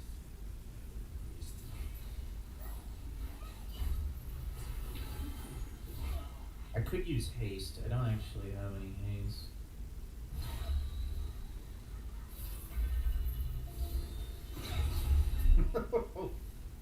Damn, these hurt. Yeah, I need haste. Maybe a Shojin for the increased damage.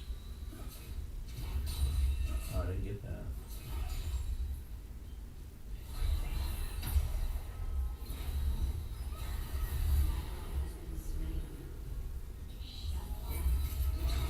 Oh, I really wanted to see if I would kill her.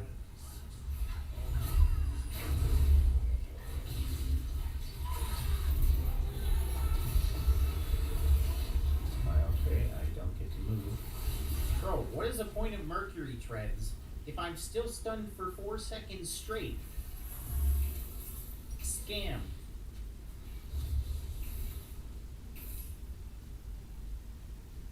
Could get Edge of the Night.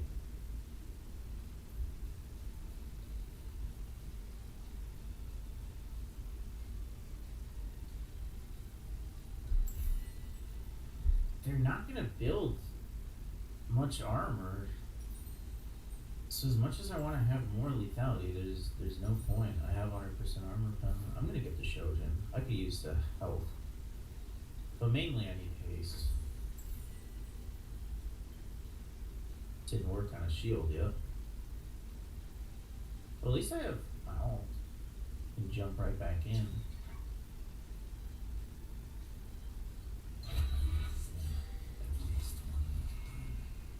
Might be better to switch out the opportunity for an Edge of Night. I lose a bit of lethality, but it doesn't change anything. Oh, this is good.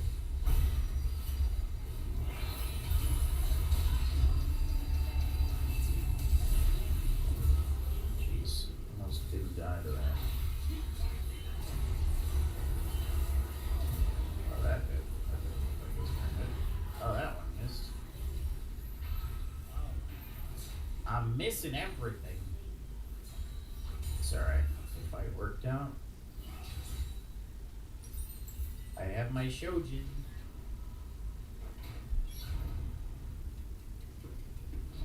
I guess the issue with this is it needs to stack up, and I mean, the first person's not going to stack up on because I'm going to kill them in 2 spells, but the next few people will. If I is building more armor, and she has hysterics, so this is going to be amazing versus her. Is Gwen going to go this way or this way? Speed. Oh, she went this way. She's dead. I mean, Gwen gets armor from her W still, right?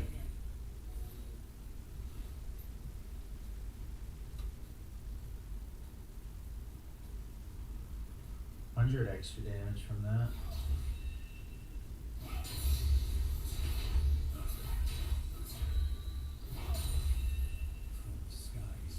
I'll go get red pot. I have to keep the mercs. I could trade him for Edge of Night, but I'd just be too slow to do anything. Nice, he's dead.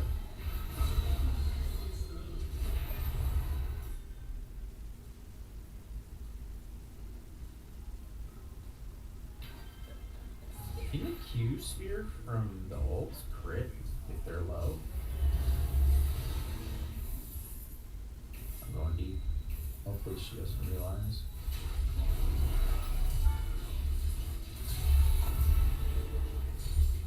I'm free.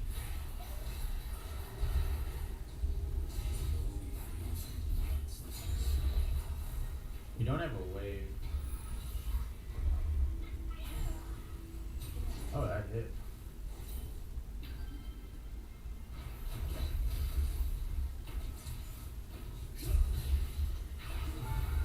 Oh, so close. Nice. All right.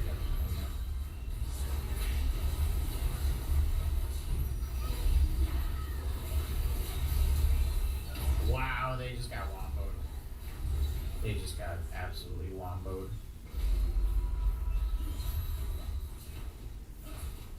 Ezreal jumped in and got hit by my spear that I threw to him. 500 AD. That was fun. I didn't think we'd hit the 100% armor bet so fast, but yeah. GG, if you guys enjoyed, make sure to leave a like, comment, subscribe before you go. It helps out a ton. And make sure you check out my website, swag.gg. Get yourself a mouse pad or keyboard. My new shipment's going to be in a month or 2. More keyboards. I got some cool stuff coming, I'll tell you that. Working on a lot of cool stuff. 55,000 damage. Here's our rune stats. Conquer did 1k. Cut down did 1900. Other than that, I'll see you guys later on this Wag Mode channel tonight. Have a wonderful rest of your day. Peace. Alright everybody, welcome back to another video. Today we're playing some Warwick in the top lane. We're running Lethal Tempo, Presence of Mind, Alacrity, Last Stand, Overgrowth, and Demolish. I want to do an infinitely scaling build on him where I get a Heartsteel, a Rift Maker, and a Blood Mail. That gives me unlimited HP, unlimited AD, unlimited AP, stacking all off of my health. And then we're going to need some attack speed, so the Lethal Tempo will be the best rune. Grasp could stack us with more HP, but it's just not going to be that good in fighting. And we are having no attack speed items for the first 3 items, potentially, so hopefully it makes up for it.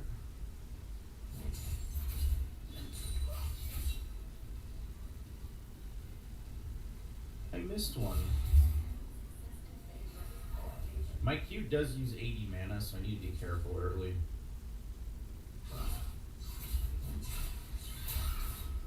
Nice, I dodged that somehow. But now that I have level 2, if we get into a fight, I pretty much win every all-in versus Camille. Even if the fight looks pretty bad, because the lower she gets, the faster I attack, especially with Lethal Tempo stacking up. I was thinking about flash autoing, but she could flash too.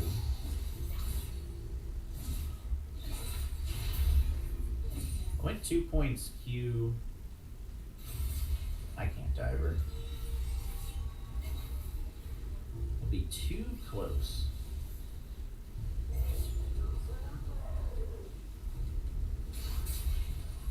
Yeah, I don't want to actually accidentally take a turret shot. She missed a lot of minions to the tower there, though.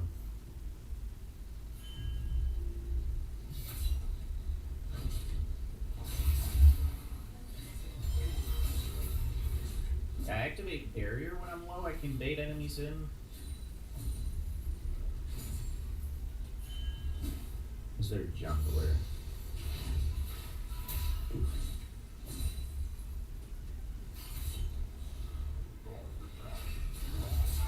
Uh-oh. Wait, we can maybe turn that into a bait. Yep.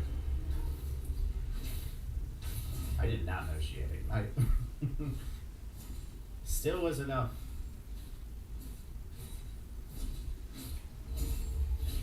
I even tanked her empowered Q. Oh, we got demolished. I'm gonna go for this. Oh, I'm not fast running away though. Well, I am because somebody's low. Okay, cool. Taking demolish got us some extra money. Because he really sucks at killing towers. Boots and this giant spell. Yeah, the thing is, the Heartsteel doesn't give us any damage till it's completed, but health is good versus Camille. She does true damage with her Q, so armor and magic resist goes right through them. Whereas health, I'll just survive a bit longer. Armor boots or MR boots? Stun, 3 auto attackers. I think it works on Ezreal Q.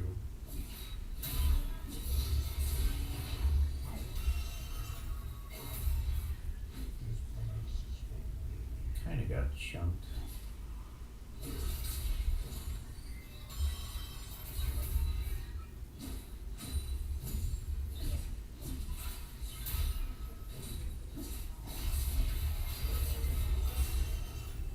Ow.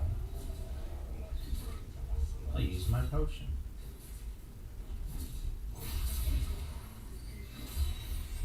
Actually not that bad because she is almost as low as us. I'm healing 25 to 20 health per auto. I think I want to do Riftmaker second. I'm not 100% sure, but I feel like it would be nice with my Q. What's cool is the Riftmaker AP and the Bloodmail AD is going to give me both the scalings on my Q, and then also Galio's coming.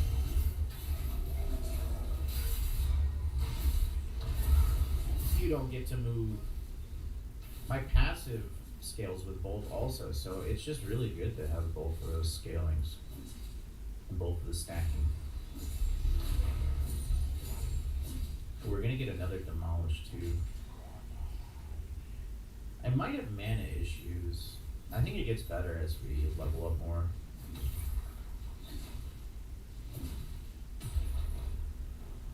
We get a second giant spell and potentially ruby crystal. I don't think so.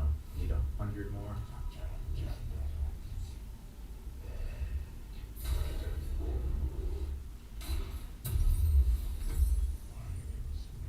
I think I can get the bead.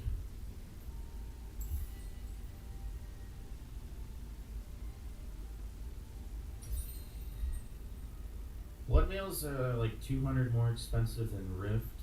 30, 50. I don't know what's better. I think they're both good. Riftmaker's better for my Q. Bloodmail's can be better for the auto attacks. But I never see anybody get a Bloodmail like very early on.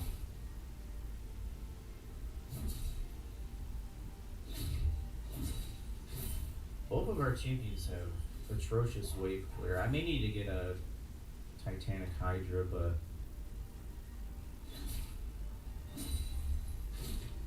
if it's that late in the game, I might not need it anymore. Although, I do have issues clearing later too, like if I'm stuck in a side lane. Titanic does scale with our health.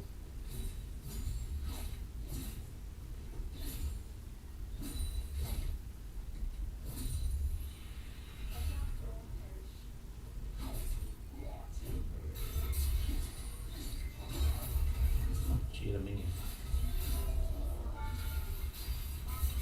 Wow, that went far. I gotta wait for that shield and then chomp her.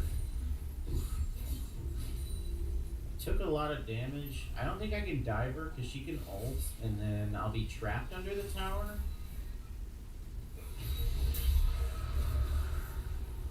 And she gets her passive shield back. Graves is mid.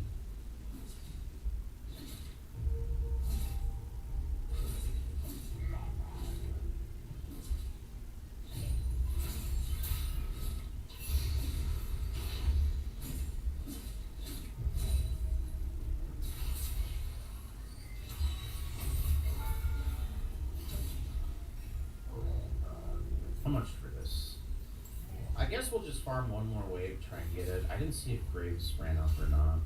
The thing is, by the time I see him on this ward, it's too late. I mean, I could flash ult away, but if Camille ults me, I'm stuck. Like, if I go in with my ult right now, I won't do enough damage to kill her, and she'll just hop away. That's kind of pointless. Oh, she didn't lose the cannon. I got the flower, though. Oh, yeah, there he is.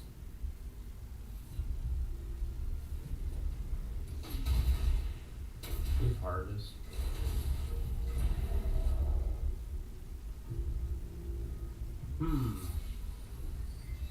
I think I just base while she's low and I can maybe run back to lane fast.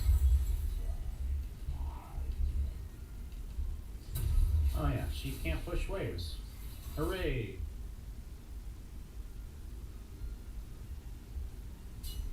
No, she healed.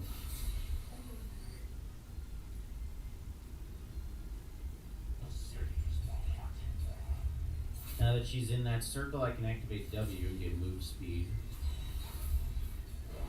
I'm just trying to hold her here. Nice. Oh, lethal tempo adds so much damage. It even works on the minions when you're fully stacked up, and that's how I killed those minions so fast.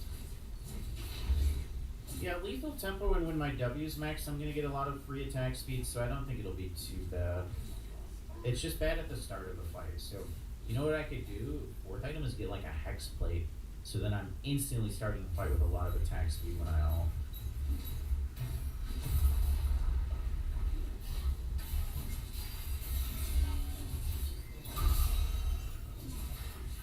I mean, I'm not really a champ that can proxy. If I had a Tiamat, I could. See, the thing is, she can't really do anything either.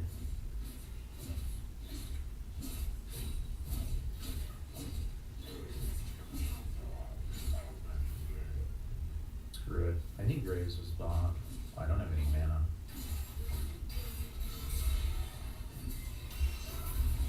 This might be a bad idea, but I think we still win a fight versus her. She's losing a wave if I fight her over here. I don't have any mana. No, I win this. Even without mana? Oh god, the next wave's here already. I gotta go. Hopefully that didn't show me.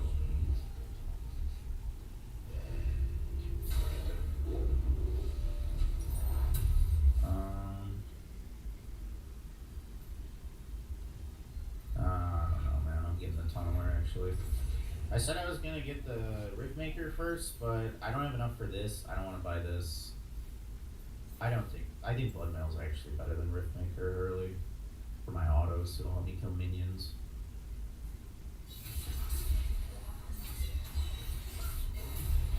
I'm gonna miss the cannon. I think I can follow her. Oh, what the hell? Oh, I got the stun still. How the heck did I get stunned by her? She jumped the other way. Oh, maybe because it puts me behind her, so I was actually in the way of the jump, even though it didn't look like it.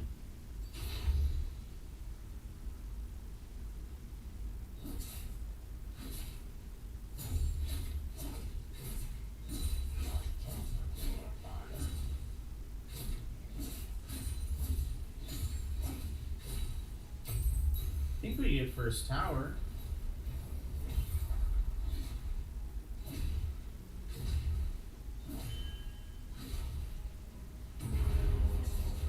Nice.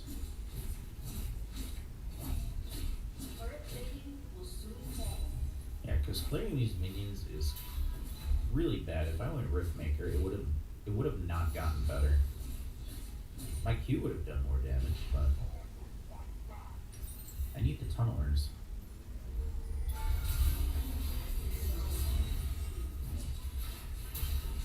Well, that was not entirely worth. I lost half my health. I need to be careful. I'm gonna just roam. Who's low? Somebody's low right here. Oh, hello. I don't know if I can kill her. Oh, yeah, I can. Oh, I lived. And I demolished. The Heartsteel added a lot of burst. I think it's because I waited for Heartsteel, which made me wait for her W to go down.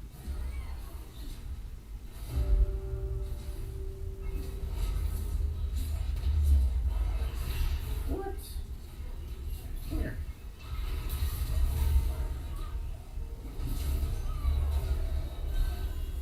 I'm still strong. I just don't have mana. Alright, Emilio. Thanks for saving me. It was nice knowing you, but I gotta go.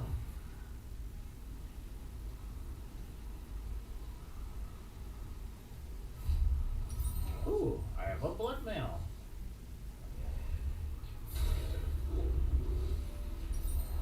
Alright, 120 AD. Okay, we just gained a lot of AD. Gained like 60 something. And then when we get low, I gain more. I think I need boots now. They're weak. Maybe I go mercs for the Leo? I really don't know. I kind of want to go armor boots though, because I'm probably going to dive towers.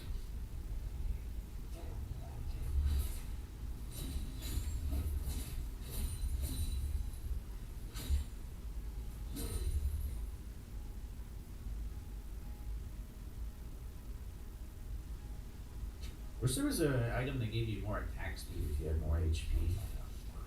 I don't really see who that could be broken on. Too broken at least.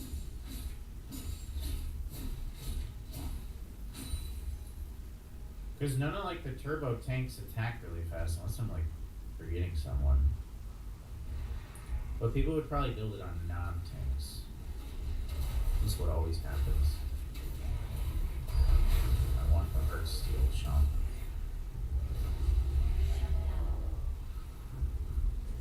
You cannot get away from me. He's gonna go over the wall with me.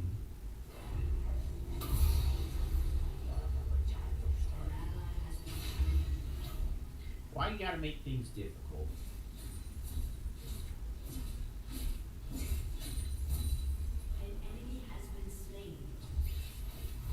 Let's just go get armor boots. Oh my god.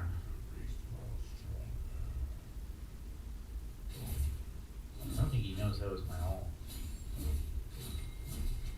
Oh, at least I'm killing the minions in 2 hits.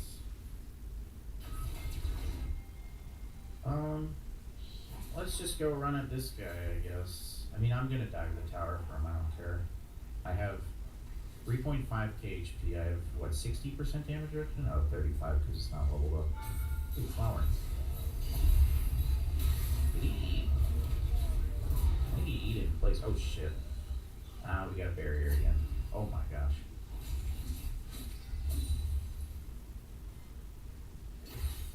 I don't want to take her farm. I already took one.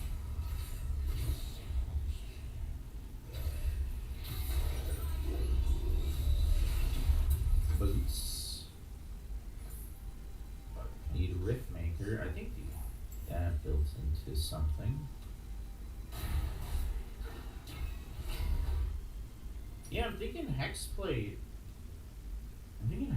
We could do Hexplate into Terminus, and then I get some armor and magic resist. Jack shows would be nice to really tank this up, but I wasn't planning on this being a tank build. I was just planning on getting a bunch of AD and AP, so maybe I go like, oh, dude, Rage Blade actually. A Rage Blade gives AD and AP and attack speed. How did I not think of this? Well, I did just think of this, but how did I not think of this earlier? You cannot beat me in a fight. But I am slow as a goddamn turtle, bro. I'm a wolf. They're not meant to be slow. No, the flowers. Well, now she's dead because she's low. Oh, she healed. Why am I so slow? I purchased the boots. I purchased the finest shoes from the shop. I'm getting goddamn tired. Let me just heal back up. Well, now that she has haste, it's kind of hard to hit her. He can hit her, though. I didn't get the hard steel stack.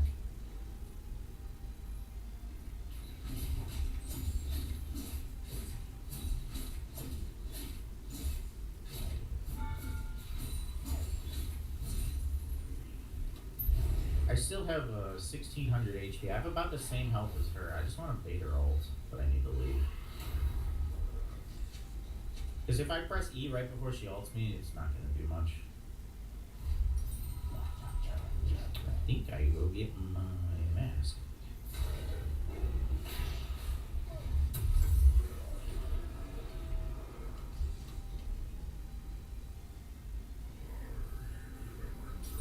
Yeah, I kind of want to go the Rage Blade now over the Hex Blade.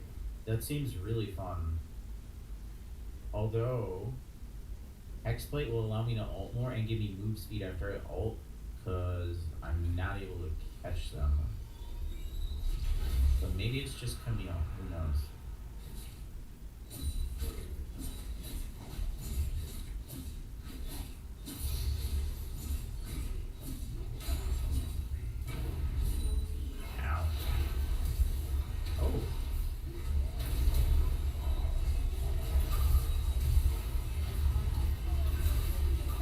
Be able to move in a few business days. Come here.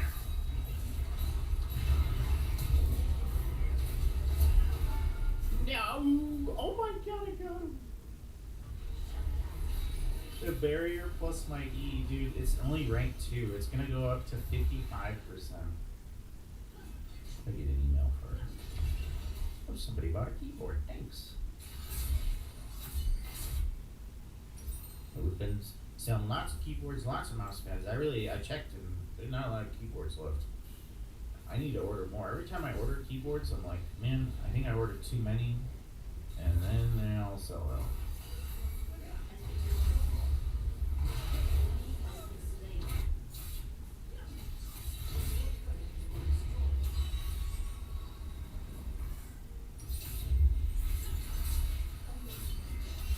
Okay, I saw in another video.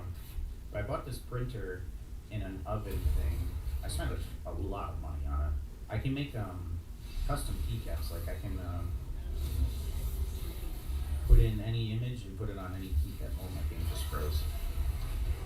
But I'm scared. I've set up the printer, but I haven't put ink in it yet because I'm kind of scared to. If I put the ink in and I don't use it, I feel like it might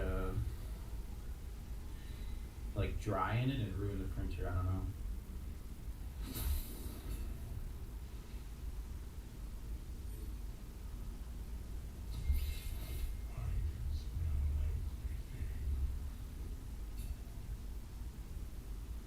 We almost have the Rift Maker.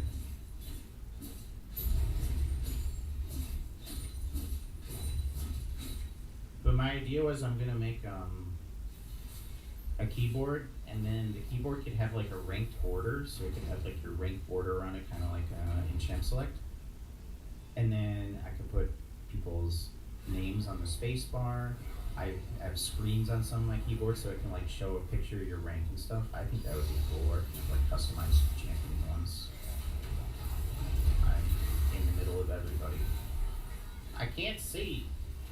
I still have my ult. Ooh, I'm so dead. Alright, I got CC, and I just couldn't see. I wanted to hit each one of them, but I just kept getting stunned.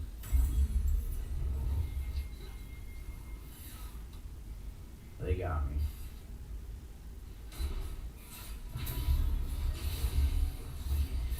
Who did the most? Yeah, it's the auto attacks, so the armor boots were good there, but oh, he's out.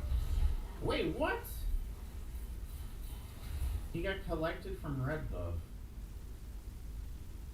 Wow.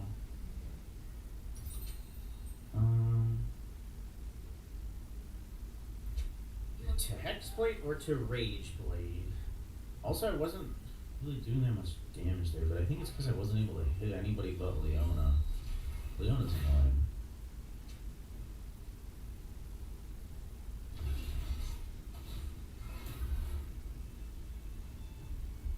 I think I can fight both of these. Like, I'm just so slow after getting CC'd.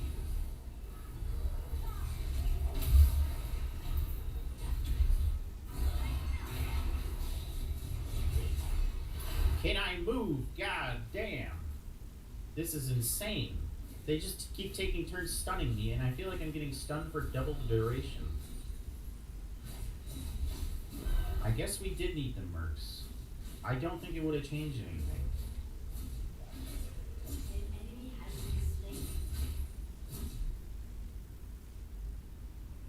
What the hell am I supposed to do when I'm just perma pushed away every fight? I'm only getting 1v1. Yeah, I got 121 AP.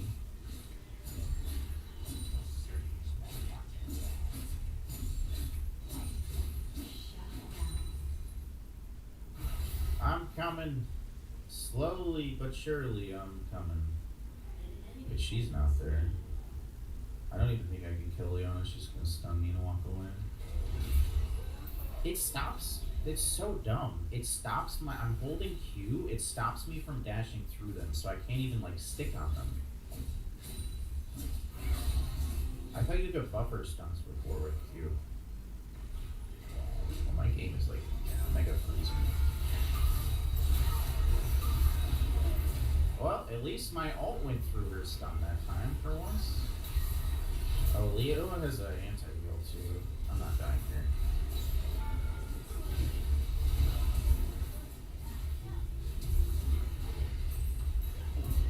There we go, finally. Finally, man. How much did that reduce? Jeez, that reduced a lot actually. I shouldn't have hit Leo in that first fight too. I think I would have survived longer.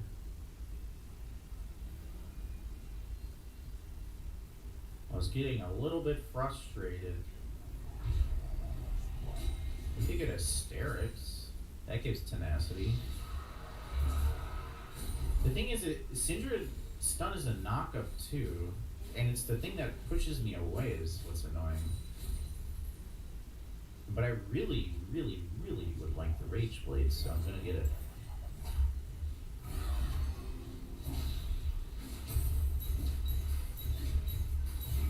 Okay, my game is like freezing. It froze again. I don't know if it's doing it on the recording or like it stutters for a second. Oh, I'm dead. Wait a second. Wait a second, I hit Leo on accident. It's not good. Not good for my healing, but I got shields from Leo. Oh! I can't die ever. I'm just gonna get CC. Well, at least I am very strong. Okay, the Riftmaker does give me some massive healing on my Qs.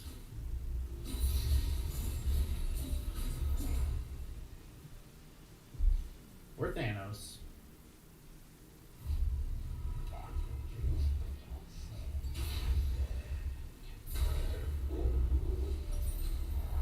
I am hitting the Rage Blade. You can't stop me. I'm gonna upgrade the boots too. Oops, sorry about that. I don't know why my game's freezing. That is weird. Hopefully it's not my whole computer, but I think it's just the game. It just like freezes for like half a second.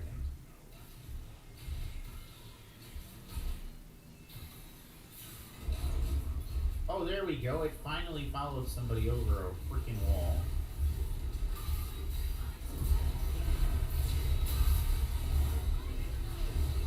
The heart steel stack. Alright, we win.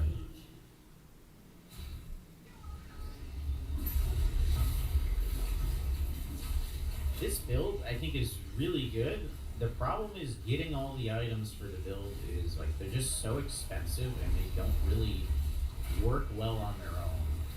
Like, I think, oh, Ezreal almost stole that. I would say Rageblade first would be the best, and then you go into the other items, but you have to get, like, the Heartsteel early to get stacks.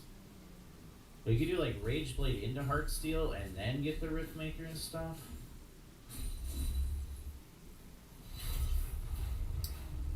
I think my ult almost fully stacks Rageblade. I can't go in here. I would die.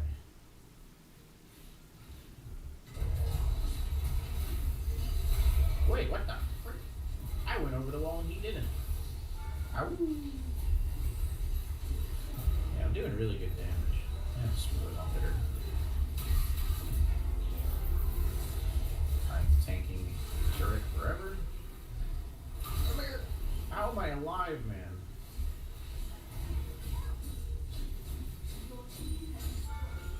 Yeah, damn, I be healing. Or I take like 10, not more than 10 turret shots there. I could go get one more item.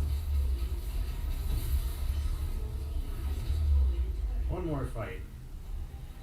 They're not gonna win. What would I go last? I'm just gonna get the Hexblade, I don't know.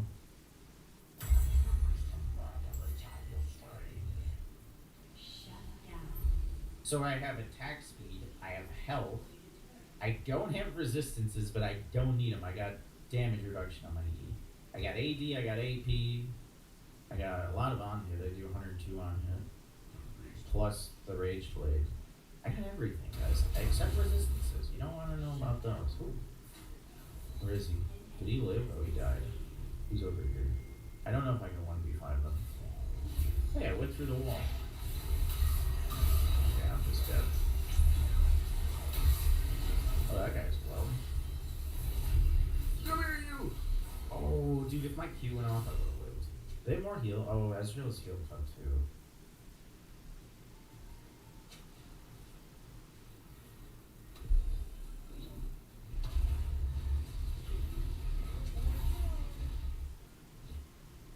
What dragon's up? Cloud.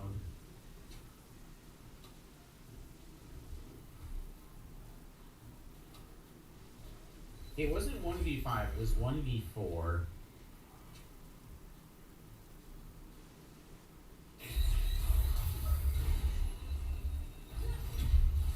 Oh my gosh. That hit. That was he went into it. Leona CC ruins. Oh yeah, run. Oh, it got blocked again because Ezreal went over the wall. Bro, I need 500 gold for tenacity potion. Oh gosh. It's alright, I'm coming. I'm on my way. Somebody's low, I'm getting move speed. I'll save you.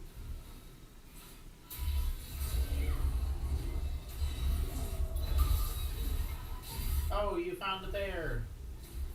Damn it, she would. Oh, you're so dead.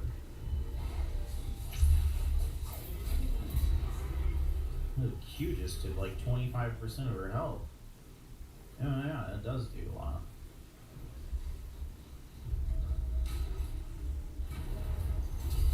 Ah, frick. I'm still getting move speed. Get this clown. I'm being kited. This is not fair.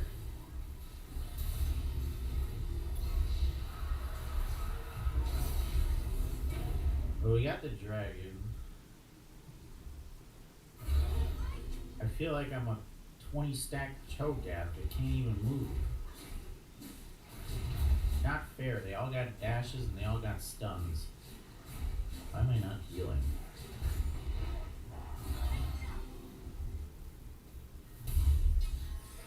X-Flash? Get her!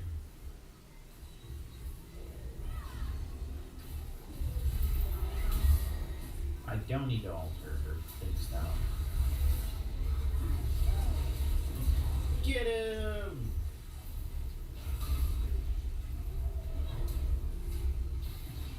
Yes! Okay, we win. I think. I mean, the tower is respawned, which is annoying. Oh. No, that's not what we want. It is it.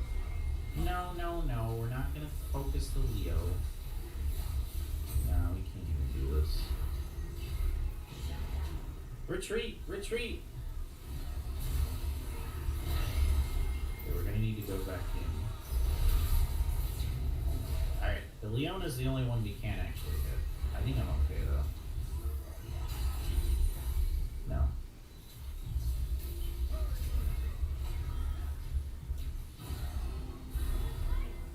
Well, let's just go to Baron.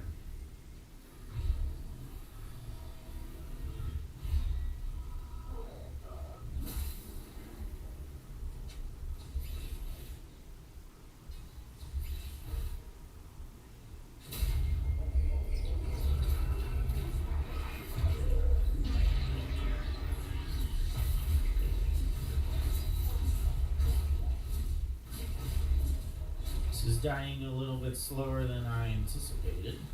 I have a lot of AD. Alright, they might know. I'm gonna have to alt Brave so it doesn't get me hit.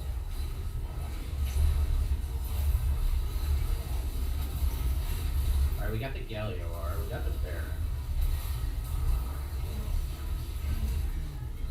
Where is he? Finally! Where's Ezreal? He's over here. Oh, Ezreal.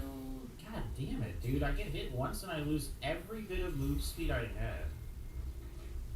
Alright, you're dead. 1,000 heart steel stick. Bro, I get hit by one of his Qs. He doesn't even have a slow. It just takes away all my W move speed and I can't even move.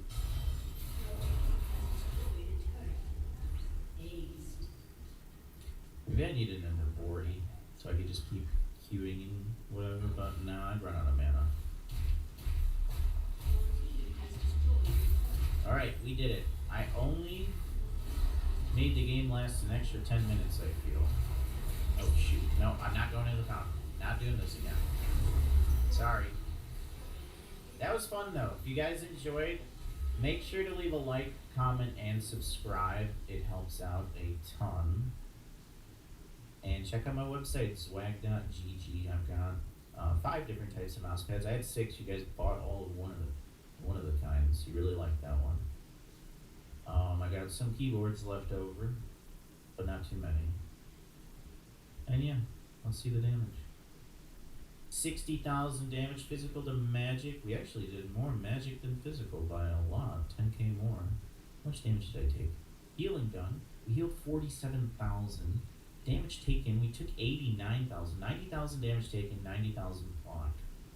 Hey, yeah. Thanks for watching. I'll see you later. Peace.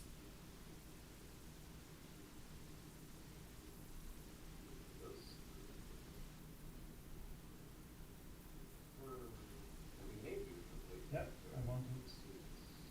They're not gonna expect us to contest it. Let's continue.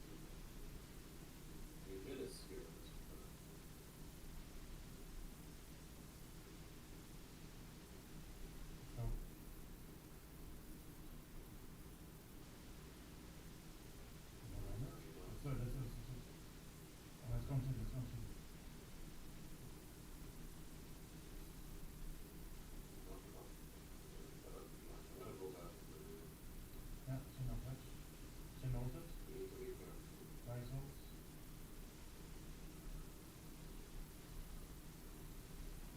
Kan du trycka väga?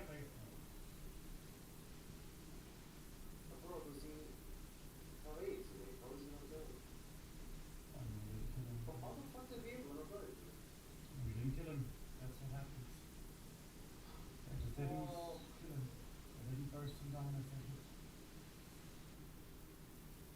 Like usually how you play against Diego, you make sure you kill him before he gets the reset, but I don't think my team does that. They wait until he gets the reset and then they try to kill him, that's how they do it. So, next game. 0-3, 0-3, 0-2, 0-1. Let's see if we find a win again.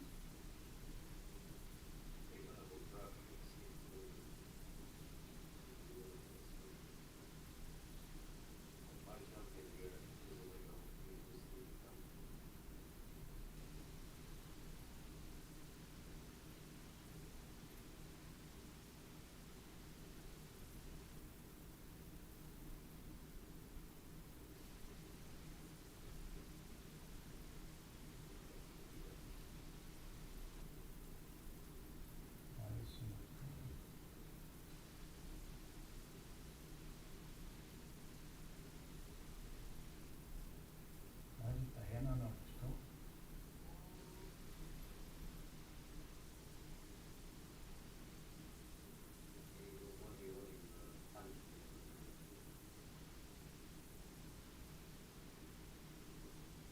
There goes my bad topside again. Oh man.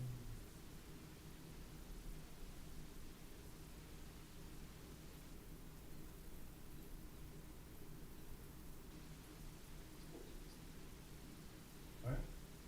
I still think this is going to be good. I'm not giving up hope. The enemy has to play really clean first to say I'm so confident in this game, I'm going to go dark sea. I'm not going to die.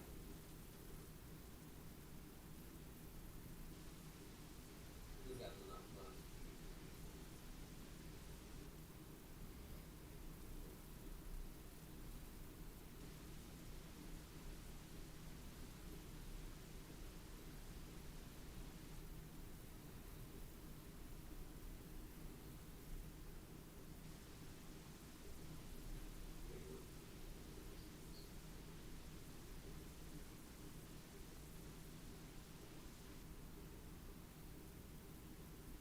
I don't know if I want to play this honestly.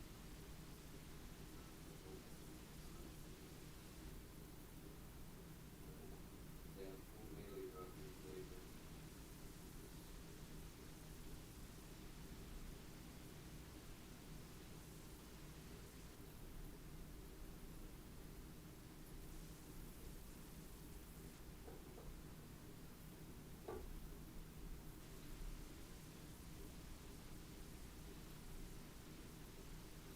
No, I don't know what to do.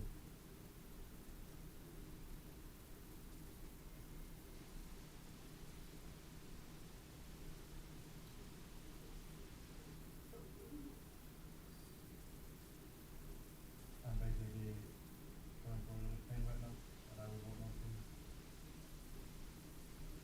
I really Me too. I also think this is possible.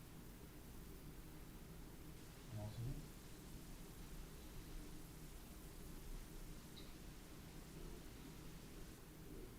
yeah, just keep going, just keep going. You're good.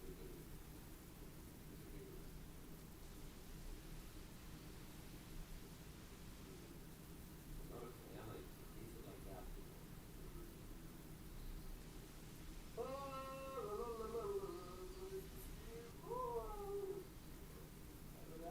I haven't had a cool game like this in the last 10 games. I have not had a different game like this in the last 50 games. I'm in the worst cancer queue ever. You know, I've been there. You've been there, I know. I've been there way too many times. Yeah. More often than it should be, I know. I know. At least you know how I feel, what the fuck. Like I see radar time is always the same. Times to 1700 drops to 1300. Times to 1700 drops to 1300. Now you draft is a literal roller coaster.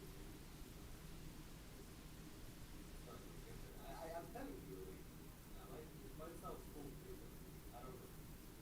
It's possible. It's an algo gap. Yeah, just like sometimes the algorithm just wants to bench you over. It's just how it is. Sometimes you just need to accept it that you're getting bent over.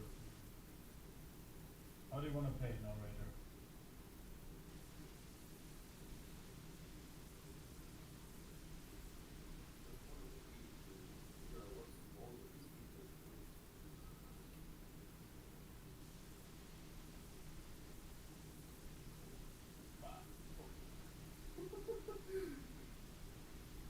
Yeah, that's so we're losing too.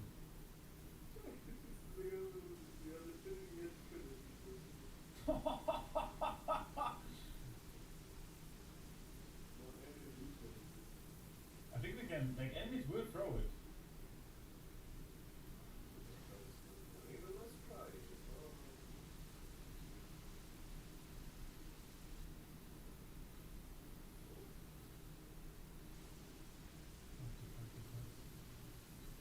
Nice, that's one. Yeah, I don't know what the enemies. Oh, my ult. Wait, we can, no, we hold them hostage now forever.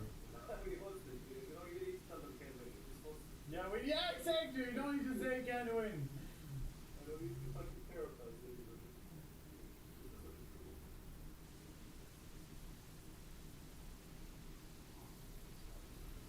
I should have been earlier, but if I'm earlier, he will also not die, you know?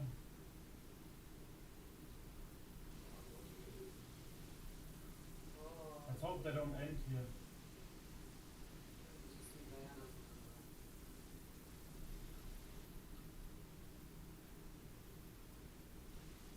Please, bro, just defend the base. Like, why? But, like, these people are so messed up, man. It's not really. Oh.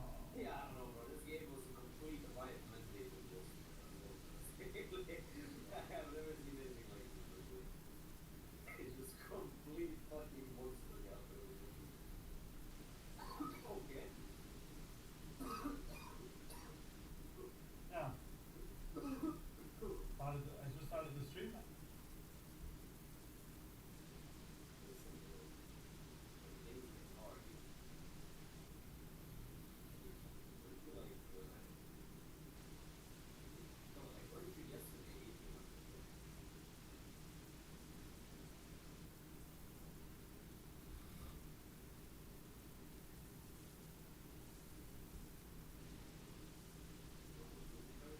Guys, was my mic not working the entire game?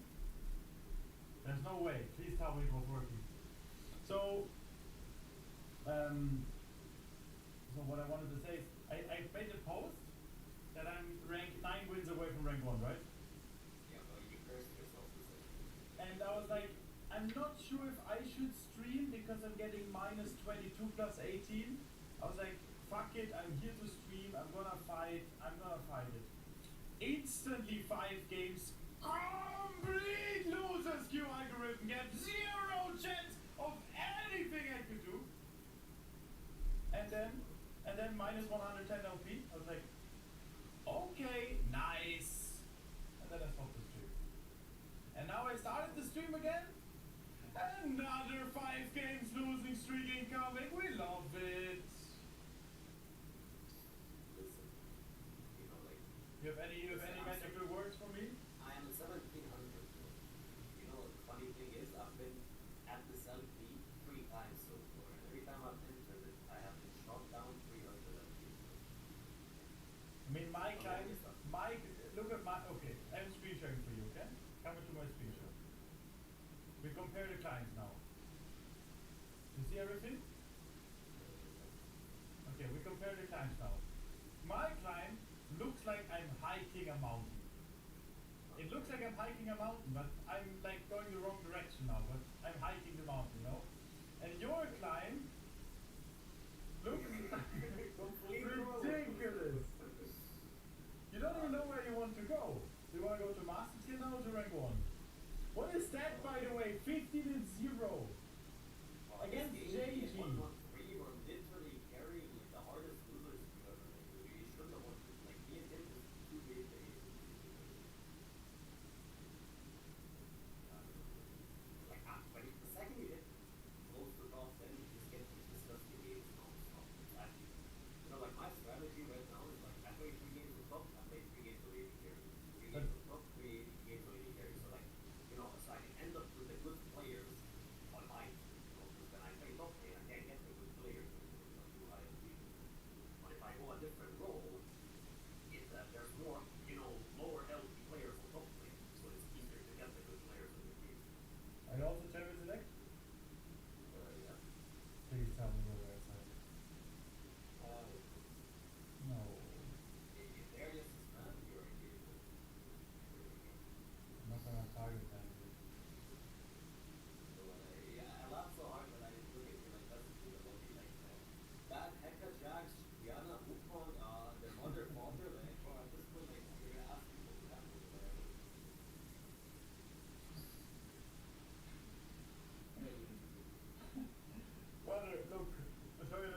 cam, okay? You're still in the screen share, right?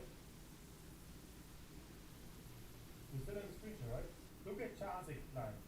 Now tell me this is not like, look at Charzik. He climbs from 1400 to 2000. Wakes up one beat and he just wakes up fine ambient for an entire week, and then he stops playing. That's basically, in a nutshell. He plays insanely well, and then he runs it like a complete pig.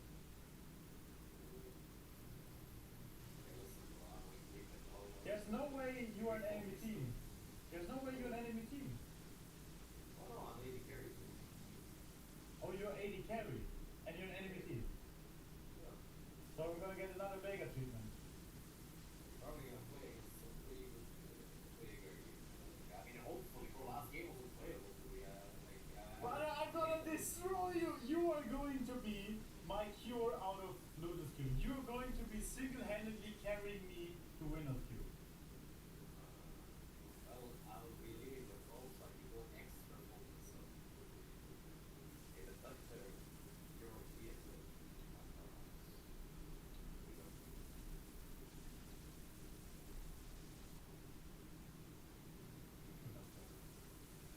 I could not care less.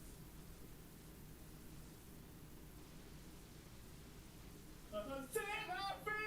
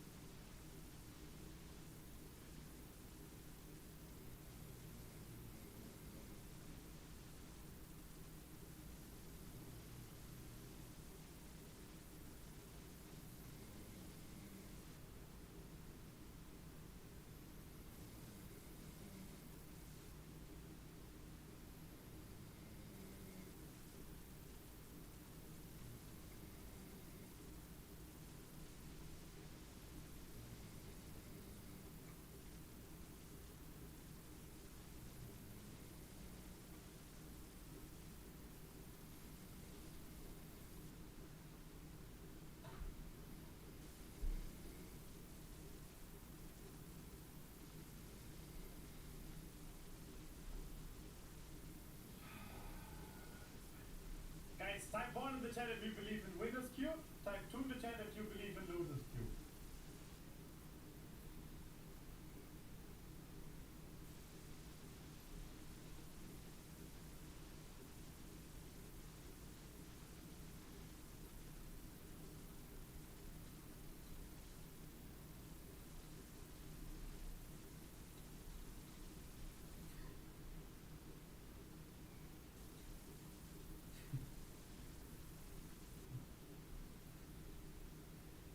Let's go, the believers! Okay, type 3 in the chat if you're an active hate watcher. Type 4 in the chat if you are a true supporter.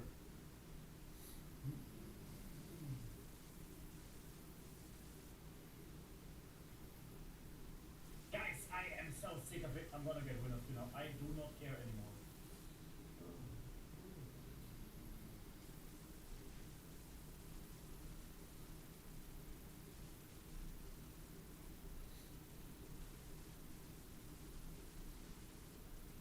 Oh my god, you actually typed 4. Oh my god, thank you guys. Wow. I did not expect so many 4s. That made my day right now. Thank you so much. And as a reward, I'm gonna give you a 20-0 nuke!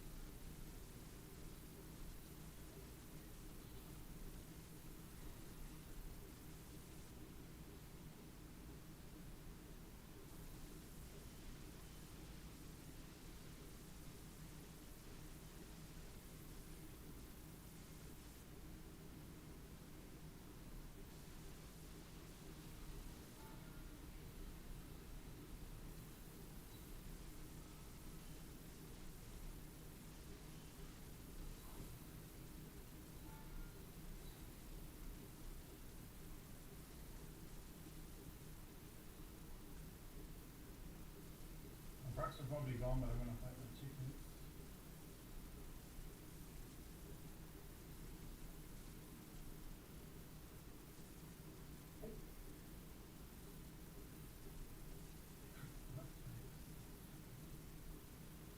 I get my chicken, I get my practice immediately, by the way.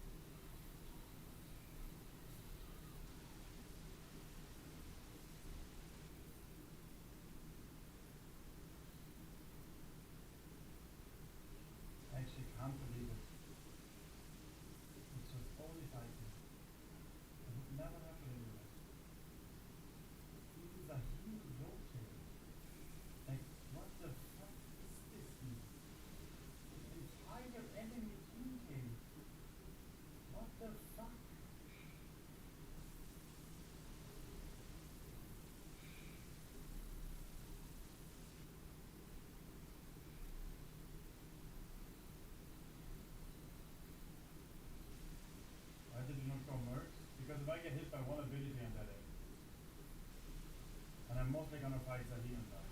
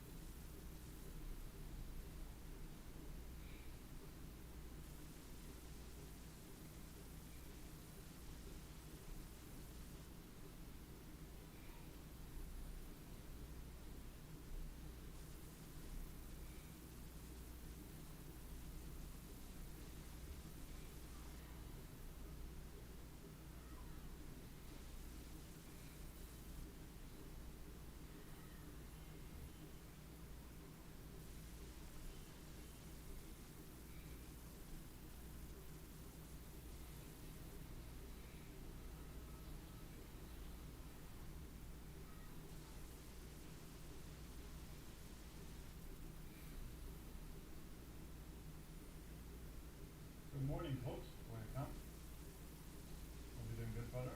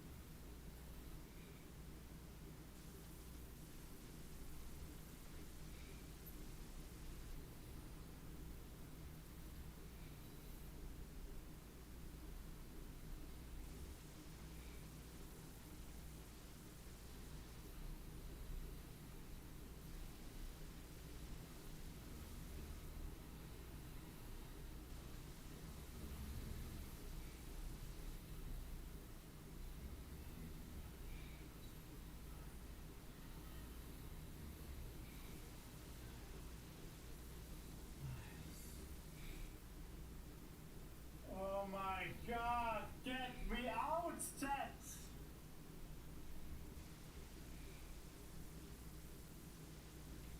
Finally we smurfed on them. Finally, after 3 days! My first achievement! Holy shit, imagine. For 3 days straight, you only get spit on. You need to stay mentally strong. It is so fucking difficult. Fight the urge. Okay, now, finally, my champion is broken, chat. Now you can be ready.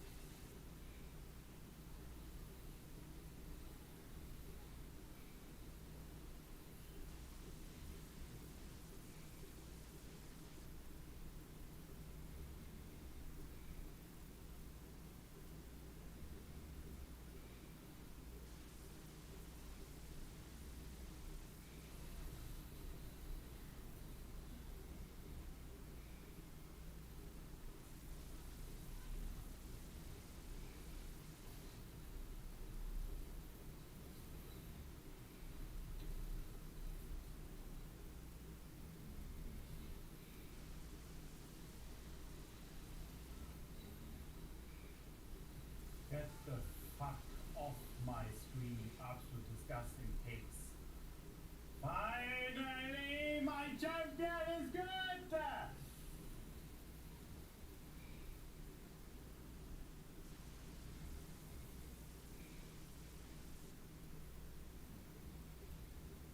On free.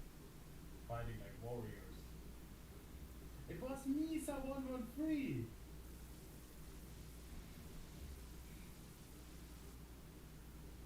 Wanna see fantasy reaction now?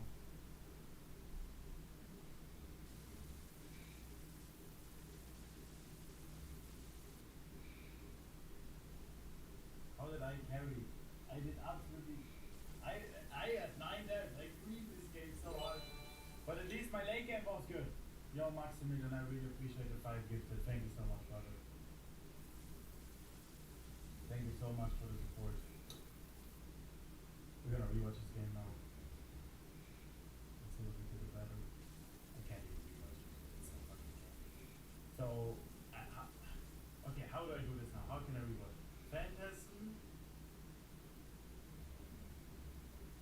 Even this guy.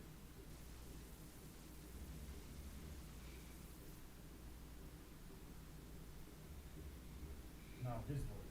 Because my time, it somehow doesn't work. That's insane. Okay, we rewatch the game now, and I'm gonna analyze it with you guys, okay? Because I'm getting full candy every game, but it's fine.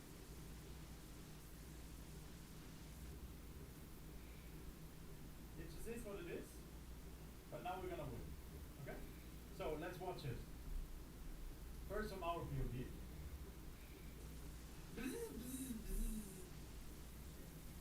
We're also gonna play some chess in a few times. Let's get some music in. Bro guys, I'm telling you, it's not good for like this is not good for the health. Like it's a roller coaster of emotion for real time. You don't know how low the lows are and how high the highs are. I just won one game and my entire mood is better. And it's not like it's that's very bad by the way. So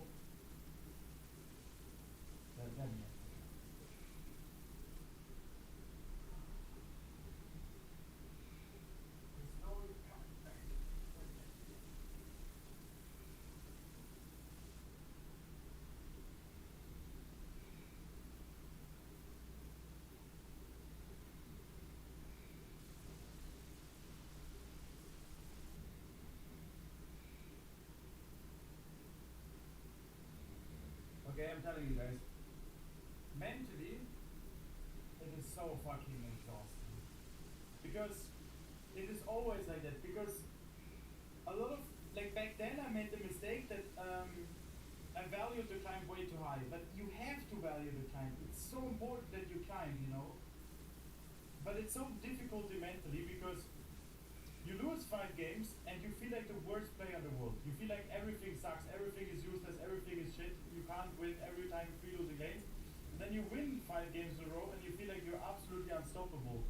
And that's not healthy because it's a roller coaster. And I actively understand, okay, it's painful, it's suffering, and I will suffer so much. But I mean that's just part of being like competing, right? I think that's in general competing. I feel like in other sports it's different. Like for example, when I was playing chess, I also had big tilts. But I feel like League of Legends tilts is worse because the losing streaks happen so quickly.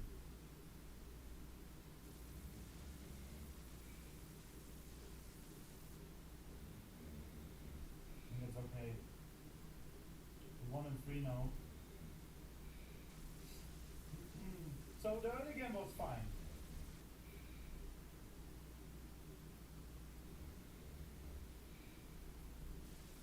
The early game was fine. He has to go top scuttle. Now we dive pot, and that was extremely important we get the dive done. In Zeta we can do it. I take tower aggro, that's correct. Maybe my Q's, I have to Q. I could have maybe attacked the pike once, no I have to Q. Perfectly done from my team. You played it super well, I appreciate it. I feel like I didn't play it well this game. How did she die? Like flash knife Q? I mean, this is giga worth it. Also, resetting on the tower, for those who don't know, is way better than resetting in this push. Because it's all about time. So why did Lisa not take my topside camps?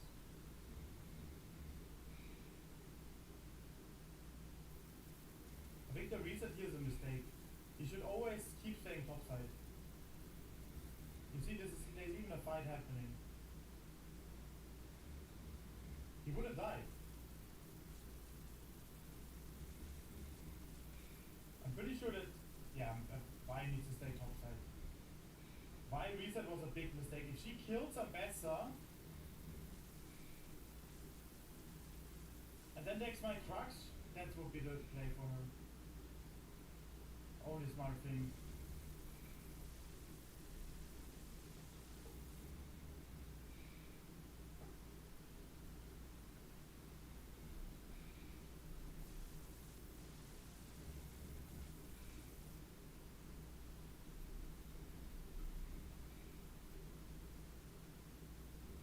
And now let's watch the mid lane again. I think in this fight I got hit by the cage. This was all okay. It was here. This was my big mistake.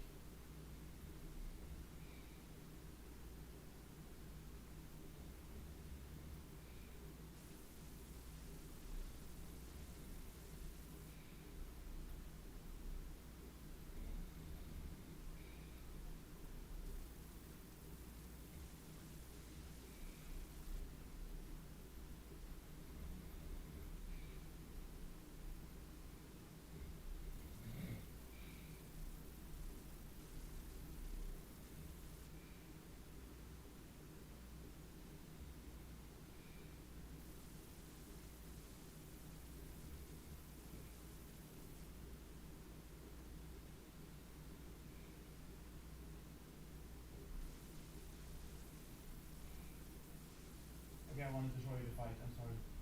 Got distracted.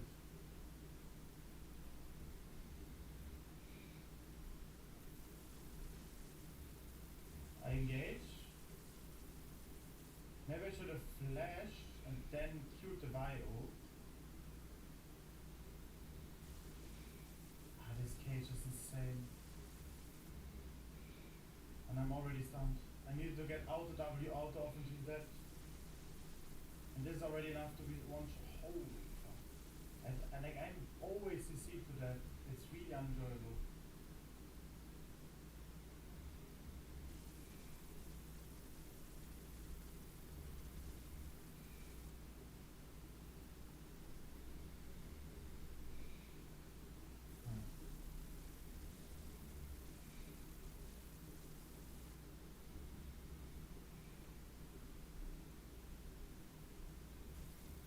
The problem is I can't really play because they're all behind the cage and I have no Q. And if I flash inside the cage, I'm still fucked. I mean, the flash is good, I just need to flash inside the cage, but it's really hard to play it.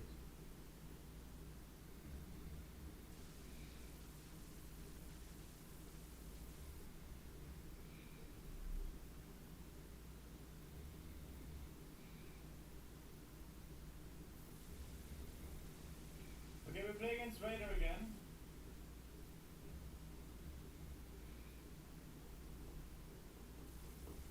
I think this game is okay. Olaf is really good here. Olaf is really good here. Gonna be a bit tricky, but enemies lack damage. They're also full AP. Yeah, Jace makes them have more damage. That's a good pick. I'm gonna grab border guys and we win it then.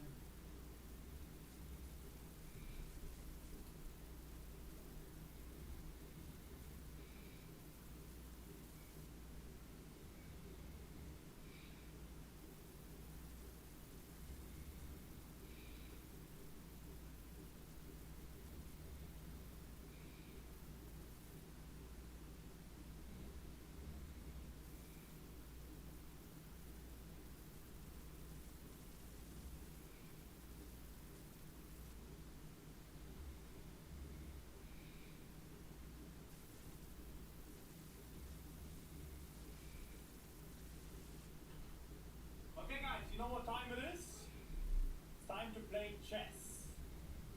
We all love it.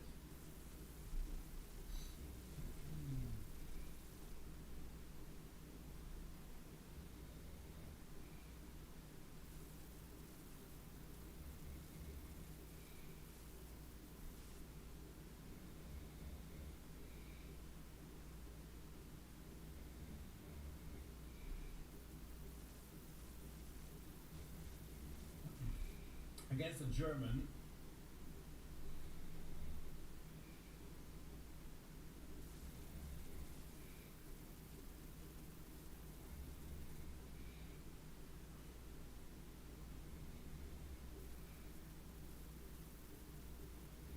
Oh shit.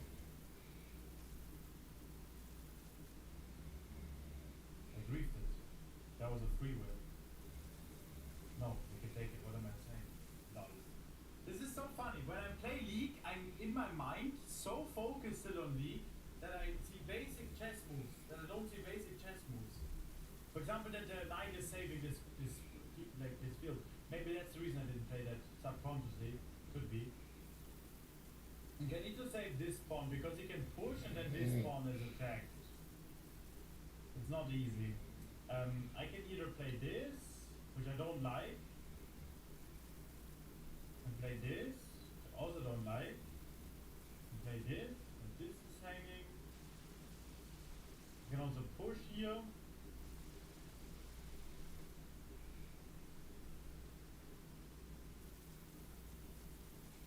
Honest question, if I'm plat 4, am I dog shit? Honest question, if you go to the gym and you train, and you lift lesser weight than the other, are you dog shit? What is that statement, brother?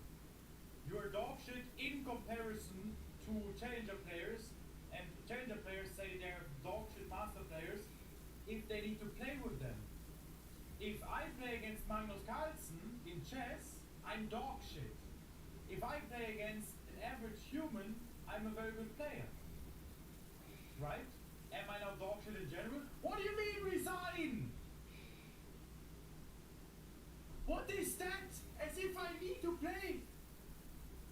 How can I what is that, by the way? How do I avoid that? What do I need to click to not like auto FF? If I think more than 1 minute, it's auto FF? Excuse me? How unfair is that, by the way?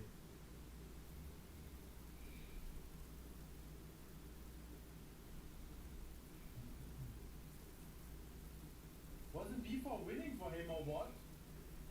I think if he plays b4 now,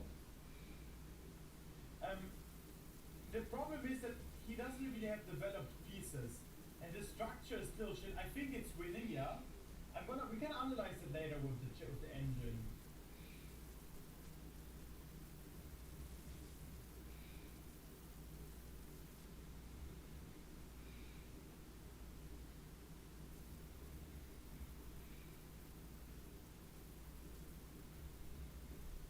I don't know what the fuck I'm doing, honestly. Full briefing.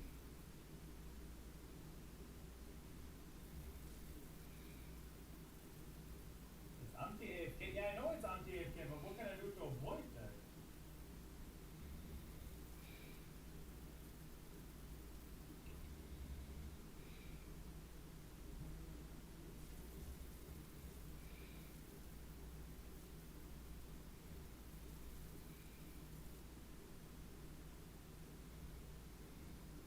Interesting game. I'm losing, but I like those games where I'm losing. Because now I can see if I find a way to win it.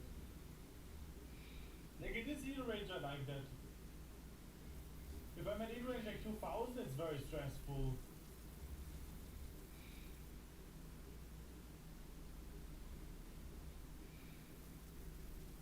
Oh, that's crazy, yeah. Holy shit.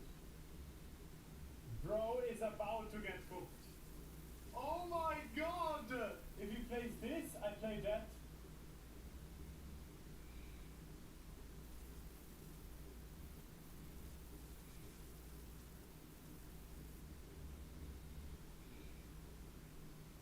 Is this love? Is this love? Is this love? Yeah, fuck it. If he takes, I think I take.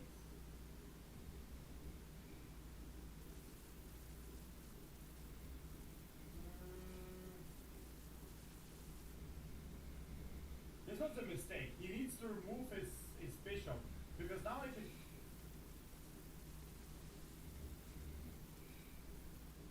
Now I have a piece more.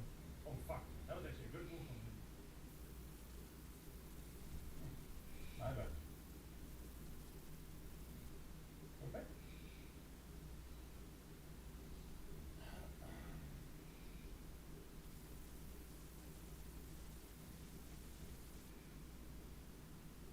Have you seen the Yi-nerves? I can't believe Chen feels so weak. It doesn't matter. So we would still conquer. I never cared about nerves. If you're a good player, you will climb. Nobody believed you could reach Challenger with Mass V. I did not reach Challenger, I reached rank 1. It's always in your mind. Heckrim is also not a strong champion. Jazex makes the champion go full crazy. Ha ha! You know when this broke? Huh? Oh. What? Why did he... I thought it was my turn. What the fuck is going on?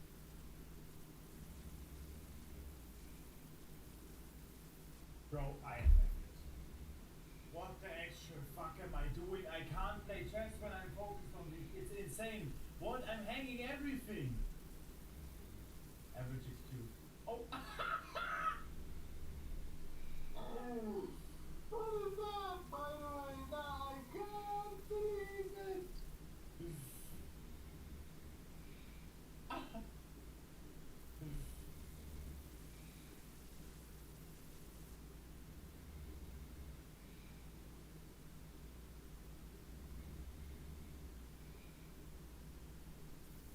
It's a road, Jack. Won't you come back no more, no more, no more, no more.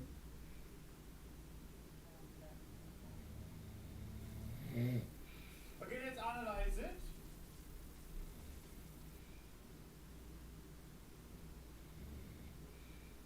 I love this song. It's actually such a nice song. So this is all normal, right? This is all normal. And now what if he plays this as Chad asked? Knight d5 takes, queen c2. Yeah, it's not playable. It's not playable, it's a good counter attack, so he has to play this first. And now I ran out of time. If I play normal knight f3, what if he plays this then? Knight d5 takes, and then the same situation. I just have a good defense here. So I play knight f3 and the game is fine. I had to push because of the time pressure. Wasn't d5 a good move? Guys, I love playing chess with you guys, okay? I would love to play with you guys.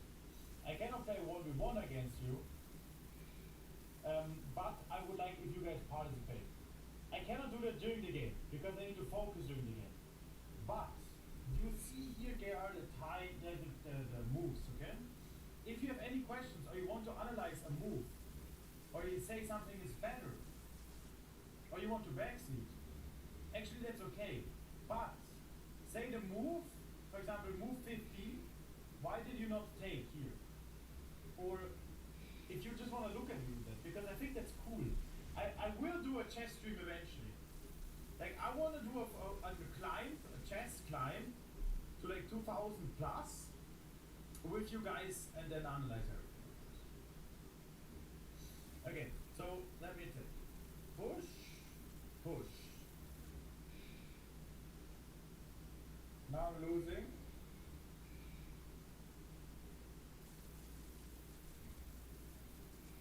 This was just like, oh, the taking was bad.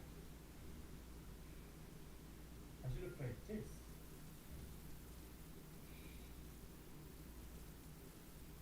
What if he plays that though? H3. That's simple. True. Why do I need to force this play?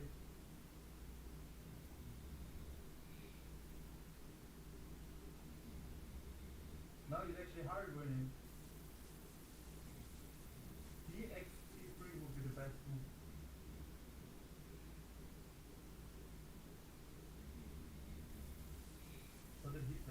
I?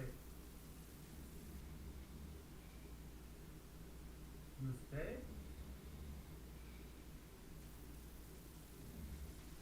This will be the move. Hey? Bro. Actually, I didn't see it. So much tactics going on, which I don't see. Like, this is so basic. 2,100 in league first and 2,100 in chess. That sounds like a deal. We get the elo in league and then we need to reach the same elo in chess. So what did I play? I played this. Hey. No, he didn't play. He did play.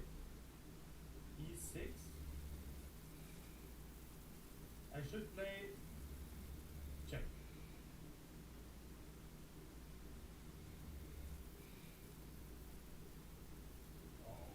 I love it. It's so nice analyzing this with the engine. I played this.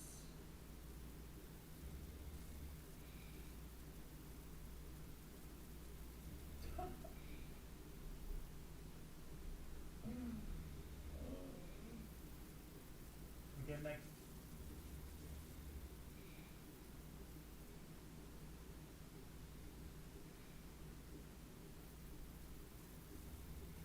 Okay, we need different music.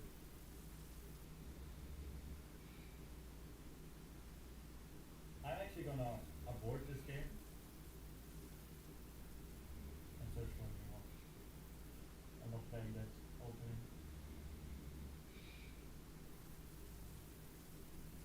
This is impossible.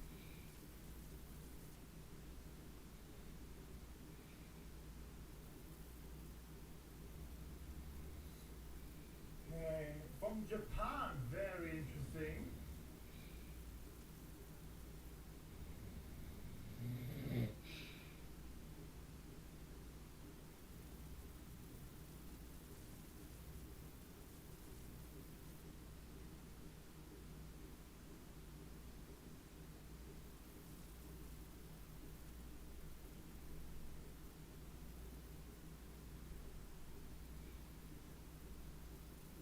He doesn't take my queen. Bro, it's crazy in the brain. Oh, look at this move. Bro's cooked after this move, no? How can play? Legit, how can play?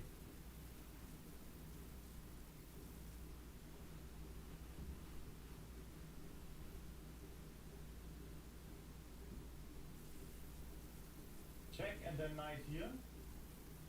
If he pushes this. Check. The problem is that this bishop is actually very threatening.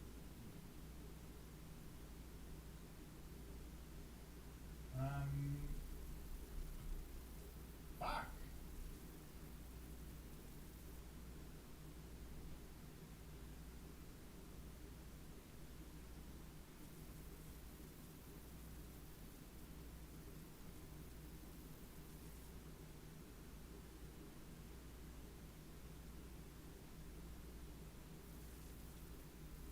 I think I should trade queens, honestly. My position is way too cooked. And then when are you saying Korea until 13th or 21st of December?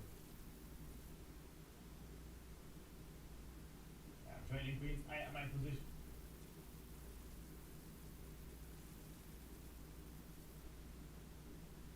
I think bro does not want to trade queens.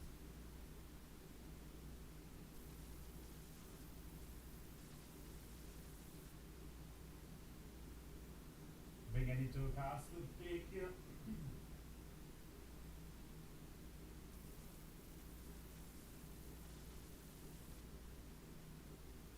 I mean, not easy, not easy. I have to play this.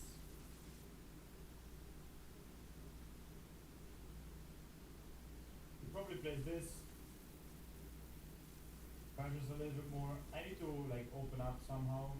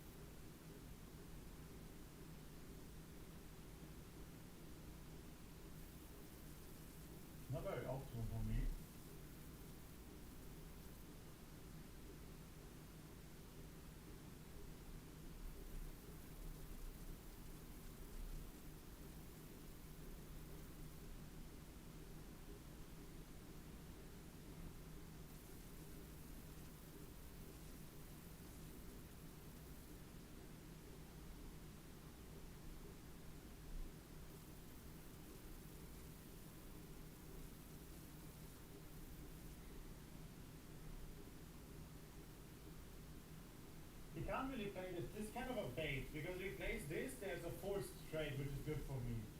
If he falls for that bait, it would be great for me. I need to play this. I don't like this move at all, because my bishop is now a pawn, but it's okay.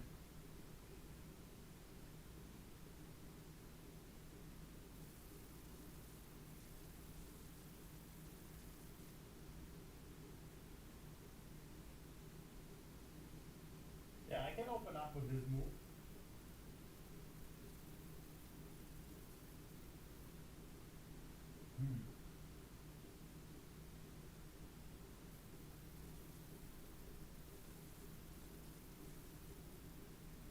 Interesting position to be in. Am I gonna play something like this?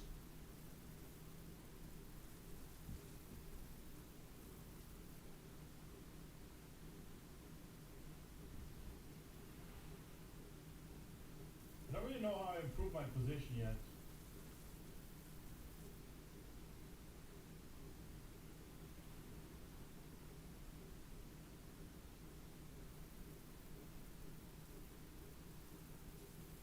I think he just hangs something.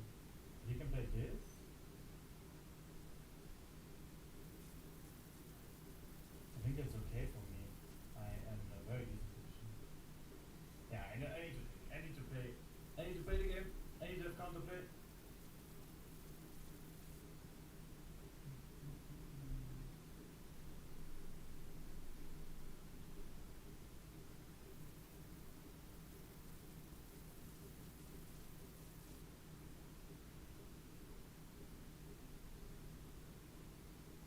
Is playing pretty well?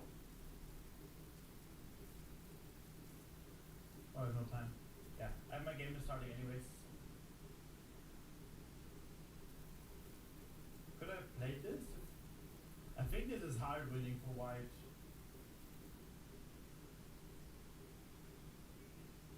Position is way too good here for me. For enemy. Okay, we're not starting again with the dodge again. I wanna analyze the late game.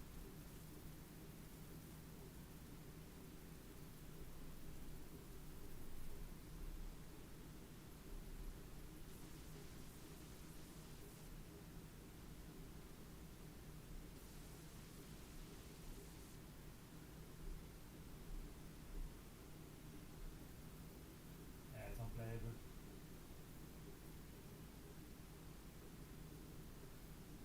This is so insanely strong. Like this is the biggest threat. Why? Because you can never break that. You can't break it. I think what I would have done next is probably done like this. This will probably be my next position. Okay, let's check if Phantasm is playing and Raiders will. Phantasm plays Akshan.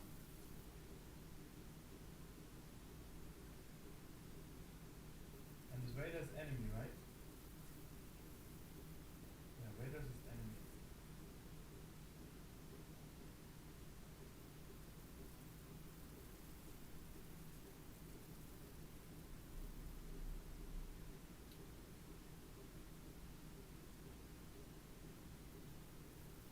That's insane.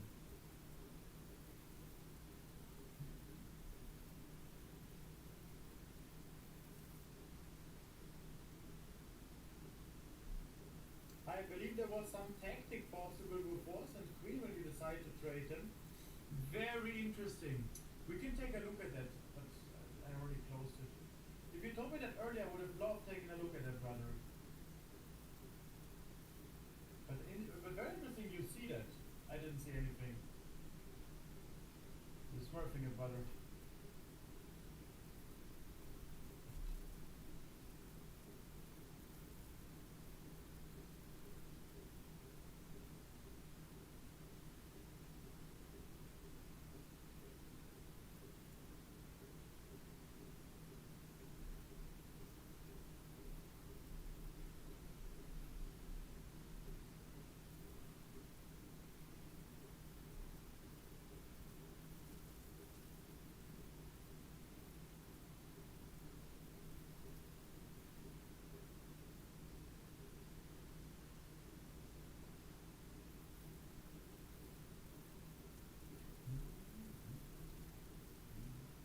Okay, let's get into winner's queue.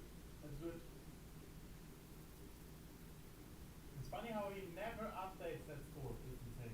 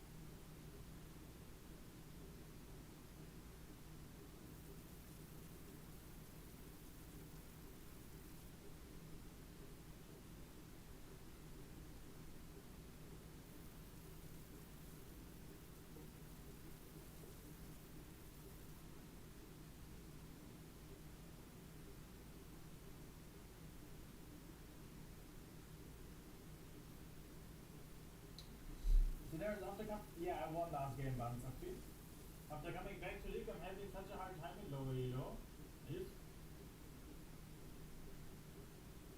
I used to play Master Jungle, but it feels hard to play with gold players since I don't follow up respect things and what I'm supposed to do.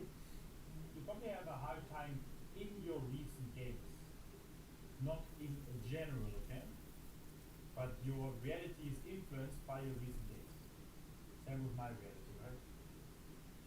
So, my tip for you is don't look at your teammates.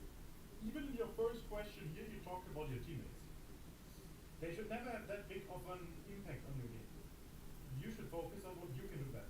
That is always higher CS, lower deaths. Less fighting, more consistency. Not about fighting, it's about consistency. So if you struggle, it's only because you don't have the right amount of consistency in your game yet, which you can get to with knowledge being applied. Okay, my game started.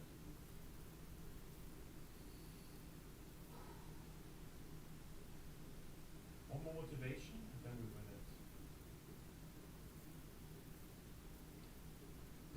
DK Showmaker on Cyan!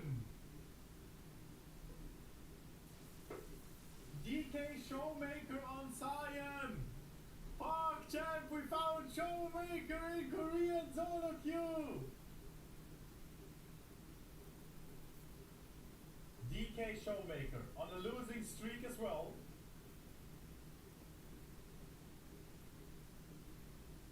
We play with DK Showmaker Cyan. It's about damn time, chat. It's about damn time. Let's show him.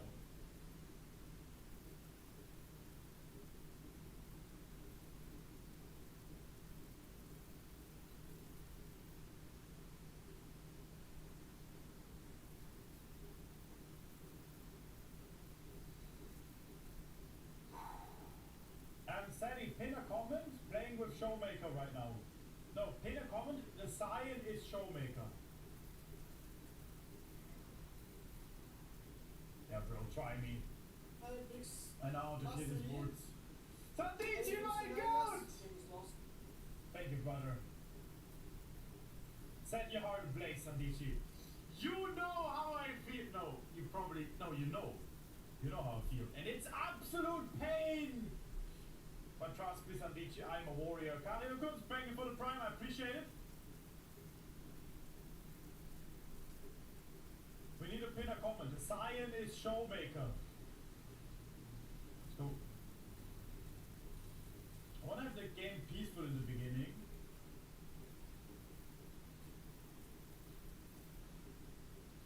One more time this song from the beginning.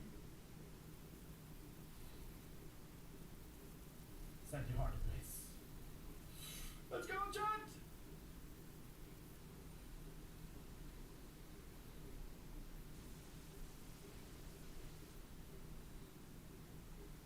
What? I am not gentle. Time for win streak now. Let's fucking go. 25 games win streak.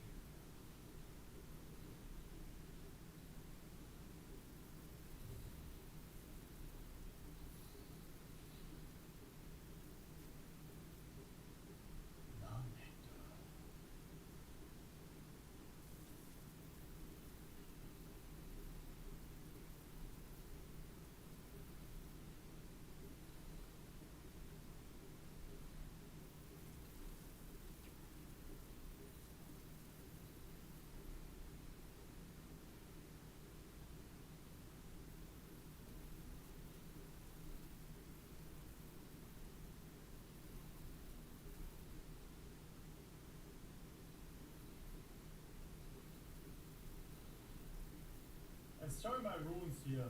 If you guys like to see my runes more. 150 healing so far complete.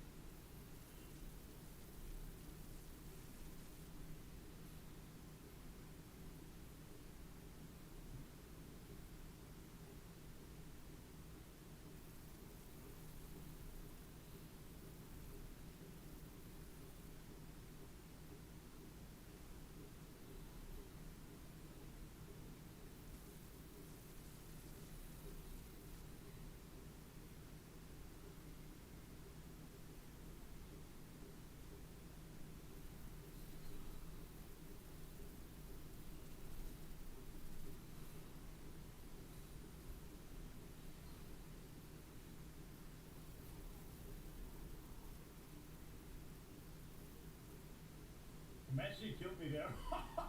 Imagine he killed me there. I die versus that.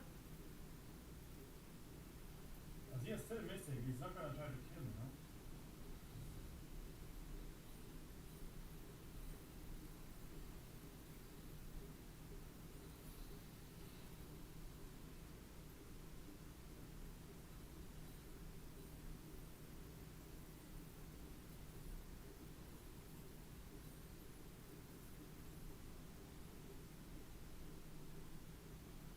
I'm not gonna fanboy. Let's go.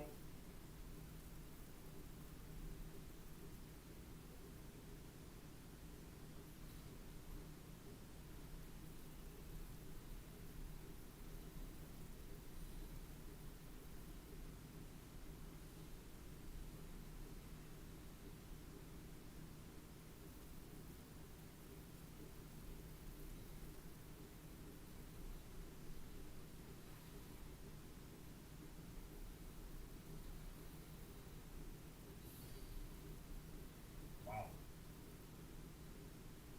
I'm gonna take the next CS.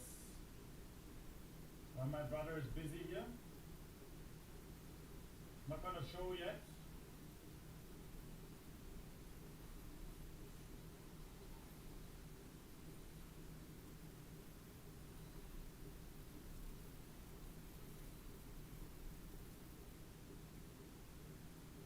I think bots kind of stuff.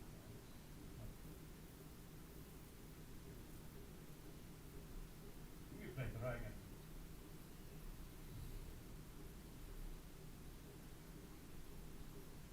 I don't think I'm level 6 after this. I hope I am. This is so good. How much XP? Yeah, it's decent. I can only go dragon. You can play top scatter not knowing even I'm already level 6 because I taxed a million XP.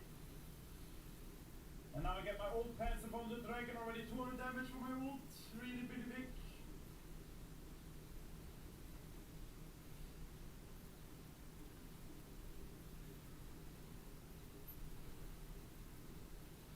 Reset and overplay grabs. I'm very strong. I'm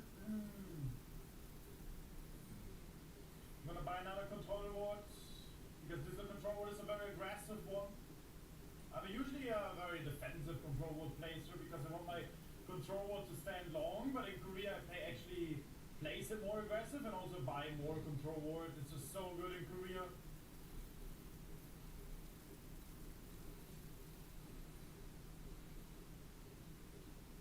Seconds until it drops. I hope that connects.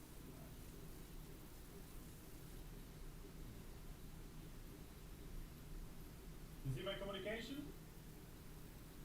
I will take full control for the win.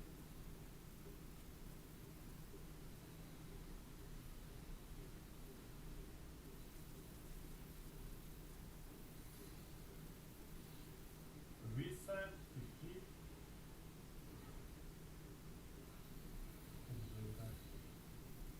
I don't know, I should not face check that, I should not face check that.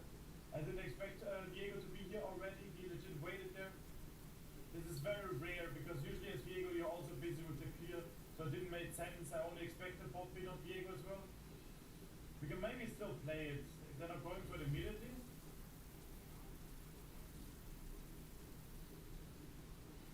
It's actually pretty good. You can get this is not I don't know what the fuck the Diego's doing. Now we get free grubs. This is giga worth it for us.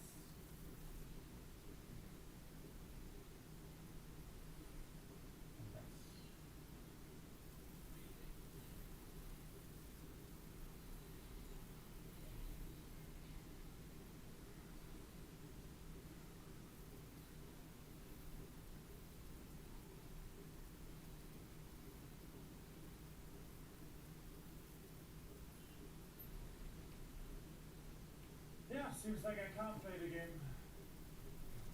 Because what's that?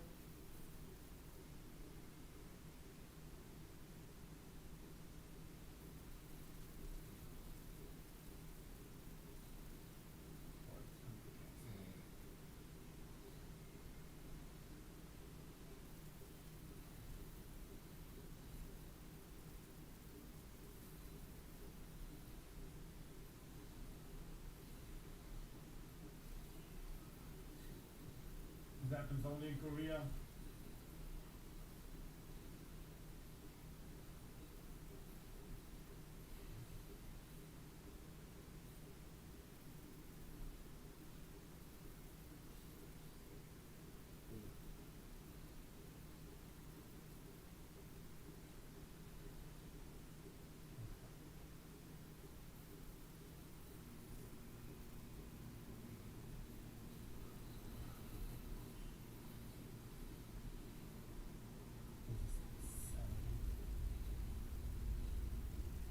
It's absolute insanity. I can't play the game. Diego's not bot side. Oh my goodness. So bad. Oh fuck, I hate Korean solo queue players. But well done from them. They just don't let me play.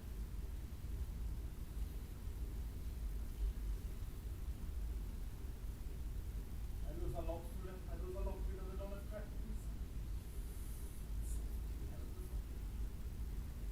They just don't lane. They just don't lane. They just are roaming. They are minute one. My best over on this one. I should.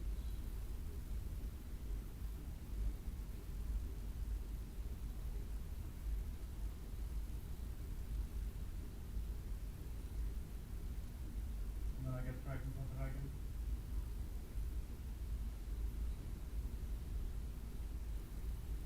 I mean, I agreed it's for the box I can. I should know again.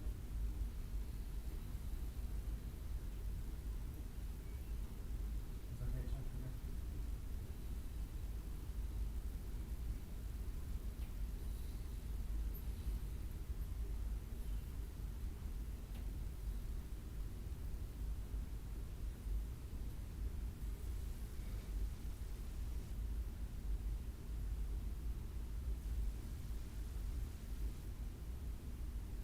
Showmakers are kind of nuts. I mean, you will see. I don't think enemies contest that actually. They should. Because I know solo queue they will.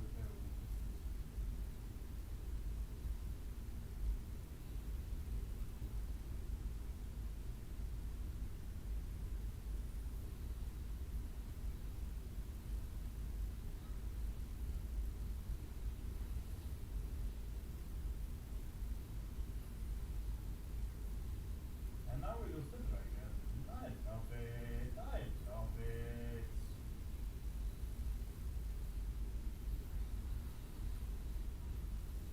I am so fucking confused. Oh, why? Just let the puppy go base and we won the game. Why would you ever do that? This is exactly the reason I wanna buy control boards because Koreans are just straight up stupid. What the fuck are they doing? They're like, resets. I need to cancel this reset. No, you don't. You don't. There's a control board. I need to get it. No, you don't. You just died. We just lost the game through that, and now we can play through Inara.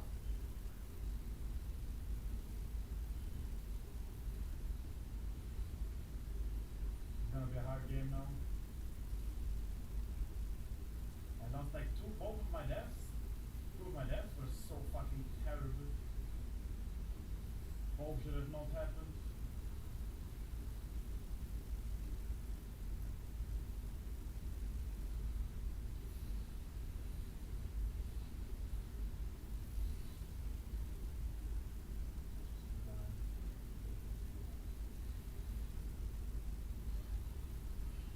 And it's better game. Because you went for the control. Exactly what I told you guys. I should have spent things in a way. Game was lost now. I need a hard winning game was here who hard scales everything of us. I get hard countered by Poppy. Game was lost. So fucking sad.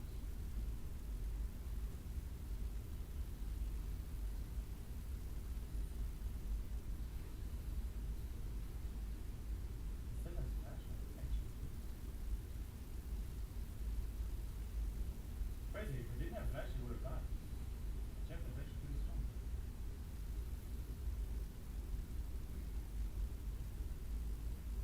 As he has no flash now. He killed the echo without flash.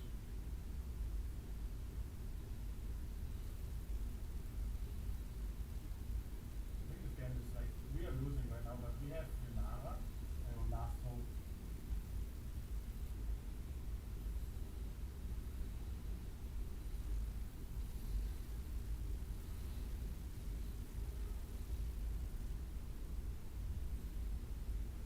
Lunara is a big last hope. Sure. Think about it. Oh my gosh.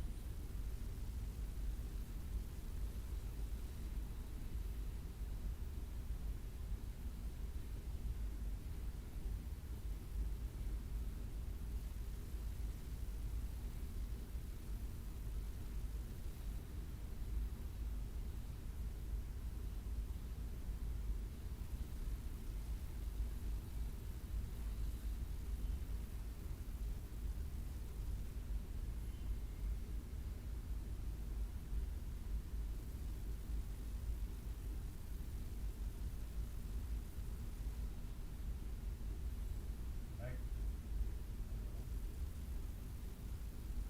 also weird, like, You wish to learn the hard way, I see. yeah, Wood, thank you so much for the subscription. I appreciate it. Welcome, welcome, welcome. Huh? I really like right now. I don't know. It's just out of nowhere. I guess so.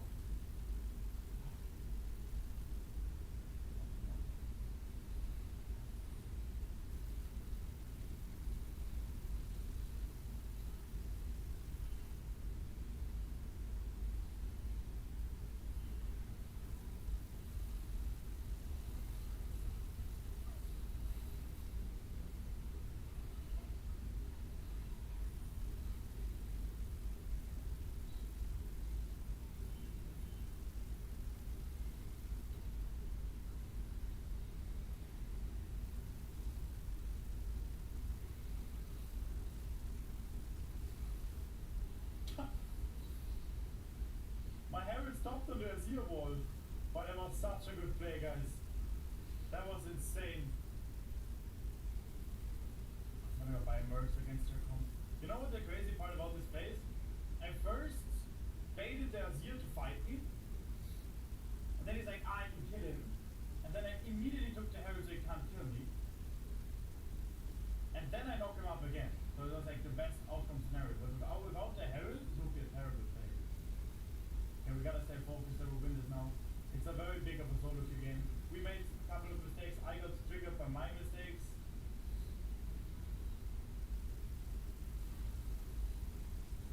Now we have to win it because we are back in the game now. It's actually so well done from my team.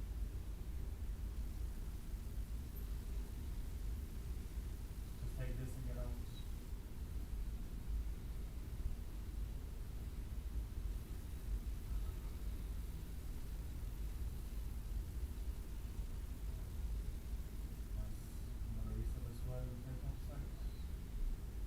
MJ is actually such a good player. I think I'm gonna tell him. Should I tell him or should I not tell him? Like, it doesn't really matter, right?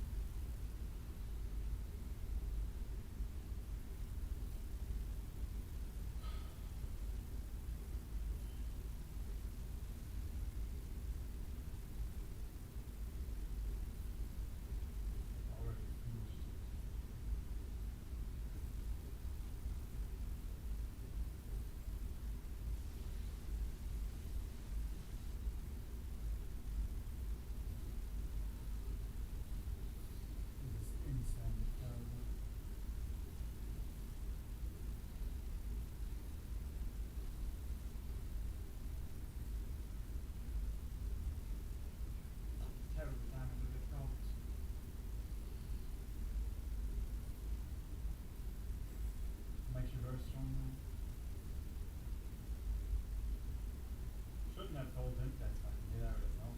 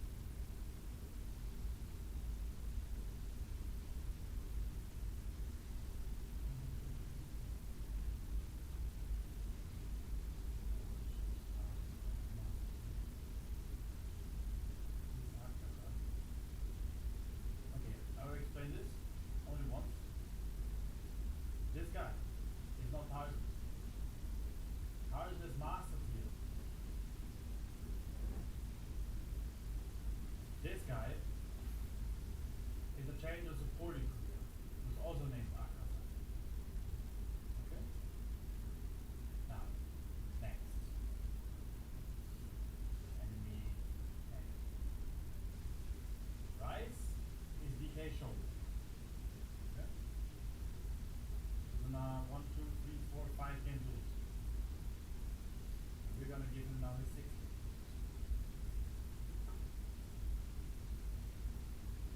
Generally speaking, what is reassuring that is yeah. Explain it again.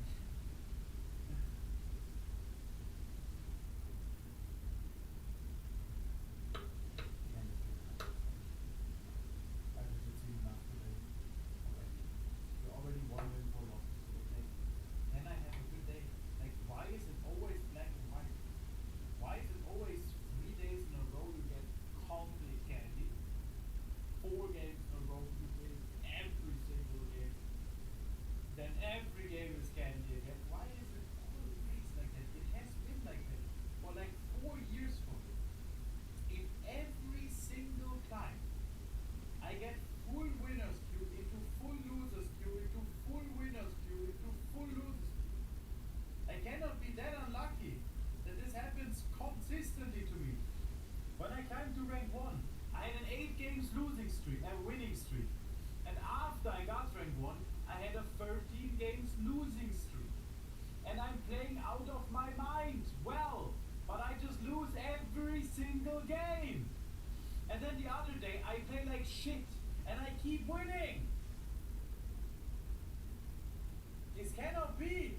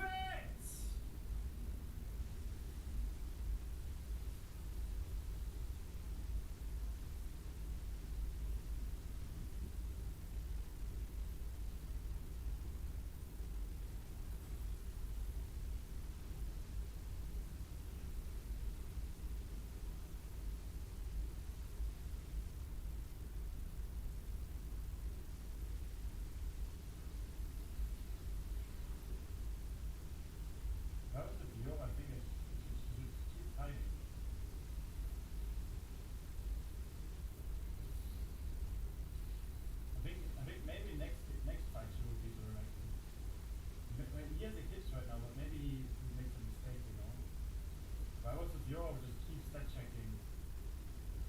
Maybe it works out. Eventually, you know? So how do we play this? We need a good Oriana ult.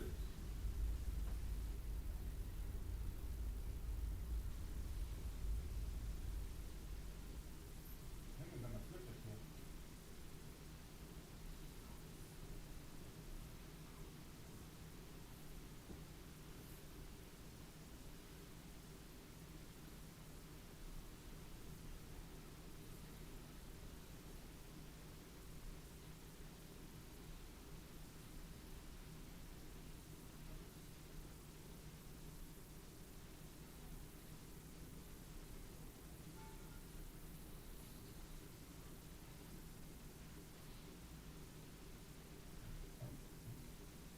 Ah, she got unlucky again. Fuck. Okay. But if I was with you, I would fight him again. Maybe now it works. And she failed already like 7 times. And the jungle pet also doesn't work today. Fine. If I was with you, I would just keep fighting. Like maybe Spectres just keep getting lucky, you know? These 3 levels down and here's the kiss. Yeah, I would also. Go, fight. Yeah! You got it! She learned!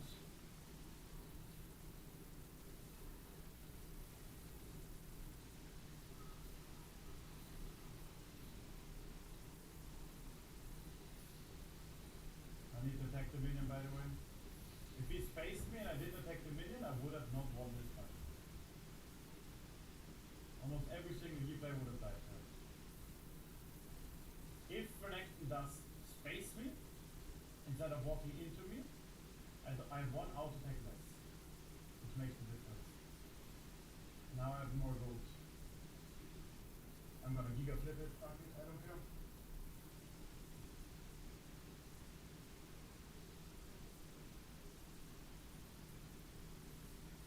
I'm gonna giga flip it berserkers as well. Let's flip everything. We win this. We will win this.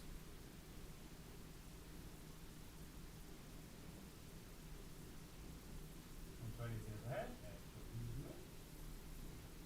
Let's find a way to win.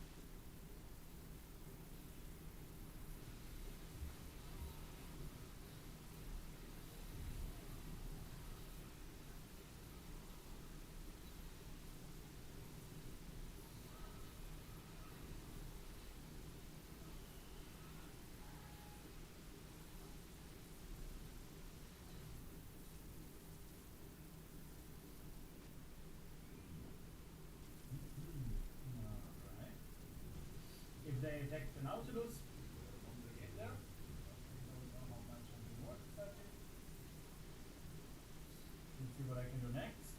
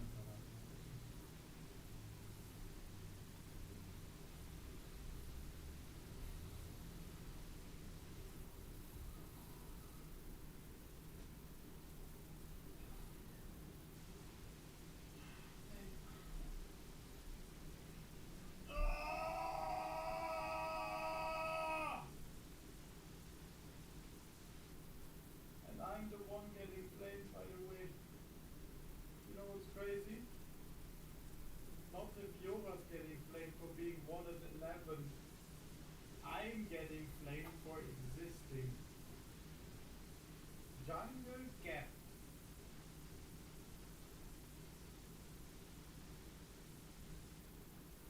I'm losing every single game I play. No matter what I do, my Fiora just goes 12 deaths. How is this even possible?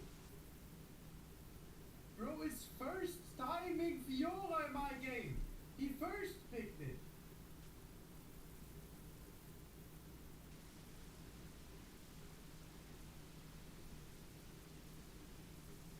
Not a single Fiora game.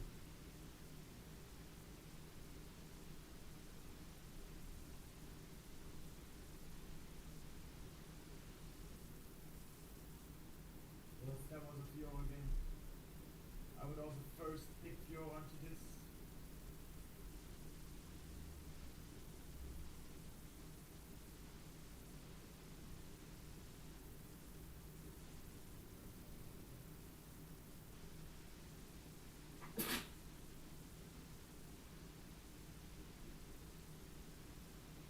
I'm so unlucky now.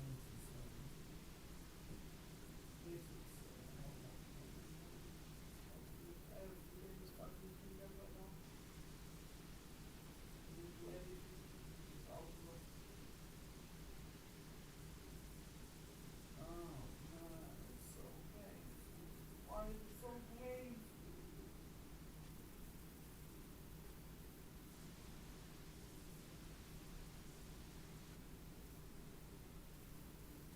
I'm not enjoying this at all.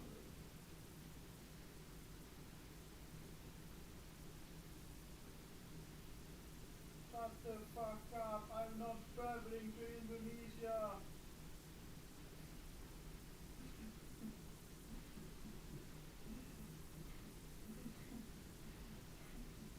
If you're traveling to Indonesia soon, I am not going to, you fucking dog! I could not care less about fucking Indonesia!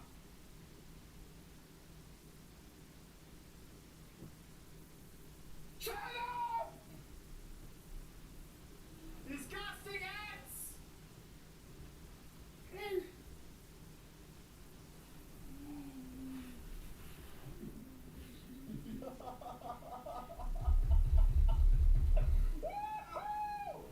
Let's go!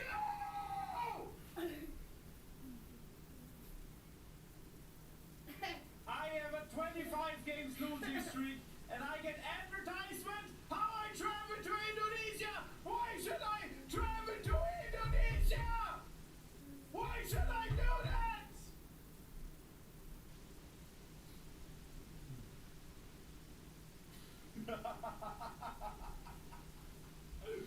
Let's win next game. Let's go.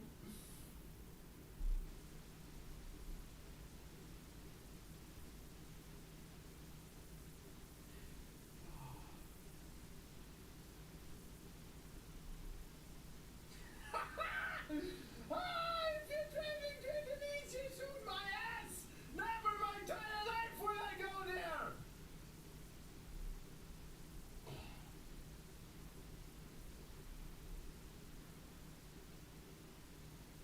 Let's conquer. Now everything is out. Now I'm winning streak. Now 10 games winning streak. 10 games winning streak to break the algorithm. 0 out of 10 right now. I'm gonna break the algorithm now, chat.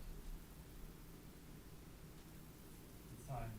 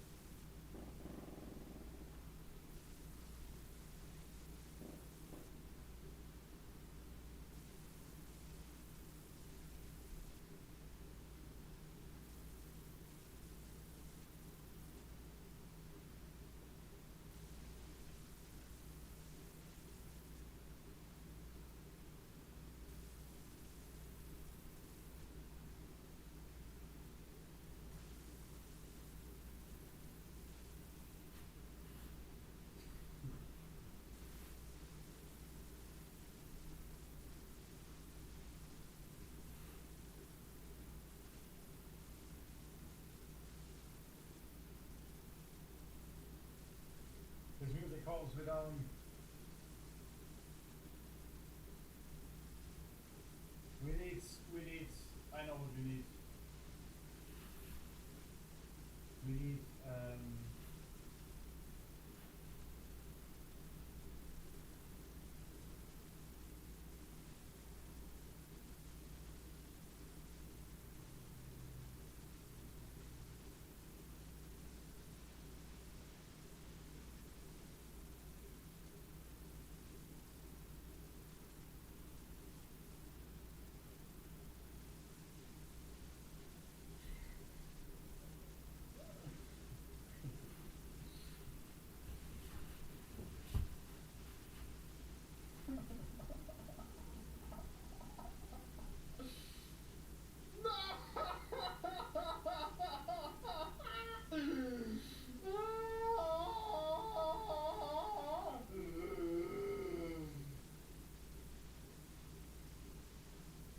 I am the eyes of the voices.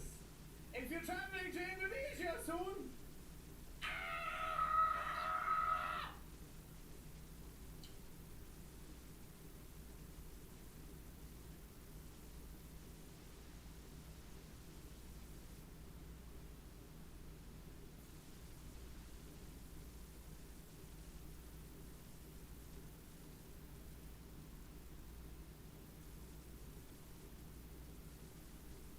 das Böse.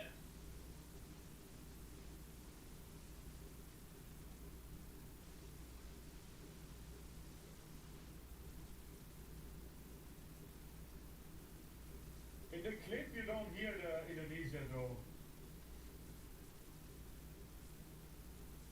Oh, my time went out. That's fucking hilarious. Now he wants a revanche. Butter.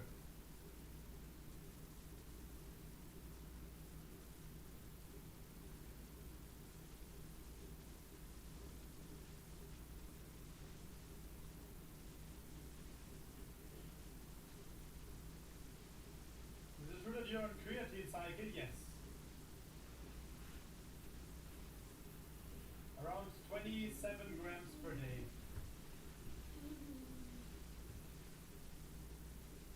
Holy shit, chat. We got this. Ask Sugar if he wants to do Q. Who? Who?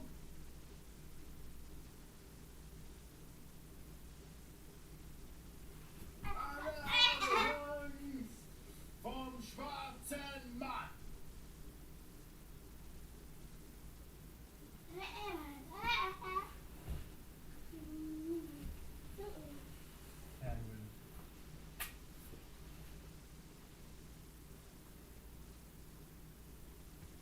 Angst vom schwarzen Mann. This is what we need to stay mentally sane. Sane to stay sane! Can win. 2 AP. Jungle, ADC, AP as well. Maybe we play Diana this game. Let's see if someone of them type AD, please. Let's see if they have a brain. I'm hovering another AP champion. Are they going to type AD, please, or do they just let it happen?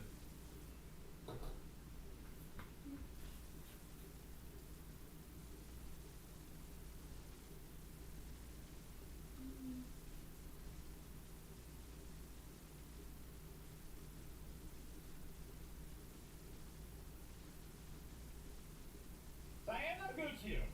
I kind of make it easier. They still not good in again with me. Is Diana a good pick here?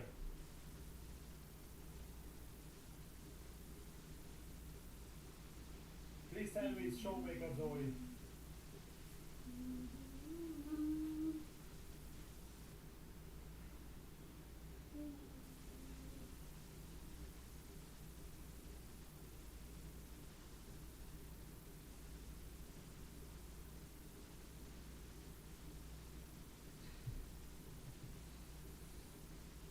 Adieu!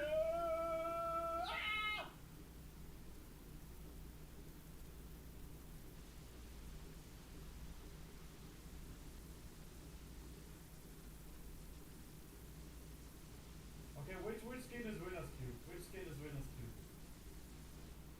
Turtles or Musties winners too. No. Snowman? Yeah. Snowman with the fucking ice. Yeah, it's GG. Enemies can't play anymore. I let's this room. Adieu. Wiedersehen. Also wir weiter.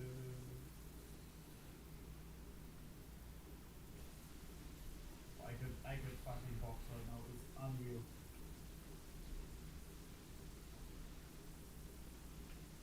Tankers winning streak. We are 0 out of 10 right now.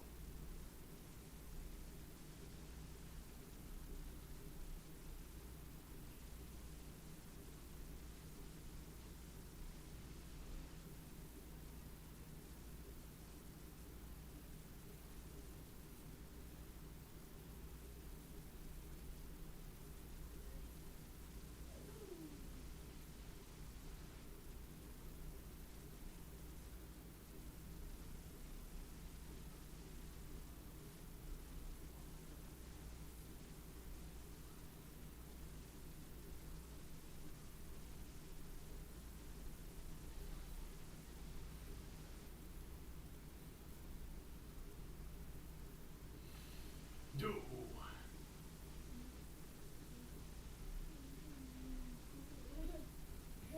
This is the winner stream music.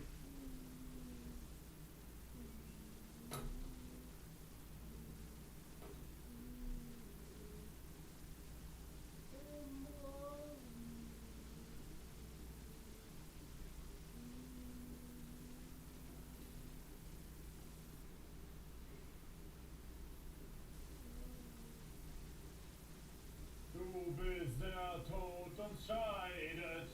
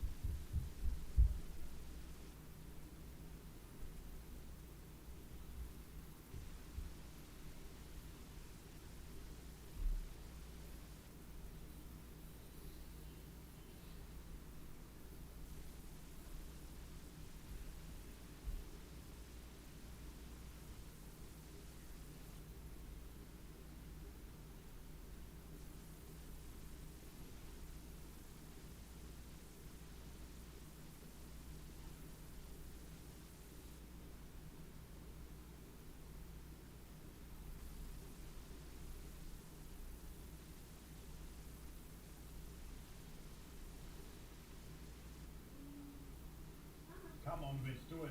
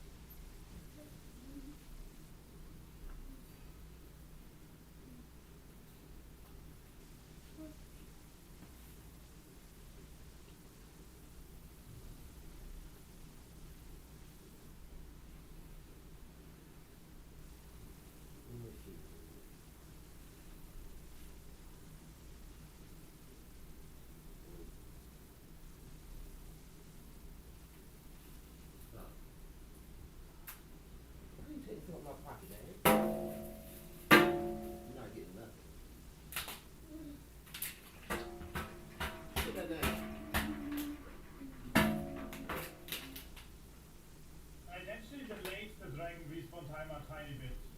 Because enemies are winning.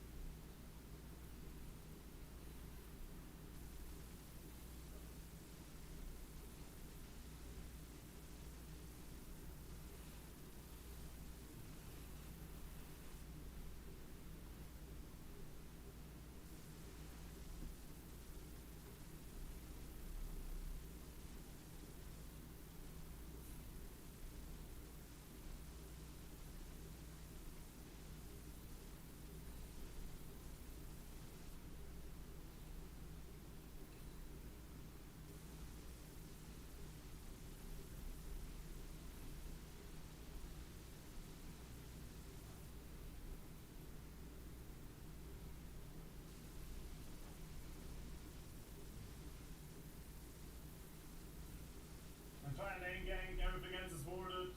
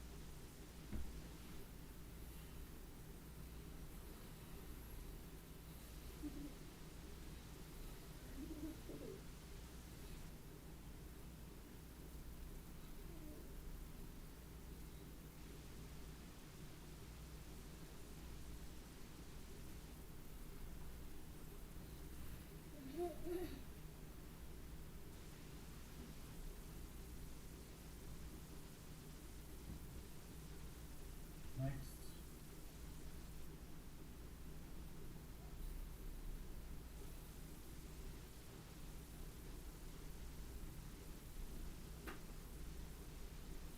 For those who don't understand the meaning, this song is about love.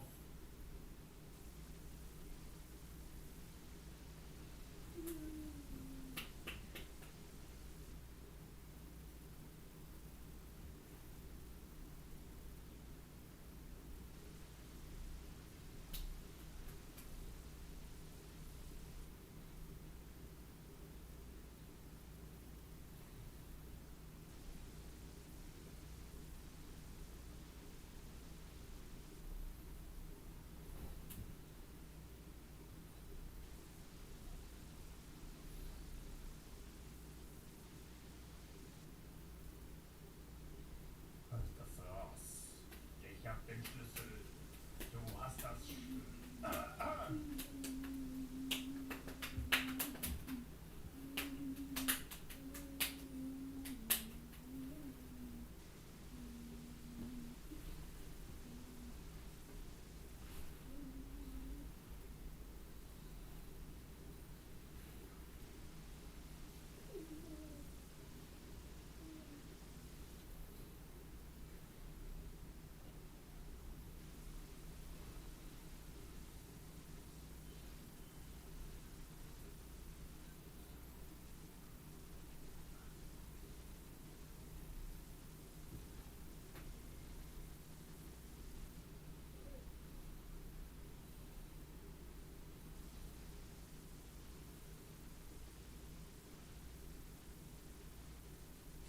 This question, please.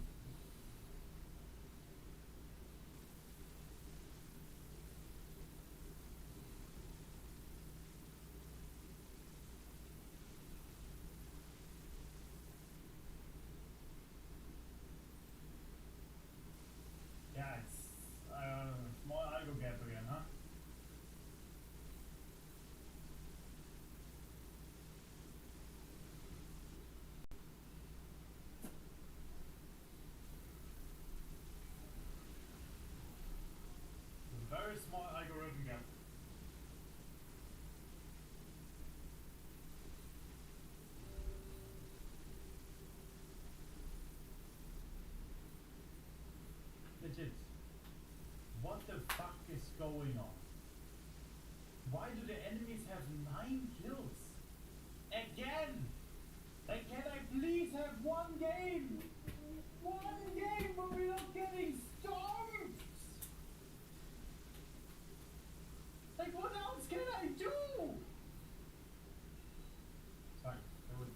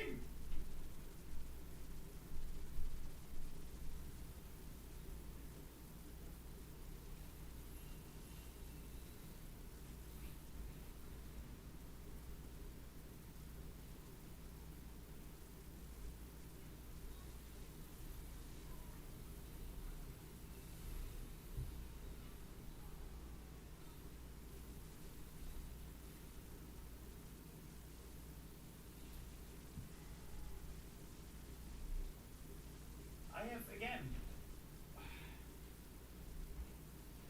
Oh, look at this tab!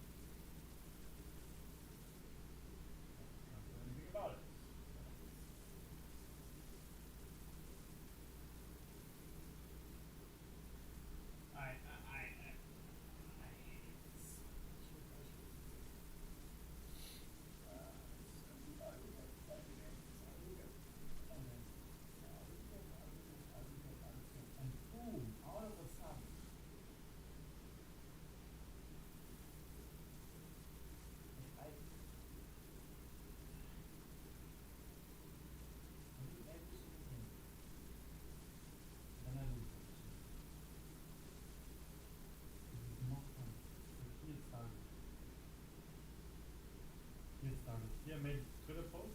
Nina made a Twitter post and then absolutely unwinnable, unwinnable, unwinnable, unwinnable, unwinnable, unwinnable. Fade Messi, fade Messi, fade Messi, fade Doom, fade Messi, fade Messi. Fade Messi, fade Messi. This was okay. Then it was okay. And then again, every single game, no matter what I do. Completely, extremely absolute disgustingly hard for zero chance every single game. Holy shit, I am getting complete cancer. I'm getting the absolute treatment. No mercy. Absolutely zero mercy. I'm getting the treatment from start until finish.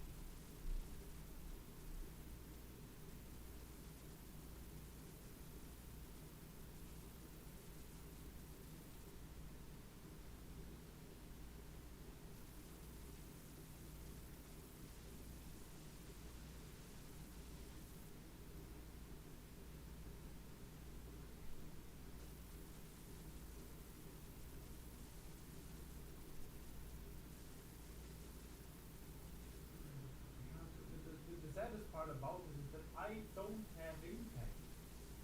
I am just praying that this losing streak ends. I can't play better. It's already maxed out. My champs don't do more. It's impossible. It's fine. If we keep praying, eventually we will be good. Yes.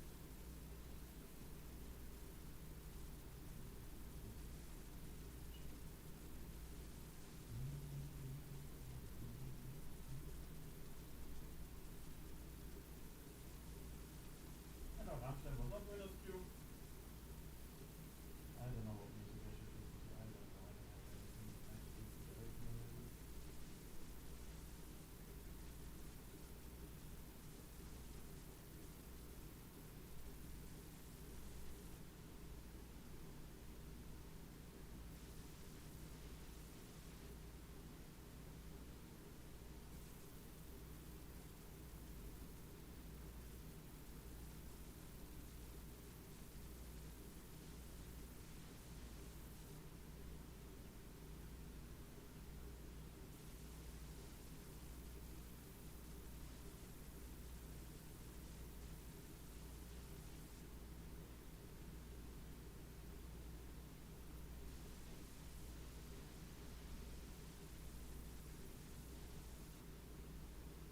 What does this say?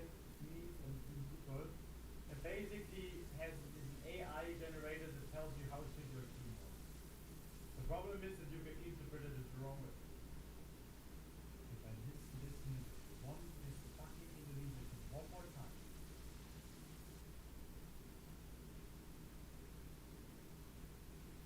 But can I eat it? I don't understand.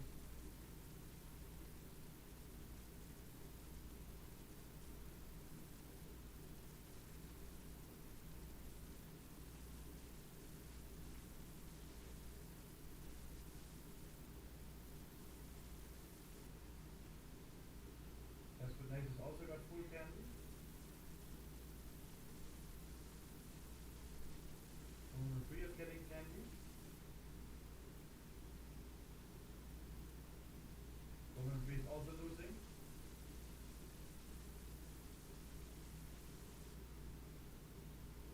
Red is also getting candy.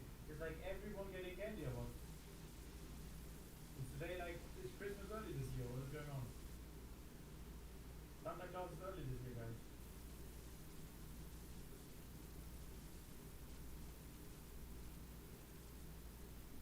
What is now?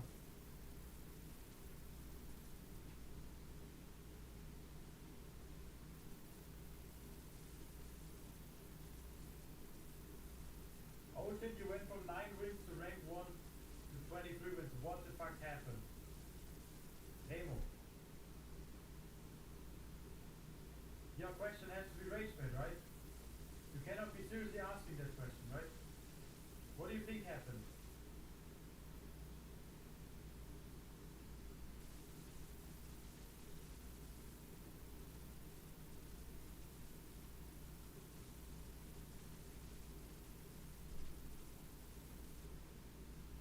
Learn Aatrox, jungle? No, I don't like the jungle.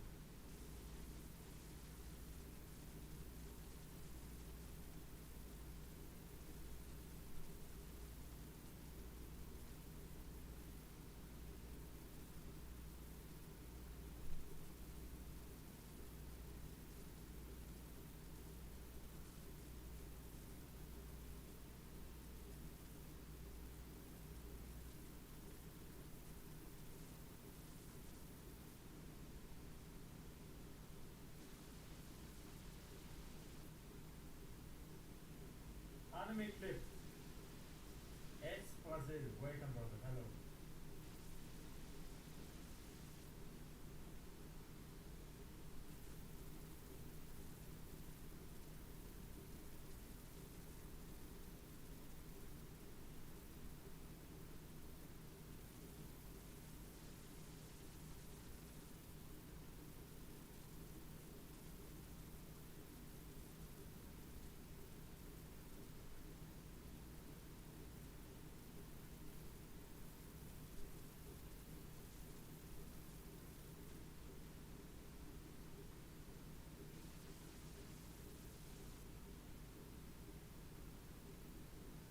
Why aren't you playing Diego anymore?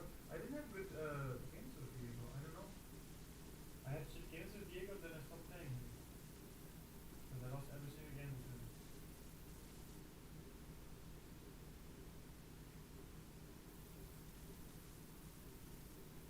I just lose everything again I pick Diego. I don't know why.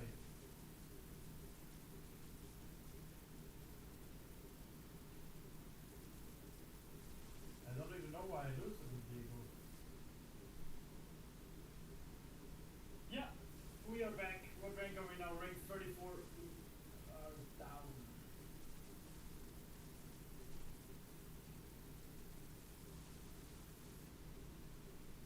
Maybe someone better jungle now.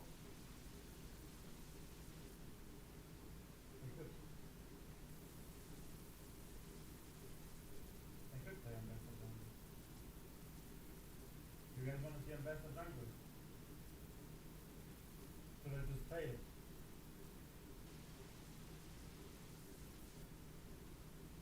I just started playing Velvet and I find it really fun. They're getting enhanced void from Raft and Harry from voiding something you should try first and hurry. Because it's not only on the enhanced rafts, enhanced like voidings, it's more about the time you have your ult. Because it's not 60 seconds, it's 180 seconds. That's a lot. Plus if you get a kill, when it's like let's say it's at 100 seconds.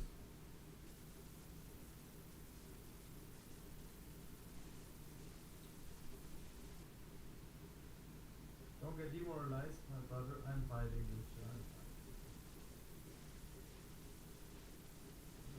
So okay, if you have 100 seconds on your ult, and then you pick up another ult or kill, then you're back at 160 seconds. And 180 seconds is just a lot.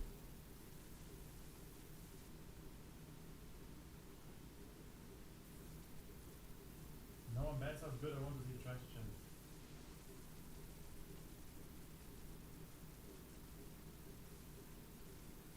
Guys, I think I'm gonna just pick up best. I know that's my. Why does it lag so hard now? Why does it lag so hard? Is it my internet shit or what is going on? Guys, type 1 in the chat if you want me to just pick Ambassador jungle on my main account and just say fuck it.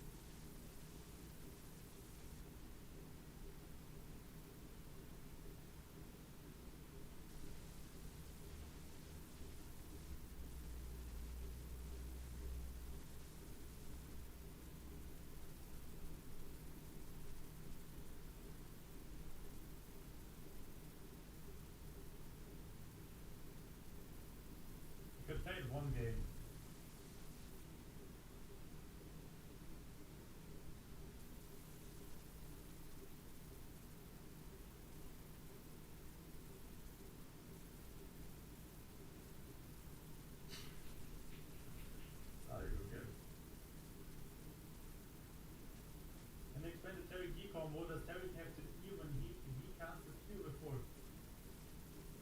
There is no combo anymore, right? Remove it. Terry needs to E before he Qs or after he Qs. But he is not allowed to Q. He is not allowed to press Q when there's Terry E up, because otherwise it just disappears. Guys, I'm thinking about just sending it and picking a lesson.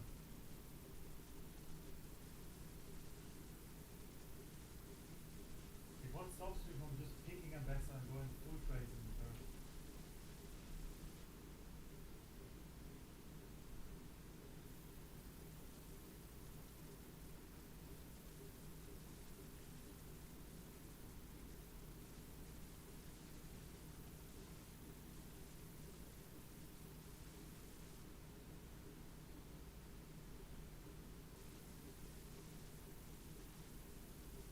Because this is such a cool champion, actually. The only reason I don't want to pick her is because I didn't think she's like that strong. Eclipse into Shoji into Voltite.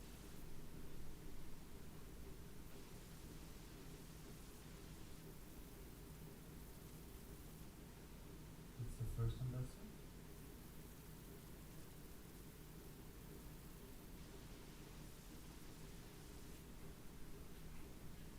Let's check another ambassador.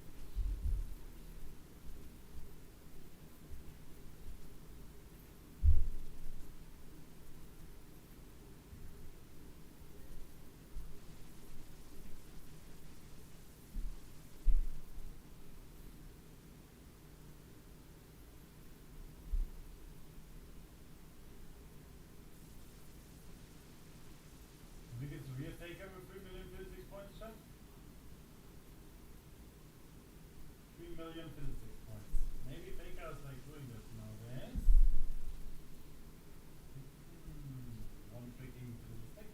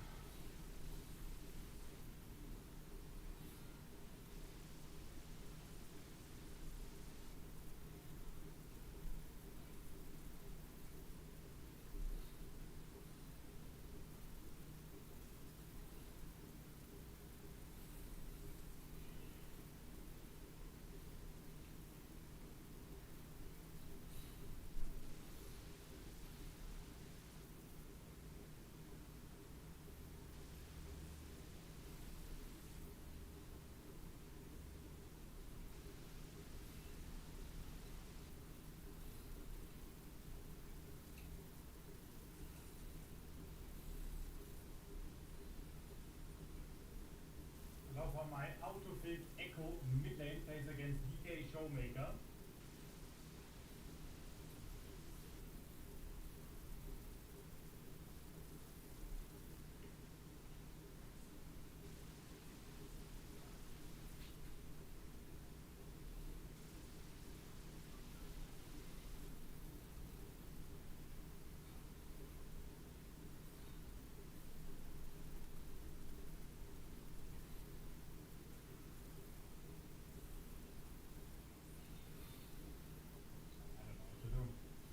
Absolutely nothing on the map.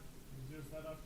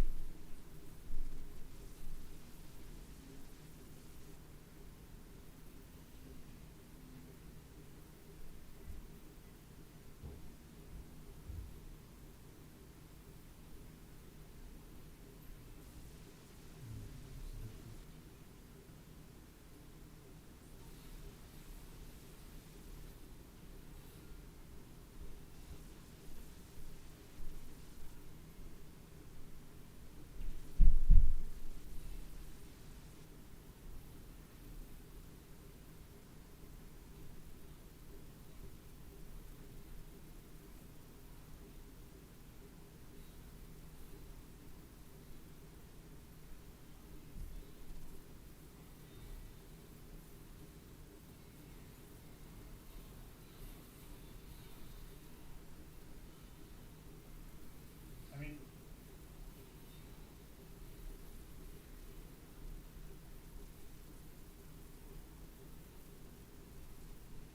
like, are you fucking retarded or something? If you wanna go, then go. What are you going mid lane then? You absolute disgusting pig! What is that?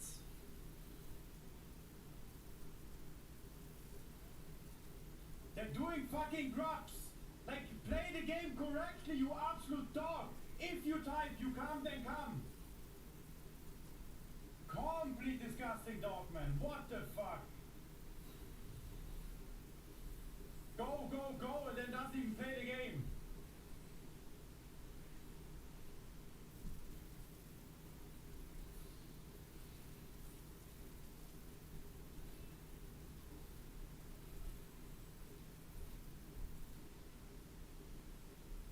Should have just not played for that. Should have listened to myself. Got completely murdered by my AC as every single game, man. I'm already having suffering time with losing lanes and autofills against Showmaker. Getting trolled by my own teammate is next level.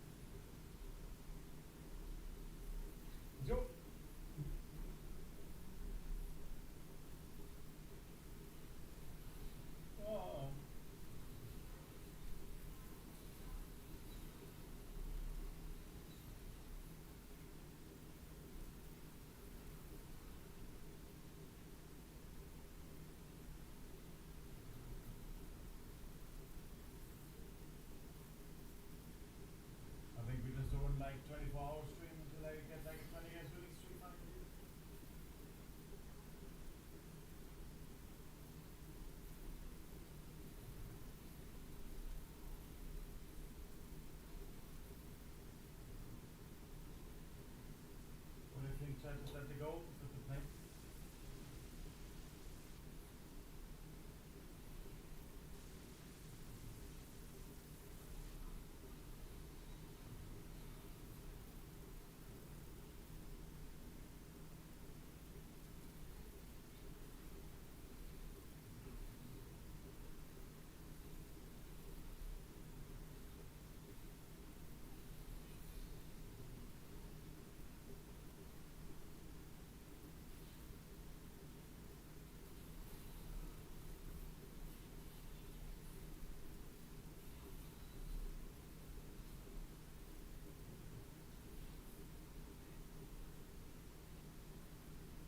We bring back the winners too with that honesty.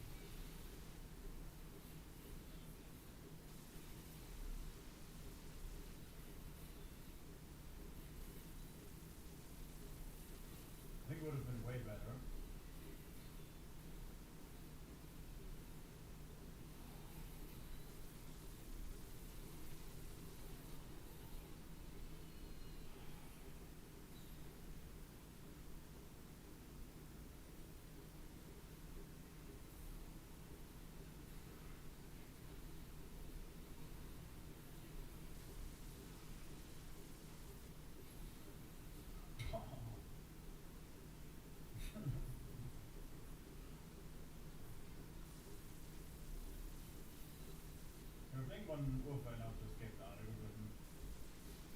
Too late.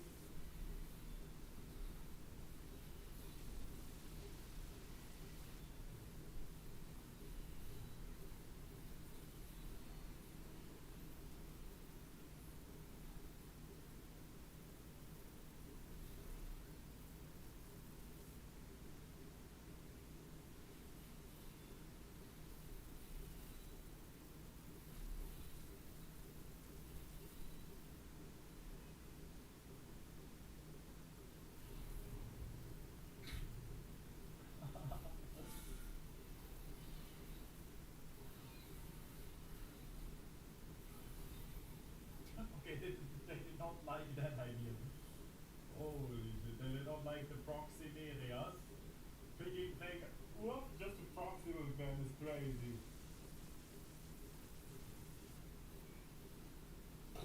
I started us way earlier than that. The algorithm is absolutely merciless. Absolutely merciless.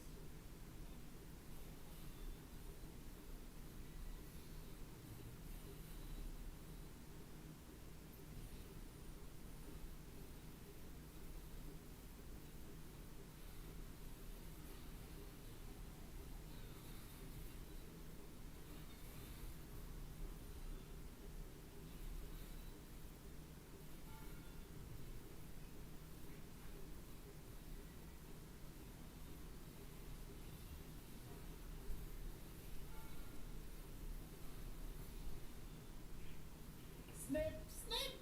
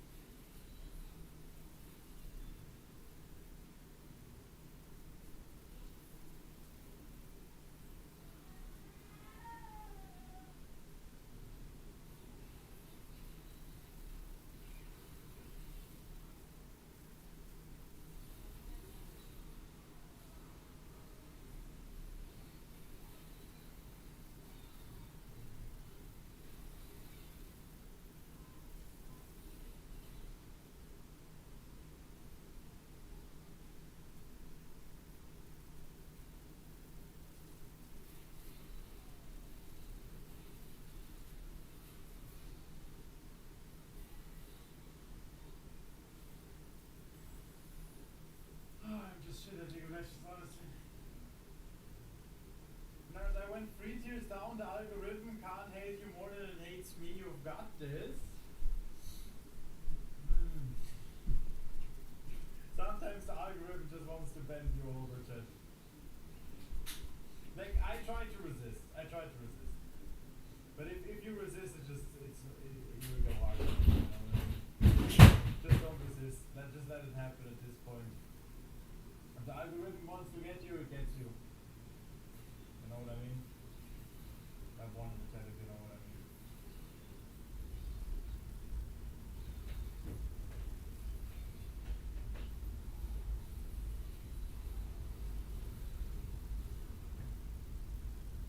Oh my god. Okay.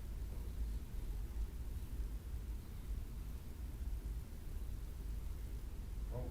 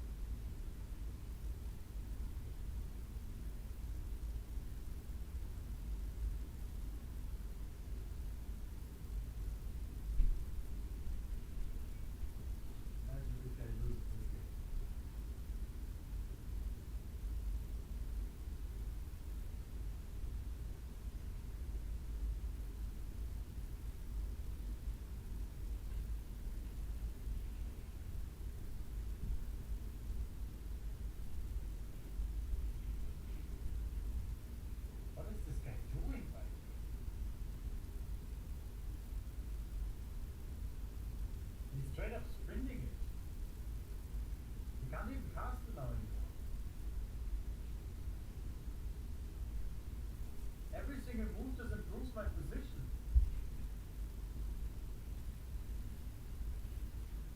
He keeps improving my position. What is he doing? Look, it gets better and better and better. He can't even cast anymore, and I threaten this. I threaten even this now. He's playing time. He ain't playing shit, brother. He did absolutely nothing.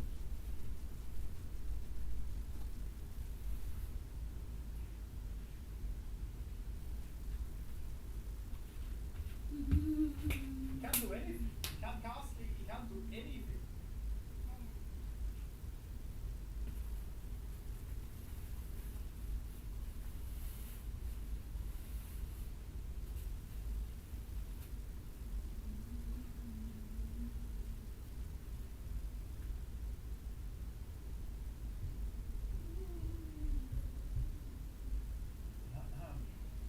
Very interesting.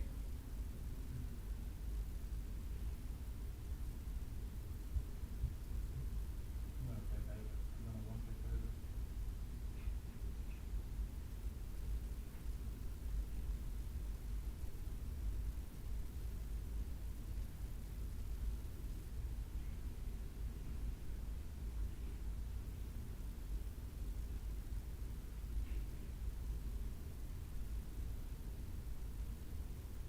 So this game is insane, by the way. Look at my position.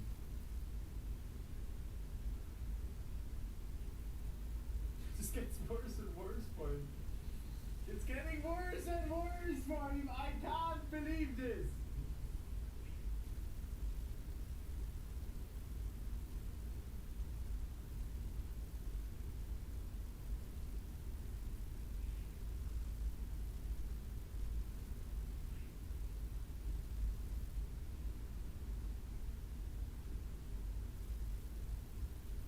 Okay, now what is this king gonna do?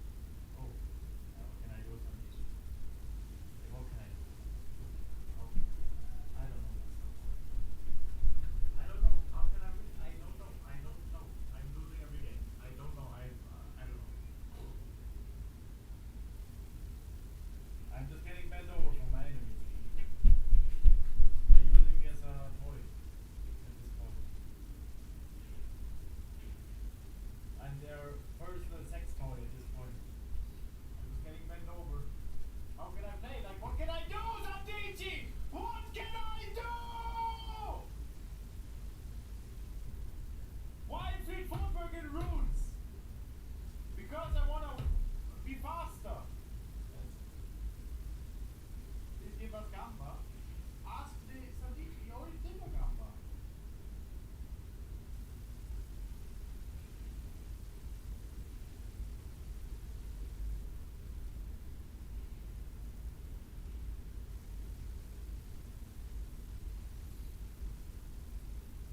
Okay, Norman, your timeout. No, that's enough. 1 hour timeout.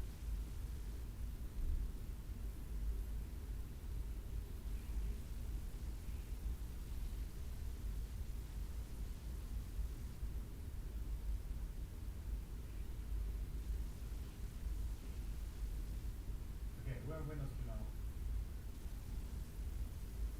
Focus. Let's go.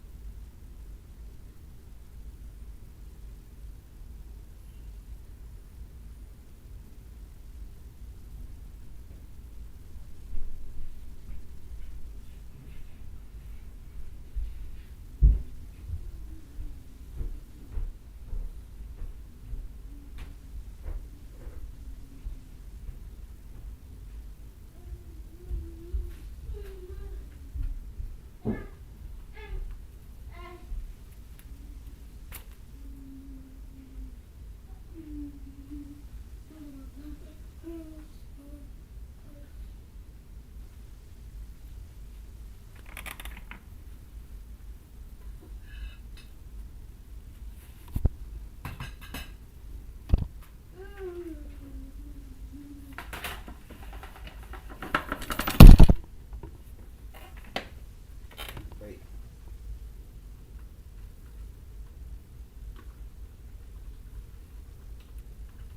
Did you miss it? I got you. Thank you so much. That means really sweet for me.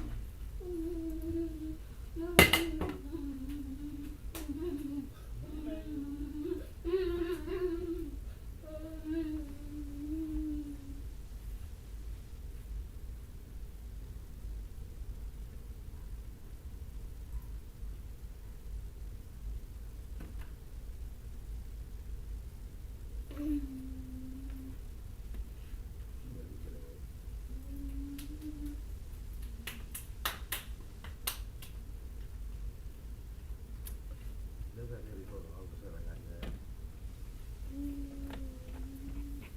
Ooh.